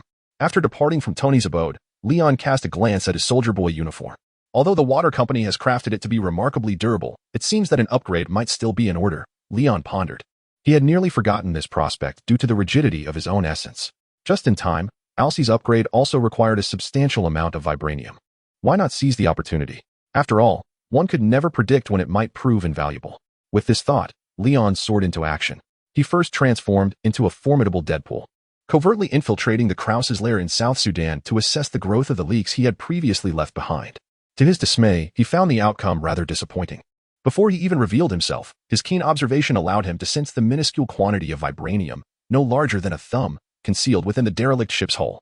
Such a meager amount was hardly worth the effort. Leon, unaware of the true cost of such endeavors, reflected on the struggles of Ulysses Clow, who had expended tremendous effort and lost several capable associates merely to procure this trifling amount of vibranium. It was a lamentable tale indeed. After hacking into Ulysses Clow's computer and mobile devices through Arcee, confirming that he possessed only this scant vibranium, Leon found himself at an impasse. He resolved to request a reward from Arcee, which led him to the British Museum, where he successfully acquired a vibranium hoe that had escaped from ancient Wakanda. A simple task indeed. In Eastern Africa, having donned a soldier's attire, Leon soared above 20,000 feet, squinting to focus his gaze upon Wakanda, which was disguised as a primitive tribe behind a vibranium cloaking barrier. It was time to deliver a minor shock to these proud inhabitants of their homeland. With that thought, Leon's figure shattered the sound barrier, transforming into a human meteor plummeting toward the vibranium defenses of Wakanda below. Simultaneously, on the inner edge of Wakanda's vibranium shield, the current Black Panther and King T'Chaka, alongside his son, the future Black Panther and King T'Challa, were returning, adorned in the humble garb of their tribe. Flanked by a well-equipped female guard, they had just dispatched a few would-be thieves attempting to pilfer vibranium at the borders. This duty, to safeguard vibranium, was synonymous with protecting Wakanda. Unlike the portly, aged figure seen during the events of Civil War III, T'Chaka was presently in the twilight of his vigor, yet still at the peak of his power. To ensure a legacy, he had taken T'Challa along on this mission, not only to hone his skills and character but also to pave the way for his future. Father, in recent months, the vibranium thieves have become increasingly audacious. We cannot remain on the defensive. We must take the initiative and crush these foes in their infancy, the impetuous T'Challa urged his father. T'Challa, my son, you may indeed be correct, but Wakanda is not yet prepared to reveal its true self to the predatory wolves lurking beyond, T'Chaka replied. T'Chaka gazed deeply at T'Challa. Why? T'Challa, perplexed, wondered, given that our technological prowess far surpasses that of the outside world, why does my father always appear so apprehensive? Is the oracle of the Panther goddess Bash truly meant to confine us to this impoverished land, which has been reduced to mere vibranium? T'Challa, mind your words. Do not forget. I am the king now. In an instant, T'Chaka transformed from the image of a benevolent father to that of a formidable king of Wakanda, exuding an aura that silenced T'Challa with sheer presence. T'Challa, biting his lip in silence, reluctantly lowered his head in submission. Understanding his son's lingering defiance, T'Chaka remained unperturbed. He too had once been young and impetuous. With a tone both earnest and profound, he said, T'Challa, this world is not as simple as you perceive. Wakanda's glory is derived from vibranium, yet it could also lead to our ruin. Upon hearing this, a vision of a divine golden figure flashed through T'Challa's mind, and he nodded in hesitant understanding, replying respectfully, I understand, father. Seeing this, T'Chaka felt a wave of relief and affectionately patted T'Challa's shoulder, smiling kindly, my child. I have grown old. The future is destined to be yours, and when the time comes, you may act freely. But remember, vibranium may grant Wakanda temporary strength, yet it cannot ensure everlasting prosperity. My sole request of you is to safeguard our nation and protect our people. After all, if vibranium is lost, the nation may endure. But if the people are lost, the homeland ceases to exist. Yes, father. T'Chaka's earnest counsel invigorated T'Challa, igniting within him a fervent desire to assume his duties as king and Black Panther, aspiring to elevate Wakanda to new heights and accomplish great deeds. At that moment, however, a resounding knock echoed from above, jolting T'Challa back to reality. He looked up in confusion, only to see that the sky of Wakanda had fallen, Chapter 65. Vibranium miners. Amidst the astonished gazes of the Black Panther and his son, Leon shattered the vibranium barrier with 3 powerful punches. Landing with the grace of a superhero right beside them, he raised his hand to shield them. Casting a vigilant gaze upon the futuristic architecture ahead and the royal guard led by Okoye nearby. An attack. Mistakenly believing that Leon posed a threat to the Black Panther and his heir, Okoye let out a commanding battle cry, swinging her vibranium spear alongside her comrades, ready to rescue her king and prince. However, Leon merely raised his palm toward the group of warriors, unleashing a devastating energy wave that sent them flying without a hint of mercy. It must be noted that while Okoye possessed a rather unappealing visage, her formidable presence was undeniable, yet she was indeed weak, as were most of humanity in Leon's eyes. In the distance, the troops stationed at Wakanda's borders quickly recognized the potential abduction of their king and heir, rallying thousands in swift response. Yet, before the border guards could take even a few steps, an outrageous and boisterous laughter echoed through the scene, the man with his own BGM effect resonating powerfully. No matter the distance, everyone present heard it, as if it were whispered directly in their ears. Conqueror's hockey. As Whitebeard's laughter reverberated, Leon summoned an invisible aura that swept over the vicinity, sparing only the Black Panther and his son, whom he had intentionally left untouched. Wherever Leon directed his gaze, both the Wakandan soldiers and civilians succumbed to an indescribable terror, collapsing and convulsing in fright. It can be said that the might of the Conqueror's hockey proved to be an effortless and effective tactic. Leon was thoroughly pleased with the overwhelming impact of his first display of this ability. Turning to the still-dazed Black Panther and his son, he inquired, Chala, my friends, are you unharmed? I had no idea that Wakanda had been so deeply infiltrated by extraterrestrial forces. If I hadn't come personally to procure vibranium, I might have remained oblivious to the fact that Wakanda had been colonized by alien technology. Justice would have been deceived by these shameless invaders for much longer. You have suffered, my dear friends. Your savior, a fellow Wakandan, has arrived. Leon spread his arms wide, delivering an impassioned speech. Upon hearing his words, the Black Panther and his son exchanged glances, momentarily rendered speechless. According to Leon Stark's proclamation, were they to express their gratitude? Ah, indeed.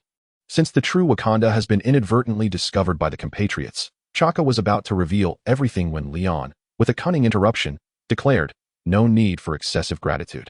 Let me first deal with this cunning and shameless band of extraterrestrials. With that, Leon's eyes ignited with a brilliant golden glow, and he unleashed a continuous barrage of laser fire, bringing down several alien ships that were gathering in the distant sky. The pointed apex of the Black Panther Palace was inadvertently severed by the ensuing chaos. Subsequently, Leon ascended into the air, poised to plunge into the fray. Hold on. Have mercy. Chaka and Chala, witnessing this, abandoned their royal demeanor and leapt forward, each grasping one of Leon's legs, pulling him back down from the sky. Of course, this was a cooperative effort on Leon's part. Otherwise, even if all of Wakanda clung together, he would still have soared high above them. Whatever could this mean, my friend? Leon exclaimed, his face a picture of bewilderment, as he earnestly stated, your people are engulfed in turmoil, as the compatriots dedicated to punishing the wicked and upholding justice. I must swiftly sound the drum of freedom for them. No. You misunderstand. You are mistaken. As Wakanda's hard-earned legacy seemed to dissolve into molten ruin before the eyes of the compatriots, Chaka, in desperation, bounced about, nearly wishing to extract his own brain to show them. Beside him, Chala felt a mix of frustration and amusement. The compatriots had only the best intentions. Yet due to Wakanda's isolationist policies, their goodwill had been misconstrued. It was an utter calamity. I was indeed correct. Wakanda can no longer remain self-isolated. If the compatriots have come this time, who knows what sort of visitors will arrive next? Leon's presence solidified Chala's resolve regarding what he ought to do for Wakanda, and he joined his father in explaining the true state of affairs to Leon. After a considerable time, within the depths of Wakanda's vibranium mines, Leon observed the magnetic levitation transport trains continuously entering and exiting, and through the exhaustive explanations from the Black Panther duo, he finally grasped the entirety of the situation. So that was it. Under the scrutinizing gaze of the Black Panther father and son, Leon proceeded to explore the area as if it were his own home. Touching and inspecting everything, he soared to a section of the vibranium mine, and with ease akin to cutting through tofu, he extracted a small piece of rich black purple or shimmering with a blue glow. Query: shall we proceed with today's check-in? System: I hear the resonance of vibranium. Activate. Ding, today's check-in is complete. Congratulations. Host, you have acquired the title of Vibranium Miner. Vibranium Miner. You will receive 10 opportunities for mining each day, refreshed at midnight, with the chances not accumulative. There are 2 modes, manual and automatic. In the automatic mining mode, there exists a 90 probability of obtaining 1 kilogram of vibranium, a 9 probability of acquiring 10 kilograms, a 0.9 probability for 100 kilograms, and a 0.09 probability for 1,000 kilograms, and so forth. The manual mining mode will generate a mini-game interface visible and controllable solely by the host. With a vibranium vein map randomly updated each day, where the yield relies entirely on the host skill, the harvested materials will be automatically stored in the system space. And regardless of the method chosen, there exists a certain probability of obtaining the rarer adamantium alloy. All probabilities are without any guarantees. And the final interpretation rights belong to the system. Introduction. Do you place your faith in luck, or do you trust in your skills? Chapter 66. The King's Treasure. Holly Shatter. Leon, filled with excitement, crushed the vibranium in his hand. Truly, Wakanda is remarkable. Upon arrival, vibranium is already at hand. Moreover, what are these mere vibranium miners? In Leon's eyes, only 4 words resonated. The King's Treasure. System, grant me a tenfold draw. Let me witness your prowess. Initiating automatic mining. As the system's voice faded, a perspective only Leon could perceive presented him with textual and visual representations of his mining yield each second. After 10 seconds, the result appeared. Today's automatic mining is complete. Your total yield is 18 kilograms of vibranium and 1,000 kilograms of adamantium. 666, no pretense whatsoever. Leon was directly satisfied. However, he mused that the vibranium was rather scarce. Turning around, he glanced at the somewhat reserved Black Panther and his son, who seemed out of place in their own home. In a flash, he closed the distance of several hundred meters to stand beside them. Chaka, Chala, my friends. This is truly magical. I never imagined you had advanced Wakanda's technological level to such heights through vibranium. It would be hard for anyone to believe this if shared outside. Leon's eyes narrowed, a playful smirk gracing his face. Mr. Leon, you flatter us. Chaka humbly replied, Wakanda is but a small nation, having been self-isolated for far too long. And we are not fully prepared to connect with the outside world. Oh, Leon raised an eyebrow. Chaka, what do you mean? Mr. Leon, you have come for vibranium. And Wakanda is willing to provide you with raw vibranium free of charge for an extended period, on the condition that you keep this secret until we are ready to engage with the world. Chaka earnestly bowed to Leon, while Chala, witnessing this, attempted to interject but was silenced by a sharp glance from Chaka. Ha ha ha, well said, well said. Chaka, you are my eternal friend. Leon, akin to an old companion, helped Chaka rise, and as he did so, the 2 cunning foxes exchanged knowing glances, silently sealing their true agreement. Meanwhile, the young Chala remained oblivious to the exchange, watching his father and Leon, who were now shoulder to shoulder, with a bewildered expression, completely unaware of what had transpired. Why was his father so pleased despite their significant loss? Why was he so eager to offer Leon Stark vibranium when he had not even made a request? With these questions lingering in his mind, Chala accompanied his father Chaka as a guide to show Leon around Wakanda for over a week. In truth, there was little of interest to see. The landscape was dominated by monotonous steel jungles, and Leon had little interest in the true lush greenery surrounding Wakanda. His primary concern was to inspect what novel inventions might hold value for him. In terms of results, none have proven formidable. The vibranium miners remain eternal. During this period, Chaka's daughter, Shuri, expressed her desire to join, yet was sternly prohibited by Chaka, seemingly fearful that the illustrious Leon might pose a threat to his daughter, a boundary he, as a father, deemed sacred. The mere thought of this made Leon chuckle. Setting aside the fact that Shuri was still a minor, her frail, dark-skinned appearance was sufficient to evoke Leon's respectful distance. True talent exists, yet so does true ugliness, which, at the very least, utterly failed to align with Leon's aesthetic sensibilities. As evening descended, Leon, akin to a vendor bearing wares, carried a substantial cargo of vibranium alongside 2 heart-shaped herbs that Chaka insisted he take. Upon soaring through the automatically opened aperture of the vibranium barrier, which promptly sealed again, Chala mustered the courage to voice his confusion to his father. Father, why did you agree to provide Leon Stark with free vibranium and bestow upon him the heart-shaped herbs of the Black Panther? How is this not akin to treachery? Chala, as a king, you must learn to perceive beyond the surface of matters, Chaka replied, his eyes deep with wisdom as he patted Chala's shoulder.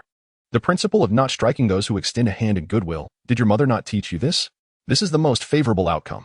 Wakanda has merely sacrificed a small quantity of vibranium and 2 herbs in exchange for an ally potent enough to obliterate Wakanda itself. Do you not yet grasp this? As Chaka spoke, he inclined his body slightly, revealing the somewhat disheveled state of Wakanda's central district, which had yet to fully recover. Chala, upon witnessing this, felt his pupils constrict and fell silent. Leon's venture imparted upon him one of life's most crucial lessons, to recognize one's own frailty, acknowledge the strength of others, and maintain humility at all times. For weakness is a fundamental sin, yet ignorance is an even greater transgression. Meanwhile, under full throttle, Leon returned to the seaside villa he shared with Tony within less than an hour, his bounty in tow. When Tony beheld Leon descending as if a deity, bearing a cargo of vibranium, he was rendered utterly astonished. My goodness, so much vibranium. Leon, did you seize all of Wakanda's vibranium? No. This is merely the beginning, Leon reassured, placing the cargo down with care before sharing his experiences in Wakanda with Tony. In partnership mode, the AI, Friday, accompanied Leon, employing 3D holographic projections to nearly perfectly recreate the scenes of his adventure. After fast-forwarding through Leon's extraordinary exploits, Tony found his worldview utterly shattered by Wakanda's advanced technology. Though he had previously noted Shuri's remarkable knowledge during her attendance at the Stark Expo, it was clear she was far from the typical upbringing of a primitive tribe. Yet, it can be somewhat begrudgingly explained through passion and the unwavering support of an entire tribe. Upon witnessing the authentic technological prowess of Wakanda, he could only utter a single remark. What a bunch of scoundrels. They conceal an entire mountain of vibranium. Calmly observing as the external world inflates its value to an astonishing $20,000 per gram. It is utterly deranged. How much would it cost to purchase a mountain of vibranium? As Tony pondered this, he found himself utterly bewildered. Is it truly possible that there exists something in this world he cannot acquire? Chapter 67, Superhuman Serum. Let us not dwell on this any longer. My dear friend, how is your research on Compound 5 progressing? This is what Leon is most curious about. Otherwise, he might remain in Wakanda for a while longer, fearing that Tony might slip away and cause a calamity. After all, biochemical experiments are not as straightforward and brutal as testing Iron Man's suits. Humph. Who do you think I am? Tony hummed with delight, eagerly ushering Leon into his workshop, tossing him a vial of translucent, pale blue liquid. What is this? This is the Superhuman Serum, an enhancement derived from the formula of Compound 5 combined with the Super Soldier Serum left by my father. Tony explained with pride. It eliminates the drawback of requiring injection during infancy for stable, permanent effects, making it suitable for all age groups. Although it cannot guarantee the awakening of superpowers 100, it significantly enhances physical capabilities. It prolongs lifespan, fortifies physical constitution, boosts recovery abilities, and improves resistance to known and unknown bacteria and viruses. The more Tony elaborated, the more Leon felt that the name of the Superhuman Serum was aptly chosen, as its effects completely overshadowed those of its predecessors, Compound 5 and the Super Soldier Serum. He was merely curious about the specific extent of enhancement. You haven't injected it yet, have you? Leon inquired. What do you take me for?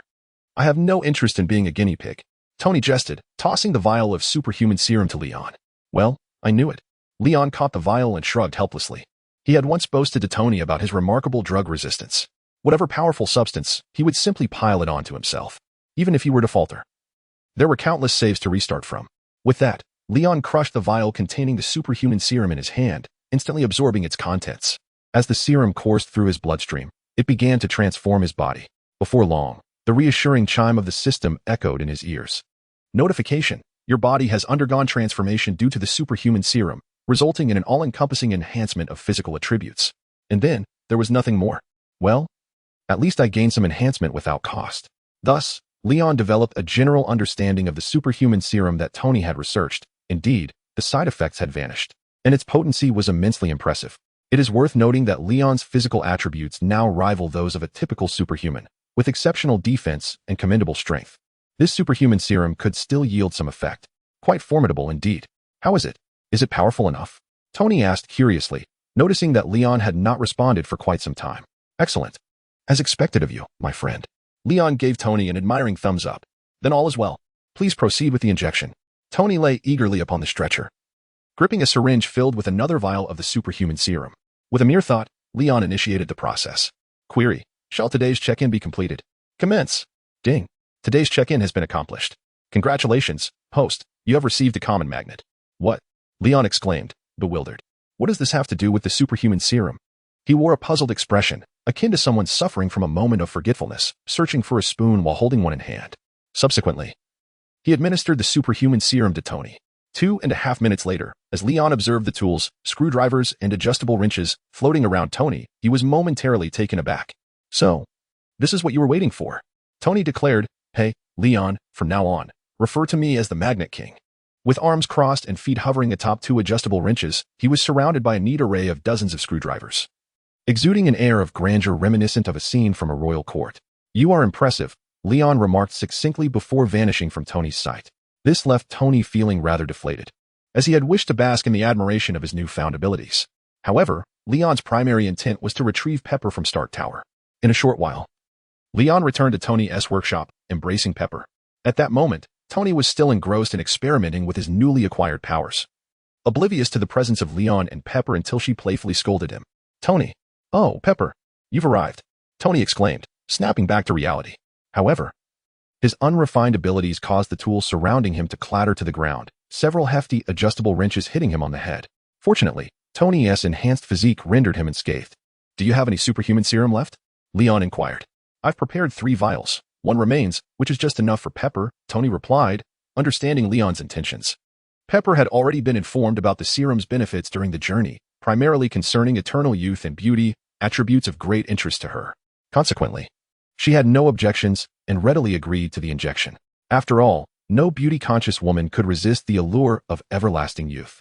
Thus, Pepper swiftly received the superhuman serum.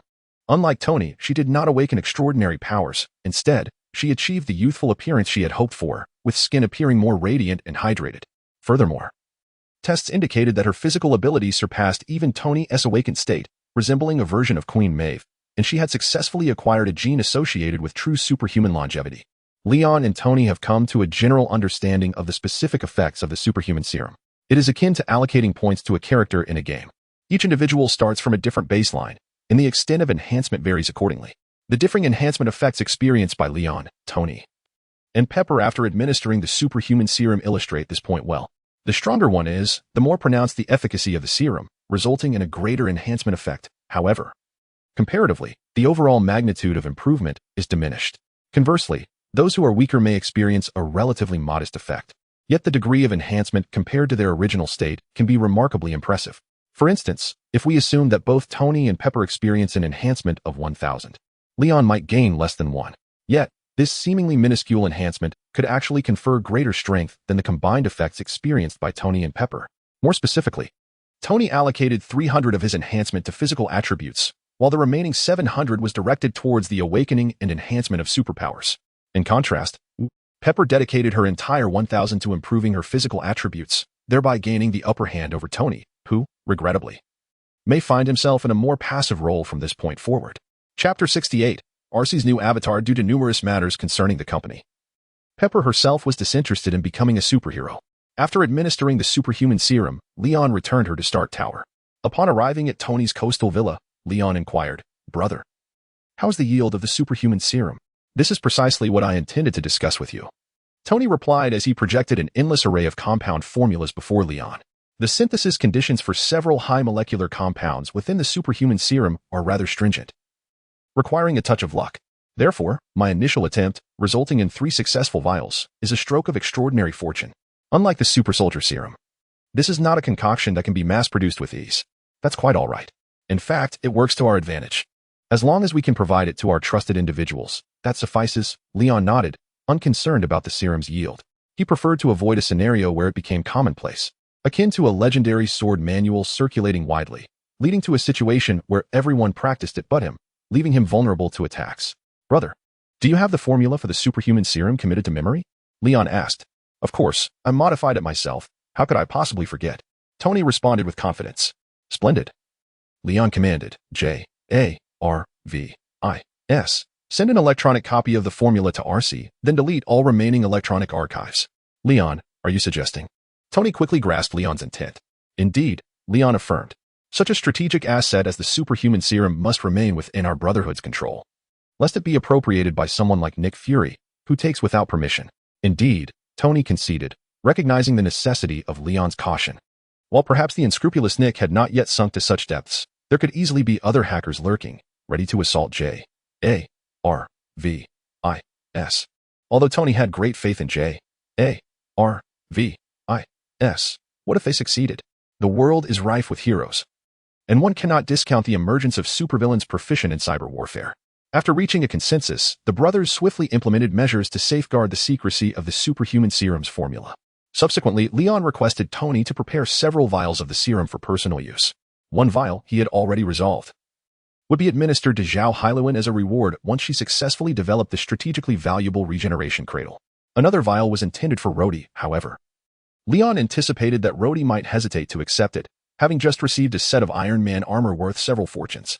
The military also required attention, so they decided to hold onto it for the time being, awaiting the opportune moment. As for the others, Leon and they merely shared a casual friendship devoid of deeper feelings, and they would consider the matter further as time revealed true character. After resolving all matters concerning the superhuman serum, Leon and Tony finally found the time to embark on the long-anticipated upgrade of Arcee's exoskeleton.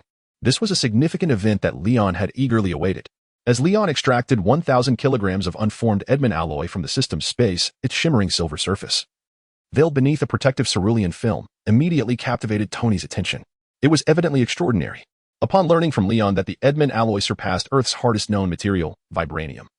In terms of durability, Tony was determined to utilize it as the material for constructing the Mark VI armor.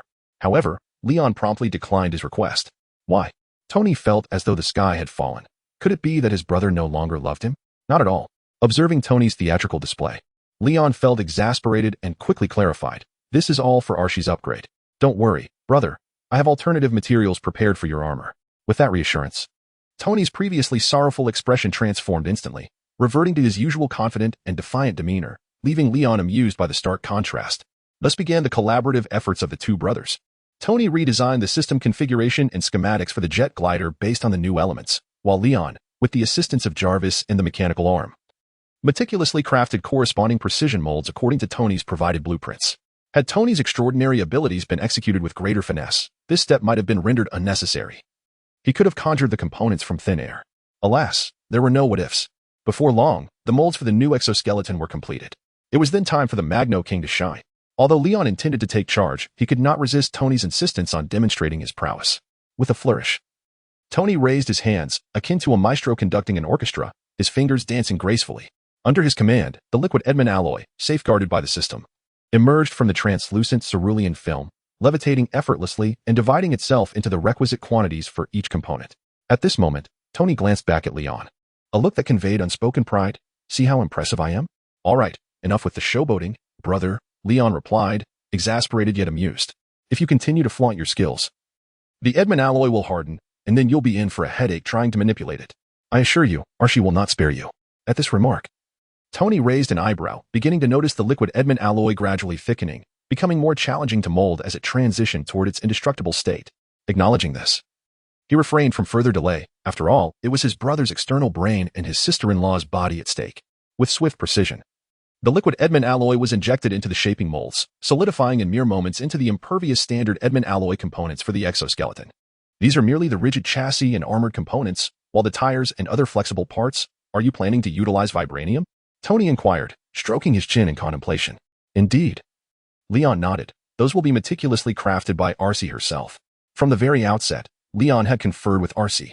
Her rigid components will be forged from the indomitable Edmund alloy, while the tires and other flexible components will be woven from the versatile vibranium, capable of both rigidity and flexibility, utilizing the regenerative cradle. Currently, they are being prepared in Leon's whimsical workshop on the lower level. Thank you, Tony. In the ascending elevator, the partner mode Arcee gracefully exited and solemnly bowed to Tony in gratitude. My goodness. Leon, did I mishear that? Tony, in disbelief, sought confirmation from Leon. But before he could receive an answer, Arcee, passing by, affirmed, You did not mishear, Leon's brother. As she uttered these words, the partner mode Arcee playfully winked at Leon, who chuckled and shrugged, manually closing his mouth. Very well. I must have indeed misheard. Tony pouted in disappointment. Subsequently, with Leon's assistance, partner mode Arcee began transferring the components of her new mech into Leon's whimsical workshop, but before long, she insisted on expelling Leon. His penchant for distraction and his incessant meddling with the mech components severely hampered their assembly efficiency. Reluctantly, Leon retreated to Tony's workshop to assist him with the construction of Mark VI. The blueprints had long been designed by Tony.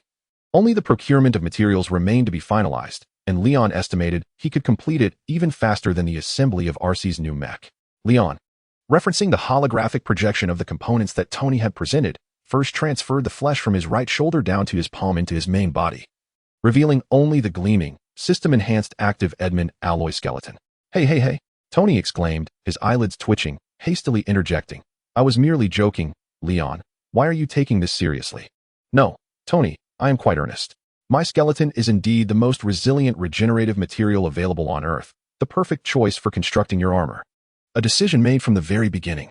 As he spoke, Leon nonchalantly severed his right hand's Edmund alloy skeleton at the joint, his brow unfurrowed. Although it appeared somewhat intimidating, Leon exerted no force. The tendons connecting the bones were simply shed at his own volition. Witnessing Leon's decisiveness, Tony chose not to feign reluctance any longer. Brothers, in spirit.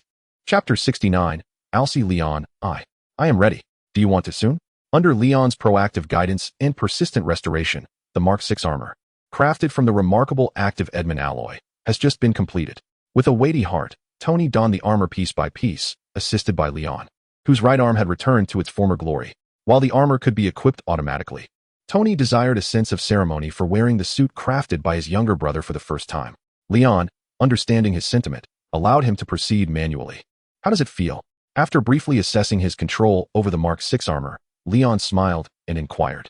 It's a bit heavy, Tony replied after taking a couple of steps. If the ultra-thin and lightweight Mark V felt like wearing a short-sleeved shirt, then the Mark VI, forged from active Edmund alloy, resembled a thick leather jacket. Tony anticipated that it would take some time to reacquaint himself with the agility he had enjoyed in the previous suits. Yet, all of it was worthwhile. The indomitable defense alone granted Tony the confidence to venture forth without hesitation. Shall we step outside and test its mettle? Leon suggested, raising an eyebrow and gesturing toward the Pacific coastline beyond the window.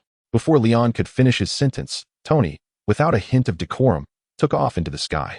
Observing this, Leon smirked, shattering the sound barrier as he pursued Tony, ultimately overtaking him. With an unrelenting punch, he sent the unsuspecting Tony crashing into the sea. Boom. A 100-meter wave erupted into the air.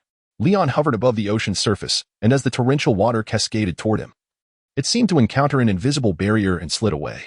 Moments later, Tony emerged from the depths, akin to a drunken reveler, circling around before returning to Leon's side. Leon, were you trying to kill me just now? Tony playfully punched Leon's chest, chiding him. It was merely a test of defensive performance, Leon retorted, raising a finger in defense. It appears to be quite effective. Although Leon's punch had no enhancements, it was genuine, leaving not a single mark on the back armor of the Mark VI. The hardness of Leon's bones exceeded even his own expectations.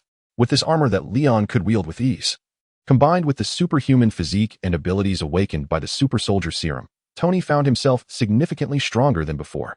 His safety index had greatly increased, allowing Leon to venture out with peace of mind in the future. After a thorough testing session, the current Mark VI contrasted sharply with its original counterpart in terms of firepower, speed, and maneuverability. The enhancements were limited. However, due to the differing materials of the armor, its defensive capabilities were overwhelmingly superior. Even now, should Leon wish to forcibly dismantle it, he would find it a formidable task. Reminiscent of the strongest spear versus the strongest shield, though, in a sense, they were both facets of Leon himself. Upon the surface of the Pacific, the brothers' battle raged on. Bang, bang, bang. Clad in the impenetrable Mark VI armor, Tony found himself ensnared in midair by the lightning-fast Leon, who struck him repeatedly, leaving behind a myriad of afterimages. During the trial, Tony expressed his desire to witness Leon's full strength. Such a delightful request was certainly one Leon was eager to fulfill. With a resounding thud, Leon delivered his final blow, an energy-amplified strike infused with the essence of armament hockey, enhancing his power by 20%. In an instant, Tony, encased in the Mark VI, plummeted like a meteor towards the ocean depths.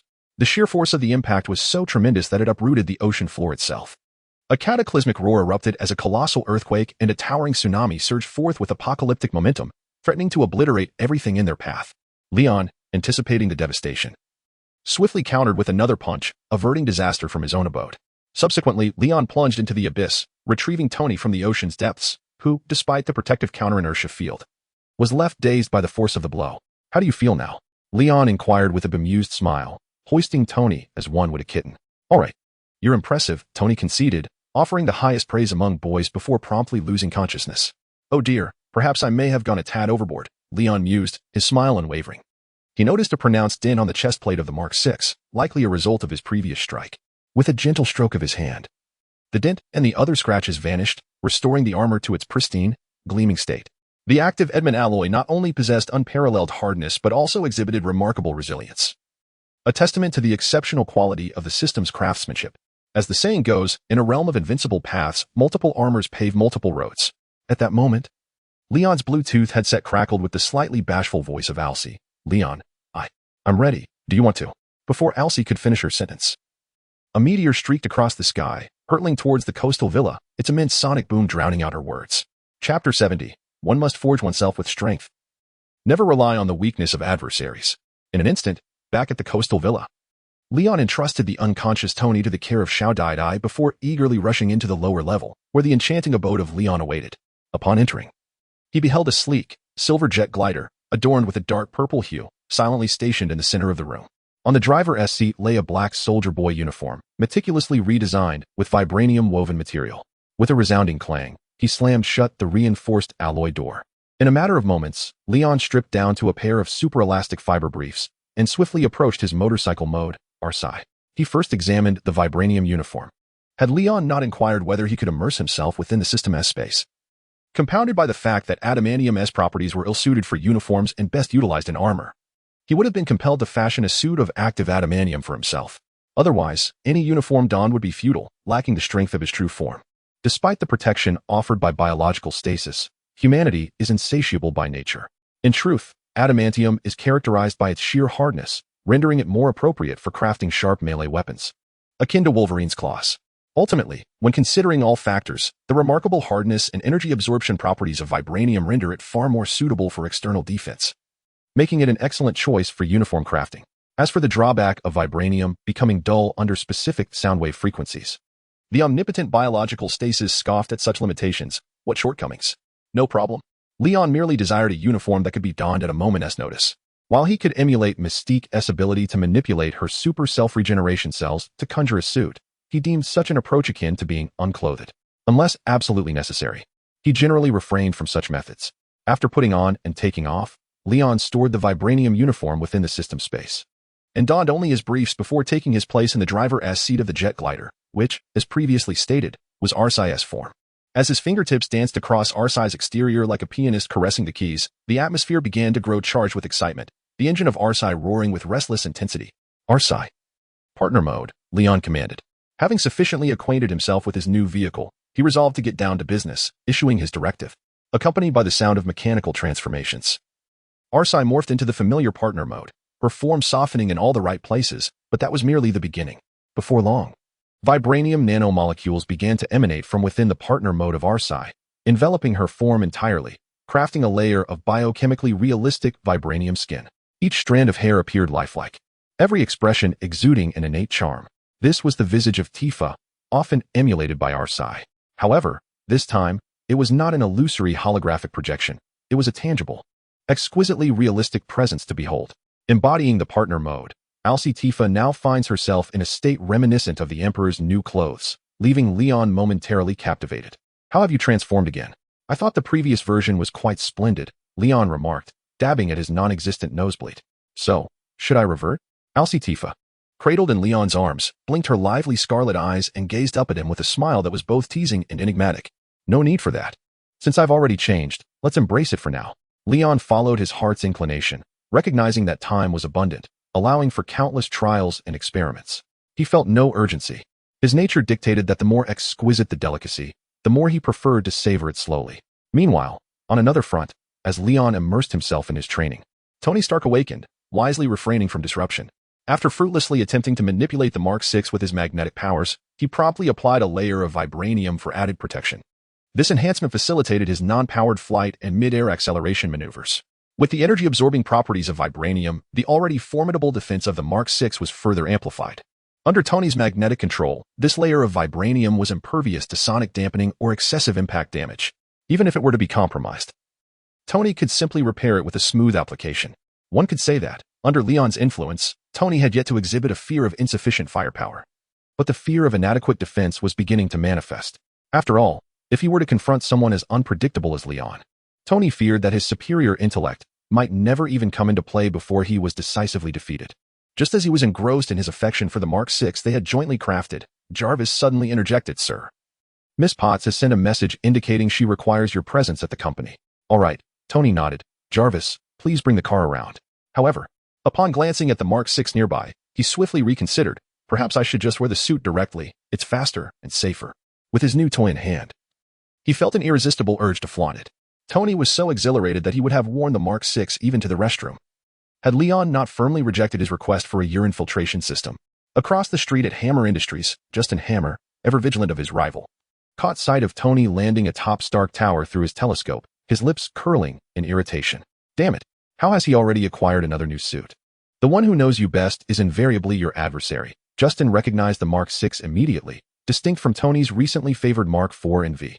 Previously, he had never been so indiscriminate in his choice of partners, had he? Lowering the telescope from his gaze, Justin Hammer remarked to his African-American male secretary beside him, "Mr. Hammer, if I may be blunt, this is merely a figment of your overzealous concern for Tony Stark's Iron Man armor," the secretary patiently elucidated. Tony Stark's record for changing partners was once 2 hours per individual, sustained over an entire week. Yet, his current rate of updating his armor averages 2.5 months per suit, a mere fraction of his former pace. Is this what I wish to hear? You relish contradicting me, do you? Justin Hammer retorted, throwing the telescope forcefully at his secretary. The impact left the secretary bloodied and bruised, yet his professional smile remained unwavering. Find a way to deal with him. If Leon Stark, with his superhuman physique, cannot manage it, I can comprehend that. But if a mere mortal like Tony Stark is beyond your capabilities, you might as well take your own life. What a failure! Justin Hammer shouted in frustration. Boss. While Tony Stark may lack a steel physique, he possesses an Iron Man suit, the secretary added. Are you filled solely with muscle? Can't you handle him when he is not in his armor? I am truly exasperated with all of you. Justin Hammer was genuinely distressed. The decision by Stark Industries to cease its weapons division should have provided Hammer Industries an opportunity to thrive and flourish. Stark Industries' pivot from arms dealing to clean energy in a bid to revive itself seemed utterly far-fetched. These two fortuitous occurrences should have granted Justin Hammer a euphoric experience. Yet, Hammer Industries neither expanded nor strengthened. Stark Industries, on the other hand, experienced a renaissance through its foray into renewable energy, with its second quarter earnings surpassing those of Hammer Industries. Observing Tony Stark reveling in greater financial success than ever before left Justin Hammer feeling more tormented than if he had suffered a personal loss. Why? He was not only a superhero but also a billionaire, with an extraordinarily powerful brother to support him. Why did all the fortunes of the world seem to converge upon Tony Stark? Justin Hammer could not fathom it. Chapter 71. Enormous opportunities, those willing to take the bait. A week later, Mr. J, the blackmail secretary who had been vigilantly monitoring Tony's movements, found himself utterly speechless. Over the past few days, Tony had maintained the appearance of a well-mannered gentleman in a suit while inside Stark Tower. However, the moment he stepped out of the office, his Iron Man suit was seemingly fused to his body. Even when attending parties or using the restroom, he was clad in his armor, making it nearly impossible to find an opportune moment to strike. Mr. J had initially harbored little hope of assassinating Tony Stark, but alas, his employer had become so enraged that he had lost his wits and insisted on pursuing this matter. Thus, Mr. J had no choice but to proceed with trepidation. He suspected that if this ordeal continued, not only would Tony Stark remain unscathed, but the hired assassins he employed might turn against him first. Their principle dictated that payment was only received upon task completion, and if the mission remained unresolved. Fortunately, perseverance bore fruit. On this day, the opportunity finally presented itself. Jarvis, have all targets been locked onto? Sir, all suspicious individuals have been identified. Clad in casual attire, Tony donned a mask and glasses for disguise as he ventured alone to a bubble tea shop nearby Stark Tower to procure a drink. Recently, a new flavor featuring a unique stocking scent had captured the adventurous Tony's interest, allowing him to simultaneously address those who were tailing him. Indeed, Jarvis had already identified the group of would-be assassins lurking nearby through surveillance set up by Stark Industries. However, Tony had been preoccupied with merriment and corporate affairs, neglecting the situation. Now that he found himself with a moment of leisure, he seized the chance to test a particular feature of the Mark VI armor. Sipping the drink, he was taken aback by the peculiar aroma. Was there truly a scent reminiscent of stockings? After just a couple of sips, he felt as though his very crown was being overwhelmed by the pungent fragrance. This sensation was nothing short of bewildering. Jarvis, did that lovely lady truly not infuse her stockings into the juice? Tony inquired, slurping the oddly scented bubble tea while glancing at the Asian woman behind the counter preparing drinks for other patrons. Sir, analysis reveals that the distinctive scent primarily originates from butyric acid produced when glutinous rice is not fully fermented. In low concentrations, it is harmless to humans and beneficial for intestinal health, Jarvis explained. Well then, Tony mused, finishing his drink and savoring the aftertaste. It seems I could create a perfume aimed at a niche market with this. Jarvis, make a note of that. Sir, your project has been established. Would you like me to contact Miss Potts now? No need to trouble Pepper with this small matter. I shall handle it personally upon my return. As a super genius and astute businessman, Tony astutely recognized the immense commercial potential embodied in that seemingly innocuous cup of bubble tea. It was certainly not merely due to his personal preference. After purchasing another cup of milk tea, Tony meandered about, taking a convoluted route until he unexpectedly collided with a delicate, porcelain-like little girl of around 10, adorned with golden hair styled in twin ponytails. Upon falling, the girl did not scream. Instead, upon spotting Tony, she immediately clung to his leg as if he were her savior. "Uncle, can you fix cars?" she implored. "My dear, what seems to be the trouble?" Tony inquired, his paternal instinct surging as he effortlessly lifted the charming child.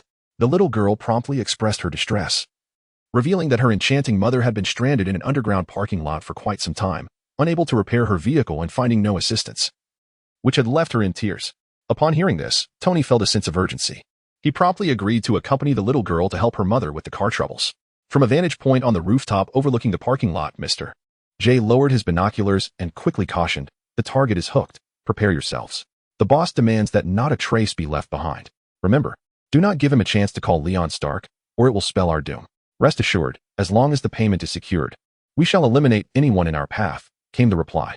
Within the underground parking structure, a group of assassins clad in identical black tactical gear concealed themselves within the shadows, awaiting their opportunity. Their leader, after issuing commands, crushed his communication device in his grasp. Moments later, Tony, guided by the little girl, ventured further into the parking lot. "My dear, where is your mother?" he asked, placing her down, but his gaze revealed no signs of a stranded vehicle. It was right here a moment ago," she exclaimed. "Uncle, please wait here. I will go find my mother," she chirped before bounding off into the darkness, leaving Tony in the light. As he savored his milk tea, a sudden gunshot shattered the tranquility. Almost immediately, the little girl was seized by a burly, masked assailant, emerging from the shadows directly in front of Tony. "Uncle, I'm sorry. I lied to you, my mother." "What?" The little girl sobbed, tears streaming down her face, utterly distraught. "Do not fear. I am here. I am Iron Man," Tony reassured her, gently removing his mask and presenting a calm smile in the face of the encroaching assailants. "Tony Stark, it is quite a challenge to meet you under such circumstances." The leader of the attackers croaked mockingly, gripping the girl tightly. Tony surveyed the menacing figures surrounding him, betraying no sign of panic. Chapter 72 embraced the darkness of slumber. "I am aware of your thoughts." Tony downed his milk tea and calmly analyzed. "As long as we shield the electronic signals in this semi-enclosed space, neither Leon nor the battle armor can be summoned. Hence, you believe that I am at your mercy here. Truly, Tony Stark is astute. You guessed correctly. Yet there is no reward." The leader of the assassins chuckled with pride. "I am not a devil, as long as you take your own life here. I shall spare this young girl. What say you?" "Ha." With a laugh, the leader of the assassins drew a dagger from his waist and tossed it to Tony. The dagger clattered to the ground by Tony's feet, but he remained unmoved, instead bursting into laughter himself. "Before regaining his composure, you underestimate the bond between my brothers and me. The moment I call upon him, he will undoubtedly rush to my side. Why, you may ask. Because I am Iron Man, Tony Stark, the elder brother of Leon Stark. Could it be?" The leader of the assassins narrowed his eyes. Suddenly, Tony raised his arms dramatically, as if summoning something. Yet, for a moment, nothing transpired. "Phew, almost fell for your trick." The leader of the assassins wiped the cold sweat that had erupted on his forehead, then waved his hand decisively. "Attack." He might be caught in traffic," Tony awkwardly explained, only to be engulfed by a torrent of gunfire. Rat-a-tat-tat-tat-tat-tat. Meanwhile, in response to Tony's call, the Mark VI armor stored in his office at Stark Tower began to disassemble into its components, effortlessly shattering the bulletproof glass exterior and soaring towards the underground parking lot where he was located, adhering to the principle of the shortest distance between 2 points. These armor components did not take the stairs but rather spiraled directly downward into the ground. Boom. The gunfire subsided. The tremors continued. The smoke of gunpowder gradually dissipated. Countless bullets that had missed their mark coalesced like a divine crown, forming a steel halo that revolved slowly around Tony. Shit. Didn't they say Tony Stark was just an ordinary man without superpowers? The intelligence was false. Witnessing Tony unscathed, inexplicably manipulating the bullets they had fired, the leader of the assassins felt a wave of dread wash over him and began to retreat discreetly, shielding his subordinates behind him. Just then, rumbling. The vibrations from the ceiling became increasingly distinct, and with a deafening crash, dozens of armor components burst through the reinforced concrete, instantly arriving before Tony. "My dear, I've waited for you for so long." Tony grinned, and amidst the nearly despairing gazes of the assassins, he began to don the Mark VI armor piece by piece. They possessed even greater firepower. However, beneath this profoundly stunning display of science fiction, they seemed to have forgotten how to utilize it, perhaps deeming it merely a futile struggle. Clang. As the helmet of Mark VI finally enveloped Tony's face, death came knocking at the door. J-A-R-V-I-S. Lock on all targets. "Sir, the task is complete." J-A-R-V-I-S responded. No sooner had J-A-R-V-I finished speaking than Tony, clad in Mark 6, executed a spinning leap, transforming into a whirling dervish suspended in midair. The crimson beams of high-energy rays emitted from Tony's gauntlets instantaneously decimated the heads of all the assassins present, leaving their skulls to tumble towards the ground with a sound reminiscent of a squelching thud. Uncle, seizing the moment while the corpse of the lead assassin had yet to collapse. The blonde-haired girl with twin ponytails wriggled free from his grasp and dashed towards Tony upon landing. Oh, dear, are you all right? Tony crouched down, lifting his visor and extending his arms toward the girl, revealing a warm, benevolent smile. However, just as the little girl was about to leap into his embrace, her cheeks suddenly puffed up, and from her mouth, which was barely wide enough to accommodate a lollipop, she expelled two violet-tinted silver needles with remarkable precision aimed directly at Tony's exposed eyes. Thud, thud. With two audible punctures, the needles embedded themselves into flesh, causing Tony's head to jerk backward as the little girl tumbled into his armored embrace, her youthful face pressing against his chest plate. Uncle, are you cold? Can I warm you up? The little girl asked innocently, gazing up at Tony's slightly stubbled chin. One could never suspect that she was the true executor of this operation. My dear, to be honest, I feel quite saddened.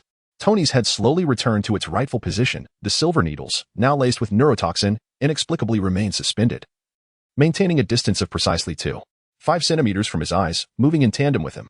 The girl's smile vanished in an instant, panic washing over her as she attempted to escape Tony's grasp, only to be ensnared tightly in his embrace. His arms were like hydraulic pincers, unyielding despite her frantic struggles. How is this possible? I distinctly heard them strike. The girl's voice, once sweet, now morphed into a hoarse, jarring shriek reminiscent of an elderly crone. Are you referring to this? Thud, thud. With a smirk playing on his lips, Tony mimicked the sounds of the needles striking with astonishing realism. In truth, Tony did not possess this skill. Rather, a metallic spring within his throat was morphing under the influence of his superpower to produce sound.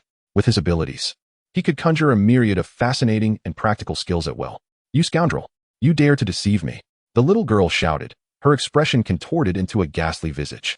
No, no, no. Do not speak so harshly, my dear. The essence of life lies in the continuous pursuit of joy within the realms we can control. Tony patiently elucidated, lifting the little girl's chin and playfully remarked, why not call me uncle in your childish voice a couple of times? Perhaps, if I find it amusing, I might spare you. Really? Truly? The little girl instantly transformed into a picture of innocence, her large, glistening eyes gazing at Tony with an irresistible charm, her sweet, childlike voice nearly causing a flutter in his heart. Of course, that is a fabrication, my dear. Tony's benevolent smile gradually faded as he stated coolly. Children are indeed treasures of the world, yet to exploit the sympathy of others for malevolent purposes makes you more vile than a rat in a sewer. With such a prodigious talent, and at such a tender age, why resort to the life of a killer when you could amass great wealth through legitimate means? Having already taken so many lives, I presume you are prepared for the consequences of your actions? Before the legitimate little assassin nestled in his arms could respond, Tony tightened his grip around her arm. No, please. Damn it. Ah! The golden-haired, twin-tailed little assassin cried out in desperation, struggling with bites, clawing hands, and kicking feet. Yet Tony remained unmoved, applying pressure with a mechanical resolve. A vacant gaze observed her as she gradually succumbed to the embrace of darkness and death. Perhaps in your next life, you shall be a good person, my dear. With a crisp snap, Tony released his hold, and the delicate figure in his arms fell limply to the ground. Chapter 73, The Electromagnetic Canon of Science, The Marvelous Adventure of Leon. On the rooftop, Mr. J awaited news from the assassin, Ellie, but the prolonged silence below instilled a sense of foreboding within him. Just as he contemplated retreating, a golden beam, laced with deep blue arcs of electricity, surged upwards, piercing the ground, walls, and ceiling with astonishing precision, obliterating his head. Thud. Mr. J's headless corpse collapsed to the ground. Through the gaping void beneath him, a diagonal glance revealed Tony in the underground parking lot, tossing a $1 coin into the air. Wow. This is my first attempt at this move, yet my aim is remarkably accurate. A smirk crept across Tony's lips. Sir, you appear rather irate. Jarvis suddenly remarked. A bit. Yes, Tony replied, revealing his thoughts to Jarvis. If today she had targeted someone unprepared, like Pepper, and if Pepper had not yet received the superhuman serum, I shudder to imagine the outcome. Leon is right. Sometimes I must be ruthless, unleashing all cruelty upon my adversaries, leaving them no room for malevolent thoughts. Jarvis, inform Leon that I have reconsidered and accepted his previously rejected proposal. Understood, sir. With that, Tony soared upwards to inspect Mr. J's corpse, intending to ensure he was truly dead. However, the grotesque sight that greeted him shattered his worldview. What in the world is this green-skinned goblin? Meanwhile, On the other side, having eagerly taken his new car onto the highway and driving nonstop for an entire week, Leon finally brought his vehicle to a halt, satisfied. It was simply that the jet glider was leaking oil significantly, necessitating a pause for repairs. Otherwise, Leon could have echoed Captain America's declaration to Arcee, "I could drive for a whole year." Arcee Tifo was equally headstrong. To achieve the most authentic road feedback, she had dialed the sensitivity of her newly upgraded neural sensing system to a staggering 100. Even slight bumps in the road caused her vehicle to tremble incessantly, rendering the vibranium shock-absorbing wheels ineffective. Consequently, Arcee Tifa's nearly limitless cruising endurance was severely compromised. She had to stop for repairs shortly after setting off. At the coastal villa, within Leon's whimsical abode, while Arcee Tifa recharged her cooldown, Leon proactively exited the vehicle and retrieved 2 heart-shaped herbs that T'Chaka had insisted he take from a vibranium preservation box. Upon consuming one, the system immediately displayed a prompt notification: "You have ingested heart-shaped herb, resulting in a comprehensive enhancement of your physical attributes." Notification: as one chosen, you are about to enter the spiritual realm of the Panther Goddess Badet. Before the spiritual entity of the Panther Goddess Badet could witness it, you would find yourself in a state of unseen shadowy stealth. Then, Elon shifted his perspective, projecting his spirit into a dimly lit, mist-shrouded space of deep purple. Visibility under 2.5 meters. What can I possibly see here? Elon mused inwardly, before embarking on a wander, primarily intrigued by the legendary appearance of the Panther Goddess. Before long, Elon stumbled upon the edge of what appeared to be a marshy pool. Strangely, the water in this swamp was remarkably clear, its depth barely exceeding that of his infinite attack power 12-star monster card, DD pistol. The temperature was pleasantly warm, making it incredibly inviting for a soak. Without a second thought, Elon shed his spiritual garb, retaining only a pair of super elastic fiber undergarments, which were impervious even in the spiritual realm. With a splash, Elon plunged into the water, only to find his vision instantly engulfed in darkness. Unperturbed, he relished the experience of bathing while simultaneously exploring beneath the surface. As he delved deeper, the swamp's hot spring grew increasingly profound, soon rendering it impossible for him to reach the surface even when standing upright with outstretched arms. Suddenly, Elon discerned a faint yet magnificent voice, reminiscent of a seasoned enchantress, lost in melodic reverie. Intrigued, he swiftly navigated toward the source of the enchanting sound. However, the visibility underwater was even worse than the fog above, compelling Elon to rely solely on instinct as he swam closer to the voice. Abruptly, Elon collided with something soft. The enchanting voice ceased abruptly. In that instant, he felt an unexpected grip tightening around his neck. A force so immense that even Elon, now endowed with superhuman strength, found it difficult to break free. Is that Vorid? Does she possess such strength? He pondered, as he struggled against the constricting force while kicking vigorously to swim upwards, propelling both himself and the culprit above the water's surface. With a splash, they emerged.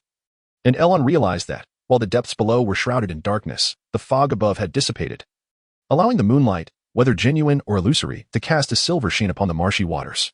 Gazing upwards, Elon found himself blinded by the brightness, prompting him to question, "What obscures my vision?" Bang! You have been expelled from the spiritual realm of the enraged Panther Goddess Badet. Elon couldn't help but admire her foot shape as he glanced in the mirror, marveling at the inexplicable imprint of her exquisite foot left upon his face. "Would you like to check in for today?" the system inquired. "I think I'd like to adopt a cat," Elon replied. "Commence." Ding. Today's check-in is complete. Congratulations. Host, you have received the collar of the Panther Goddess Batet. The collar of the Panther Goddess Batet. By donning this collar, one may enter the spiritual realm of the Panther Goddess Batet an infinite number of times. Upon vanquishing her, you shall be bestowed with the eternal loyalty of the Panther Goddess Badet. Quality, indestructible description. Find me, conquer me, take me away. Chapter 74, The Black Panther Goddess Badet. Find me, conquer me, take me away. Upon reviewing the latest shipment information, Leon promptly retrieved the collar of the Black Panther Goddess Batet from the confines of the system space. This item resembled a black circular ring, crafted from a material that appeared both like genuine leather and satin. Its design was akin to a collar typically used in BDSM, though it lacked a chain. Additionally, it was adorned with white lace on both sides, giving it an appearance that diverged from the conventional collar. But what did it matter? It was not for him to wear. Leon chuckled softly, shaking his head as he grasped the collar of the Black Panther Goddess Batet, and once again projected his consciousness into her mental realm. Alert! You have entered the mental domain of the Black Panther Goddess Badet. Alert! Since this entry is not in shadow stealth mode, your presence has been detected by the Black Panther Goddess Batet. As his perspective shifted, Leon found himself enveloped in a thick, dark purple mist, with visibility reduced to less than 2.5 meters. Just as he intended to activate his observation hockey to ascertain his surroundings, A furious, beastly roar erupted right in front of him. Leon's pupils contracted as a colossal shadow, comparable to a large cargo truck, materialized before him. By the time he registered the threat, he was forcefully sent flying through the air. This familiar sensation nearly led him to believe he was about to be transported once more. Fortunately, despite the ferocity of the encounter, he was not overwhelmed. Suspended in midair, doubts crept into his mind. Sister Tongzi, has my speed diminished?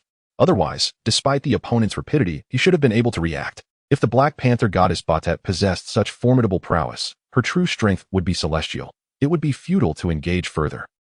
The system seemed to hesitate momentarily before responding to Leon. Alert. You are currently within the mental domain of the Black Panther goddess Batet. Your senses are significantly dulled. Alert. In the darkness, the Black Panther goddess Bastet's attributes have risen to 200 of their normal levels, with agility greatly enhanced, stepping into a higher divine realm. So I must contend with her in her own territory? This feels akin to battling a game boss, Leon mused, his thoughts rife with skepticism. His observation hockey was active. Yet the visibility through his spiritual eye remained under 10 meters, a distance that merely afforded him a fleeting moment to react against a foe whose speed was evidently superior. After all, the Black Panther goddess Batet appeared to excel in agility and velocity. Impertinent wretch, Bastet's beastly form uttered with a voice reminiscent of a sultry maiden. As she leapt forward, her claws poised to strike at Leon with breathtaking speed. With a swift maneuver, Leon attempted to evade, but was nonetheless intercepted by the relentless Batet, who left scratch marks upon his face reminiscent of a cat's playful mischief.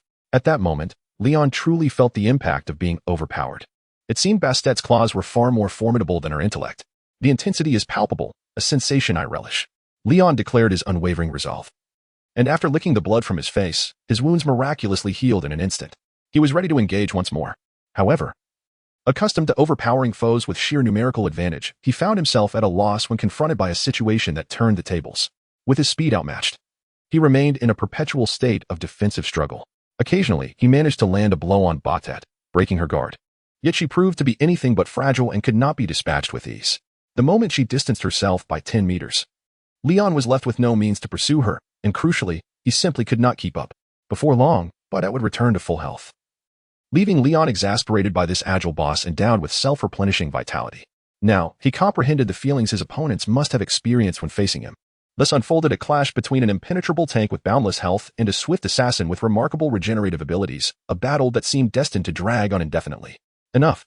Just because the tiger refrains from displaying its power does not mean I am a mere fat cat.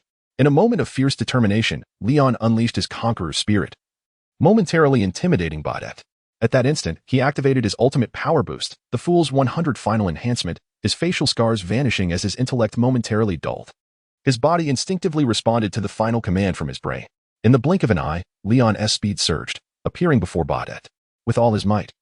He struck her chin and extended a mocking middle finger, flashing a devilish grin as his mind fell into oblivion. You. Bang. Notification. You have been expelled from the mental domain of the enraged goddess Batet. Ah, what a spectacle. Each footstep left an imprint, a delight for the perfectionist within. In the real world, Leon gazed into the mirror, deliberately leaving the impressions on his face untouched, creating a symmetrical visage. Click. Click. He captured a series of photos for future reminiscence. Instantly, the vivid imprints faded, restoring his usual handsome appearance, until he experiences a significant leap in strength. Leon had no intention of re-entering Bastet's mental realm. He had no penchant for masochism. If Hel, the goddess of death, possessed the ferocious Fenrir as her pet, a beast of pure aggression, then Batet, the panther goddess, embodied unparalleled agility. Though Leon eventually acclimated to her speed, it remained merely fast, characterized by her elusive and ghostly movements. Together, these attributes created a combat dynamic where 11 surpassed 2, even 3. Leon found it maddeningly difficult to touch Batet, which added to his frustration. What harm would come from a mere touch? It wouldn't cost her a piece of flesh. Just wait. As the tides of time shift, Leon vowed to reclaim his honor. Today, Batet is grappling with his frustrations, and he vows to repay them in kind on another day. At this moment, Jarvis calls. Mr. Leon. Ah, has Tony finally come to a realization? Perfect, as I find myself somewhat irate at the moment. This is quite timely. After ending the call, Leon strides over to the still sleeping Arcee Tifa, who is busy compiling CDs. He presses the launch button akin to that of a humanoid computer angel. Thus, Leon manually activates the motorcycle mode, and Arcee swiftly heads toward Stark Tower, with a new vehicle left unused.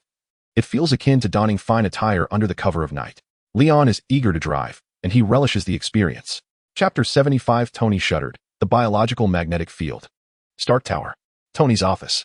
MR. Jay, ostensibly Justin Hammer's secretary, was in truth a failed product of his clandestine super soldier project, lacking the enhanced physicality of a super soldier. He had merely lost most of his human sensations. Tony shared the intelligence he had gathered with the swiftly arriving Leon. Gazing at the headless, green-skinned goblin corpse encased in metal before him, Leon instantly recognized it as not of earthly origin, but a Skrull possessing the same shape-shifting abilities as the alien creatures. Skrull? Tony inquired, puzzled. Indeed, Leon nodded, proceeding to elucidate the origins of the Skrulls and the peril they pose to the native inhabitants of Earth. You've practically stripped Nick Fury bare. Even uncovering that his lover is a Skrull, Tony remarked, unable to suppress his sarcasm. He was genuinely appalled by the revelation. How could one possibly stoop so low? Though Tony had never seen Mr. J's true visage, he could surmise the grotesqueness of his appearance from the wrinkled green skin alone. Just imagining such a horrifying sight made Tony gasp in shock. It was truly terrifying. I suspect this individual was replaced by Skrulls after failing the super soldier experiment. Leon conjectured, momentarily envisioning Rhodes before turning to Tony. Brother, let's keep this existence from Black Egg for now. I am already taking measures against the Skrulls. So you need not worry. I anticipate we shall eradicate them soon. All right. Call on me if you require assistance, Tony replied. Given that even Justin Hammer's secretary could be supplanted by Skrulls, he certainly did not wish to awaken to a cover girl in his bed transformed into one of those goblins. Such repulsive reasoning was undoubtedly brotherly. Brother, you could utilize this corpse to develop a program for identifying Skrulls. It would serve as a precaution, and I shall have greater use for it later, Leon suggested, his expression oddly indicating the sky. No problem, I can manage that by tomorrow, but tonight's focus is elsewhere. With that, Tony narrowed his eyes, staring toward the faint outline of Hammer Tower in the distance. Night. Coastal Villa. However, Justin's residence. Indeed. He not only attempted to replicate Tony's Iron Man armor, but had also approximated the layout of Tony's home. It could be said that Tony had become his obsession. Now, at home, Justin Hammer, having received no favorable news from Mr. J, was growing increasingly agitated, pacing restlessly, with no one answering his calls. He angrily smashed his phone to pieces. Damn it, a bunch of useless fools. With a bottle of champagne originally intended for celebration in hand, Justin Hammer staggered onto the villa's balcony overlooking the sea, seeking solace in the cool breeze as he indulged in his drink. After consuming half the bottle, a golden meteor suddenly pierced his vision. Initially, he suspected it to be a mere figment of his imagination. However, as the celestial object grew increasingly luminous, racing across the horizon in an instant, realization struck him. Trouble was imminent. In the blink of an eye, the balcony crumbled beneath him, and he felt the world spin wildly before a massive hand seized his neck, lifting him effortlessly. Nice.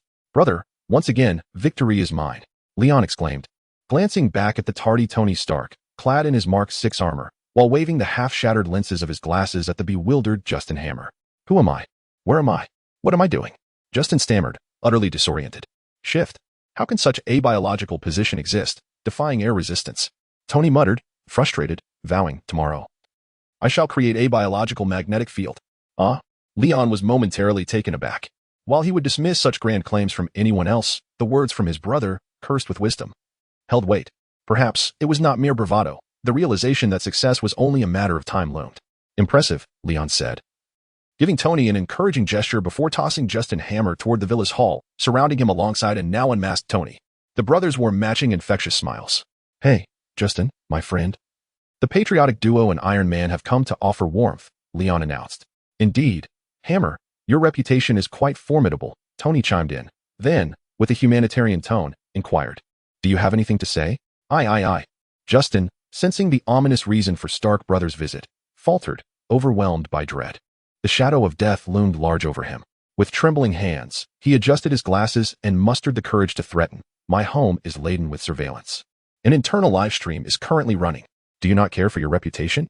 As he spoke, Justin swallowed hard, locking eyes with Leon, whose gaze shimmered with a golden hue. He hoped that the matter of public reputation might sway them. Upon hearing this, Leon and Tony exchanged glances. Tony shrugged nonchalantly while Leon turned back to Justin, his smile widening ominously. Is that so? You seem blissfully unaware of the peril you are in, Leon chuckled, under the intense gaze of Justin Hammer, filled with sheer terror. He reduced Hammer to a charred, human-shaped remnant with merely a preliminary discharge from his chest cannon. As for the surveillance live-streaming equipment he mentioned, it had been thoroughly dealt with by Leon from the very beginning. Weren't the Skrulls supposed to be adept at mimicry? It appears they have yet to brazenly impersonate the elite class of Earth, particularly those significant figures who frequently make public appearances, Tony mused. Brother, after all, Justin Hammer is the president of a top-tier military-industrial conglomerate. This matter is of great magnitude. I shall report to Nick Fury at S.H.I.E.L.D.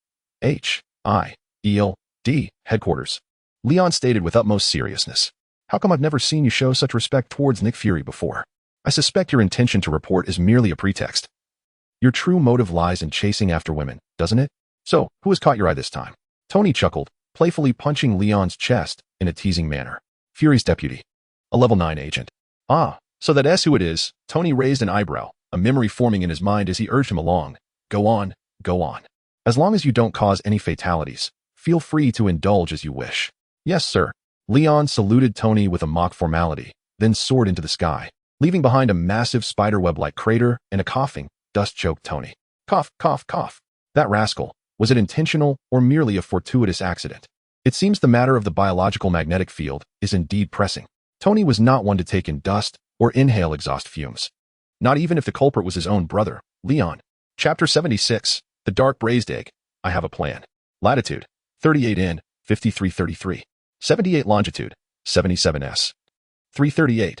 91. The structure is an immense cylindrical formation composed of a three-sided fan shape, resembling a nuclear radiation warning symbol from an aerial perspective. Reminiscent of the headquarters of S.H.I.E.L.D.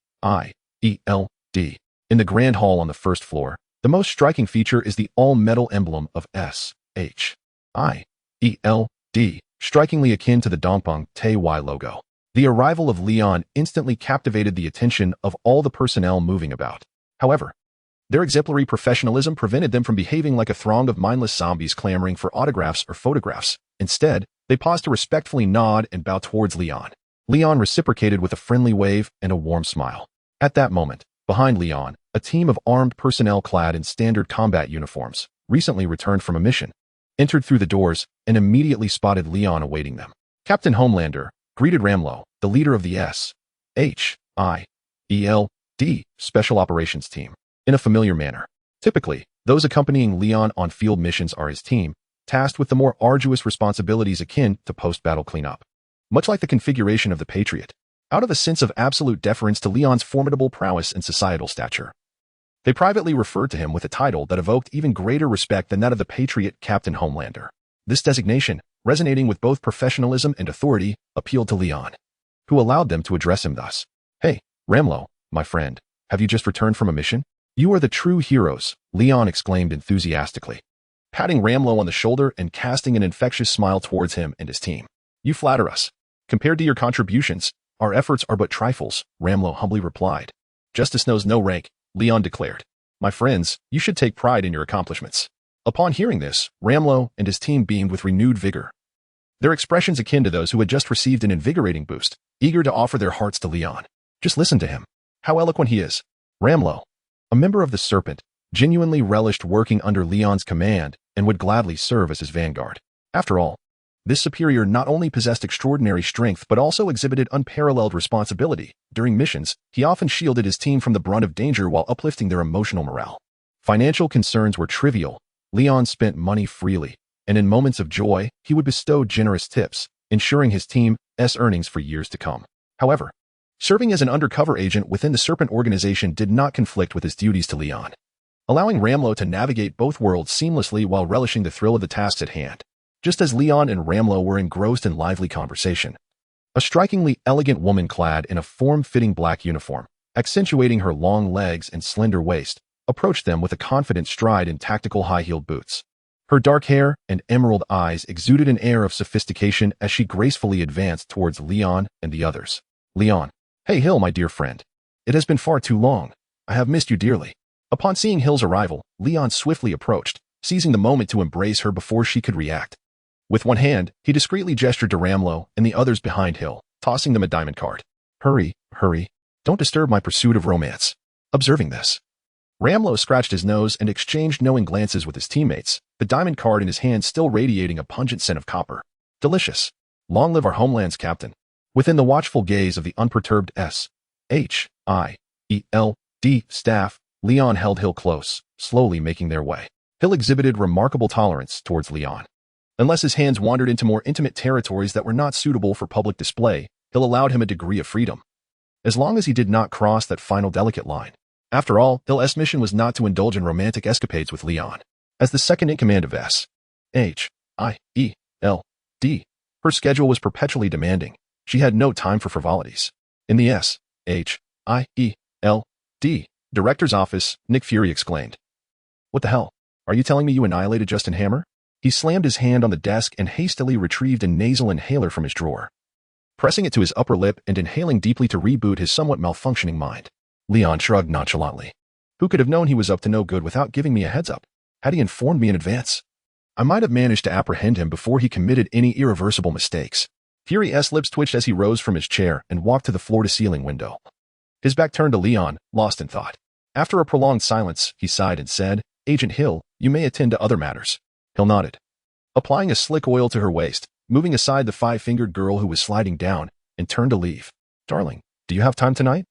I invite you to witness a truly unique fireworks display," Leon insisted, resting his chin lightly on Hill's shoulder, his warm breath caressing her slightly flushed earlobe, making a playful invitation. In response to Leon's flirtation and invitation, Hill chose to remain silent and exited through the door. Observing this, Leon smirked, discreetly mimicking a gesture reminiscent of the scene from the third season of The Boys, performed by Soldier Boy as the cleaning lady departed. For ease of reference, this gesture shall henceforth be termed Leon's grip. At that moment, Hill finally reacted, casting a fierce glare at Leon before silently mouthing, "You better be ready tonight." Now that was more like it. Leon's smile grew ever brighter. He then approached the pretentious black egg, smiling lightly. "If you continue to act aloof and silent, I might just take my leave." Nick Fury promptly spoke up. "I have a plan, named Insight." "Oh, I would like to hear more about it." The golden glow that had just begun to emanate from Leon quickly faded away.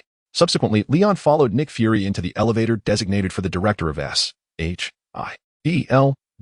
Insight Initiative hangar. Nick Fury stated, "Captain Leon Stark does not possess the clearance for the Insight Initiative." The elevator's AI voice responded immediately. "Override authorization." Director Nicholas J. Fury confirmed, the AI voice announced, and the atmosphere fell into a profound silence. The only sound that filled the air was the hum of the elevator descending. To alleviate any potential boredom Leon might feel, Nick Fury initiated a casual conversation.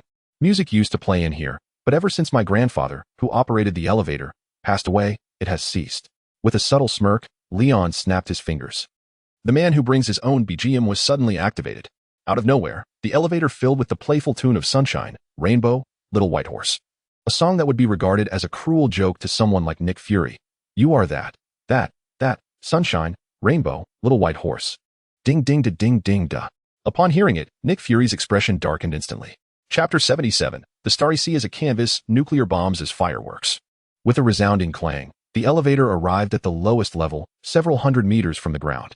The unfinished, colossal hulls of the three ships, still in skeletal form, struck Leon with overwhelming astonishment. Undeniably, these three magnificent creations possessed a formidable presence. "This is the Insight Project," Nick Fury proudly introduced to Leon, a third-generation vertical takeoff and landing aircraft carrier linked to precision strike satellites.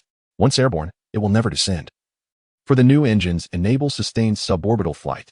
I merely showed Tony the design blueprint of the old turbocharged engine, and he swiftly crafted this new performance marvel for us.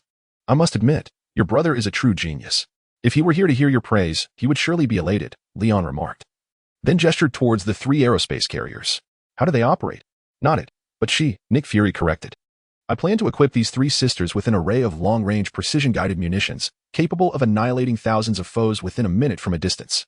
For ordinary terrorists, there is no need for you to intervene.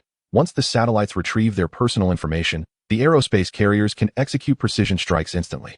In this manner, we can extinguish many threats in their infancy. Based on your esteemed humanitarian principles, is it not the malevolent who should face retribution?"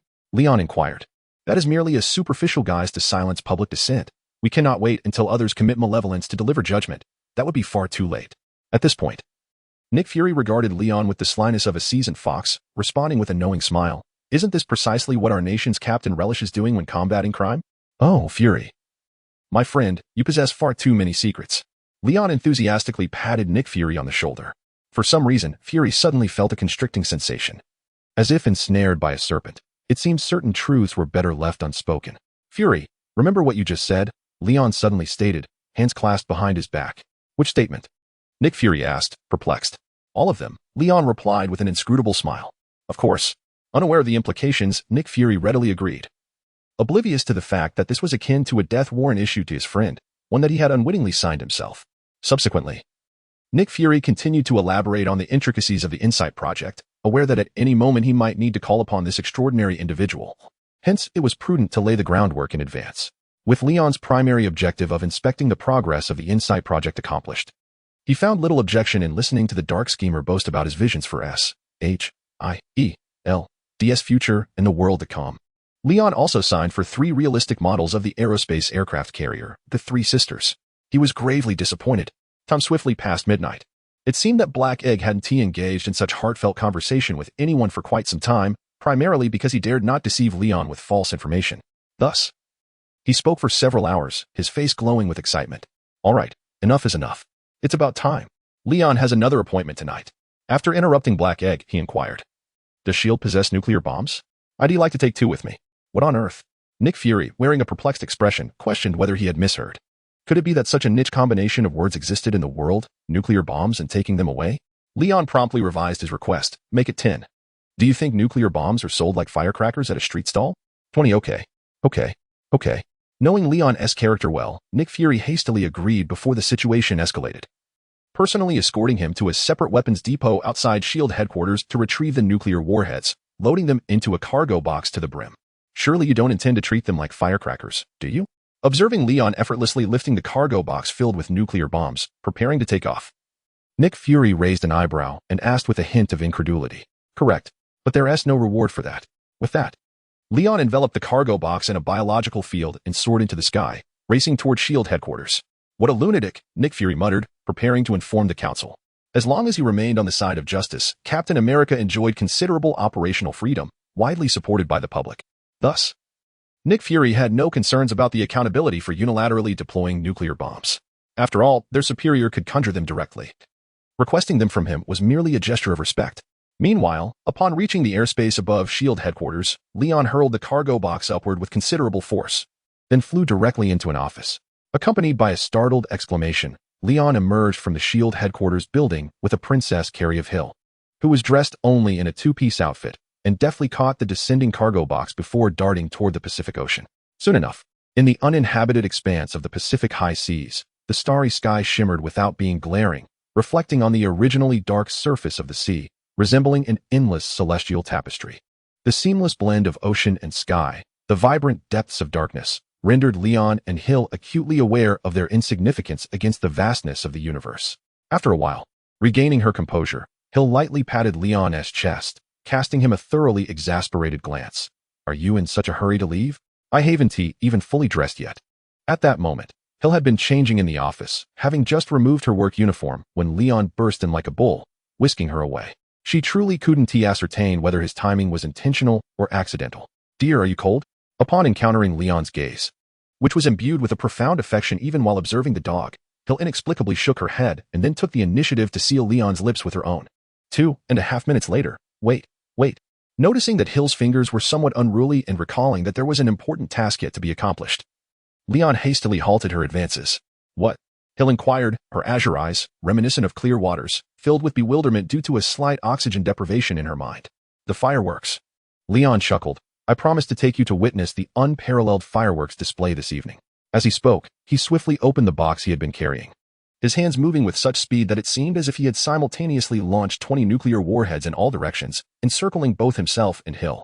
Once the distance was deemed appropriate, Leon conjured a golden sphere of energy from his palm, grasped it, and promptly crushed it. A myriad of radiance spilled forth from the crevices of Leon's fingers, simultaneously sweeping across the 20 nuclear warheads, forming a spherical network centered around Leon and Hill. A low hum resonated as the warheads began to tremble. In the next instant, Leon crookedly snapped his fingers. It's showtime. Boom. The 20 nuclear warheads detonated simultaneously. A colossal explosion instantaneously engulfed Hill's entire field of vision, yet the excess thermal radiation and energy particles were concurrently absorbed by Leon, allowing her to witness firsthand the supreme majesty and breathtaking beauty of the nuclear explosion from this exclusive vantage point. Query: shall we proceed with today's check-in? Open. Ding. Today's check-in is complete. Congratulations, host, you have received Godzilla Template Fragment, X2. Chapter 78, the film premiere, a tremendous surprise for Leon from the Little Spider. Scientific studies indicate that when a person finds themselves in a perilous situation that stimulates self-awareness, the body uncontrollably releases a surge of adrenaline, causing an accelerated heartbeat. If, at such a moment, there happens to be a companion nearby, whether of the opposite or same sex, who aligns with their XP, it becomes all too easy for that individual to misinterpret this natural physiological response as romantic attraction. This phenomenon is known as the suspension bridge effect. Although Hill was fully aware of this, she could not help but be captivated by Leon, as if struck by the force of 20 nuclear explosions.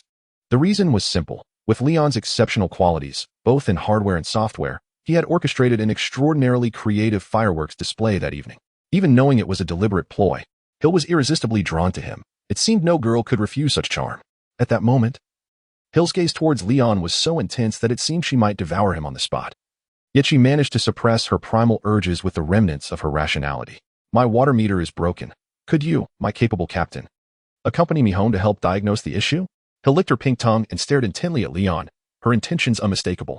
Delighted to oblige, Leon replied, a playful smirk dancing on his lips. Tonight was destined to be sleepless. 7 days later, at Hill's residence, the exuberance had waned. Despite the passive protection afforded by biological stances, after a week of relentless activity, Hill could not escape the clutches of mental exhaustion. Her eyes, once alight with excitement, were now dulled and vacant. Observing that Leon showed no sign of fatigue, Hill seized the fleeting clarity of her mind and kicked the reactivated Leon off the couch. You trying to kill me? She exclaimed before promptly losing consciousness. Upon witnessing this, Leon felt a twinge of embarrassment and halted his actions. Much like Tony, he often became so engrossed in his work that he neglected his own needs. After carrying Hill back to bed, Leon prepared to attend to another matter regarding a friend. System, what were the results of this week's automatic mining? Note, the automatic mining yielded a total of 169 kilograms of vibranium. Very well. The plight of the non-lucky is a constant throughout life. How many can boast such a valuable safety net as I? Leon consoled himself before soaring to new heights. A month later, in Nepal, Kathmandu, at Karmatej. At this moment, having invested substantially to join Karmatej, Leon was clad in a white practice outfit reminiscent of Doctor Strange, receiving one-on-one expert guidance from Old Wong in the art of teleportation magic. Darn, another failure. Leon spat in frustration. How could this happen? Old Wong, perplexed, began to demonstrate manually. It is simply a matter of doing this, then that, and before you know it, the teleportation array is complete, without even needing a suspended ring. Listening to Lao Wang's abstract teaching, Leon rolled his eyes dramatically. I say, Lao Wang, if you can actually teach someone with this approach, I shall consume the entire Karmatej on the spot. Sighing deeply, Lao Wang replied, I advise you to abandon this endeavor, Leon. You possess no innate talent for magic. Over the past few days, he had exhausted every possible method, yet Leon could not conjure even a spark. Were it not for the fact that the supreme sorceress, Ancient One, was similarly stagnating in her teachings to Leon, Lao Wang might have doubted his own abilities. However, Leon's true disappointment did not stem from his inability to learn magic. Instead, it was the incessant prompts from the system. Question, should today's sign-in be conducted? Commence. Ding. Today's sign-in is complete. Congratulations, host, for acquiring Lao Wang's collection of novels. Please, my Supreme Sorcerer. Among others. There were titles such as The Supreme Sorcerer Fell in Love with Me, reincarnated as the Supreme Sorcerer, and Supreme Sorcerer. How will you repay what you owe me? The system almost stripped Lao Wang bare before Leon. All he desired was a teleportation skill or something akin to it. Why was it so arduous? Leon had also attempted to sign in with Ancient One, only for the system to produce her very own undergarments. At that moment, he mistakenly believed it was a mere counterfeit created by the system. Upon retrieving it from the system's space, Ancient One promptly confronted Leon about the situation, unleashing a barrage of scarlet chains of Celatok upon him, resulting in a thorough beating. Fortunately, Ancient One's personal stats were not particularly formidable, otherwise, the sword of Vishanti might have left Leon in a rather compromising state. Of course, this leniency was due to her not being entirely serious. With her keen blade and sharper gaze, she possessed countless spells capable of breaching Leon's defenses. After disciplining Leon, Ancient One confined him in the mirror dimension for several days. While confinement was routine, it conveniently facilitated the system's sign-in process. Yet, even after days of being released, Leon had failed to sign in a single item. Following several days of clinging to Ancient One's leg in a desperate plea, he finally secured the Eye of Agamotto from her. Although he could only toy with it under her watchful gaze, Leon merely needed to access the time gem within for his sign-ins. In the end, he signed in a staggering passive ability. Time immunity, you will be immune to any time-based skills. Description, time, welcome your king. Leon's requests were not overly extravagant. A practical smash Veroldo would suffice. 5 seconds might seem brief for a father, but for Leon, It was an overwhelming advantage, just perfect. Master Sorcerer, the library requires an administrator. You may return now. Yes, Supreme Sorceress, Ancient One. At the pinnacle of Kamatash, the Ancient One arrived, stepping upon a suspended magical array, liberating the old Wong, who had been doubting his very existence due to his teachings to Leon. The moment Wong felt a wave of relief. He did not even reclaim the dual-wielding suspended ring he had lent to Leon. Instead, he effortlessly conjured a teleportation array with his bare hands, much to Leon's envy. Ancient One, you have come. Come and see how splendidly I have drawn my teleportation array, Leon exclaimed, rushing over with the enthusiasm of a close friend. Embracing the Ancient One's shoulders and leading her to the apex of the Kamatash, a loft that Leon had added to his quarters. As for any violations of construction regulations, the Ancient One was quite reasonable as long as sufficient funds were involved. To ensure structural integrity, Leon invested a considerable amount of cost-free vibranium. A single vibranium pillar extended 100 meters deep into the ground. Kamatash may have fallen, yet this loft of his likely stood resilient. Leon Stark, throughout the sacred universe's past, present, and future, you may be the one most estranged from the concept of magic. The Ancient One remarked with a smile directed at Leon. It is all a matter of effort, Leon replied, chuckling nonchalantly. Even if he faced a moment of misfortune, he was determined to eventually conjure a remarkable spell to astound the Ancient One. Indeed, it is a matter of effort. However, it is time for you to depart, the Ancient One said gently, her hands clasped behind her back. Just as Leon was about to inquire why. A familiar authoritative voice pierced through the Bluetooth earpiece embedded in his ear. Leon, Happy is calling. Answer. Leon, the sequel to the film starring you and Tony, Patriots, Iron Body, is set to premiere. You haven't made many public appearances lately. Could you attend the film's premiere? It would not only boost the movie's box office, but also help maintain the Patriots' popularity in the eyes of the public. What does Pepper say? Miss Potts said she respects your personal opinion. Is that so? I suppose I could. But why did Happy notify me? Because I am the film's executive director. By the way, Miss Arcee is the assistant director and special effects supervisor. Is that so? Did you direct the first film as well? Leon had never inquired about the film industry due to his lack of interest. Indeed, the first film was a tremendous box office success, and as a result, I have been officially promoted from Tony's assistant and head of security to the executive president of Stark Industries, concurrently serving as the executive director of the Patriots series. Happy's tone was filled with pride. Bravo. Congratulations. After clarifying the time, Leon ended the call, casting an unexpectedly astonished glance at the Ancient One, who wore a subtle, enigmatic smile. Goodness, you don't even have to act anymore. Without the time stone, you can still glimpse a fragment of the future. Suspected time acceleration. The effect nearly akin to a pause in time, termed bullet time, or more aptly described as lightning time as portrayed in Doctor Strange. This maneuver allows one to react effortlessly to the current speed of Leon. Initially, Leon believed this technique could only be executed after entering a soul separation state. But after receiving a thorough beating from Ancient One, his perspective shifted. Following these two sets of combative sequences, it would be miraculous for Caecilius to even graze a single strand of hair from Ancient One. Hockey goo, indeed. Leon, focus on your task. And refrain from frivolous thoughts. A gentle hand chop from Ancient One struck Leon's forehead. Master, do you think I still have time for a taste of your indulgence? The reluctant Leon, indifferent to the feasibility, unexpectedly delivered a Leon-esque grip to Ancient One. Without waiting for her response or action, he soared into the sky, transforming into a golden meteor, vanishing from her line of sight in the blink of an eye, slaying. In response to Leon's actions, Ancient One had already prepared her spell. Her hand raised and then lowered. The ever-folding mirror space behind her flickered into existence and then faded away. Alas, a wayward son. It is indeed rare to maintain such a sincere and playful spirit. The future is destined to be yours. God of Battle, Leon Stark Odinson. Chapter 79, The Essence of Freedom. A Sign of Awakening. Having departed from Kamatash, just past midnight, the fragrant Leon once again signed in. Seamlessly transitioning into the moonlight sky assault with a maniacal laughter. It must be you, my master. Absolute thought acceleration, a foundational enhancement of thought speed by 1,000-fold. Should one encounter an adversary whose speed of action surpasses that of one's contemplation, the thought speed further escalates, perpetually outpacing the opponent's actions. Introduction. Unveil the rebellious fangs to that infinitely accelerated cloistered world. Stark Plaza was teeming with an overwhelming crowd, all ardent fans of Leon, gathered for the premiere. With a grand gesture, Happy arranged a staggering 2.5 million screenings in conventional seats within the Stark Industries cinema. Additionally, 1,000 complimentary Ultra VIP tickets were distributed, allowing fans to experience the colossal screening hall alongside fellow countrymen, facilitating face-to-face interactions. This initiative, collaboratively curated by Happy and Arcee, was a special privilege for Leon's fervent admirers, devoid of any underhanded dealings, and exclusivity unattainable even by wealth. For Arcee recognized individuals over tickets. The enormous screening hall, accommodating 1,000 spectators, was graced by the elegantly attired Leon, accompanied by Arcee Tifa in a stunning blue gown. Tony, equally resplendent, was accompanied by Pepper, dressed in striking red.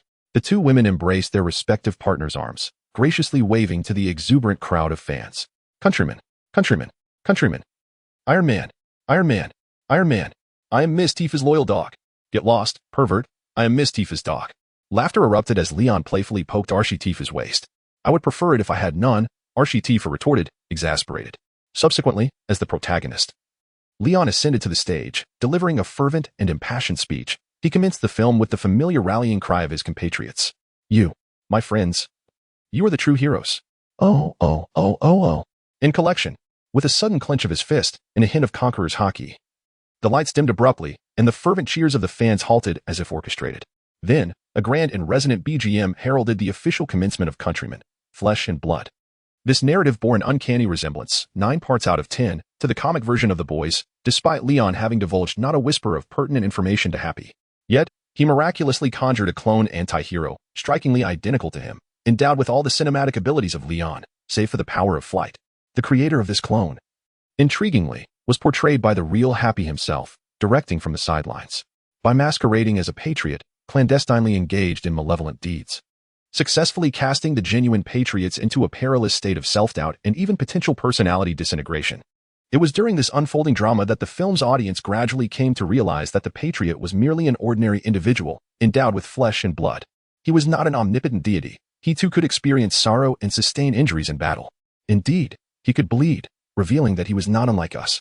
This was the poignant message that sought to convey to the fans of, facilitating a more grounded perception of the character in reality, which essentially amounted to a portrayal of suffering through cinema. After all, the authentic would never be shackled by moral constraints, should anyone dare to slander him. He would promptly trace the source of the accusation alongside, never harboring a grudge that lingers past the night.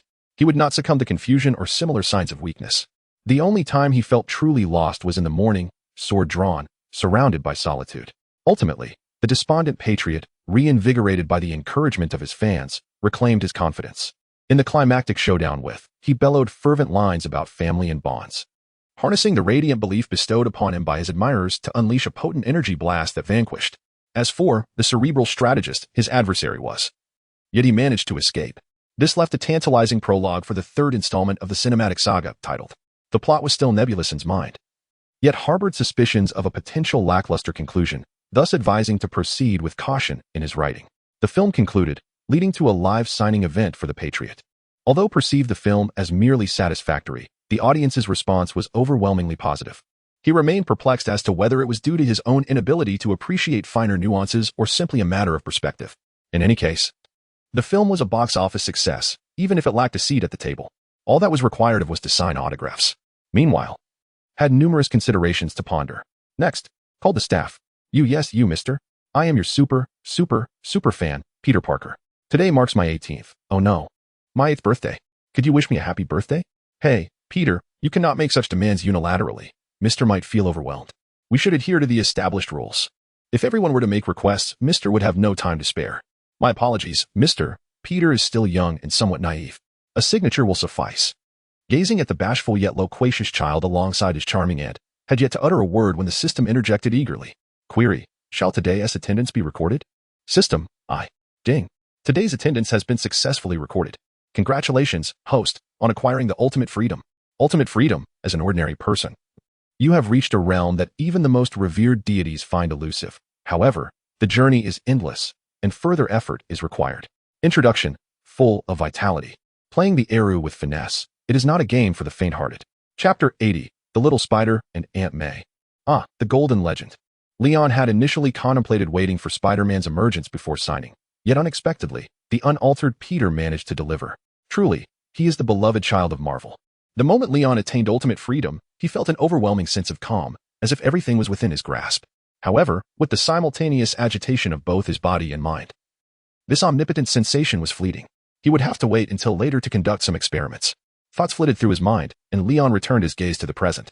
The little spider, being both a boy and a child, offered little of interest. Hence, Leon's attention predominantly fixated on the alluring Aunt May. Although slightly embarrassed, Leon could not deny, "She recognized you before I did." In the comics, Uncle Ben passed away when Spider-Man was just 15. In the film Spider-Man, Homecoming bears a similar premise. However, in Leon's world, Uncle Ben had already passed away when the little spider was merely 4, leaving the boy with scant memories of him. Consequently, Aunt May had early on become a single, widowed mother. At this moment, adorned in semi-transparent black stockings paired with denim shorts and a sleeveless cropped t-shirt, Aunt May rested her hand on the counter where Leon was to sign. Leaning slightly forward, she revealed her graceful figure, her brows slightly furrowed in embarrassment as she gazed directly into Leon's eyes and said, "Mr. Leon, I sincerely apologize. Peter is still young and rather oblivious. We only need your signature." "No worries," Leon reassured, placing his hand gently on the back of May's hand, and continued generously. "Children are the treasures and future of the world. And you, Peter, are destined to become a true hero. Happy birthday, my friend." Leon extended his other hand toward the little spider. Thank you, Mr. Leon," Peter Parker exclaimed, suddenly invigorated, rubbing his little hands against his denim pants. Then rising on his tiptoes in an attempt to shake Leon's hand across the counter. Unfortunately, Peter's height as an 8-year-old child rendered him unable to reach Leon's hand, despite his valiant efforts. Observing this, Aunt May intended to lift Peter, but Leon had already risen, firmly holding her in place. Leaning slightly forward, he took the initiative to grasp the little spider's hand. While discreetly winking at May, he leaned closer to her ear and inquired, "Ah, this enchanting and captivating lady. May I have the honor of knowing your name?" "M.A. Parker," she replied, striving to maintain her composure, yet unable to suppress a swallow. "Please don't rush away after this. I quite admire Peter. He deserves a better birthday." Despite her words, Leon's fingers subtly traced gentle circles on the back of May's hand. It was an exquisitely subtle yet remarkably vivid sensation, akin to the irritating sting of a mosquito bite. Compounded by the innumerable curious gazes from those behind her, oblivious to her plight, May felt as though she might lose her sanity. After a faint murmur of agreement, reminiscent of a buzzing insect, she hastily withdrew her hand from Leon's grasp, fearing that a momentary lapse might lead to an even greater embarrassment. As May took the hand of her 8-year-old son, Peter, Leon, too, sensed a sudden dullness in the atmosphere. He transformed into a mere human signing machine, swiftly executing a series of signatures. This minor incident did not instill impatience among the fans waiting in line. Rather, it deepened their admiration for Leon. After all, who could resist a man so strong, handsome, wealthy, playful, and patient with children? As for his penchant for indulgence, was that truly a flaw? For fans from the homeland, it was regarded as one of his greatest virtues.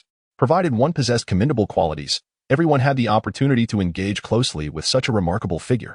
Talents were welcomed, and beauties were embraced. A mere 2.5 minutes later, Leon, having activated his quantum signing mode, promptly completed interactions and signatures with all the Super VIP fans. Upon returning backstage, May cradled a sleeping Peter in her arms while engaging in a casual conversation with Arcee about movies and the realities of their homeland. It appeared they were getting along quite well.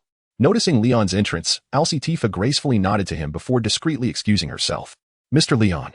May intended to rise and greet him, but having sat too long with Peter in her arms, her legs had grown numb. She stumbled forward. "Be careful." Leon swiftly appeared, gently pressing his body against her forehead, supporting her upper body to prevent her fall. Peter lay horizontally across her abdomen, cradled in her arms. "Oh, my apologies." After stabilizing May, Leon retracted his hand, which had been adjusting his fingers. "It's all right. It was my own clumsiness." As she spoke, May's gaze flitted away, her heart racing, unable to meet Leon's eyes as she had before. Aunt May?" "Mr. Leon." Their sudden commotion stirred Peter from his slumber. "Hey, Peter. My little buddy." Leon effortlessly lifted the drooling boy from May's embrace, casually retrieving a beige tissue from the coffee table to wipe Peter's mouth. In this tender moment, for May, who was caring for a child alone, it felt like a piercing blow to her heart. She could only smile affectionately, watching Leon amuse Peter with endless delight. Observing May's reactions with his observation hockey, Leon, with his back to her, smirked slightly. For many traditional women who have experienced family life, children represent their greatest vulnerability. Thus, to May, who regarded Peter as her utmost priority, it took but a slight nudge from Leon to effortlessly push her to her limits. Subsequently, Leon graciously offered to escort May and Peter home. "This is rather inconvenient for you," May said, feeling a tad embarrassed. As an adult, she was acutely aware that allowing Leon to take them home could easily lead to unforeseen incidents with potentially dire consequences. "Mr. Leon, are you coming home with us?" cheered the 8-year-old Peter, blissfully unaware of the implications and simply reveling in the moment. "Look, Peter welcomes me so warmly. May, would you truly wish to bring this evening to a close?" Leon gazed intently into May's eyes, his insinuation palpable. Very well, May relented, unable to resist Leon's earnest invitation. Especially as Peter nudged her eagerly. For the sake of the child, she acquiesced. Together, the trio ascended to the rooftop. Mr. Leon, are we going to fly? How high can you soar? Can you reach outer space? Is your speed faster than light? Surely, even Superman could not surpass you, right? Do you possess biological stances? Are you perhaps not from Earth but rather a Kryptonian? Peter babbled excitedly, his chatter reflecting an exuberant nature, albeit lacking in vocabulary and scientific knowledge. Peter. Shoo. Fearing Leon's impatience, May quickly covered Peter's mouth and offered an apologetic smile to Leon. I'm sorry, he tends to ramble when he gets excited. Isn't that delightful? An extroverted and cheerful child is far more likely to thrive in this complex and unpredictable society, Leon remarked, leaning closer, their noses mere inches apart. Both acutely aware of the warmth of each other's breath and the almost palpable tension of their differing genders. But the child is still present. May instinctively took a step back, presuming Leon intended to kiss her in front of Peter. However, before she could voice her concern, Leon enveloped her waist in a firm embrace. Are you ready for takeoff, my dear? He queried with a slyness that suggested he was oblivious to her misunderstanding. Yes. I'm ready, Mr. Leon. Peter, misinterpreting the question as directed at him, eagerly raised his hand. All right, here we go. Without waiting for May to respond, Leon enveloped her and Peter in his biological stance and soared into the sky. The sudden shift in velocity elicited an exhilarating shout from Peter, while May was momentarily startled. Her heart nearly skipping a beat, adrenaline surging through her veins. Instinctively, she clung to Leon's waist, pressing her face against his chest. Even as Leon seized the opportunity to give her a Leon-esque grip, she felt nothing but the rush of the moment. This was indeed a perfect blend of the experiences of a soldier and the allure of Leon, akin to a fine vintage. Those who could retain eternal youth and immortality were a different matter altogether. Chapter 81. Peter shivered. Aunt May, do I truly deserve an uncle? The distance between Queens, where Peter and May resided, and Manhattan, home to Stark Industries, was merely a short span of 20 kilometers. Thus, with Leon's current speed, he could nearly reach their destination in the blink of an eye. However, to relish the softness of his companion and indulge in a little more playtime with the young spider, Leon cleverly circled back and forth between Queens and Manhattan. It was not until the young spider acclimated to the rapid pace and May comprehended the situation that Leon swept them up and soared gracefully into the humble abode of ordinary citizens. In New York, Queens is neither a wealthy district nor a destitute one. Rather, it is a neighborhood of the common folk, characterized by diverse economies and rich cultural heritage. Predominantly inhabited by Caucasians, it also boasts a significant population of African Americans.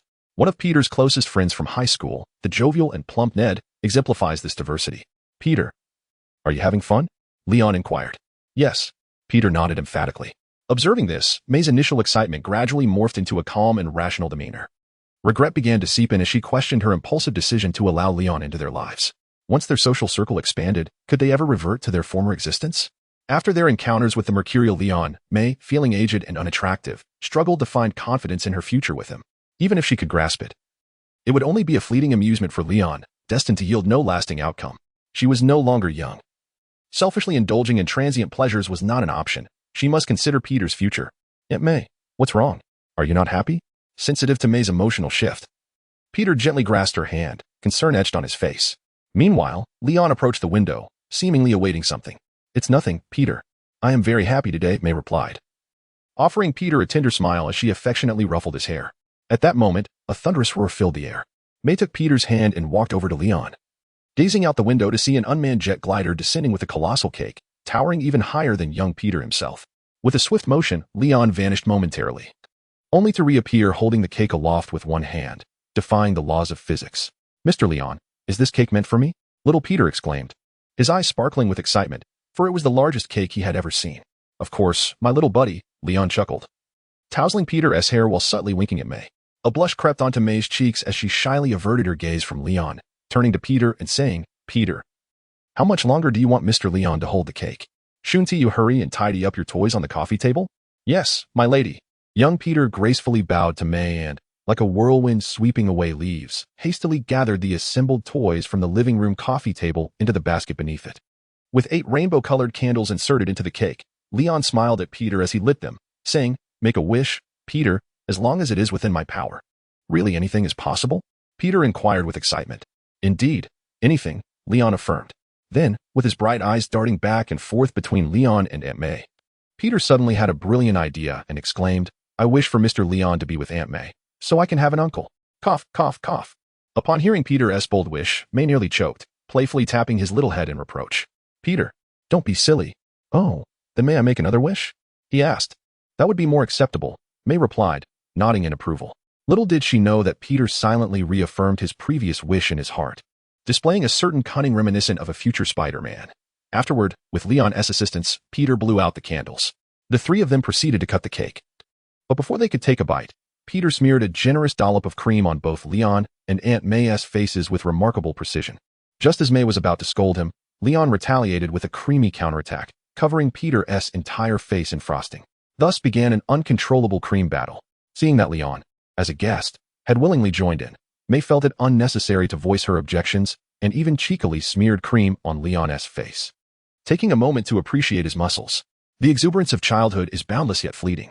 After discarding the birthday cake purchased by Arcee without consuming a single bite, Peter lay down in utter exhaustion, showing no signs of waking even as Leon and May worked together to wash him.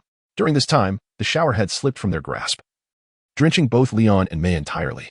They exchanged a glance, saying nothing, yet it felt as if everything had been conveyed. After giving Peter a bath, May carried him to the bedroom, while Leon took a quick shower to prepare for what was to come. When Leon emerged, May had just finished her own shower, as her room boasted a private bathroom. Silently, they sat together on the living room sofa.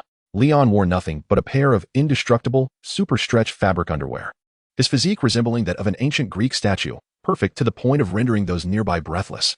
May, in contrast, donned a delicate silk slip with thin straps. Her collarbone and thighs revealed just enough to exude a sense of allure without being vulgar, embodying the primal charm of femininity.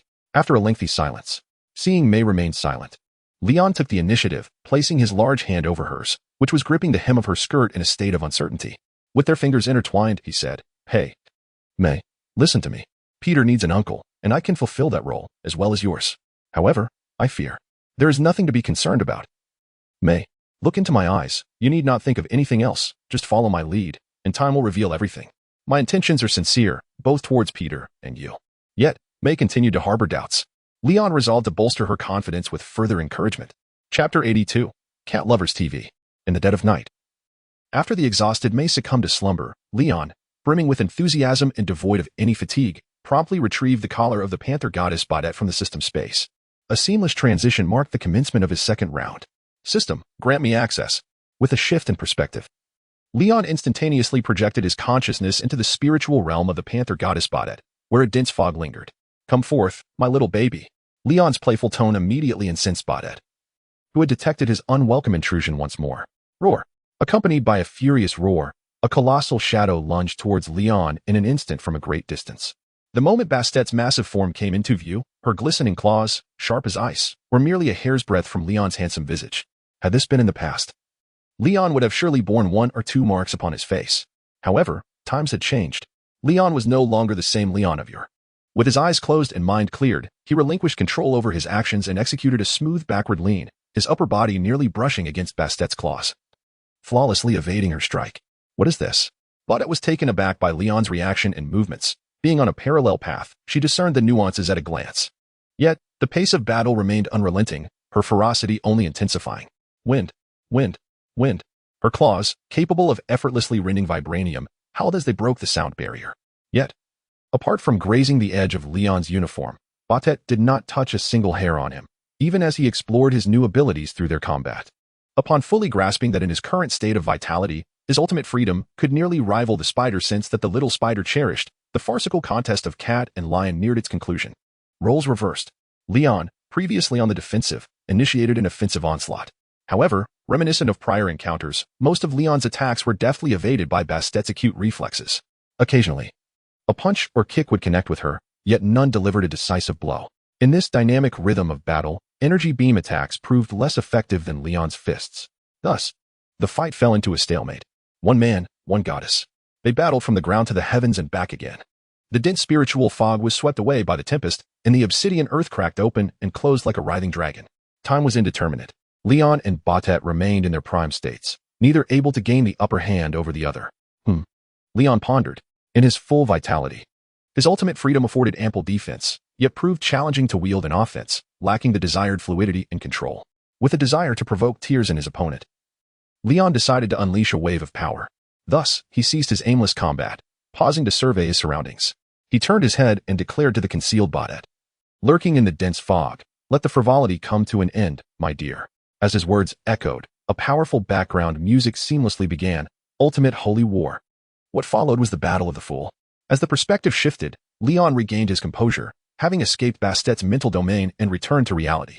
This sensation felt akin to being ensnared by the Scarlet King, where time during the battle had been erased, catapulting him from the onset of combat directly to its conclusion. Before him knelt a magnificent long-eared elf with coffee-colored skin and silvery gray hair, paying homage with utmost reverence. Simultaneously, the system provided an explanation. Notification: the information regarding Baudet. The Panther Goddess's collar has been updated. Let me see what this is about. Baudet, the Panther Goddess's collar. This collar is bound to Baudet, the Panther Goddess. Your prowess has won her over, and she shall offer you eternal loyalty. Quality: indestructible. Description: should the master not forsake, the feline shall remain ever by your side. Note: Baudet, the Panther Goddess, can be contained within the system space alongside the collar. After reviewing the updated information regarding the collar, Leon shifted his attention back to Baudet, who had transformed into her humanoid form. Her attire was strikingly minimal, consisting solely of pure black leggings that accentuated her curvaceous, feline-like legs. She wore a highly form-fitting black snow jacket, complemented by an exceedingly loose and thin V-neck short-sleeved garment that seemed on the verge of bursting at any moment. "Master, please teach me." Baudet gazed up at Leon with her aloof, indifferent demeanor, however. Her tone bore an eagerness that led Leon to suspect she might leap upon him at any moment. The wildness still lingering in her gray-blue eyes brimmed with anticipation. "Teach you?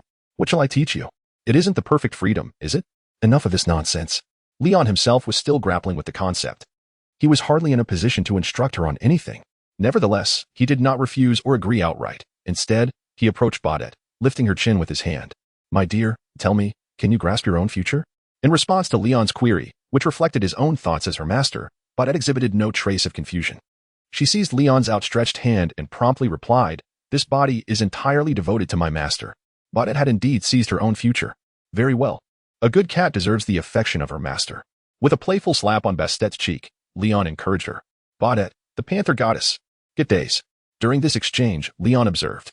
The necklace of the Panther Goddess Baudet, though it cannot be removed once donned, possesses the remarkable ability to seamlessly merge into the wearer's body or manifest at any desired location upon the surface. Thus, Baudet ingeniously adorned herself with the necklace as an anklet, elegantly draping it around her thigh. This choice not only eschews any sense of unattractiveness but instead accentuates a splendid curvature, elevating her allure to its zenith. Alas, the joyous moments always seem to pass swiftly. Chapter 83. A Gift from the Heavens. The following morning, as May awoke and instinctively glanced at her phone, she was taken aback. "Oh no. It is already noon. Peter, you must get ready for school." In a flurry, May hastily donned her clothes and emerged from her bedroom, intent on rousing little Peter from his slumber. In the living room, however, she found that Peter was already awake, darting about energetically. Upon closer inspection, May discovered that Peter was engaged in playful antics with a sleek, jet-black cat, which appeared entirely devoid of any markings. No, it was more accurate to say that the cat was the one toying with him. Peter, in his attempts to catch the feline, had become quite disheveled, while the black cat maintained an air of elegance, effortlessly evading Peter's grasp and leaping gracefully onto his head. Meow. "Oh, human child, you are far too slow. To catch me, you would need to wait 2,000 years. Enough already. How old are we, and yet you still derive satisfaction from besting a child?" Seizing the opportunity while Baudet reveled in her playful superiority, Leon grasped the scruff of Bastet's neck and lifted her onto his shoulder, stroking her from head to tail. Purr. Purr. Under Leon's skilled ministrations, Baudet transformed into an ordinary house cat, emitting a continuous stream of contented purrs, her rear and tail rising in delight. "Mr. Leon, I wish I could pet her too," little Peter said enviously. "If you wish to pet, you should get one of your own in the future. This particular one is quite special, so you should not entertain such thoughts," Leon replied, affectionately ruffling little Peter's hair. "Very well. I shall definitely find myself a pure black cat in the future," little Peter proclaimed with hope. The speaker may have been oblivious, but the listener was perceptive. Leon couldn't help but wonder if little Spider's fondness for the black feline was rooted in this very moment. "Peter, enough of the games. You must go to school." May approached hastily, packing his bag while anxiously reminding him. "Huh? Do I really have to go now?" Little Peter, half hidden behind Leon, asked reluctantly. He had hoped that May, having overslept, would allow him to stay home and play. Of course, May reached out to pull Peter from behind Leon, but he adeptly dodged her grasp. "Mr. Leon, please help me." "All right, May." Leon sheltered the little spider behind him, then embraced May, planting a gentle kiss on her lips, and advised, "Children, after all, can afford to miss a day of school. As long as they can read and count normally, play remains their primary task.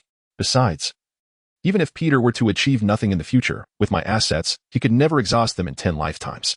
He need not view education as the sole path like children from ordinary families. But, May was taken aback by Leon's audacity.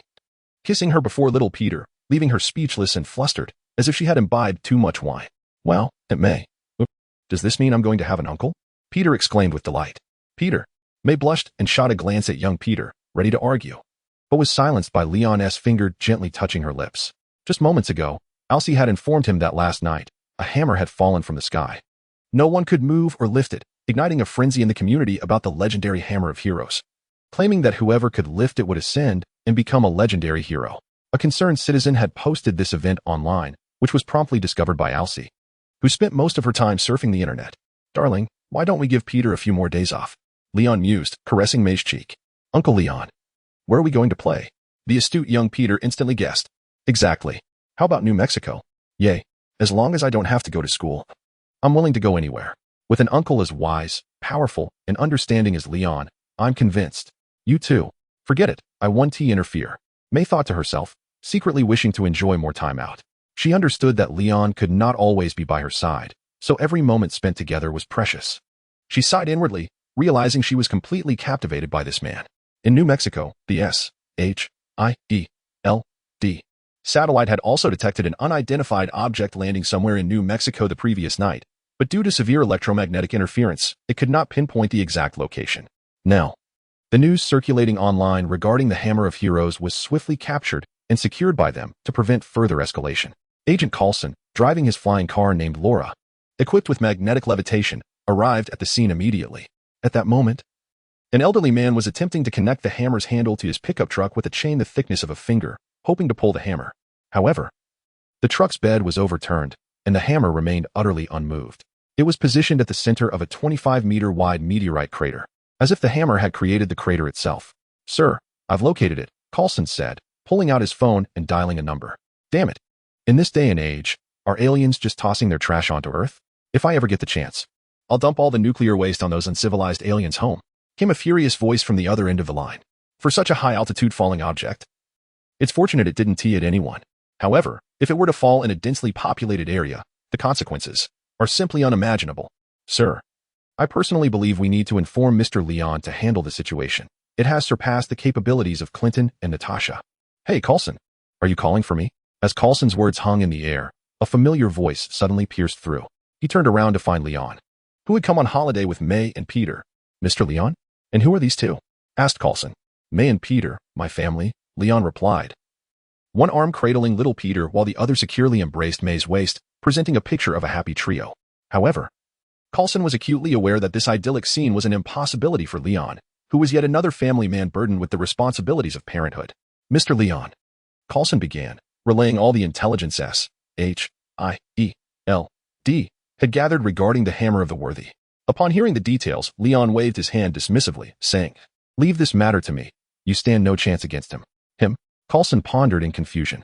Yet, it was clear that Leon had no intention of clarifying. As he swiftly transported himself, May, and Peter to the edge of the crater left by the hammer. At that moment, the old man was still grappling with how to reattach the bed of his pickup truck, with no one around offering assistance, their attention wholly captivated by Thor's hammer.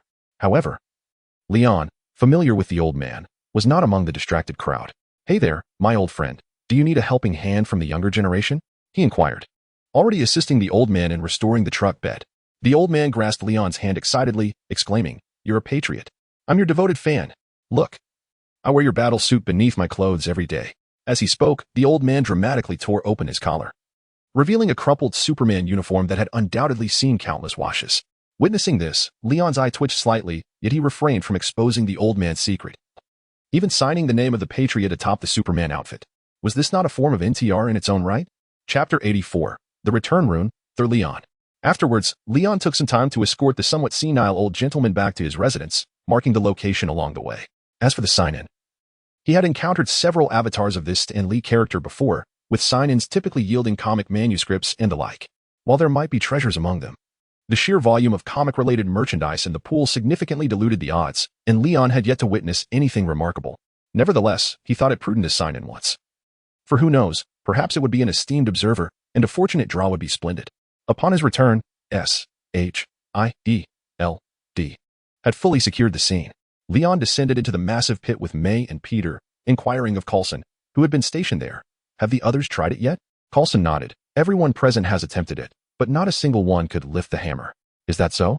Leon raised an eyebrow, and Bast leaped from his shoulder to May's. He then stepped forward to grasp the handle of Thor's hammer.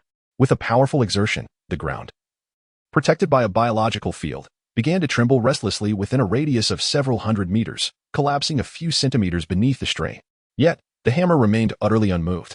Unconvinced, Leon expanded the protective biological field to encompass several kilometers, unleashing 50 of the Fool's ultimate power augmentation. Steady yourselves, my comrades, he cautioned, as his muscles tensed, preparing for another attempt. The earth quaked even more distinctly, as if it might turn itself inside out. Coulson lost his footing and fell to the ground.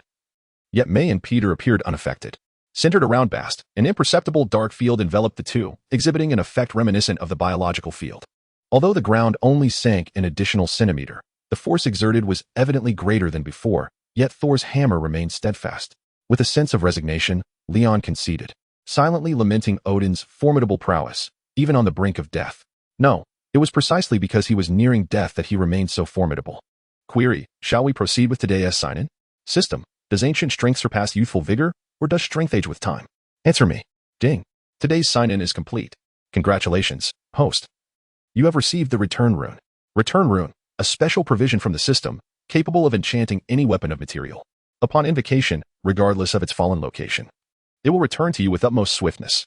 Quality, one-time use. Description, even the Return Rune cannot mend her heart that resolutely distances itself from you. Although it was not Leon's most coveted item at present, it could still prove useful. He decisively applied the Return Rune to the eternally indestructible Desert Eagle with infinite bullets. Once the enchantment was completed, the gun's attributes transformed instantaneously, and beneath the quality section, a new status appeared, Enchantment, Return Rune. Now, this was intriguing. Leon curled the corner of his mouth, stowing the pistol in his pocket. Then turned to May and Peter. Would you like to come over and give it a try? I think I'll pass. May waved her hand, politely declining. Leon could effortlessly send her soaring with a single finger, and the thought of trying to lift the hammer with both hands seemed futile to her. I want to. After receiving Leon's approval, young Peter eagerly wriggled free from May's grasp and trotted towards Leon and Thor's hammer. Give it a shot. Leon affectionately ruffled Peter's hair, stepping aside to allow him the opportunity. In theory, the innocent heart of a child possesses a greater chance of success than the convoluted thoughts of an adult. As Peter placed his hand upon the hammer's handle, the previously clear sky suddenly darkened, shrouded in ominous clouds, accompanied by thunder and lightning. Even if Peter can lift it, this disturbance feels amiss. Leon stepped forward, intending to shield Peter. With a resounding roar, a bolt of lightning, as thick as a water barrel, struck down. Originally aimed at young Peter, Leon, concerned for his safety, instinctively activated his energy absorption ability, transforming into a human lightning rod. The colossal bolt of lightning was irresistibly drawn to him, vanishing into his being. In that moment, Leon felt as though he were bathing in a storm of power far surpassing that of the son of Satan, yet without suffering a scratch. Each cell within his body ravenously absorbed the energy of the lightning, as if they had been starving wanderers for millions of years. Simultaneously, a magnificent suit of silver armor, adorned with a crimson cape, manifested and instantly clad Leon. As the tempest subsided, he beheld the dragon's scale-like silver armor enveloping his arms and immediately comprehended the gravity of the situation. This was undoubtedly the armor forged from URU metal and imbued with Odin's divine power. Just moments ago, young Peter had unwittingly gained the hammer's recognition, inadvertently triggering the godly power within, yet Leon had serendipitously exploited a glitch that thwarted Peter's potential ascension to the level of the God of Thunder. Peter, Leon, are you both all right? May, regaining her composure, rushed forward to embrace the somewhat bewildered Peter. The hammer was lifted, but Peter could not maintain his grip, and it fell from the air. Leon's instincts kicked in, and he reached out to catch it. To his astonishment, he succeeded. This glitch is rather significant. Leon stared in disbelief at the perfectly balanced hammer of the God of Thunder in his hands, only coming to his senses when May leapt into his embrace, realizing this was no dream.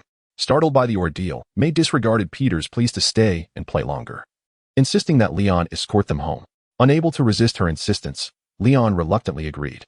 In fact, Leon suddenly recalled that there seemed to be a true thunder god awaiting his conquest in this place, accompanied by a woman and a child, which rendered his approach rather challenging. Thus, he consented to the situation. To appease Peter's emotions, Leon presented him with a meticulously crafted model of a space aircraft carrier that he had previously signed for. Chapter 85, Chronicles of Asgard. Time advances slightly. The core of the Nine Realms. Asgard. After valiantly battling for over 15 centuries, the mighty Thor is on the verge of inheriting the throne of Asgard from his father, the All-Father Odin. He is powerful, brave, proud, and a formidable warrior, earning the affection of the Asgardians. With the enchanted hammer forged in the core of a dying star in his grasp, he is unstoppable and unmatched wherever he goes. However, Thor's brother, Loki, is envious of his brother's glory, feeling wronged by Odin's words that both brothers were deemed worthy of kingship. Instead, Loki finds himself merely a spectator to Thor's ascension.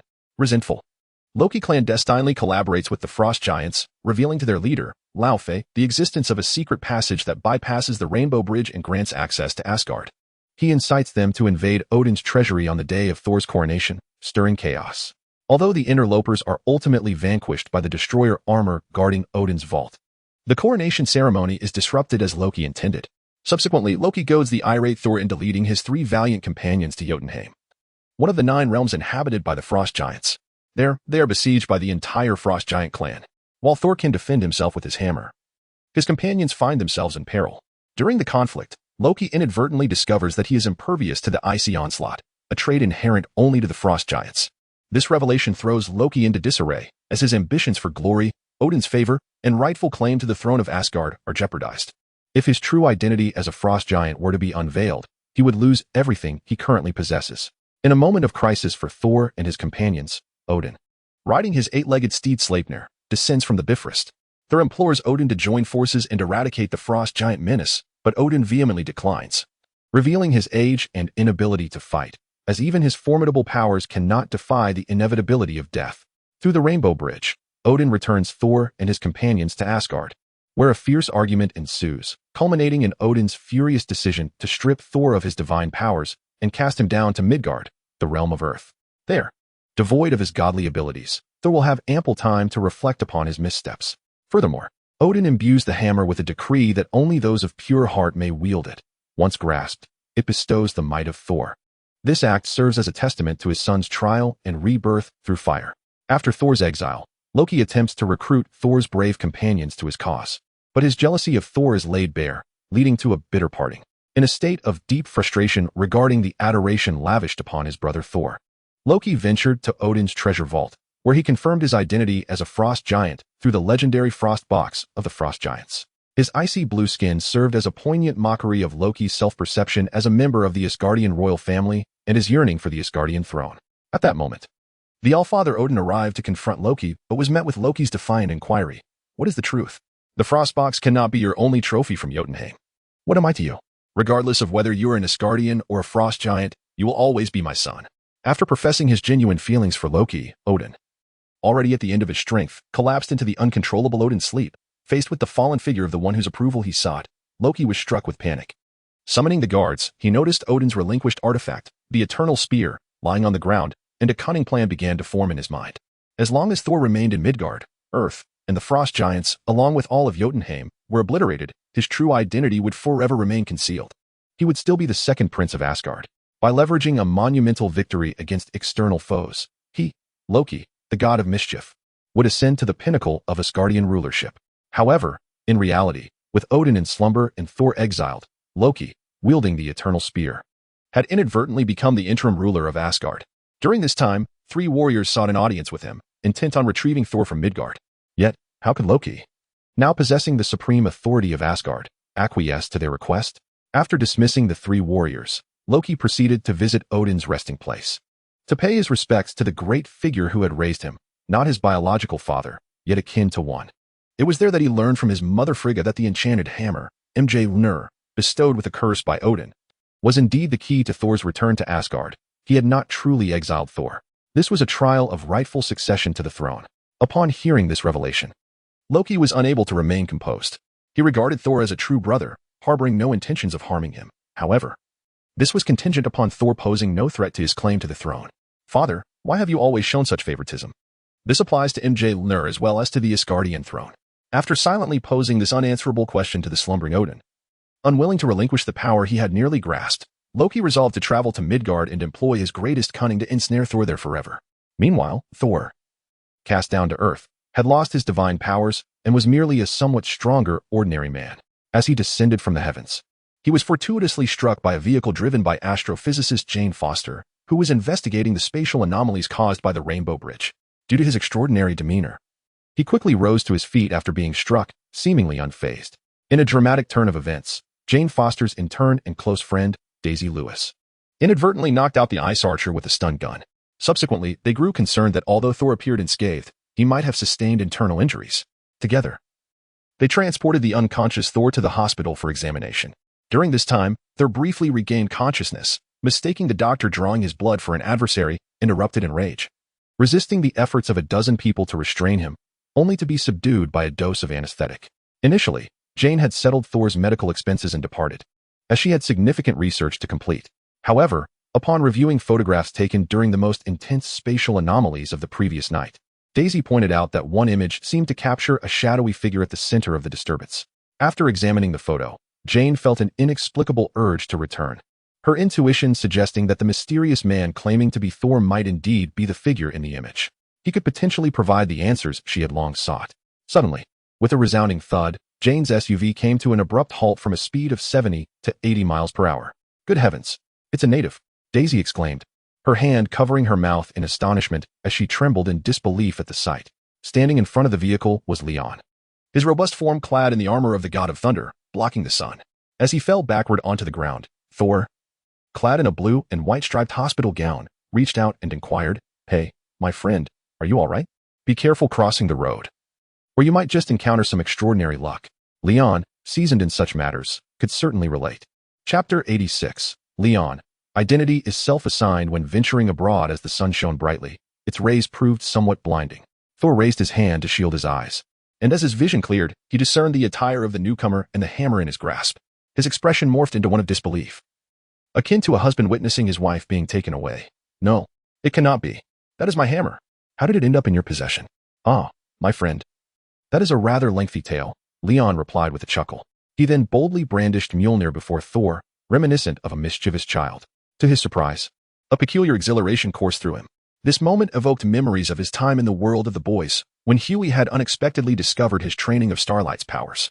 Alas, the more he pondered, the more he felt compelled to revisit that realm and perhaps pay homage to Huey with a symbolic tombstone, while engaging in a spirited battle with Starlight in front of it. After all, there were still uncharted territories concerning Starlight's abilities. "Since it is your hammer, why is it in my hands? Moreover, can you even lift it now?" Leon inquired, tossing Mjolnir before Thor. Clad in a blue and white striped hospital gown, Thor rose and grasped the hammer's handle, straining with all his might, his face reddening to a hue akin to a blushing monkey. Yet, Mjolnir remained resolutely unmoved, as if it had no intention of yielding to its rightful owner.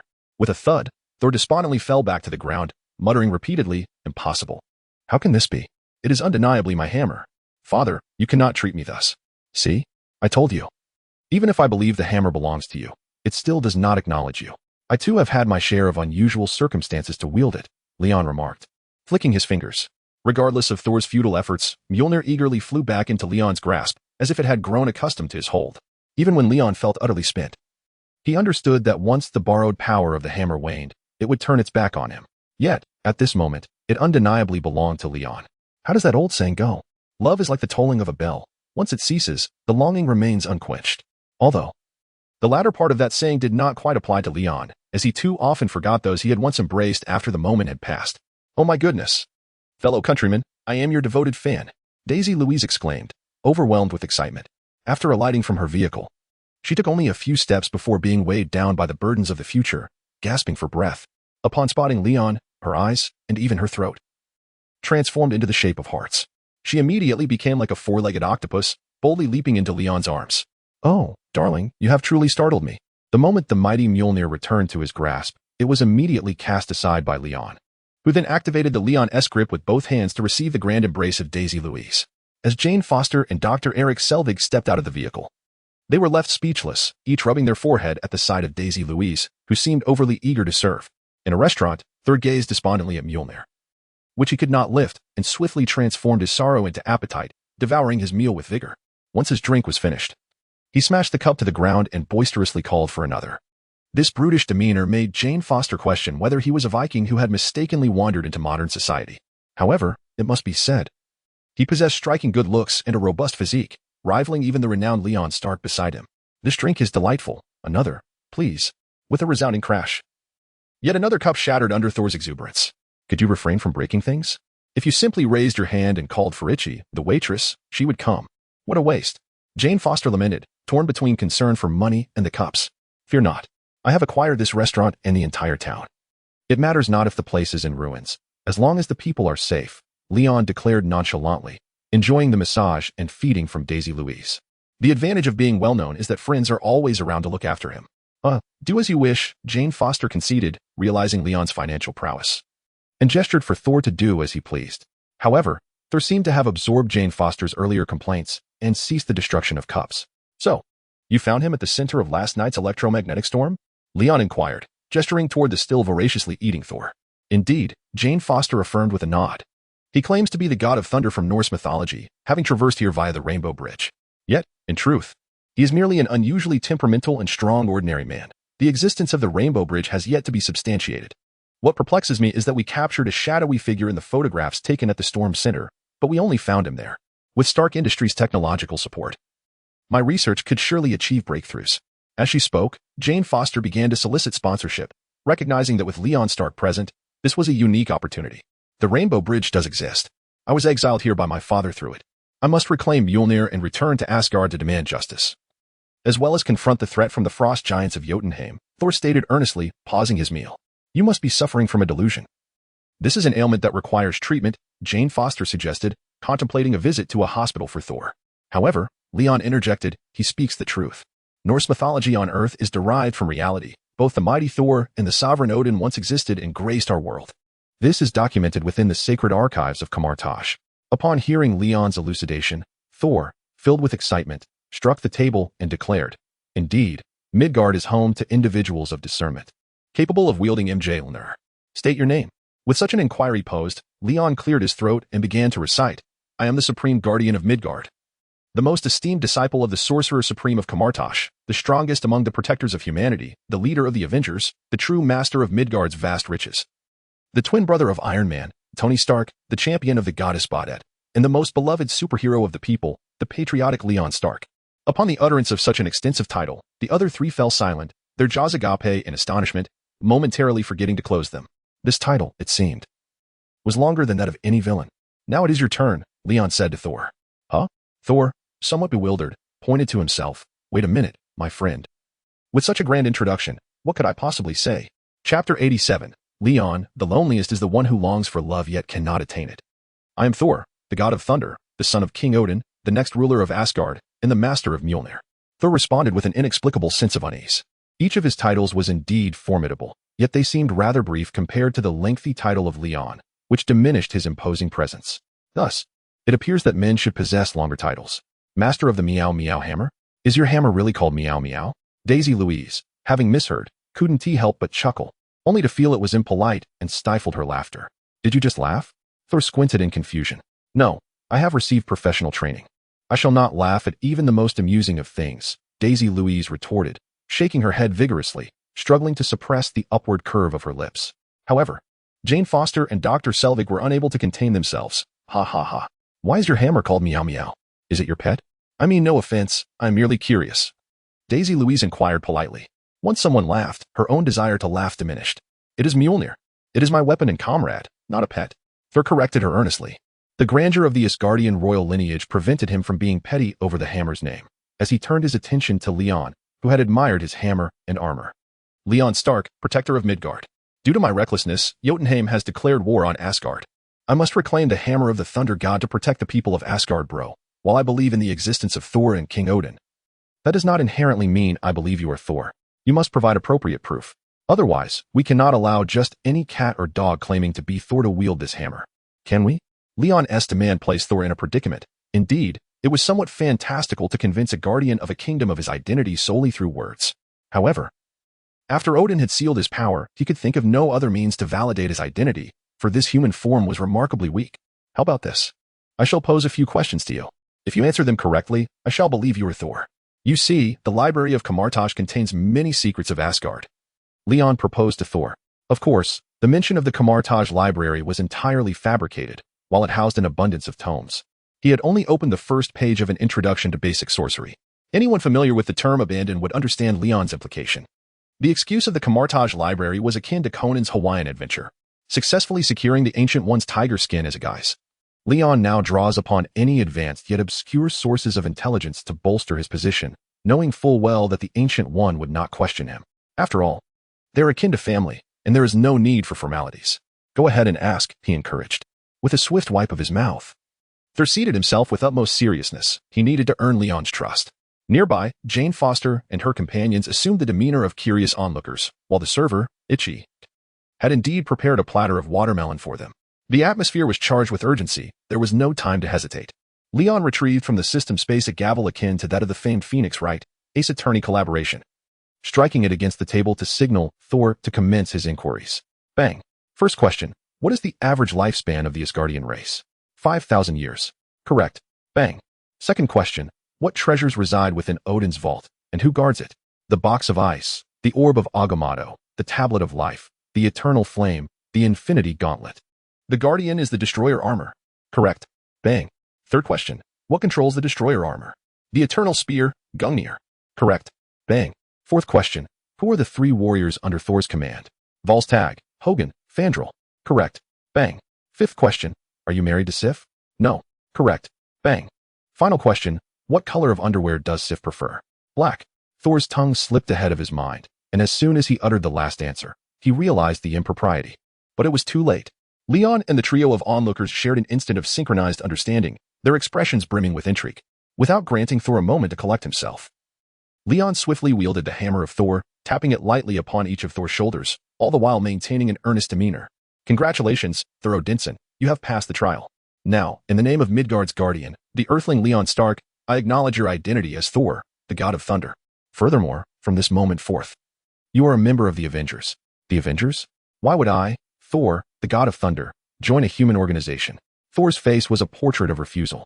As the future king of Asgard, how could he lower himself to such a position? Are you willing to forfeit the hammer? Leon smirked, casually twirling the mighty weapon in his hand.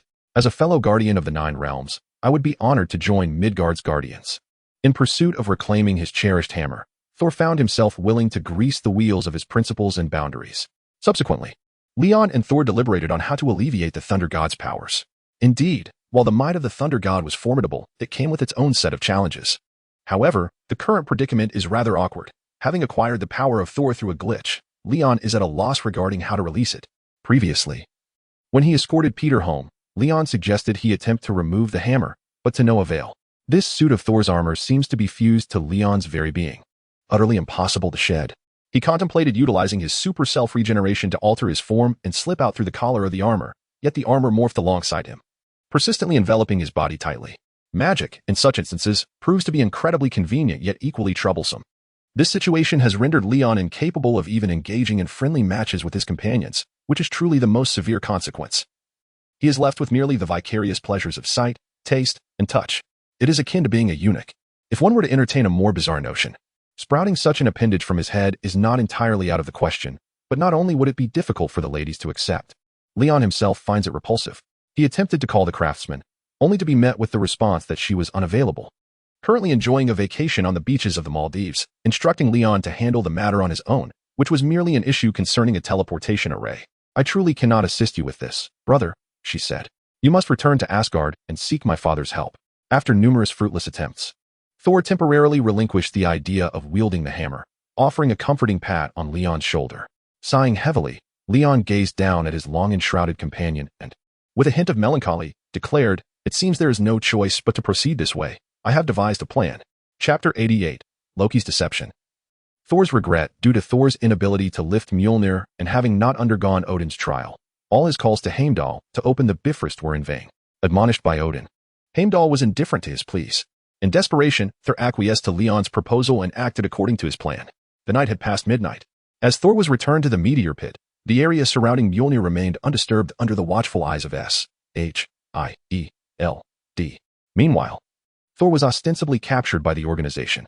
Growing impatient, Leon instructed Arcee and Batet to keep watch discreetly, while he himself discreetly sought amusement after a brief encounter with Thor. Question: shall we proceed with today's check-in? System, for the glory of the northern gods. Commence. Ding. Today's check-in is complete. Congratulations, host, you have acquired the Storm Template. Storm Template, enhanced physical prowess, significant overall improvement, a tenfold increase in lifespan, plasma lightning, plasma remote control, plasma explosions. The extent of these abilities depends on personal aptitude and proficiency. Note: good child, remember to visit home often. Initially, Leon had thought the template referred to Storm from the X-Men, only to discover it was the Storm from the boys. Nevertheless, this Storm template offered a greater enhancement to physical abilities, perfectly suited for someone like Leon, who aspired to attain strength through physical prowess. Even the chicken leg is meat. In any case, Leon had grown stronger yet again. He felt the urge to unleash a crescent moon slash for excitement. Alas, this wretched armor! Just as Leon's enthusiasm surged, the Thor armor forcibly subdued him, only inflaming his irritation further. In a flash, he found himself holding the bewildered Daisy Louise, freshly emerged from the bath, clad only in a white towel, as she appeared in Jane Foster's SUV. At that moment, Jane Foster and Dr. Selvig, having received verbal sponsorship from Leon, were too exhilarated to sleep, engrossed in discussions with several S.H.I.E.L.D.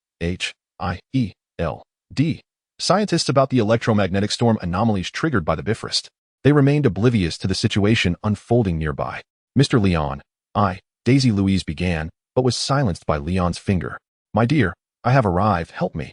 Before Daisy Louise could comprehend the situation, Leon effortlessly lifted her into the air with a mere finger. The speed was astonishing, rendering any trace of their movement imperceptible.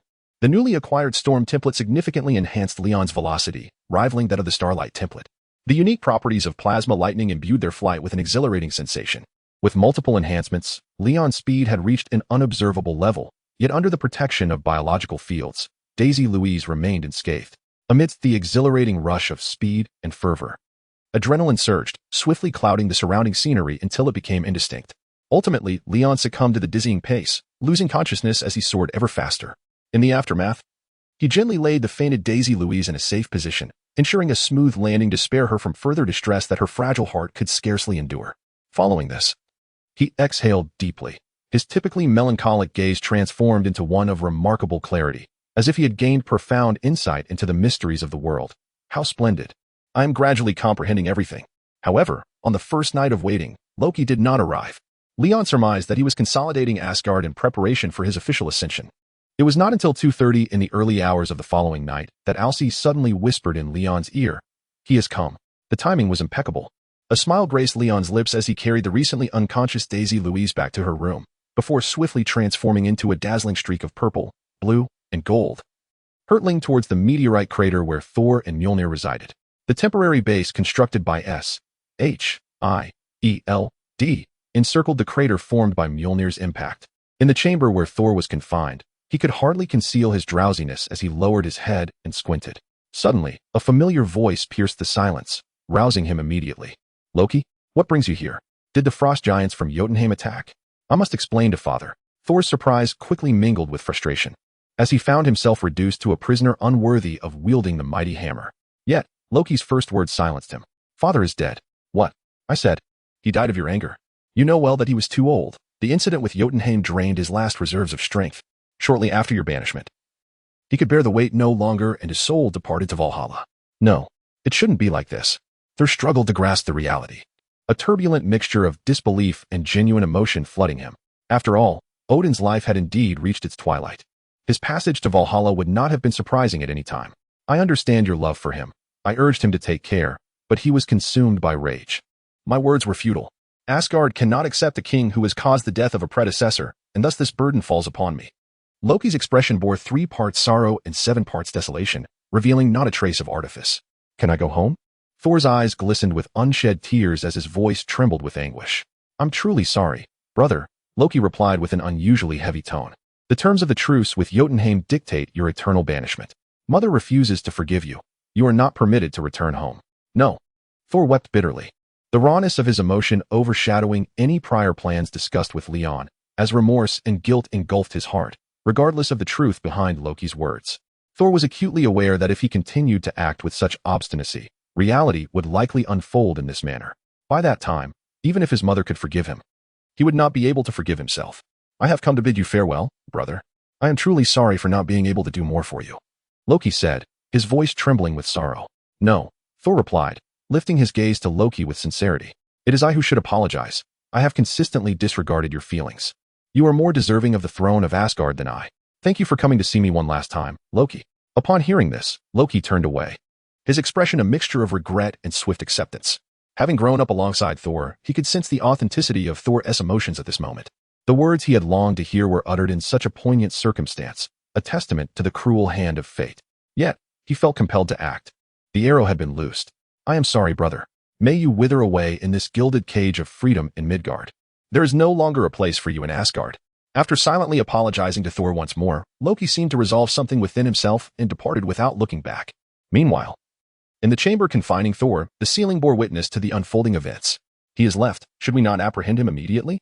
Arcee inquired, her anxiety palpable as she saw Loki preparing to leave. "No, that is merely an illusion conjured by magic. I can sense no breath of life from him," Batet, in her Hakimi form, explained with unwavering poise, nestled between Arcee. "Our master has indicated that he would attempt to lift that hammer. We shall wait for his return and then act together. I shall heed your counsel." In the realm of magic and divinity, Batet was evidently more adept than Arcee, who readily acquiesced to the latter's guidance. Chapter 89, Shattering Darkness with Thunder. In the heart of the crater, Loki grasped the handle of the god of thunder's hammer, straining to exert force. Humph, it truly cannot be moved. Relinquishing his grip, Loki inwardly grumbled. At least this time, Odin displayed no favoritism. Neither he nor Thor could lift the weapon. Suddenly, a furrow crossed Loki's brow. He glanced around and noticed the humans dispersing as if something ominous was approaching. They had been enchanted by Loki's magic, rendering them unable to perceive their surroundings. In that moment, an overwhelming sense of impending doom, reminiscent of a prehistoric dinosaur facing an extraterrestrial meteor, surged within Loki. From above, he looked up, his pupils constricting in shock, as a tricolored meteor of purple, blue, and gold hurtled toward him. In an instant, the hammer of the thunder god soared back into the hands of Leon, who then brought it crashing down. Thunder and lightning erupted as if the very heavens were collapsing. To avoid collateral damage, Leon utilized biological positioning, confining the destructive radius to a minuscule area, directing all harm solely towards Loki and the ground beneath him. In an instant, a bottomless black hole emerged where the hammer had once rested. Just as Leon prepared to leap down for a finishing blow, the hammer suddenly became uncontrollable, whisking him away at great speed to where Thor, lamenting in regret, stood. Drawn by the power of the thunder god within him, Leon found himself unable to relinquish the hammer. This unexpected turn of events astonished both Leon and the remorseful Thor. "Mjolnir?" Thor called out, bewildered. "What on earth is happening?" Leon held tightly to the hammer, resisting its pull, yet it persistently leaned towards Thor. As if having regained awareness after experiencing joy in Leon's grasp, craving to return to its rightful master, crackling with energy. The power of the thunder god within Leon began to overflow uncontrollably, splattering towards Thor. "Damn it! Of all times." "Arcee, Batet, keep an eye on Loki." "Yes," chimed the two women from above. In the next moment, the ceiling erupted. Arcee transformed into her battle mode, and Batet, revealing her true form as a panther, descended beside Leon, who was being forcibly restrained by the thunder god's power. After a respectful nod, the towering Batet, in her panther form, delivered a powerful slap to Arcee, enhancing her speed. She then became a fleeting shadow, pursuing the imminent threat.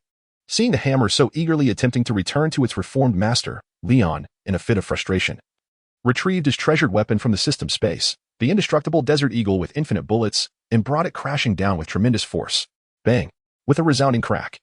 A significant dent suddenly formed on the surface of Mjolnir, the hammer of Thor, its web-like fissures splintering forth, yet it fell silent thereafter.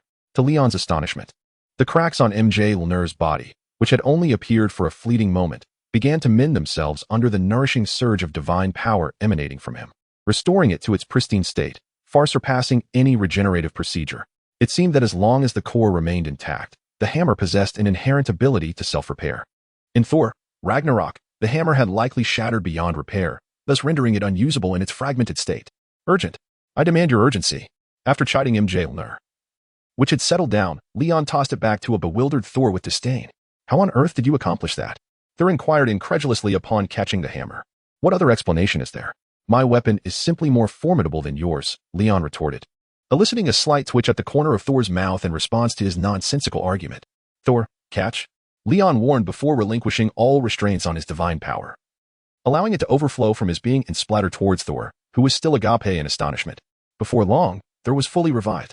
Clad in nothing but a pair of super elastic briefs, Leon donned his soldier boy ensemble once more. Yet, scarcely had he equipped his shield when two beams of light, one thick and one slender, surged towards him and Thor. With a swift tilt of his head, Leon effortlessly evaded the thicker beam aimed at him. However, the seemingly less potent beam sent Thor, who had attempted to retaliate with the hammer, flying backward. My apologies, Leon, master. The weaponry he possesses is rather troublesome. The combat modes of Arcee and the Black Panther, Bast, returned to Leon's side, appearing unscathed, albeit dusted with some icy debris. Their expressions grave as they remained vigilant towards the source of the two beams. Oh? Leon raised an eyebrow, following the direction of their apprehension. Before them stood Loki, adorned in divine leather armor, his antlered helm crowned with a dent from Leon's earlier strike, wielding the eternal spear, a miniature frost box pendant hanging from his chest, and flanked by towering destroyer armor. He advanced towards them, step by deliberate step. Daring to behave so insolently before a god, kneel. Loki commanded imperiously, thrusting the eternal spear into the ground. Leon could not suppress a laugh, exclaiming, "Are you attempting to mimic a cat's meow? Loki, listen to me." At that moment, Thor flung the hammer back to Leon and turned his gaze towards Loki, but Loki remained stubbornly unresponsive, adopting an air of complete disregard. I had nearly given up. Thor, you have forced my hand. Draped in divine armor, Loki furiously directed his ire towards Thor, who had just reclaimed his powers and hammer. Clearly, Loki attributed the recent blow he received from Leon to Thor. Thor, on the other hand, appeared utterly bewildered, as the unfolding events consistently surpassed his understanding, leaving his mind in a state of disarray. He simply could not comprehend. Chapter 90, Loki, I long to return home. But noticing the necklace forged from URU metal adorning Loki's chest, which linked the diminutive frost box on either side, Thor's composure faltered.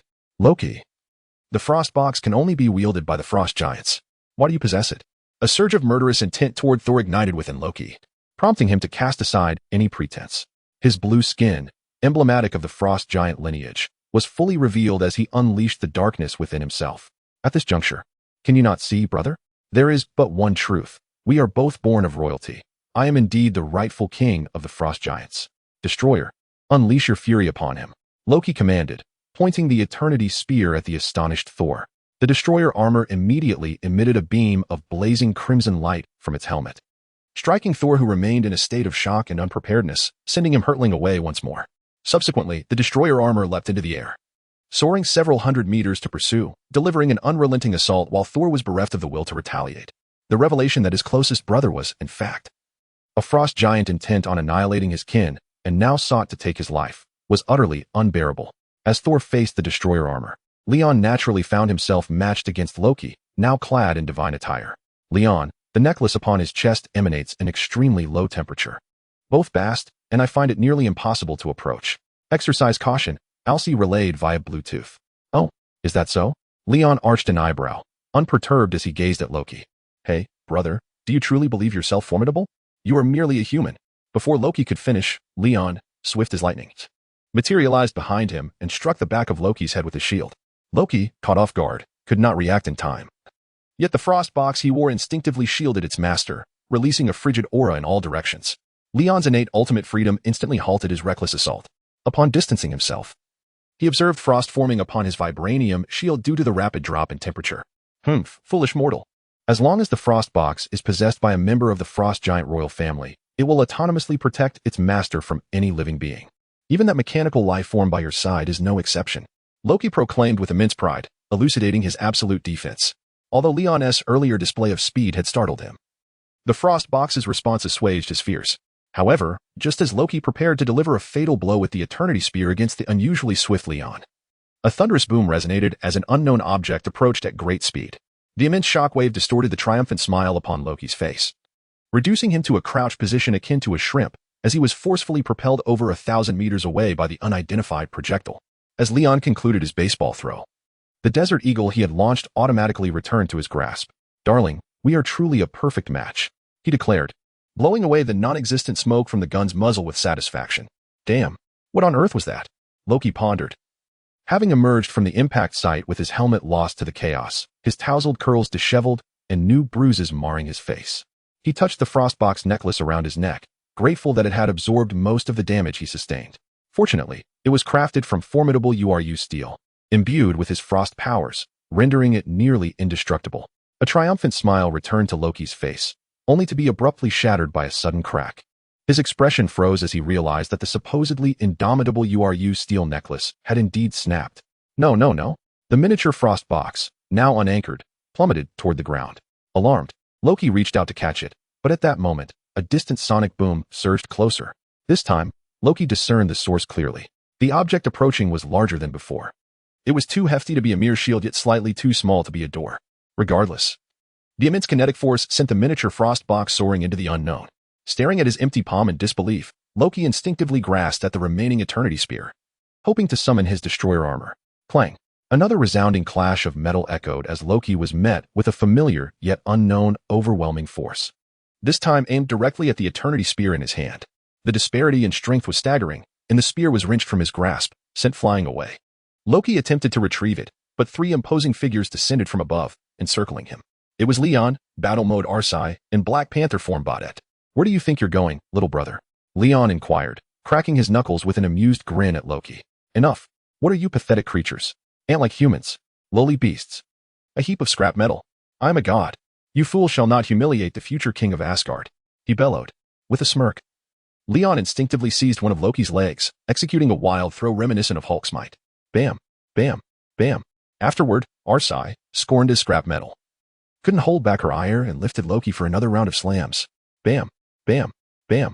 Baudet reverted to her human form, grasping the Loki that Arcee had just thrown and delivering yet another series of slams. Bam, bam, bam. After this relentless assault, Loki's once haughty and arrogant demeanor evaporated, leaving him gasping for breath. It must be said, Loki, burdened with the inherent frailty characteristic of frost giants, exhibits little in the way of strength, merely overpowering the likes of the captain with ease, a mere mortal. Yet, his resilience to punishment is remarkable, even in the original narrative. The Hulk's ferocious slams only resulted in minor abrasions, after enduring a relentless onslaught from Leon and his two companions.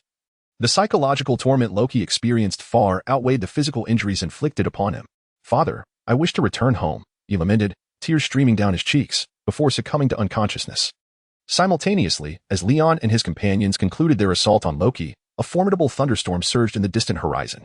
Enlightened by newfound clarity, Thor unleashed a tempest that obliterated the parking lot, delivering a devastating blow to the destroyer's armor. The armor faltered and plummeted to the ground. The terrifying aftermath, despite the considerable distance, was palpable to Leon. He could not deny that, in terms of damage output, Thor indeed possessed greater might. However, in the realm of actual combat, the impossibility of Leon's instant demise, coupled with his superior mobility and the passive prowess of ultimate freedom, ensured his invulnerability against Thor, who was merely in his hammer-wielding state. Both warriors epitomized the diamond cannon archetype, where defense eclipsed their offensive capabilities. However, Thor wielded a larger caliber while Leon exhibited greater agility. Chapter 91. The Operation to Rescue Odin, Highly Practical Goods. The Frost Box, mine. The Eternal Spear, mine. The Destroyer Armor, mine. Everything, mine. As Leon collected the artifacts from Odin's treasury one by one, attempting to hoard them for himself, Thor became visibly agitated. Leon, these are my father's artifacts and spoils. Though Thor spoke, Leon merely chuckled nonchalantly. He gestured toward Loki, who was bound in a tortoiseshell manner with vibranium cords by battle mode Arcee, a gag silencing him, and dangled from Leon's hand. I've resolved a significant problem for Asgard. Perhaps Odin will gift me these artifacts in his delight. Thor fell silent, contemplating. Odin was known for his clear rewards and punishments, and while it was not entirely implausible, it seemed unrealistic for him to give such treasured artifacts. However, Thor did not wish to dampen Leon's enthusiasm, so he turned to Loki and inquired, Loki, what exactly transpired in Asgard? Muffled cries escaped Loki, who was hanging helplessly upside down, his forehead veins bulging in frustration at the humiliation despite their defeat. While Thor interrogated Loki, Leon stepped aside to video call Tony. Beep, beep, beep, connection established. What do you want? I'm extremely busy and need to concentrate. Please refrain from calling. Tony's impatient voice erupted from the other end, loud enough that Leon nearly crushed his phone. What are you so irritable about? Leon asked. With a smug smile, Tony twirled a metallic gyroscope at his fingertips. I've developed a set of techniques for cellular cultivation during my research on biological magnetic fields. Once I master it, you'll be astounded. Huh? Leon's expression turned to one of bewilderment. You're not working on technology anymore. You're pursuing cultivation? No. I firmly believe that science is the highest mystery. What is termed magic or sorcery is merely a form of science, Tony replied.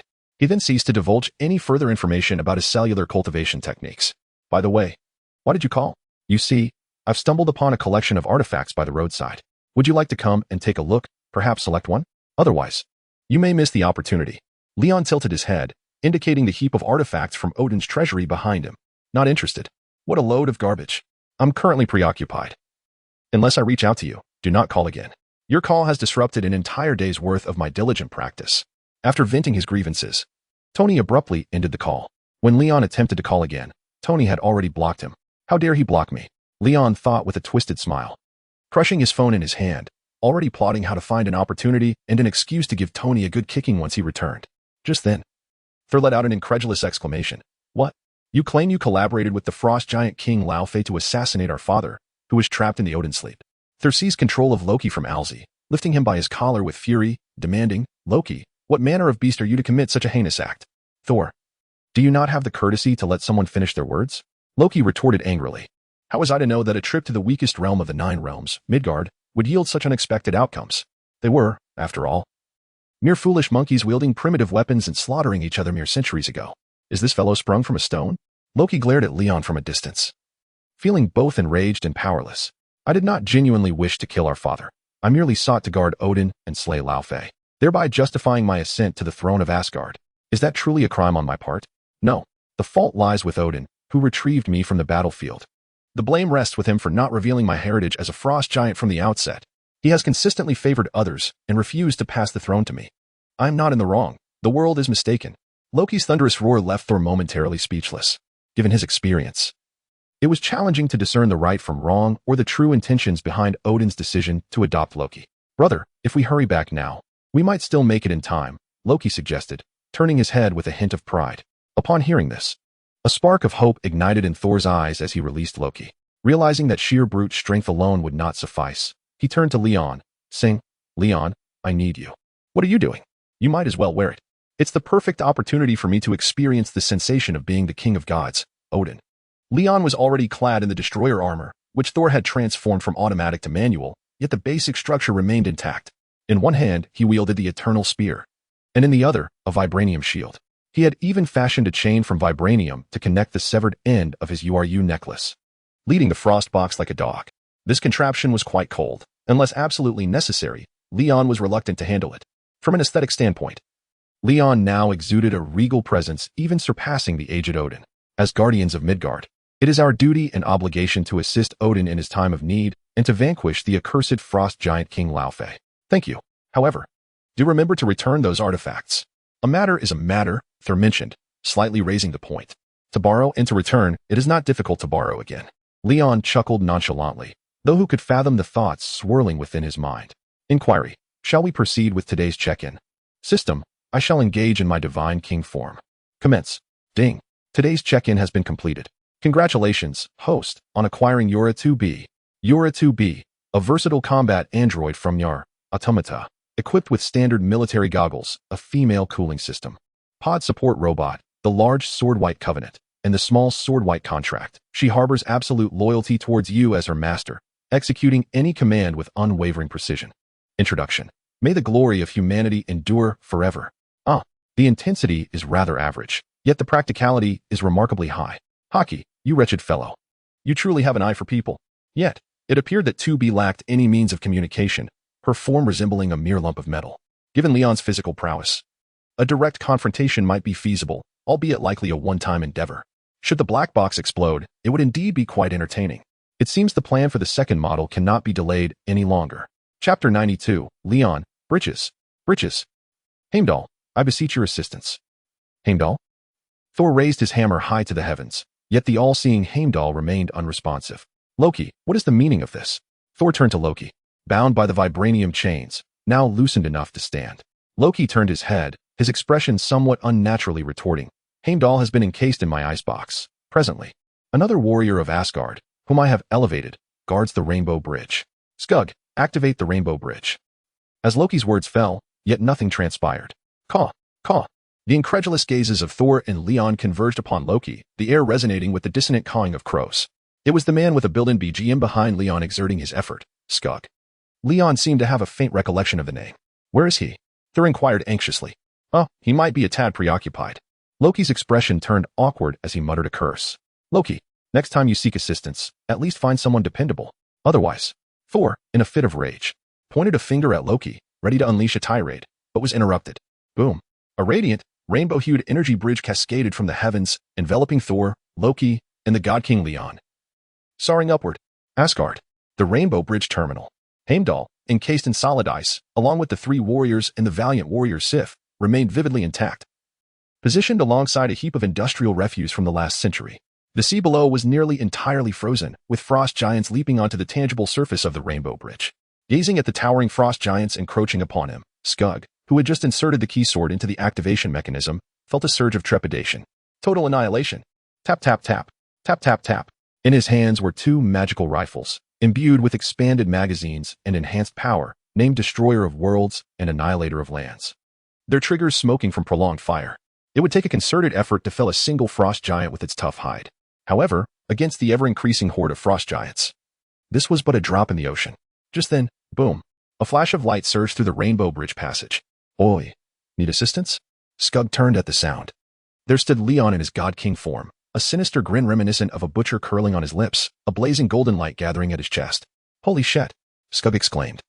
Hastily bowing his head, a cannon, as wide as a water barrel, erupted from Leon's chest. After the searing heat singed the last two tufts of hair atop Scourge's head, the thermal radiation unleashed by the devastating blow obliterated the frost giants on the surface of the Rainbow Bridge with unrelenting ferocity. Such formidable artillery, at Leon's current prowess, could easily unleash a barrage of a dozen or more shots. Loki, look at the mess you've created. Thor glared at Loki upon noticing the icy statue formed by Heimdall. The three warriors, and the shield maiden Sif.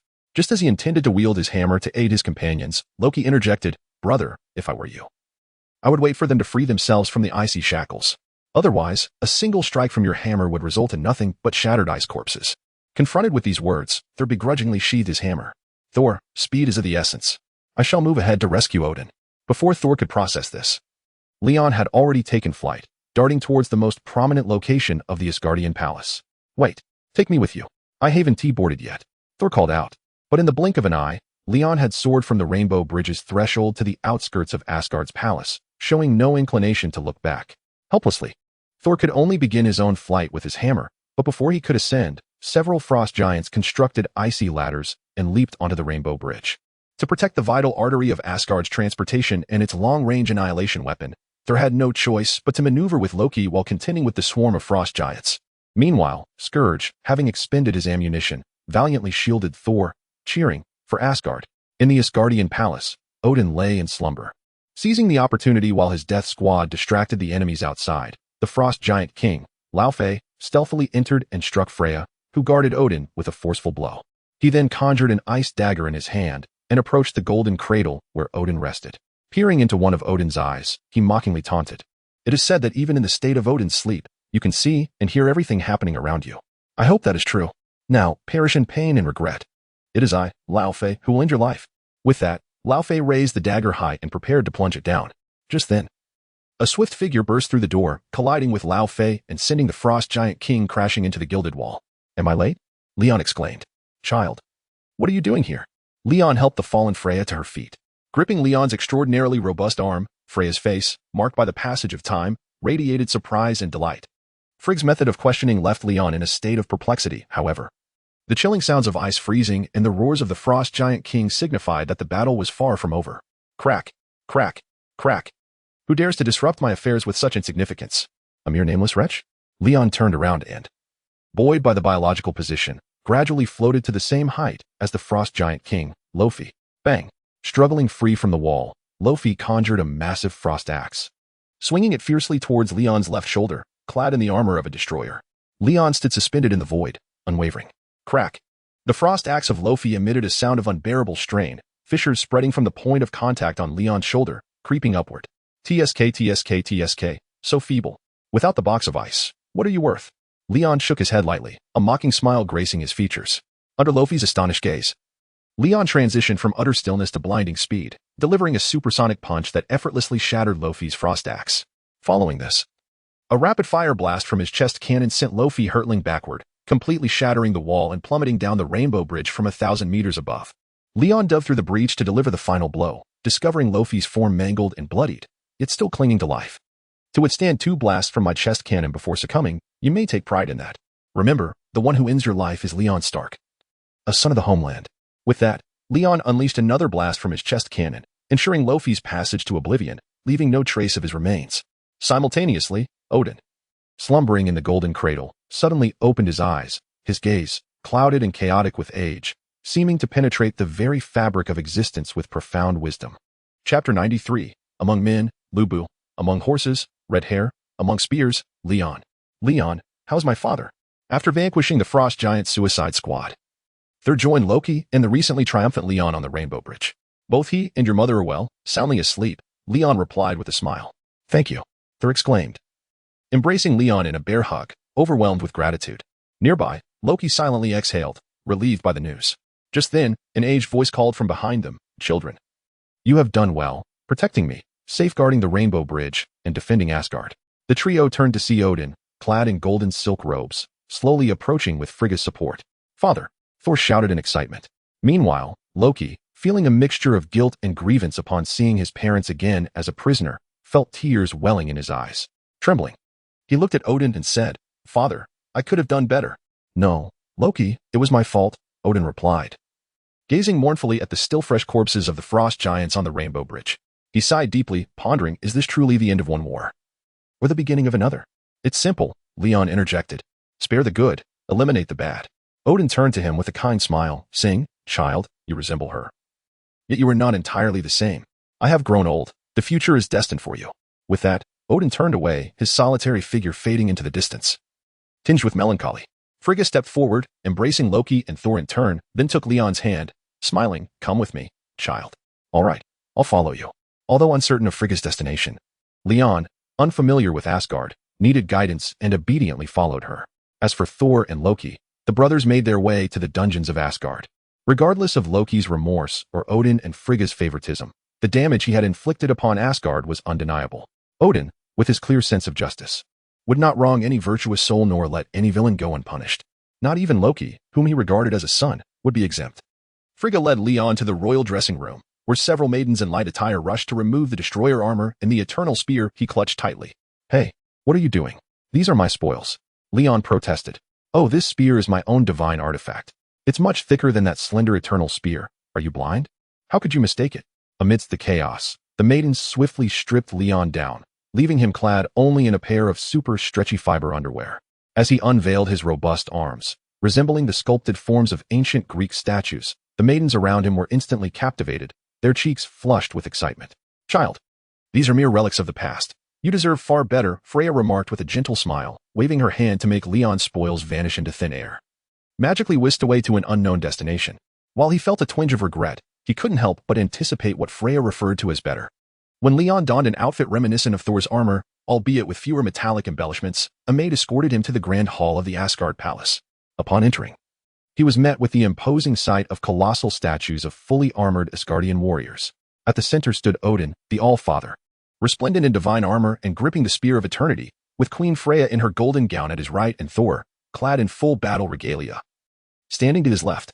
Below them were Heimdall, the three warriors, and Sif, representing the elite fighters of Asgard, deliberately left open. The golden path leading from the hall's entrance to Odin's throne was flanked by a throng of Asgardian citizens and ordinary soldiers. The maid, having ushered Leon to the entrance, bowed and excused herself. Before departing, Leon bestowed upon her a firm handshake, so powerful that she nearly faltered, saving herself from collapsing at the palace's threshold with a bitten lip, hastily retreating.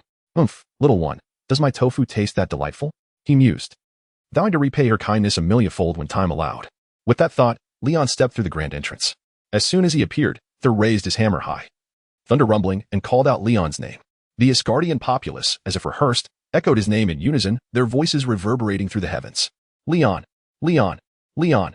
The uproar was so overwhelming that Leon almost feared for his hearing, but thanks to Arcee's considerate gesture of filtering the external clamor through Bluetooth headphones, he was spared much of the din. After a brief moment of mental preparation, a customary infectious smile graced Leon's face as he waved to the cheering Asgardians while making his way towards Odin's throne. This overwhelming sense of adoration mirrored his experiences on Earth, where he often found himself in similar situations. His experience instilled in him a sense of grace, while his prowess endowed him with unwavering confidence. As he ascended the steps to Odin's throne with an air of nonchalance, Thor, unable to bear the sight, shielded his face as if gazing into a mirror. Leon had cheekily winked at his mother, paying homage to Thor's own preparations to inherit the throne at the beginning of Thor.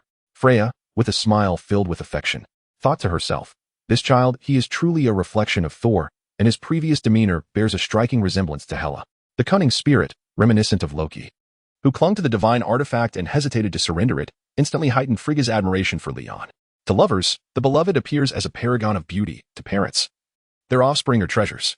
Although Leon was not Frigga's child, the emotions of affection and attachment naturally drew her fondness toward him, akin to that for her own progeny. Suddenly, as Leon approached, Odin struck the ground with the eternal spear, silencing the previously boisterous crowd. Leon Stark, you have assisted Thor in reclaiming the power of the Thunder God, unraveled Loki's deceptions, and rescued me from peril. At this moment, all the people of Asgard acknowledge your deeds. In the name of the All-Father Odin, I grant you a promise. As long as it does not disturb the peace of the Nine Realms, you may voice any wish within my capacity to fulfill. Now, tell me, what is your desire? Upon hearing this, Leon raised an eyebrow and instantly activated absolute thought acceleration, pondering how to maximize the potential of this singular wish at 1,000-fold speed, almost as if time had halted. Yet, one wish felt insufficient. As a man of maturity, his greed compelled him to desire more, transforming one wish into two, and two into three. How delightful that would be. However, he feared that uttering such thoughts might provoke the wrath of the eternal spear. Was there no reasonable method to exploit this without incurring the administrator's wrath? Caught in a tempest of greedy aspirations, Leon, grappling with his folly, recalled the wisdom of the Tao Te Ching. The Tao that can be spoken is not the eternal Tao. The name that can be named is not the eternal name. Suddenly enlightened, he gazed solemnly at Odin, and with a grave demeanor declared, having wandered through life, I have longed for the presence of a divine king. If Odin does not reject me, I wish to adopt you as my righteous father. The revelation stunned the entire assembly. Was this not a bond of camaraderie? Chapter 94, The God of Battle, Leon Stark Odinson. The citizens of Asgard were abuzz with astonishment at Leon's aspirations, yet none found them particularly inappropriate. In Asgard, the All-Father Odin's authority was absolute, and his promises beyond question. Upon hearing Leon's declaration, Odin remained composed, rising slowly and fixing his single remaining eye upon Leon, solemnly affirming, Leon Stark, is this your wish? To become a member of Asgard, to be the adopted son of Frigga and myself? Indeed, Leon nodded. Beside him, Frigga's joy was palpable. While Thor struggled to reconcile the absurdity of the moment with disbelief, was he about to gain a brother? Surely not an elder brother. Thud. Odin struck the ground once more with the eternal spear, silencing the murmurs that filled the air. Leon Stark, disciple of the supreme sorcerer, the Ancient One, and protector of Midgard, your valor has been irrefutably demonstrated through the slaying of the frost giant king, Laufey. Thus, I pose this question. As a member of the Asgardian royal family, do you accept the responsibility of safeguarding the Nine Realms? I do. I shall protect my 9 realms. Very well. Thud. Odin forcefully planted the spear into the ground, directing its tip toward Leon, proclaiming, in the name of me, All-Father Odin, I grant your wish. I bestow upon you the honorific title of God of Battle, henceforth known as Leon Stark Odinson. A surge of golden energy shot forth from the spear's tip, instantaneously entering Leon's forehead. Boom. At that moment, the previously hushed atmosphere erupted into a crescendo, the people of Asgard, in unison, heralding Leon's title, God of Battle, God of Battle, God of Battle. Yet what delighted Leon even more were the overwhelming notifications from the system. Notification: you have received the title God of Battle bestowed by All-Father Odin. God of Battle. All martial skills shall be imbued within you, and as long as they do not involve rules, concepts, or special conditions such as bloodlines or ranks, you shall master them at a glance, instinctively. Description: a true god of war, unafraid to confront the harsh truths of life, and willing to face the torrents of blood. Notification: you have received Odin's blessing. Odin's blessing. You have been recognized by All-Father Odin as his adopted son. And despite lacking Asgardian blood, you have unlocked the root of divine power conversion, enabling you to transform any energy into formless divine power using your existing abilities. Description: Starlight. Never before has there been such a wondrous experience. By the gods. My esteemed father. Inquiry: would you like to check in today? System: surely there won't be any mishaps? Ding. Today's check-in is complete. Congratulations, host, you have acquired Valhalla, in the Hall of Heroes, as a sanctuary for heroic spirits. The Hall of Heroes will receive the souls of those who have reached mutual recognition with you upon their demise. Introduction: how could a god of war exist without loyal warriors? Arise. At this moment, Leon was on the verge of tears. For what he envisioned was starkly different from the system's introduction. Why was this child crying? Freya, thinking Leon was simply overwhelmed with emotion, affectionately approached to caress his cheek. The specific reason remained known only to Leon himself. Subsequently, a grand feast unfolded. Leon, the newly appointed god, and Thor, the returning king, became the center of attention. Continuously toasted by an eager crowd, Leon found himself disliking the culture of drinking at banquets. Alas, the elder sisters of Asgard were excessively enthusiastic. By the time the feast concluded and he returned to the room Freya had arranged for him, he felt as though he was floating in the heavens. Both of his legs felt weak, as if they were devoid of strength. Who could fathom how many bold elder sisters had playfully teased him that night? Even for someone like Leon, who had typically remained untouched amidst the throngs of admirers, this experience proved overwhelming. Thus, he surrendered to slumber upon the bed. When Leon awoke once more, it was already the following evening. My lord Leon. Huh. Oh, a coolly dressed maid, who had been waiting by his bedside, promptly approached to assist him in loosening his garments, bathing him, and attending to his needs, all while changing him into fresh attire. Still groggy, Leon cast a glance at the voluptuous blonde maid before acquiescing to her ministrations. Be a bit firmer. Move a little faster. Your touch is too gentle. I hardly feel anything. Once his lower body submerged in the bath, Leon became fully alert and addressed the maid who had joined him in the bathing pool, providing him a massage. Is this pressure acceptable, my lord? That is more like it. Leon nodded in satisfaction, shifting his weight backward to facilitate the blonde maid's massage. What is your name? My lord may call me Eve. Oh, a lovely name. Leon raised an eyebrow, recalling two Chinese characters that brought forth an understanding of Freya's thoughtful intentions, allowing him to indulge with a sense of guilt-free abandon. 2.5 hours later, Leon carried the dazed Eve back to his chamber. Later, Leon learned that Eve was the sister of Sif. However, unlike her valiant sister, Sif, Eve was decidedly less skilled in combat. Yet, she excelled in life skills and caregiving, which is why Freya had appointed her as Leon's personal maid to serve him closely. Meanwhile, the more battle-oriented Sif had been designated early on by Freya as a potential bride for Thor, as the latter would not even spare a glance for someone lacking in martial prowess. Thor's relationship with Sif is more akin to camaraderie and brotherhood. Frigga's suggestion that Thor remove Sif's trousers certainly places him in a difficult position. Sif, too, finds herself at a loss, for her affections are unreciprocated. She is utterly inept at seducing men. Moreover, akin to Leon, there seems to harbor a certain fondness for those of other races. As long as one is not of Asgardian descent, he appears to revel in the company. In the dungeons of Asgard, Leon strolled in, greeted by the respectful bows of 2 guards. My lord Leon, they intoned. Indeed, I have come to see Loki. You need not accompany me. He waved them off, dismissing the guards who wished to remain by his side. With a clear objective, Leon made his way toward Loki's opulent presidential suite. Care for a trade, dear brother Loki? Chapter 95, The Brothers' Conspiracy, Winter is Coming. As Leon approached Loki's cell and called out Brother Loki, a chilling sensation surged through Loki's being. Even as a member of the Frost Giant royalty, he found it difficult to endure the cold, hastily crossing his arms to warm himself, and disdainfully remarked to Leon, Who is your brother? Do not address me so. I am freezing. Brother, Odin has taken me as his adopted son, since you are older than I. It is only fitting that I call you brother.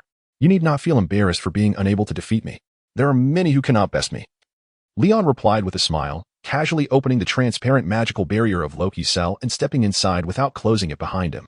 Noticing the unsealed magical barrier behind Leon, Loki raised an eyebrow, his mind racing. Concealing one hand behind his back, he conjured a green magical illusion. In his perspective, Leon walked straight towards the illusion he had created, while the true Loki stealthily maneuvered around him, grinning with satisfaction. Thank you, brother, Loki thought mockingly as he smirked broadly, resembling the Nike logo, and boldly stepped out of his confinement. However, no sooner had he crossed the threshold than a familiar sensation struck him. With a swish, a figure clad in a striking black and white maid outfit emerged from the shadows beside Loki's cell, gliding ominously close to him, seizing his leg as he stepped out. The figure executed a swift toss, sending him crashing back into the cell like refuse. Leon did not even need to look. Instinctively, he elegantly sidestepped, brushing past the contorted expression of Loki. Bang! Loki, having smashed through the illusion he had conjured, collided forcefully with the wall, his limbs bending in a grotesque shape. Like a gecko, he slid down the glass-like surface, his earlier amusement dissipating. Damn it, this is the 4th time, he swore. If you continue to treat me with such disrespect, I shall. Loki, sprawled on the ground, turned to roar at Leon and the maid-like figure, Baudette, standing beside him. However, before he could finish, Leon had already appeared before him in an instant, reaching out with a swift motion. What do you intend to do? Loki stammered, raising his hands defensively, closing his eyes in fear, convinced Leon was about to strike him for a 5th time. But instead, Leon merely grasped one of Loki's hands, helping him to his feet, and kindly brushed off the dust from his clothing. Brother, I believe you are more suited to be the king of Asgard than Thor. Would you be interested in making a deal with me? Oh, you possess keen insight, Loki replied, intrigued by the prospect of the Asgardian throne, momentarily overlooking Leon's previous affront. Baudette, who could easily see through his illusions, was watching him closely, making him hesitant to act. I have a plan that requires your cooperation. If you agree, I assure you that afterwards, you will acquire merits sufficient to offset your current transgressions and regain the affection of the people of Asgard. As for Thor, he is no longer as fixated on the throne as he once was, and I will persuade him as well. With the support of Thor Odinson and the god of war, Leon Stark Odinson, the god of mischief, Loki Odinson, shall ultimately ascend to the throne. Intriguing. Loki gestured for Leon to elaborate. Everything Leon had just mentioned had been concealed by his illusions. The prison guards and other inmates remained oblivious. Even Odin, as long as he was not physically present, would be none the wiser. So it goes, and then this, and then that. How does that sound? Leon inquired after detailing the plan. If what you say is true, then may our collaboration be pleasant. Loki smiled as he extended his hand toward Leon, who returned the gesture with a grin, a delightful partnership. As a token of my sincerity, I have prepared a little gift for you. It seems rather unbecoming for a prince to wield two rather shabby daggers when you possess such magical prowess, Leon remarked. One might think Asgard could not provide a decent weapon for its prince. Mind your own business. Those daggers were enchanted by Frigga and have been nurtured by my divine power. Believe me, should I choose to strike, it would be a swift and deadly endeavor. Leon chuckled. You may find that you will never have the opportunity to prove that. With the blessing of ultimate freedom, Leon could evade any opponent unless they were significantly faster. Otherwise, they would not even lay a finger on him. As for Loki, devoid of flight capabilities, he would be left helplessly watching if Leon ascended into the sky. With a smile, Leon clapped his hands. Arcee Tifa, similarly clad in a black and white maid outfit, approached Loki, holding a rectangular wooden box approximately 1 meter long. With a snap, the box opened automatically, revealing two elegantly designed short swords with a hint of fierce brilliance. Their hilts slightly elongated and gleaming silver. Frigga has confiscated your daggers, but fear not. These lion's teeth are indestructible. They will not only fill the void but also aid in your escape from this prison. Leon encouraged Loki to give them a try. Lion's teeth? Loki raised an eyebrow. Indeed. If you find that name unsatisfactory, feel free to rename them. After all, they are a gift for you, Leon explained. Is that so? The design of the short swords resonated deeply with Loki, as if they were tailor-made for him. He reached out to grasp them, only to see the swords seemingly imbued with spirit, swiftly flying from the box and landing gracefully in his hands. The flight capability of this object, reminiscent of Thor's hammer, yet devoid of its somewhat unrefined appearance that Loki found less than elegant, immediately endeared it to him even more. I shall take my leave. Enjoy yourself, he remarked.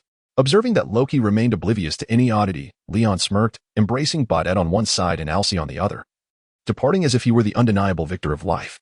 The transparent magical barrier descended once more. Watching Leon's retreating figure, a smile graced Loki's lips, his eyes shimmering with a faint green light. With a flick of his wrist, two silver short swords vanished from his grasp, as if they had never existed. Thank you, brother. Prompt. Should today's check-in be completed? Commence. Ding. Today's check-in is complete. Congratulations, host, for acquiring Frost Affinity. Frost Affinity, you have gained extraordinary immunity to cold. Frost is as inconsequential to you as warm springs. Note, winter is coming. Ah, quite impressive indeed. Chapter 96. Customized Divine Artifact, Stellar Forge. After exchanging pleasantries with Loki, Leon returned to his chamber in search of Eve, hoping to alleviate the stiffness in his muscles with her skilled massage. To his dismay, he discovered she was still asleep, exhausted from her labors. Regretfully, he bestowed a few gentle Leon-esque embrace upon her, a gesture of comfort. Just as he was about to leave in pursuit of another acquaintance for a soothing spa treatment, the voice of Odin, the All-Father, echoed in his ears. Leon, come to the treasury. With a sense of anticipation swelling within him, could something better be on the horizon? Leon made his way to Odin's treasury. Upon descending the staircase, his gaze was immediately drawn to the end of the corridor, where the frostbound chest had been meticulously rearranged. The divine artifact, Odin wielding the eternal spear, stood with his back to Leon, one hand raised as golden light flowed toward the chest, seemingly using divine power to repair the destroyer armor. Flanking the corridor were the Orb of Agamotto, the Tablet of Life, the Eternal Flame, the Infinity Gauntlet, and a myriad of other treasures. Father, Leon approached Odin respectfully, calling out to him. Without turning, Odin replied coolly, Leon, Frigga has requested that I bestow upon you a divine artifact. What are your thoughts? Leon, with no particular desires of his own, replied, I leave it entirely to your judgment, Father. Your artifact, naturally, is yours to command. Then, may I have them all? Leon asked boldly, casting a sweeping glance at the treasures within the treasury. He thought, given the impending twilight of the gods, these artifacts would soon be rendered obsolete. It would be better for them to be passed on to him. Upon hearing this, even the composed Odin turned, narrowing his eyes at Leon. Child, it seems your request is rather ambitious. In the face of Odin's formidable gaze, Leon met his eyes unwaveringly, choosing not to respond. Ready to endure a reprimand if necessary, and then seek sustenance from Frigga, his nurturing mother. The atmosphere grew still, punctuated only by the soft sound of divine energy flowing from Odin's grasp. Suddenly, a low hum resonated as the grid at the end of the treasury opened, revealing the imposing figure of the destroyer armor, standing over 2 meters tall, radiating an intimidating presence as it approached Odin and Leon. Simultaneously, the divine light in Odin's hand dimmed, and he turned, his cloak billowing as if caught in an unseen breeze. Take the frostbound chest, Odin instructed succinctly, lifting the eternal flame with his free hand before leading the way, the destroyer armor following closely behind. What does this mean? Leon pondered, bewildered. Is this for me? He grasped the handle of the frostbound chest with one hand and followed suit. Upon exiting the treasury, Leon noticed that Odin had already mounted Sleipnir, hastening toward the Bifrost Bridge without waiting for him. In a bid to maintain appearances, Leon summoned Batet. Meow? She inquired, still in her Hakimi form, appearing drowsy, instinctively licking her tiny paws with her delicate pink tongue. Transform quickly. I wish to ride now, Leon urged, grasping the nape of Bastet's neck and playfully tossing her ahead of him. Still groggy, Batet let out a couple of soft sounds before transforming before Leon, assuming a crawling position and inviting him to mount. Not that. Leon's eye twitched as he delivered a forceful Leon grip to Batet, instantly awakening her, her coffee-colored skin turning as awkward as a bubble tea kettle. In haste, she transformed into her Black Panther form, ready for his command. Once Leon mounted, they swiftly caught up to the leisurely Odin, who seemed to be waiting for them. Odin glanced at Batet beneath Leon, a faint smile gracing his lips as he remarked, "A fine steed indeed. It seems I need not prepare you a new companion. Mediocre at best, not worthy of your grandeur," Leon humbly replied. Hiss.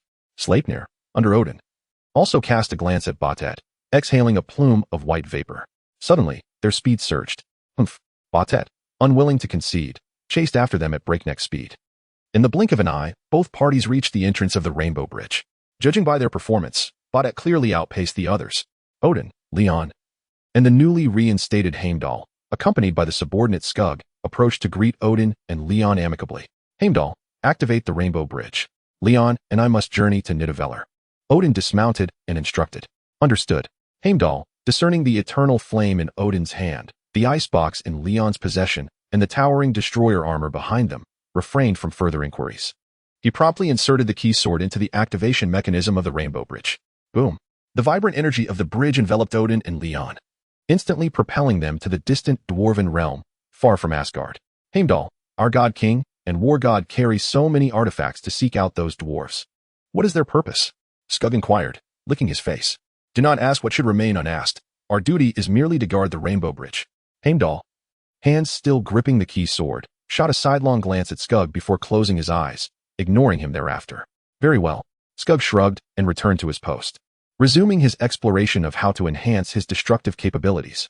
Meanwhile, leveraging the convenience of the Rainbow Bridge, Odin and Leon traversed what seemed like countless light years in an instant, soon arriving at Nidavellir, renowned throughout the 9 realms for its exceptional forging prowess. Boom. The tremendous noise from the Rainbow Bridge's transmission quickly drew the attention of over 300 dwarves residing around the Stellar Forge, who served Asgard. Their extraordinary forging skills had made them the envy and target of persecution among the myriad races of the 9 realms. However, under the protection of Asgard, they lived peacefully and securely, reciprocating by using their collective forging abilities to aid Asgard in crafting numerous divine artifacts, leaving a vibrant mark in the mythic history of their ascent to supremacy among the 9 realms. God King Odin. Surely, this must be the god of battle. Leon Stark Odinson, who has vanquished the Frost Giant King, Laufey. The dwarf King Arcee, along with his kin, extols your formidable strength and valor. Arcee leads over 300 dwarves residing in the Stellar Forge to bestow a most solemn salute upon Odin and the newly arrived Leon. Oh, Arcee, and dear friends, your sinewy forms convey to me an unparalleled might and profound craftsmanship. No race across the 9 realms can rival your ability to transform a dying star into a crucible for forging. Such an endeavor is both astonishing and magnificent. Among friends, mutual admiration is a fundamental courtesy, and thus Leon does not hesitate to lavish praise.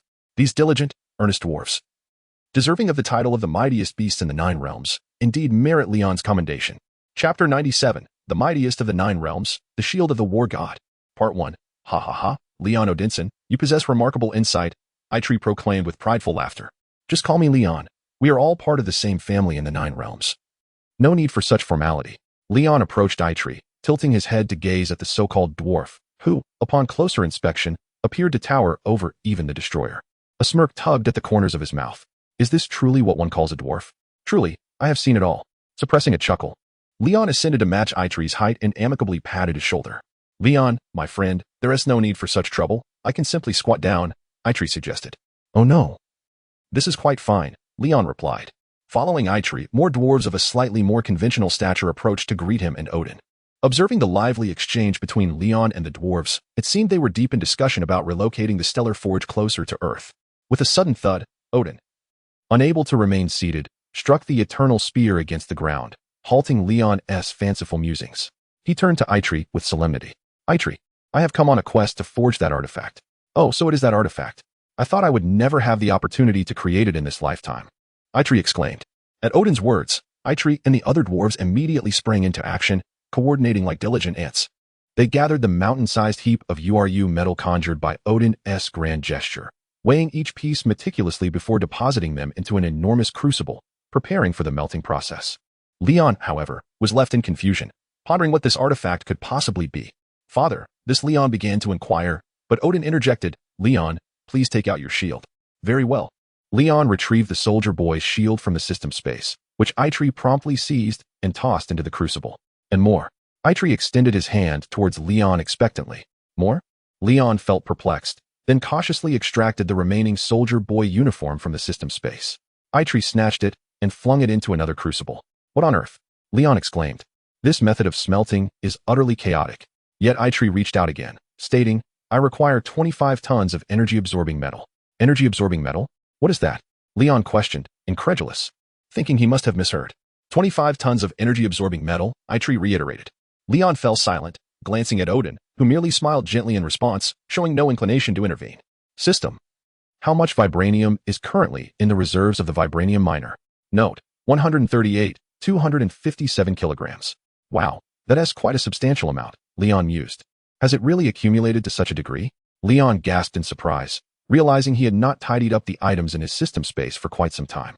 The debris accumulated from his sign-ins was overwhelming and unsightly. He retrieved 25 tons of vibranium, which Arcee and the dwarves weighed and contentedly tossed into the crucible where the soldier boy's uniform resided. With the foundational materials gathered, the dwarves commenced the activation of the stellar furnace to melt the URU metal and vibranium. Father, what divine artifact are we truly forging this time? Leon inquired curiously as he approached Odin. Unlike Thor in Avengers, Infinity War, who bore the harrowing energy impact of a neutron star, Leon could stand comfortably aside, merely observing. As the stellar furnace and the dwarves were alive and well, the mightiest artifact of Asgard, the god of war shield, Invincibility. What is that? Leon exclaimed, perplexed. Isnt, the mightiest artifact of Asgard, the Stormbreaker? He was bewildered, questioning whether the information presented in the Marvel films was indeed misleading. Am I watching a counterfeit Marvel? No, Odin replied with a gentle shake of his head. Both are the strongest.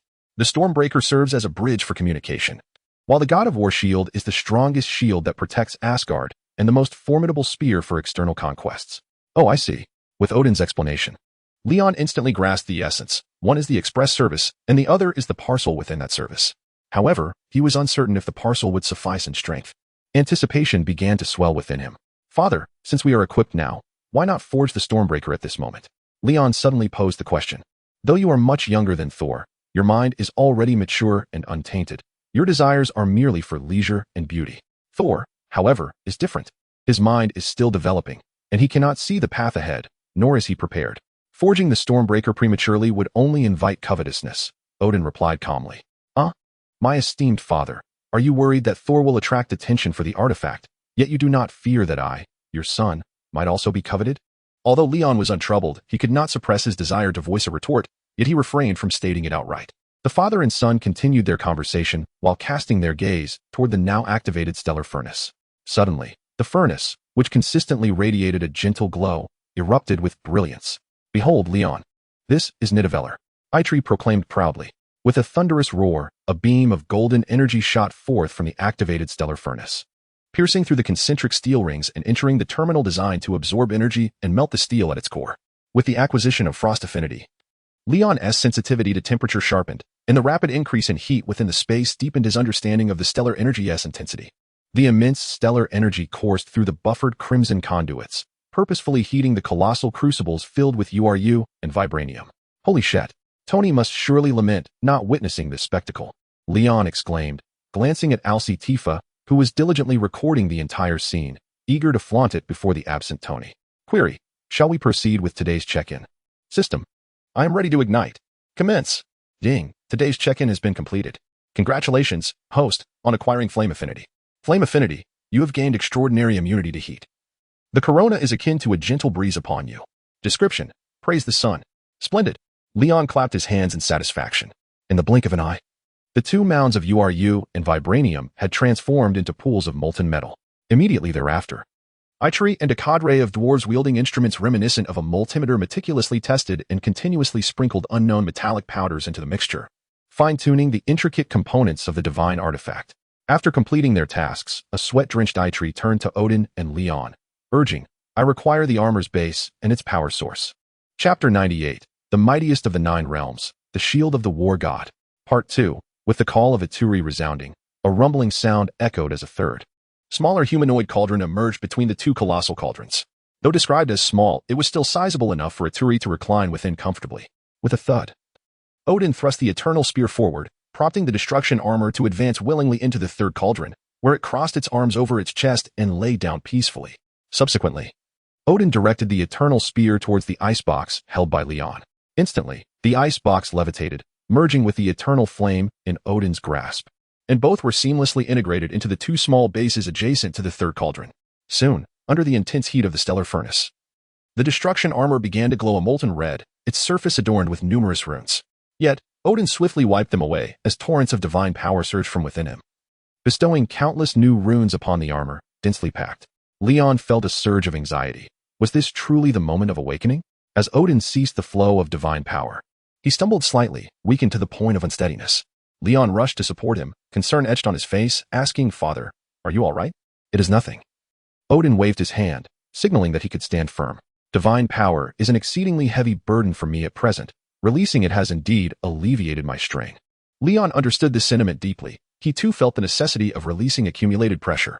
Within the furnace, most of Odin's released divine power integrated into the destruction armor, transforming into a multitude of runes, which seemingly threatened to burst the armor. Just as Leon worried, the divine power that had not assimilated floated around, lifting the destruction armor. The ice box, the eternal flame, and the fully molten URU divine steel and vibranium within the two massive cauldrons into the air, forming a vast void furnace with his immense divine power.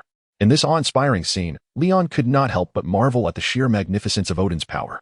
The icebox and eternal flame within the void furnace gradually transformed into streams of pure ice blue and radiant rose-colored energy, respectively, beginning to infuse the destruction armor from both above and below. During this process, two large streams of molten URU divine steel and vibranium diverged, each flowing towards the destruction armor, using it as a foundation to forge a new armored form. Despite the substantial infusion of metal, the armor did not enlarge, rather, it slightly diminished, reshaping to perfectly accommodate Leon's stature. Ultimately, after the molten URU divine steel and vibranium consumed a significant portion of their mass, the ice blue and rose-colored energies converged at the center of the chest plate, merging into a splendid crystal that was predominantly blue but shimmered with a rainbow hue upon closer inspection. The armor had taken form. The remaining molten URU steel and vibranium coalesced into a singular mass, completely enveloping the armor, transforming into a colossal, crimson sphere reminiscent of a biological embryo. Supported by the last vestige of the divine power membrane, it floated gently, slowly descending. Luin, this will become one of your most vital companions. Only you can attune to it and unleash its true might. Now that all preparations are complete, the final step rests in your hands. Odin regarded Luin with benevolence. Indeed, Arcee, stationed beside the two massive crucibles, acknowledged this by activating a nearby mechanism and clearing a path for Luin. Very well. Luin, brimming with excitement, rubbed his hands together and soared to the control platform where Arcee had just stood. Arcee, what must I do? Pierce the nearly depleted divine power membrane and allow the molten metal to flow into the shield mold below. Oh, I see. Luin stretched his fingers, producing a resonant sound akin to thunder. Fool, what are you doing with your hands? The material is exceedingly hot. You will be burned, Arcee admonished loudly. Yet, the audacious Luin raised his customary left hand, forming his fingers into a blade, and plunged deeply into the metallic embryo that was to incubate his artifact. To Arcee's astonishment, he withdrew unscathed, though his sleeve had been incinerated, revealing a muscular yet not cumbersome arm. What? Nothing happened? Haha, isn't that to be expected? Aitree, do you not know who I am? Luan, immensely pleased with Aitree's reaction, laughed proudly, silently applauding his recently acquired affinity for flames before reveling in a moment of bravado. Had it been earlier, his body hair would surely have been singed. With a flourish, Luan breached the membrane. The molten metal did not cascade down. Instead, it flowed through the aperture he had created, gradually filling a shield mold that bore a striking resemblance to his own, yet was designed with greater elegance and a more aggressive aesthetic. Combining the essence of lava and crystal, though the mold was of standard shield size, the metal continued to pour in, undeniably augmented by Odin's enchantments. Soon, all molten metal, including what appeared to be a secondarily melted set of armor, flowed seamlessly into the war god's shield mold. Not a drop more or less. Achieving perfect precision in material measurement, Luan pondered whether to commend Odin's magical prowess or the dwarves' exceptional forging skills. Ultimately, it was simply impressive. With a resounding hum, the aperture on the shield mold sealed completely. The atmosphere fell into a profound silence, punctuated only by the dwarves' anxious and exhilarated swallowing sounds, and the soft, crackling noise of the shield mold gradually cooling. Even the typically composed Odin found himself nervously gripping the eternal spear, prepared to shield those present should any peril arise. With the formidable powers of the frostbound chest and the eternal flame, a moment's carelessness in the final formation of the God of War shield could lead to utter annihilation. Fortunately, all was well. The temperature of the mold for the God of War shield had safely descended to an acceptable range. With a resounding crash, Aitree hoisted a colossal forging hammer, perfectly suited to his stature and oddly reminiscent of Thor's hammer, summoning all his strength to shatter the mold. In an instant, a radiant spectrum of colors erupted forth, piercing the heavens. A stunningly beautiful and fiercely aggressive shield, its silver body adorned with exquisite patterns of symmetrical ice blue and rose-red gradients, emerged from the vibrant light. The God of War shield, Ainsega, seemed to exuberantly declare its birth and arrival to the 9 realms. I am the mightiest. I shall subdue all foes across the realms. This penchant for ostentation, flaunting its power, is a trait whose origins remain a mystery. Chapter 99. The Shield of the War God. Ainsega, the Shield of the War God, appears to be an artifact of the same ilk as the Hammer of Thor, possessing remarkable sentience from the moment of its inception, with a singular aim to soar towards Leon. With a resounding thud, Leon caught it single-handedly. The immense density and mass of the shield nearly caused him to falter, yet Leon's strength proved more than adequate, allowing him to swiftly regain his grip. Aside from the weight of the Hammer of Thor, enhanced by Odin's magic, the Shield of the War God is perhaps the heaviest piece of individual combat gear Leon has ever wielded. Simultaneously, a notification chimed in Leon's ear. Notification, after system authentication. The Soldier Boy set has been completely reforged into the Shield of the War God, Ainsega, meeting the recognition criteria and can be freely retrieved or retracted in the system space. Shield of the War God, Ainsega, forged collaboratively by the Dwarf King Aitree and the God King Odin, utilizing a considerable amount of URU steel and vibranium. Combining the merits of both materials, it can absorb kinetic energy and rebound it, while enchantments enhance its strength and functionality. Built upon the foundation of the Destroyer armor and a plethora of fused metals, with the ancient Winter Coffin and Eternal Flame serving as the infinite core of energy. It forges the armor of the War God, blessed by the God King Odin with origin runes, war runes, enhancement runes, return runes, regeneration runes, healing runes, transformation runes, giant runes, gravity runes. Its weight is 180,000 pounds, equivalent to 54 tons. Yet it can be as light as a feather or as heavy as a mountain, with divine power augmentation unbounded. When wielded by the war god Leon Stark Odinson, it can summon the war god armor, which is considered a part of the shield of the war god. Introduction. A miracle awaits you. Upon reading the lengthy information regarding the shield of the war god, which seemed to exceed even his own existence, Leon couldn't help but muse. Truly, the shield has surpassed the man. Subsequently, it appeared that Leon's abilities and equipment had undergone a substantial upgrade, prompting the system to automatically display his personal panel to prevent any trivial items from being neglected in the corners of the system space, much to his chagrin. Host, Leon Stark Odinson title, God of Battle abilities, Soldier Boy template, Super Self-Regeneration, Adamantium Skeleton, Starlight template, Biological Positioning, Vibranium Body, Blessing of Gun God Stellatus. Immunity to Mental Control, Dominance, Man with his own BGM, Fool, Protection from Offspring, Vibranium Minor, Immunity to Time, Absolute Thought Acceleration, Free Extreme Intent, Storm Template. Blessing of God King Odin, Valhalla, Frost Affinity, Flame Affinity Items, Shield of the God of War, Ainsega, Desert Eagle with Infinite Bullets, Quality, Indestructible, Enchantment, Return Rune, Arcee, Fire Seed, Never Extinguish, Necklace of the Panther Goddess Badet, Yoarha No. 2 Type B, Regeneration Cradle, super elastic fiber underwear, quality, indestructible, super Deadpool suit, carbon alloy twin daggers. Godzilla template fragment 3, endless series. 54 tons. With just this weight, a single swing could crush a multitude of villains, right? Before those monstrous entities appeared in the latter part of Marvel, Leon mused. On the side of righteousness, only Hulk could withstand it. Even Spider-Man seems unlikely to manage. Following his habitual practice, Leon equipped the shield of the God of War onto his left arm. Remarkably, upon donning it, the shield automatically shrank to the size of a wristwatch, adorning his left wrist like a beautifully crafted timepiece. Concurrently, a vague consciousness seeped into Leon's mind. As if the shield were imploring him not to confine it within the system space, wishing to remain alongside him in the outside world. Very well. As you wish, dear. Leon tenderly caressed the now diminutive shield on his wrist. The shield of the God of War emitted a gentle hum in response. Odin beckoned Leon to approach him. Father. Leon complied, moving closer. Odin lifted his left wrist with an ethereal grace, a surge of divine power flowing into the shield, then cautioned, Leon. The shield of the God of War is still too potent for you at this moment. If you attempt to forcibly wield its certain abilities, it will only bring harm to yourself and others. Thus, I have placed 3 layers of seals upon it. The first layer is named guardianship. The second layer is destruction. The third layer is void. These 3 seals will remain in place. However, you need not worry about them constraining you. Once your strength meets the predetermined requirements, the seals will automatically be released. In the event of an insurmountable life-threatening crisis, you possess the right to choose to liberate the seals. But remember, excess can lead to downfall. An overly formidable power will only result in self-destruction. With your current strength, the first layer, guardianship, can be released at any time, yet do not let it lead to arrogance. Odin advised with utmost gravity. Father, I understand. Leon responded earnestly. If the old man Odin claims it to be strong, it must indeed be extraordinarily powerful. However, his concerns were entirely unwarranted. Leon had always engaged in overwhelming victories. He was disinclined to participate in anything less. It was impressive that he could defeat the road itself. After all, with the advantage of foresight and intelligence. He was well aware of whom he could provoke and whom he could not. Moreover, if even the eternal flame had been assimilated, and Odin was so formidable, why should he be incapable of resolving the twilight of the gods? This was Leon's contemplation, as well as his inquiry. No. The twilight of the gods was destined to arrive.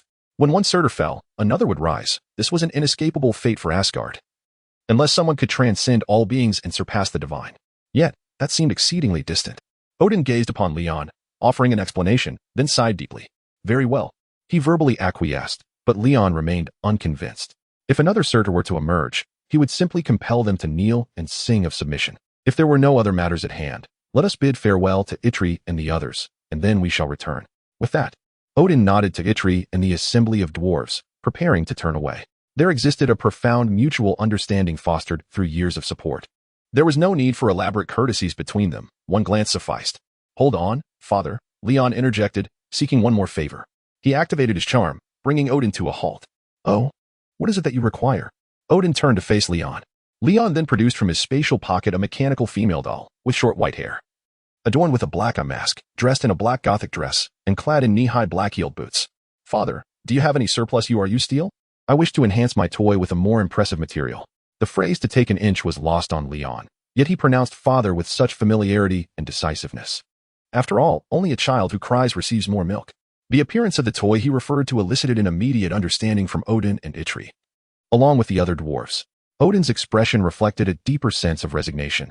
This child was beyond redemption. Chapter 100, The Pinnacle from the Moment of Creation of 2B. What are your intentions? It is essential to remember that the reserves of URU steel in the treasury of Asgard are not infinite, Odin lamented. A child like Leon, who is exuberant, yet possesses a sense of propriety and refrains from causing trouble, is cherished by both Odin and Frigg. Here, Odin felt compelled to criticize the hammer-wielding deity who incessantly clamored for territorial expansion and displays of might. However, affection does not grant Leon carte blanche. Odin believed it was time to assert the majesty of the All-Father before Leon. Suddenly, Leon appeared behind Odin, whimsically providing him with a massage to ease his muscles. Father, I ask for little, merely to replace the mechanical body beneath her synthetic skin with URU steel. If you could also imbue it with a few runes to enhance her durability. Leon expressed his gratitude fervently. Upon hearing this, Odin's eye twitched as he glanced towards the inactive 2B, supported by Arcee's Tifa. He quietly assessed the situation and replied, "This is a one-time concession. There shall be no more." Understood. Leon responded eagerly. With a grand gesture, Odin produced a substantial quantity of URU steel. though it was significantly less than what had been used to forge Leon's shield. Subsequently, Leon had Arcee scan 2B's mechanical structure, projecting the necessary schematics for the components in 3D holography for Arcee. He also removed 2B's black box system, retaining only the ultramicro nuclear reactor that powered her. Theoretically, the energy supply was inexhaustible, akin to the notion of infinity. When necessary, she could emulate A2 by deriving trace amounts of deuterium from natural water bodies to fuel the reactor. Though the quantity was minimal, the exceptionally high calorific value was more than sufficient to sustain intense combat. In response to Leon's requests, Arcee assured him that it was a trivial task. Given the presence of the stellar furnace, forging mechanical parts from URU steel was as effortless as plucking a flower for the skilled dwarfs. Ironically, crafting the molds for the mechanical components proved to be the most laborious aspect. Swiftly, alongside Arcee and his team of dwarves, 2B's URU steel form, devoid of biological skin, was completed. At Leon's insistence, Arcee reserved a space for the installation of communication modules within 2B's URU steel body. Once the core and drive modules were replaced, Odin adorned 2B's form with a series of runes, epitomized by the regeneration rune, typically reserved for divine artifacts. If one is to undertake a task, it must be executed to perfection. As the process progressed, Odin found himself increasingly invested, eventually enchanting 2B's URU steel body as Leon's destroyer, transforming her into a hybrid combat Valkyrie powered by both nuclear energy and divine force, though the divine energy would require periodic replenishment. Naturally, this task would fall to Leon, whose method of replenishing divine energy could draw inspiration from the magical replenishment interactions between servants and masters in the realm of Type Moon. The imitation neural induction system akin to that of Arcee is undoubtedly included in the feature list for the later stages of 2B. Those who understand, understand. In the end, Leon retrieved the regeneration cradle from the system space, allowing Arcee Tifa to configure the modeling program for 2B's biochemically enhanced synthetic skin and accompanying external components. Once the enchanted Uruk steel body of 2B was placed inside, the task was complete. As for 2B's pod combat support robot, Leon replaced it along with the dual great swords, the White Contract and White Pact, with his own active Edmund alloy material. The pod robot would later be entrusted to Tony for significant upgrades, and some of the technology accompanying 2B could also be shared with Tony as a reference. After completing all these tasks, Leon returned the regenerating 2B to the system space. As she was undergoing modifications, the system, by default, allowed Leon to store these two different pieces of equipment in the same slot. Thus, Leon's journey in the Dwarf Kingdom approached its conclusion. Itri, my friends, until next time, I shall introduce you to my dear brother Tony. In many respects, he is also a genius in forging. You will undoubtedly inspire each other, he promised. Indeed, I eagerly anticipated. The craftsmanship of dwarves shall never falter against anyone, yet we shall never refuse the company of those skilled in forging. Came the hearty laughter of the dwarfs. As Leon and Odin ascended into the heavens, enveloped by the descending rainbow bridge, they swiftly traversed countless light years, soon returning to Asgard. The Infinity Stones? On the way back to the Asgardian palace, Leon could not suppress his curiosity and inquired of Odin, since the Infinity Gauntlet has been forged, why not gather all 6 Infinity Stones as well? Odin merely shook his head with a faint smile. Leon, remember this. Only the ignorant and weak pursue such Infinity Stones. True strength is never derived from what the Infinity Stones can create. Then can you defeat someone who has gathered all 6 Infinity Stones and can withstand their backlash? Leon asked. I cannot, Odin replied, turning to swirl his cloak, leaving behind a striking silhouette. The King of Gods indeed lives up to his title, even in defeat. He speaks with such conviction. Upon returning to his own chamber, Leon indulged in a refreshing wash by Eve. Just as he contemplated advancing further, he suddenly noticed how eerily tranquil Asgard seemed. Lying on Eve's soft lap, he could not see her face, yet he relished her gentle massage and murmured to her. Why have I not seen Thor lately? It seems he has vanished since the celebration feast. My lord Leon, you are unaware? Eve trembled in astonishment and patiently explained. Lord Thor is currently leading the 3 valiant warriors and his sister to quell the unrest of the frost giants in Jotunheim. Such fortuitous news. Why did you not inform me sooner? This presents an exceptional opportunity for a combat assessment. Leon raised his hand to dismiss the obtrusive object that obscured his view. Duong Duong. Activate the first layer of the Guardian Seal. War God Armor Merge.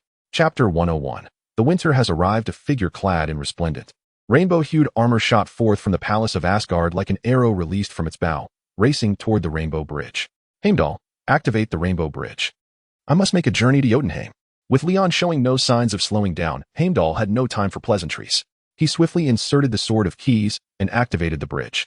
With a resounding roar, a dazzling burst of rainbow light enveloped Leon. seamlessly transporting him to the threshold of the Rainbow Bridge just before disaster struck. The sheer velocity startled Heimdall, causing him to break out in a cold sweat. Had it not been for his all-seeing eye, he would not have detected Leon's movement the moment he set off. Had it been Scourge, he likely would have lost both hands in the process. In the palace of Asgard, before the grand floor-to-ceiling windows, Odin and Frigg stood together, their attention fixed on Leon's departure. "This child is always so impatient. I wonder who he takes after," Frigg remarked with a gentle smile, her expression shifting to one of concern.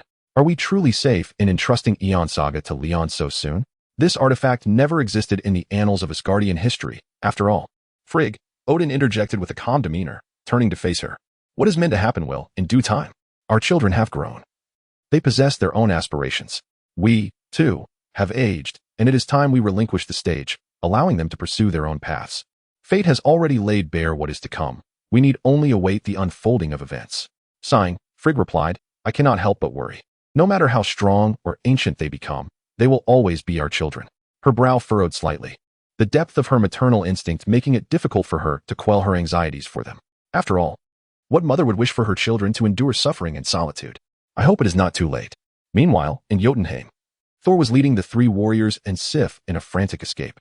Behind them loomed an overwhelming horde of frost giants, a multitude so vast that it was nearly incalculable. Among them were not only warriors, but also commoners who had remained hidden during the events of the films, all revealing their fangs in the wake of the frost giant King Laufey's demise. "Vostag, I have warned you repeatedly to keep the noise down. Do not provoke them all." Thor grumbled as they fled. "But I was merely following our usual practice. I had no idea so many frost giants would gather to cause trouble," Vostag explained sheepishly. Due to his size, he required the assistance of Hogun and Fandral to keep pace with Thor's rapid retreat. "Thor, why not unleash a thunderstorm to clear them out? At the very least, it would scatter their ranks," Vostag suggested, perplexed, recalling how they had handled such situations in the past. "I cannot do that. The command of my father is to suppress rather than annihilate, and I am reluctant to further escalate the conflict between our two clans." Having undergone a process of growth, Thor has gradually begun to comprehend Odin's good intentions. His previous mindset as a weakling was too narrow. True strength lies in envisioning the future. Due to the burden of Vostag, the army of frost giants looms ever closer, and Thor cannot carry his four companions aloft. Just as he intends to summon Heimdall to activate the Rainbow Bridge for a tactical retreat, a resounding boom echoes as a thick, radiant beam descends from the heavens. "Heimdall?" Thor is momentarily bewildered. He hadn't even called out yet Heimdall seems to have heard him. However, in the next instant, a familiar voice emanates from the Rainbow Bridge, and an excited smile spreads across Thor's face, mirrored by the expressions of his three companions. Only Sif furrows her brow, her demeanor slightly unnatural as she turns away. Who could remain composed when a delicate, beautiful sister, akin to a flower in bloom, is sullied by the arrival of an unfamiliar golden-haired figure? Even if she herself harbored a fondness for that golden-haired one, it would be difficult to remain unfazed. "Hey, Thor. How could I miss out on such a delightful occasion?" Clad in the armor of the god of war, Leon gradually materializes from the vibrant energy of the bridge. "Leon, your timing is impeccable. Let us together suppress the frost giants," Thor exclaims with exuberance. The scene resembles his earlier plea for Odin's assistance. Yet this time, he receives a definitive affirmation. "Of course, that is precisely why I have come. Everyone, lower your heads." Leon performs a somersault and lands between Thor and the advancing frost giant army, yet the blue-skinned foes seem undeterred, charging forward relentlessly. With a triumphant grin, Leon extends a pure ice crystal wall from beneath him, shielding Thor and his companions from harm. The air crackles with a multitude of purple electric arcs leaping from his form, producing a cacophony akin to 1,000 birds in distress. Subsequently, he spreads his fingers into claws, gathering the electric arcs towards his chest, gradually forming a dark purple, compressed plasma sphere. Then, with arms outstretched, Leon unleashes a tempest of deep purple lightning, erupting violently from his core and sweeping all in its path. Thor and his companions are forced to shut their eyes against the blinding light of the violet storm. When they dare to open their eyes again, they behold the frost giant army, once advancing like a horde of marching ants, now sprawled on the ground, convulsing, with only a handful of elite individuals barely able to stand. "Leon, how did you accomplish this?" Thor inquires, astonished. If he could master such a technique, he would no longer need to flee despite possessing formidable strength. With a triumphant smile, Leon turned his head, and with a mere thought, the crystalline wall that safeguarded Thor and his companions from the tempestuous lightning storm promptly disintegrated. Each discipline has its own expertise. If you wish to learn, I can impart my knowledge to you. Although the initial might of Leon's storm template plasma lightning does not rival the divine power of Thor's lightning, it is precisely this that allows for a more effective control over the arcs of electricity. To To unleash greater power is a simple endeavor. Sheer force begets miracles. As the energy transformation of the Starlight template harmonizes with the infinite energy of Ion Saiga's eternal core, it is sufficient to transmute the mundane into the extraordinary, rescuing any energy-based skill. The limits are solely dictated by Leon's personal attributes. How boastful he is. An increasing number of frost giants have begun to adapt to the state of paralysis. Managing to rise once more, Sif cast a sidelong glance at the two boastful brothers, offering a word of caution. "Oh, it seems my previous efforts were insufficient," Leon remarked with a hint of arrogance. Enough. Your brother acknowledges your prowess. Now, let us move on." Clang, clang, clang. Thor struck Leon's chest with Mjolnir. The newly born Ion Saiga, still naive to the intricacies of human interactions, misinterpreted Thor's gesture as a provocation, instantly feeling irked. A gust of wind ignited Thor's hair in flames. "Oh, damn it. My hair." Ion Saiga's playful attack, though not particularly damaging, was laden with humiliation. In the depths of Thor's resentful gaze, he preemptively acquired a rather unfortunate hairstyle reminiscent of a buzz cut, complete with a hint of natural curl. Chapter 102, The Ice Age, Return to Earth. Subsequently, Leon and Thor, along with their companions, coordinated their efforts, effortlessly dispatching the frost giants with a single punch each, every deliberate strike putting a colossal figure into a deep slumber. However, this exhilarating sense of conquering foes rapidly waned amidst the seemingly endless horde of frost giants. Leon summoned Buster and Arcee to assist, yet their intervention proved futile. The frost giants of Jotunheim were akin to stray dogs on Earth, seemingly vanquished, only to reappear from the shadows. How long must this continue? Leon, his patience wearing thin, inquired of Thor. Thor, with a resigned tone, replied, "Until they are willing to sit down with us peacefully for a proper discussion." Impossible. Absolutely impossible. Leon was never one to adhere strictly to the rules. He would rather spend his time making new friends. Yet, having chosen to assist Thor, he resolved to see it through. With a surge of determination, Leon commanded Buster to transform into his panther form, lifting one of the giants with a single claw. Soaring into the skies alongside Thor and the three warriors. The only female among them, Sif, was cradled by Arcee in combat mode as they ascended. Even in this mode, Arcee retained her ability to fly, albeit not with the same speed or precision as in motorcycle mode. "Leon, what are you planning to do?" Thor's eyelids twitched incessantly, fearing that Leon's dwindling patience might lead to a cataclysmic purge of the frost giants.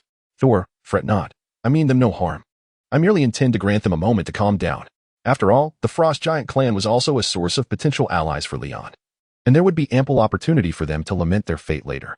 As for now, a smirk curled Leon's lips as he began to ascend. Raising his hand, he summoned the Heavenly Hand, a manifestation of deep purple arcs of lightning, enhanced by the plasma control capabilities of his storm template. This energy coalesced to envelop all exposed frost giants, drawing them together in a single grasp. In an instant, they were frozen solid. Winter has come, the Ice Age. With this proclamation, Leon transformed into a radiant meteor, plummeting towards the gathered frost giants, who were ensnared by the Heavenly Hand. At the moment of impact, the already frigid realm of Jotunheim seemed to plunge into a true Ice Age, resembling a kingdom devoid of its luminous plasma sparks. All frost giants, visible to the naked eye, were encased within a colossal crystal of ice. Thanks to their innate racial abilities, they would not perish from the cold, and over time, the seals would gradually dissipate. This was the calm respite Leon had chosen to bestow upon them. However, even after this, Leon remained unsatisfied. He knew that hidden in the shadows lurked more frost giants, and their presence could not be tolerated. The primary objective of Leon's expedition was to train his skills, testing the limits of his newfound prowess with the Ion Saiga. Thus, he pressed on. Endless waves of frost emanated from Leon, clad in the armor of the god of war.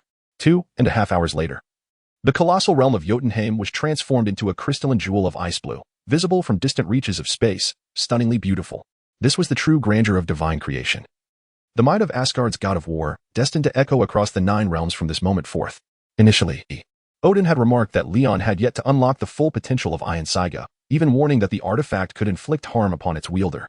Leon had felt a hint of defiance at that notion. However, witnessing the sheer power unleashed from merely the first layer of the Guardian Seal, he could scarcely fathom the cataclysmic strength to be revealed with the subsequent seals. The onlookers, including Thor, were left in stunned silence. Thor even began to question his own lineage, wondering how his adopted brother could wield such an extraordinary artifact while he struggled with merely a hammer, facing relentless challenges. As he soared to join Thor and the others, Leon gazed at his creation with a satisfied nod, exhaling deeply. A long-forgotten sense of vulnerability washed over him. One learns the hard way when disregarding the wisdom of elders. Fortunately, Leon had refrained from recklessly unlocking the second layer of the seal. through a series of exchanges with the cherished Einsteiger. He was astonished to discover that Odin had entrusted the authority to release the seals directly to the artifact itself. Charmingly persuasive. Leon had coaxed Einsteiger into willingly unbinding the artifact seals for him. This scenario exemplified the peril of allowing a child to hold the nuclear button. Yet Leon's inherent caution had spared him from folly. Though somewhat harsh, it was undeniably beautiful, was it not? Leon mused. Indeed, it was splendid, Thor concurred. Moreover, the armor is impressive, he added, tapping the eternal core embedded in Leon's chest with unmistakable envy. After Leon's guidance, Einsteiger had begun to recognize allied units, thereby avoiding the previous outbursts. You too, Leon replied with a smile, though his words, coming from someone now visibly above Thor, lacked convincing power. Thor could only muster an awkward smile, contemplating whether he should also seek a bit of affection from Frigga.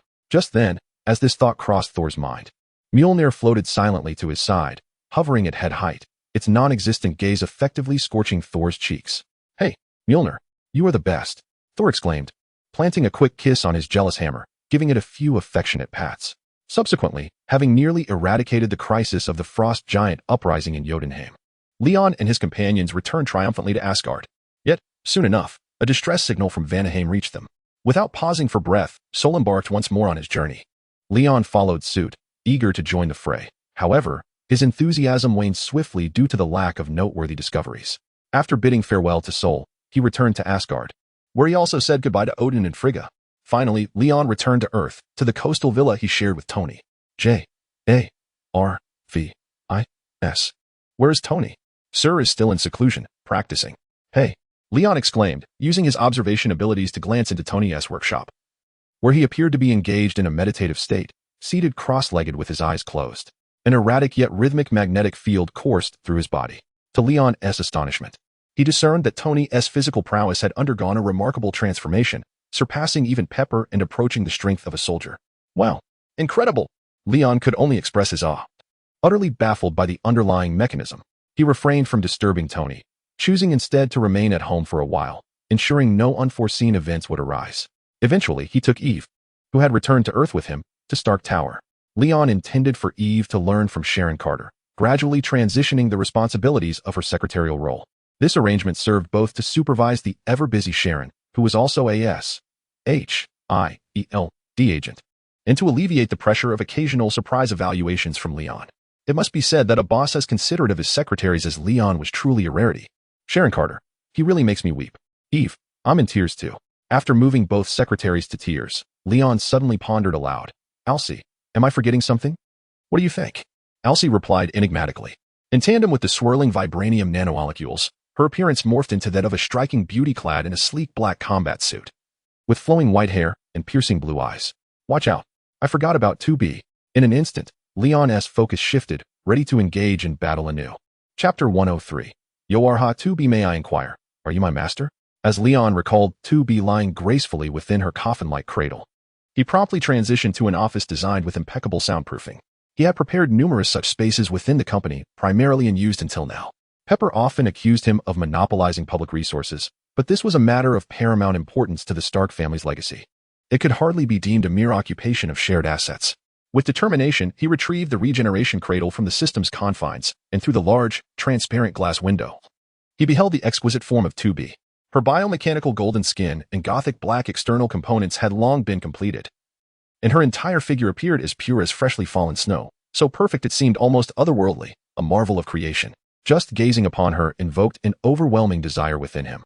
With a gentle touch, Leon traced his fingers along the cradle, filled with anticipation as he pressed the opening button. A cloud of white mist, reminiscent of steam, billowed from the gap of the cradle's lid. As the cover fully retracted, the serene visage of the slumbering battle maiden filled Leon's view, offering an almost therapeutic sight. Beautiful, he murmured in awe. Then, under Arcee 2's peculiar gaze, he carefully removed 2B's external cooling components. After a meticulous exploration, he pressed the activation button, which, although not originally located in this spot, felt instinctively correct to him. Thus, he requested the elegant, intelligent, and understanding Miss Arcee to slightly adjust 2B's settings. Given her past experiences, this modification posed no technical challenges. With a hum, the ultramicro nuclear reactor, akin to Tony's compact arc reactor, initiated its function, and Leon removed the dark, visor-like combat goggles from 2B. He was able to witness the gradual awakening of her eyes. Her light blue irises sparkled like exquisite crystals, pupils narrowing in focus. As 2B lay within the cradle, she gazed upon the pure human who had activated her. No, from her perspective, he should be regarded as her creator. May I inquire, are you my master? The slightly bewildered look in 2B's eyes, still imbued with 100 innocence, caused Leon, with his own tarnished soul, to feel an unexpected pang of shame. He was eager to imbue 2B with his essence, though she currently existed as a robot devoid of emotional awareness. The concept of developing feelings over time was perfectly suited for an artificial being like her. Moreover, Leon had equipped 2B with a remarkably lifelike neural simulation system, further catalyzing the nascent emergence of self-awareness. After all, joy is the most profound pathway to realizing one's existence. Indeed, Leon smiled and nodded. You are how 2B. I am Leon Stark Odinson, your one and eternal master. 2B gradually sat up from the regeneration cradle, her hands gently resting upon the black Gothic external armor adorning her form. With a slight exertion, she opened the conspicuously unprofessional large vertical gap of glaring white that lay exposed. The bioorganic vibranium skin extended to either side, revealing the black and silver body of URU divine steel within, along with a thumb-sized identity recognition device situated at its center. This was deemed a response, and the confirmation of the contractual promise would proceed. Master, I have but one request. As an artificial construct, I cannot bear any responsibility. Thus I implore you to assume full accountability for my existence. Is this some cybernetic version of wedding vows? Leon inwardly scoffed, yet he nodded with the composure of an old dog. Next, I shall input your biometric information. Master, please consent once more to the matter I have proposed. Saying this, 2B extended a hand, taking hold of Leon's right hand and guiding his thumb to press against her life recognition device. Yes, yes, yes. Now, I shall commence the acquisition of your life records. Fingerprint recognition completed, genetic recognition completed, divine power recognition completed, higher mystical recognition completed. Master S identity information has been recorded. The identity input system has been automatically destroyed. Once all recognitions were complete, 2B voluntarily annihilated her own life information input system, irrevocably becoming Leon's exclusive combat companion. Master, the divine power reserves within 2B are critically low. Immediate replenishment is advised. Do you consent? Of course, Leon agreed, but he wondered how the replenishment would occur. Just then, 2B swiftly disengaged the external heat dissipation component, revealing her divine power replenishment interface, and promptly pulled Leon, her designated divine power charger, into the regeneration cradle. The divine power replenishment program has commenced. Estimated duration, 2.5 hours. After 2.5 hours had elapsed. Is it done yet? Wasn't it supposed to take 2.5 hours? Can you take in more divine power? It won't overflow, will it? Leon, embodying the virtues of righteousness, began to worry about 2B's apparent ignorance of the adage that excess leads to loss. Error in divine power replenishment program detected. A significant leakage of divine power within the combat unit has been identified. Master, please continue to replenish 2B's divine power. Enough.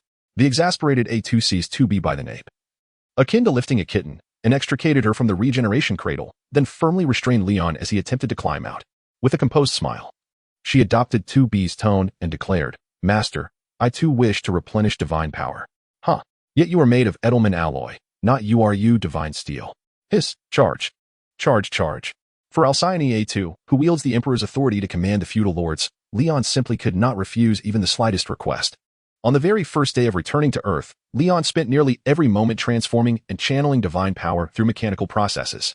Praise the starlight. The following day, while still immersed in his office, Leon received a mysterious package sent by the enigmatic black braised egg, likely because Tony had been in seclusion, resulting in it being delivered to Leon instead. Chapter 104. Returning to the Past, Rewriting the Future.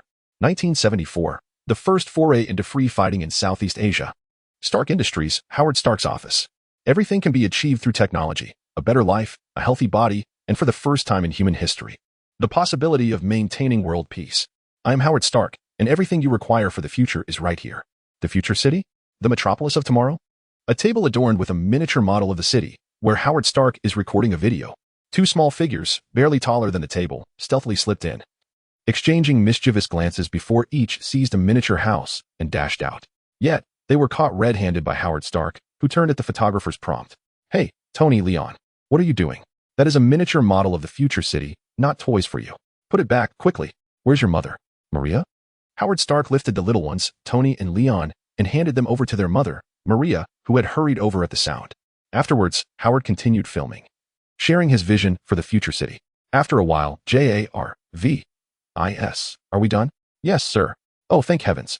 With his butler's affirmative response, Howard heaved a sigh of relief, loosening his tie, and jested, I prefer improvisation over these pre-prepared lines. Sir, if I may say, your impromptu speeches often take unexpected turns. What we need for the shoot is reliability and stability. Indeed, Howard nodded in agreement. Thank goodness for you, J.A.R.V.I.S. I appreciate your company. Sir, you flatter me. It is both my duty and my honor. J.A.R.V.I.S. replied with a refined smile. The sounds of their casual conversation were meticulously captured by the camera. 35 years later, after a brief respite, Howard reappeared on screen, adopting a more relaxed demeanor as he leaned on the table showcasing the future city model, gazing into the lens. Tony, Leon, you are too young to comprehend this now. So I shall record this segment for you. Everything I am doing is for your sake. One day you will understand. This represents not just human ingenuity, but also my lifelong achievement, the key to the future. I am bound by the limitations of the technology of this era, but one day you will grasp it all. Of course, primarily you, Tony. Leon may not possess exceptional intellect. Even when it comes to grabbing milk, he always manages to take the lioness share. Maria often jokes that he will surely be quite popular with the girls in the future. Is it true? Little Leon suddenly emerged from beneath the table. Howard, upon seeing him, cradled his head in despair and exclaimed, Oh my heavens, Leon, when did you sneak in? With a triumphant grin, little Leon mimicked Howard's tone, saying, Since you said, Tony, Leon, you are too young to understand. That was at the very beginning. Howard, now more flustered, gave little Leon a light rap on the head. He then crouched down, his expression turning serious as he warned, Now that you know, do not breathe a word to your brother until the right moment. Otherwise, I shall inform your mother about your antics with the kindergarten teacher. With a hand pressed against the bump on his head, little Leon nearly burst into tears but managed to stifle them under Howard's threat, nodding obediently. After all, while his father Howard, a compassionate man, only offered a gentle reprimand, his mother Maria, in her pursuit of effective education, would not hesitate to administer a more serious consequence. However, the memories of childhood are fleeting, and as little Leon matured, his sharp mind ultimately erased the incident. He vaguely recalled his father's warning against revealing anything to Tony, but the specifics had long faded from his understanding. Howard called for Maria once more, who, in a fit of anger, tugged little Leon's ear as they exited. The formal photography content resumed. When you two discover all of this, you will change the world. For you two are my greatest and most cherished creations. After viewing the 3D reconstruction of Howard projected by Arcee 2, Leon, seated in his office chair, couldn't help but click his tongue. Howard certainly knows how to comfort. Despite being a mere bonus for my phone plan, he insists on including both Tony and me. Fortunately, with the assistance of sisters Sunako and Odin, Leon now felt he had lived up to his father's expectations and brought honor to his family. At that moment, Tubi suddenly looked up at Leon and asked, Is that Master as father? What kind of interpersonal connection is familial bond? Relying solely on blood ties, without any tangible guarantee, seems far less reliable than my certified relationship with Master. Yet, the outcomes always suggest a human connection. The rational conclusion contradicted the reality, leaving 2B in deep confusion. In response, Leon tenderly brushed a few strands of hair from her mouth and gently shook his head, saying, I too do not comprehend why. Perhaps it is merely a human instinct. Other animals experience similar emotions, but they manifest far less profoundly than in humans, whether in love or in hate. Is that so? 2B pondered deeply. With a reassuring pat on her face, Leon signaled her not to dwell too much on it. The only concern she needed to focus on was to faithfully execute Leon's commands. Kamartosh. Leon approached the meditating Ancient One with a clear purpose. Master, I have a request. No, Ancient One replied, her eyes opening slightly, cutting him off before he could articulate his desire. Why? Leon asked, perplexed. Ancient One explained, time travel, returning to the past, is a taboo for those wielding temporal powers. It can easily lead to unknown repercussions in the world, creating countless parallel universes. Yet, it poses an even greater risk of disrupting absolute temporal points, potentially resulting in the annihilation of this universe. I assure you, what I intend to do will have no impact on the real world, Leon insisted, unwilling to relent. He possessed the capability to forge a flawless reality for them. How could he possibly give up? Indeed, Ancient One said, gazing intently at Leon, her hand lightly brushing his face. She shook her head, adding, You cannot achieve this. Intense emotions can easily influence one's actions, leading to unforeseen accidents. Leon, you are no longer the person you once were. Then, Master, you could accompany me to oversee my actions, Leon proposed. I cannot leave. There are many powerful entities with ulterior motives that have their eyes fixed on Earth. Ancient One replied, shaking her head once more in refusal. Then let my adoptive father assist us temporarily, Leon suggested. This left Ancient One in deep contemplation. a myriad of thoughts flashing through her mind as she considered the feasibility of Leon's proposal. After a prolonged silence, she finally nodded in agreement. Very well. However, we must not linger in the past. We must act swiftly. Wonderful. Master, I adore you, Leon exclaimed, overwhelmed with excitement as he embraced Ancient One in an exuberant whirlwind of joy. Chapter 105, Leon's Infinite Tsukuyomi Death, the Favor of the Goddess. After concluding their negotiations, Ancient One raised her hand, summoning a circular teleportation array, its edges flickering with welding sparks, which then automatically receded, instantaneously transporting Leon and Ancient One to Asgard, a place Leon had departed from not long ago. At that moment, Odin sat alone upon the throne of the All-Father, contemplating how to spend the remainder of his life. Having battled throughout his existence, he was weary of war. A tranquil and peaceful retirement was his true desire. Another visit? Odin's gaze caught sight of Leon and Ancient One emerging through the teleportation array, causing his eyelid to twitch and his heart to swell with myriad thoughts. You are the leader of the Avengers, not the leader of a fatherly support group. The Supreme Sorcerer, Ancient One, the All-Father, Odin. The two most formidable figures of their respective realms exchanged a brief but respectful greeting. Then, Odin rubbed his temples, feeling a twinge of headache as he turned his attention to Leon. Leon, you. Father figure, Leon has a request. With a firm grip on his eternal spear, Odin declared with authority, enough. I am not your wish-granting well. If you encounter trouble, you must learn to resolve it yourself. What kind of precedent does it set for you to come running to me at the slightest setback? Do you wish for me to impose upon you a growth experience akin to Thor's?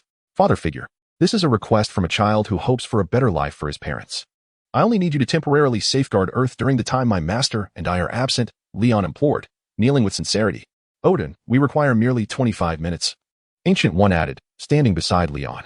Although Leon felt that 25 minutes was far too brief, Odin had already waved them off. Go, Leon. This is the last time I shall assist you. Thank you, father figure. Leon feared that if he pressed further, the eternal spear would indeed pierce through.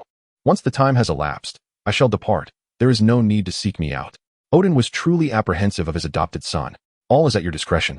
Father figure. With this matter settled, Leon and Ancient One exited through the teleportation array. No matter how many times Leon witnessed Ancient One elegantly summon the teleportation array, he couldn't help but feel a pang of envy. When would he obtain a teleportation array of his own? Isn't that right, Sister Tonic? Notification. Today's sign-in has been completed. Congratulations, host, for receiving Old Wong's collection of novels. The youthful pighead, Old Wong will not dream of the Supreme Sorceress. Damn it, Old Wong is still pursuing me. After their departure, Frigga appeared nearby, reproaching, that child is acting from a place of filial piety. Clearly, you had no intention of refusing him from the beginning. Yet you insist on being stern. How vexing. Humph. I fear that if I do not appear stern, tomorrow Asgard may fall at his hands. A subtle smile crept upon Odin's lips. Looking at Frigga, he advised, I shall be in Midgard for a few days to conduct a thorough investigations. Asgard is entrusted to you, Frigga. Leave it to me. You may rest assured as you depart. Though I am reputed as the foremost mage of the 9 realms, my sword is no less formidable. The last time I held back for Laufey, I doubt that child even noticed. Frigga replied with a satisfied giggle, covering her mouth. Observing Frigga, who appeared as if she had shed millennia, Odin's smile broadened. Time had indeed flowed like a river. The once youthful and audacious warriors, Odin and Frigga, had matured into figures so venerable that many had forgotten the extent of their might. With a resounding boom, he traversed the Rainbow Bridge, arriving at a coastal cliff in Norway that he had long yearned to behold. With a mere thought, his divine regalia vanished, and the formidable king of gods transformed into an ordinary one-eyed elder, seated on a stone at the cliff's edge, gazing at the sea. In this tranquil moment, the ancient beings lurking in the depths of the universe fell silent, for just before Odin reached Earth, the Ancient One had opened the supreme artifact of Kamartaj, the Eye of Agamotto, wielding the power of the Time Stone to return to the past alongside Leon. Such a feat demanded exceptional magical prowess and a profound understanding of the Time Stone, a skill possessed solely by the Ancient One, with even the future Sorcerer Supreme, Doctor Strange, unable to guarantee similar capabilities. Upon their arrival in the past, the Ancient One swiftly activated the Mirror Dimension, enveloping herself and Leon within to prevent any tangible alteration to history. Their presence was not a part of the timeline. Not a single misstep could be permitted. As they traversed time, the Ancient One sensed their surroundings upon arriving in Kamartaj. Recognizing the future versions of herself and Leon, she chose to feign ignorance, turning a blind eye. On December 16, 1991, during the night, Howard and Maria returned home after a long absence, coinciding with the day Hydra dispatched the Winter Soldier to assassinate them. Leon vividly recalled waiting with Tony for what felt like an eternity, from excitement to numbness, until the following day when they received the notification of their deaths. through the mirror dimension, witnessing his youthful self and Tony. Leon felt a surge of emotions and inquired of the Ancient One, "May I go see them?" "Not at all," the Ancient One gently shook her head. "Hatred will consume your reason." "Very well," Leon responded, touching the ion Sega on his left wrist, resolutely settling into a meditative posture, forcing himself to relinquish all thoughts. Hydra, akin to the goblin, remained on Leon's list for eradication, along with that Winter Soldier. Leon conceived a more fitting resolution. Mere death was far too lenient. Even if it was not by choice. As time flowed steadily, a pivotal moment awaited. System prompt. Explanation. The souls known as Howard Stark and Maria Stark wholeheartedly acknowledge you as their child. Question. Should the Hall of Heroes be activated for the containment of the aforementioned individuals? Yes. With a mere thought. Leon summoned the souls of Howard and Maria into the Hall of Heroes, rooted in his essence. There, he had meticulously woven a dreamscape akin to an infinite moonlit illusion. What had eluded a lifetime of pursuit for others, Leon achieved with a mere sign-in, a rather poignant irony. Beside him, Ancient One, well-versed in the realm of souls, observed Leon's actions with acute clarity. This was a system reminiscent of Asgard's Hall of Heroes, yet far more domineering. Once the prerequisites were met, irrespective of the soul's willingness, the ultimate right of containment resided entirely with Leon. This realization made her feel a twinge of unease. Should Leon thwart her retirement plans? She would be condemned to serve him indefinitely. Thoughts flashed through her mind, and with no countermeasures at her disposal, Ancient One could only hope that the deity of eternity would prove somewhat reliable. With such a powerful entity, surely it wouldn't be outmatched by Leon's hero system, would it? Surely, it wouldn't, right? An unsettling feeling lingered within her. Subsequently, they traversed time once more, seamlessly containing Jarvis's soul within the Hall of Heroes. The process was remarkably efficient, devoid of any unnecessary delays. Upon returning to the present, after confirming that their temporal journey had not wrought any tangible impact, Ancient One finally felt at ease to depart. Yet, in the next moment, Leon was met with a system notification. Alert. You have intercepted the souls of the deceased that were destined for death. Death is enraged, but, upon discovering the uniqueness of your existence, has developed a profound interest in you. Alert. Exercise caution when going outside. She is constantly watching you and may arrive at any moment. Alert. You have gained the favor of the goddess of death. Favor of the goddess of death. Your soul is immune to all negative influences. No being, save for death, can claim your soul. Introduction. You are mine. What the hell? Chapter 106. Death the Cosmic Cube. Goodness. Leon was utterly taken aback. Was it really necessary for him to fish out his parents and the butler? Death, one of the 5 primordial deities of the Marvel Universe, symbolizes the inevitable conclusion of all life within the cosmos. It represents the ultimate destination for every soul, transcending both time and space, a grand conceptual entity of immense significance. Whether in the realm of comics or the cinematic universe Leon currently inhabits, she stands as an unparalleled force, an exalted being at the apex of existence. The other 4 deities of creation, equally renowned, are the illustrious Galactus, Eternity, Infinity, and Oblivion. Though death may not be the most formidable among these primordial beings, she is undoubtedly the most famous and widely recognized. After all, who does not fear death? Who among us can escape it? No.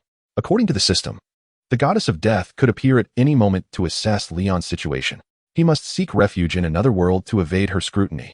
Who knows what fate might befall him should he inadvertently befriend the goddess of death? Leon certainly has not yet exhausted his days. Just then, there was a series of knocks on the door of his office. Startled, Leon nearly lost his composure, but upon using his observation hockey, he was relieved to discover it was merely Pepper. Having finished her work, Pepper came to check on Leon upon hearing of his return. What? You just got back, and you're already leaving? Upon learning that Leon was about to enter a state of Leon-esque slumber, Pepper could hardly remain composed. One could find Tony lost in his own world of meditation, while Leon seemed to be off gallivanting, leaving Pepper to bear the weight of both home and company. Moreover, it appeared that Leon had returned with a stunning blonde, her waves cascading beautifully, and she seemed to possess remarkable upbringing, diligent and responsible in her work. This prompted Pepper to muse. All the good women in the world will inevitably fall prey to Leon-esque charms. Alas, plans change faster than one can adapt. And she felt quite helpless. Well then, you must be cautious. Do not cause any trouble out there. Yes, madam. After bidding a fond farewell to Pepper, Leon soared into the sky. At S.H.I.E.L.D. headquarters, Nick Fury was in his office, engaged in an intimate phone call with his sweetheart. Suddenly, with a resounding crash, the bulletproof window behind him shattered, and in the blink of an eye, his office was left in utter disarray, as though swept away by a tornado, save for the chair beneath him which remained untouched. What the hell? Who dares to attack my office? Do they wish to court death? Fury's fierce demeanor quickly morphed into a sycophantic smile as he turned around, musing, Leon. I thought it was someone else. Fury, I require the cosmic cube, now? Immediately. Huh, did Howard tell you this too? Nick Fury originally intended to conduct his research in secrecy, as he felt a profound sense of insecurity. It was only through the truths gleaned from the Tesseract that he could find solace. Fury, I shan't repeat myself. Leon's eyes sparkled with determination, and the ion saga on his left wrist enthusiastically amplified the sensation of contrasting extremes that Nick Fury was experiencing. No, just take it. Isn't that sufficient? Quickly, relinquish your powers. Nick Fury felt as though he might freeze from below, though fortunately, his head remained devoid of hair, as he was already bald and thus impervious to combustion. Subsequently, with the assistance of the Black Egg, Leon successfully acquired the Tesseract within the clandestine research facility of S.H.I.E.L.D. In truth, this artifact belonged to Leon's family. His presence here was entirely justified. The Tesseract was merely a magical vessel crafted by Leon's adoptive father to contain the Space Stone, fortified with protective enchantments, should a nefarious individual attempt to wield it. The Tesseract would automatically activate the Space Stone, transporting that unscrupulous person to a realm from which they could never exploit the Space Stone for malevolence again. Red Skull was a prime example. He sought to harness the limitless energy of the Space Stone to forge a world-altering weapon, only to be exiled by the Tesseract to the planet Vormir, home of the Soul Stone. Of course, individuals like Loki or Leon, who were considered allies, could utilize it freely. However, unlike Loki, Leon lacked the ability to store it magically. The Tesseract could not be placed within the confines of the system's inventory, making it cumbersome for Leon to carry. He hesitated to shatter it, for the Tesseract served not only as a safeguard for the Space Stone but also as its restraining device. Thus, he had to manage it as is for the time being. Past experiences had taught Leon that when engaging with a particular object or individual, the initial encounter held a high probability of yielding valuable rewards. As one progressed, the likelihood of success diminished. Hence, knowing the whereabouts of the Space Stone, Leon cherished this opportunity for a sign-in, hoping that it might grant him a skill akin to time immunity, similar to what he had experienced with the Time Stone. Yet, the urgency of survival compelled Leon to sign in now. After all, as long as he remained alive, future opportunities to achieve rewards would inevitably arise. Shall I proceed with today's sign-in? Leon reverently raised the Tesseract. System, I must immediately sign in for the World Traversal card. Commence. Ding. Today's sign-in is complete. Congratulations, host. You have obtained the 3-level cube toy. Wow.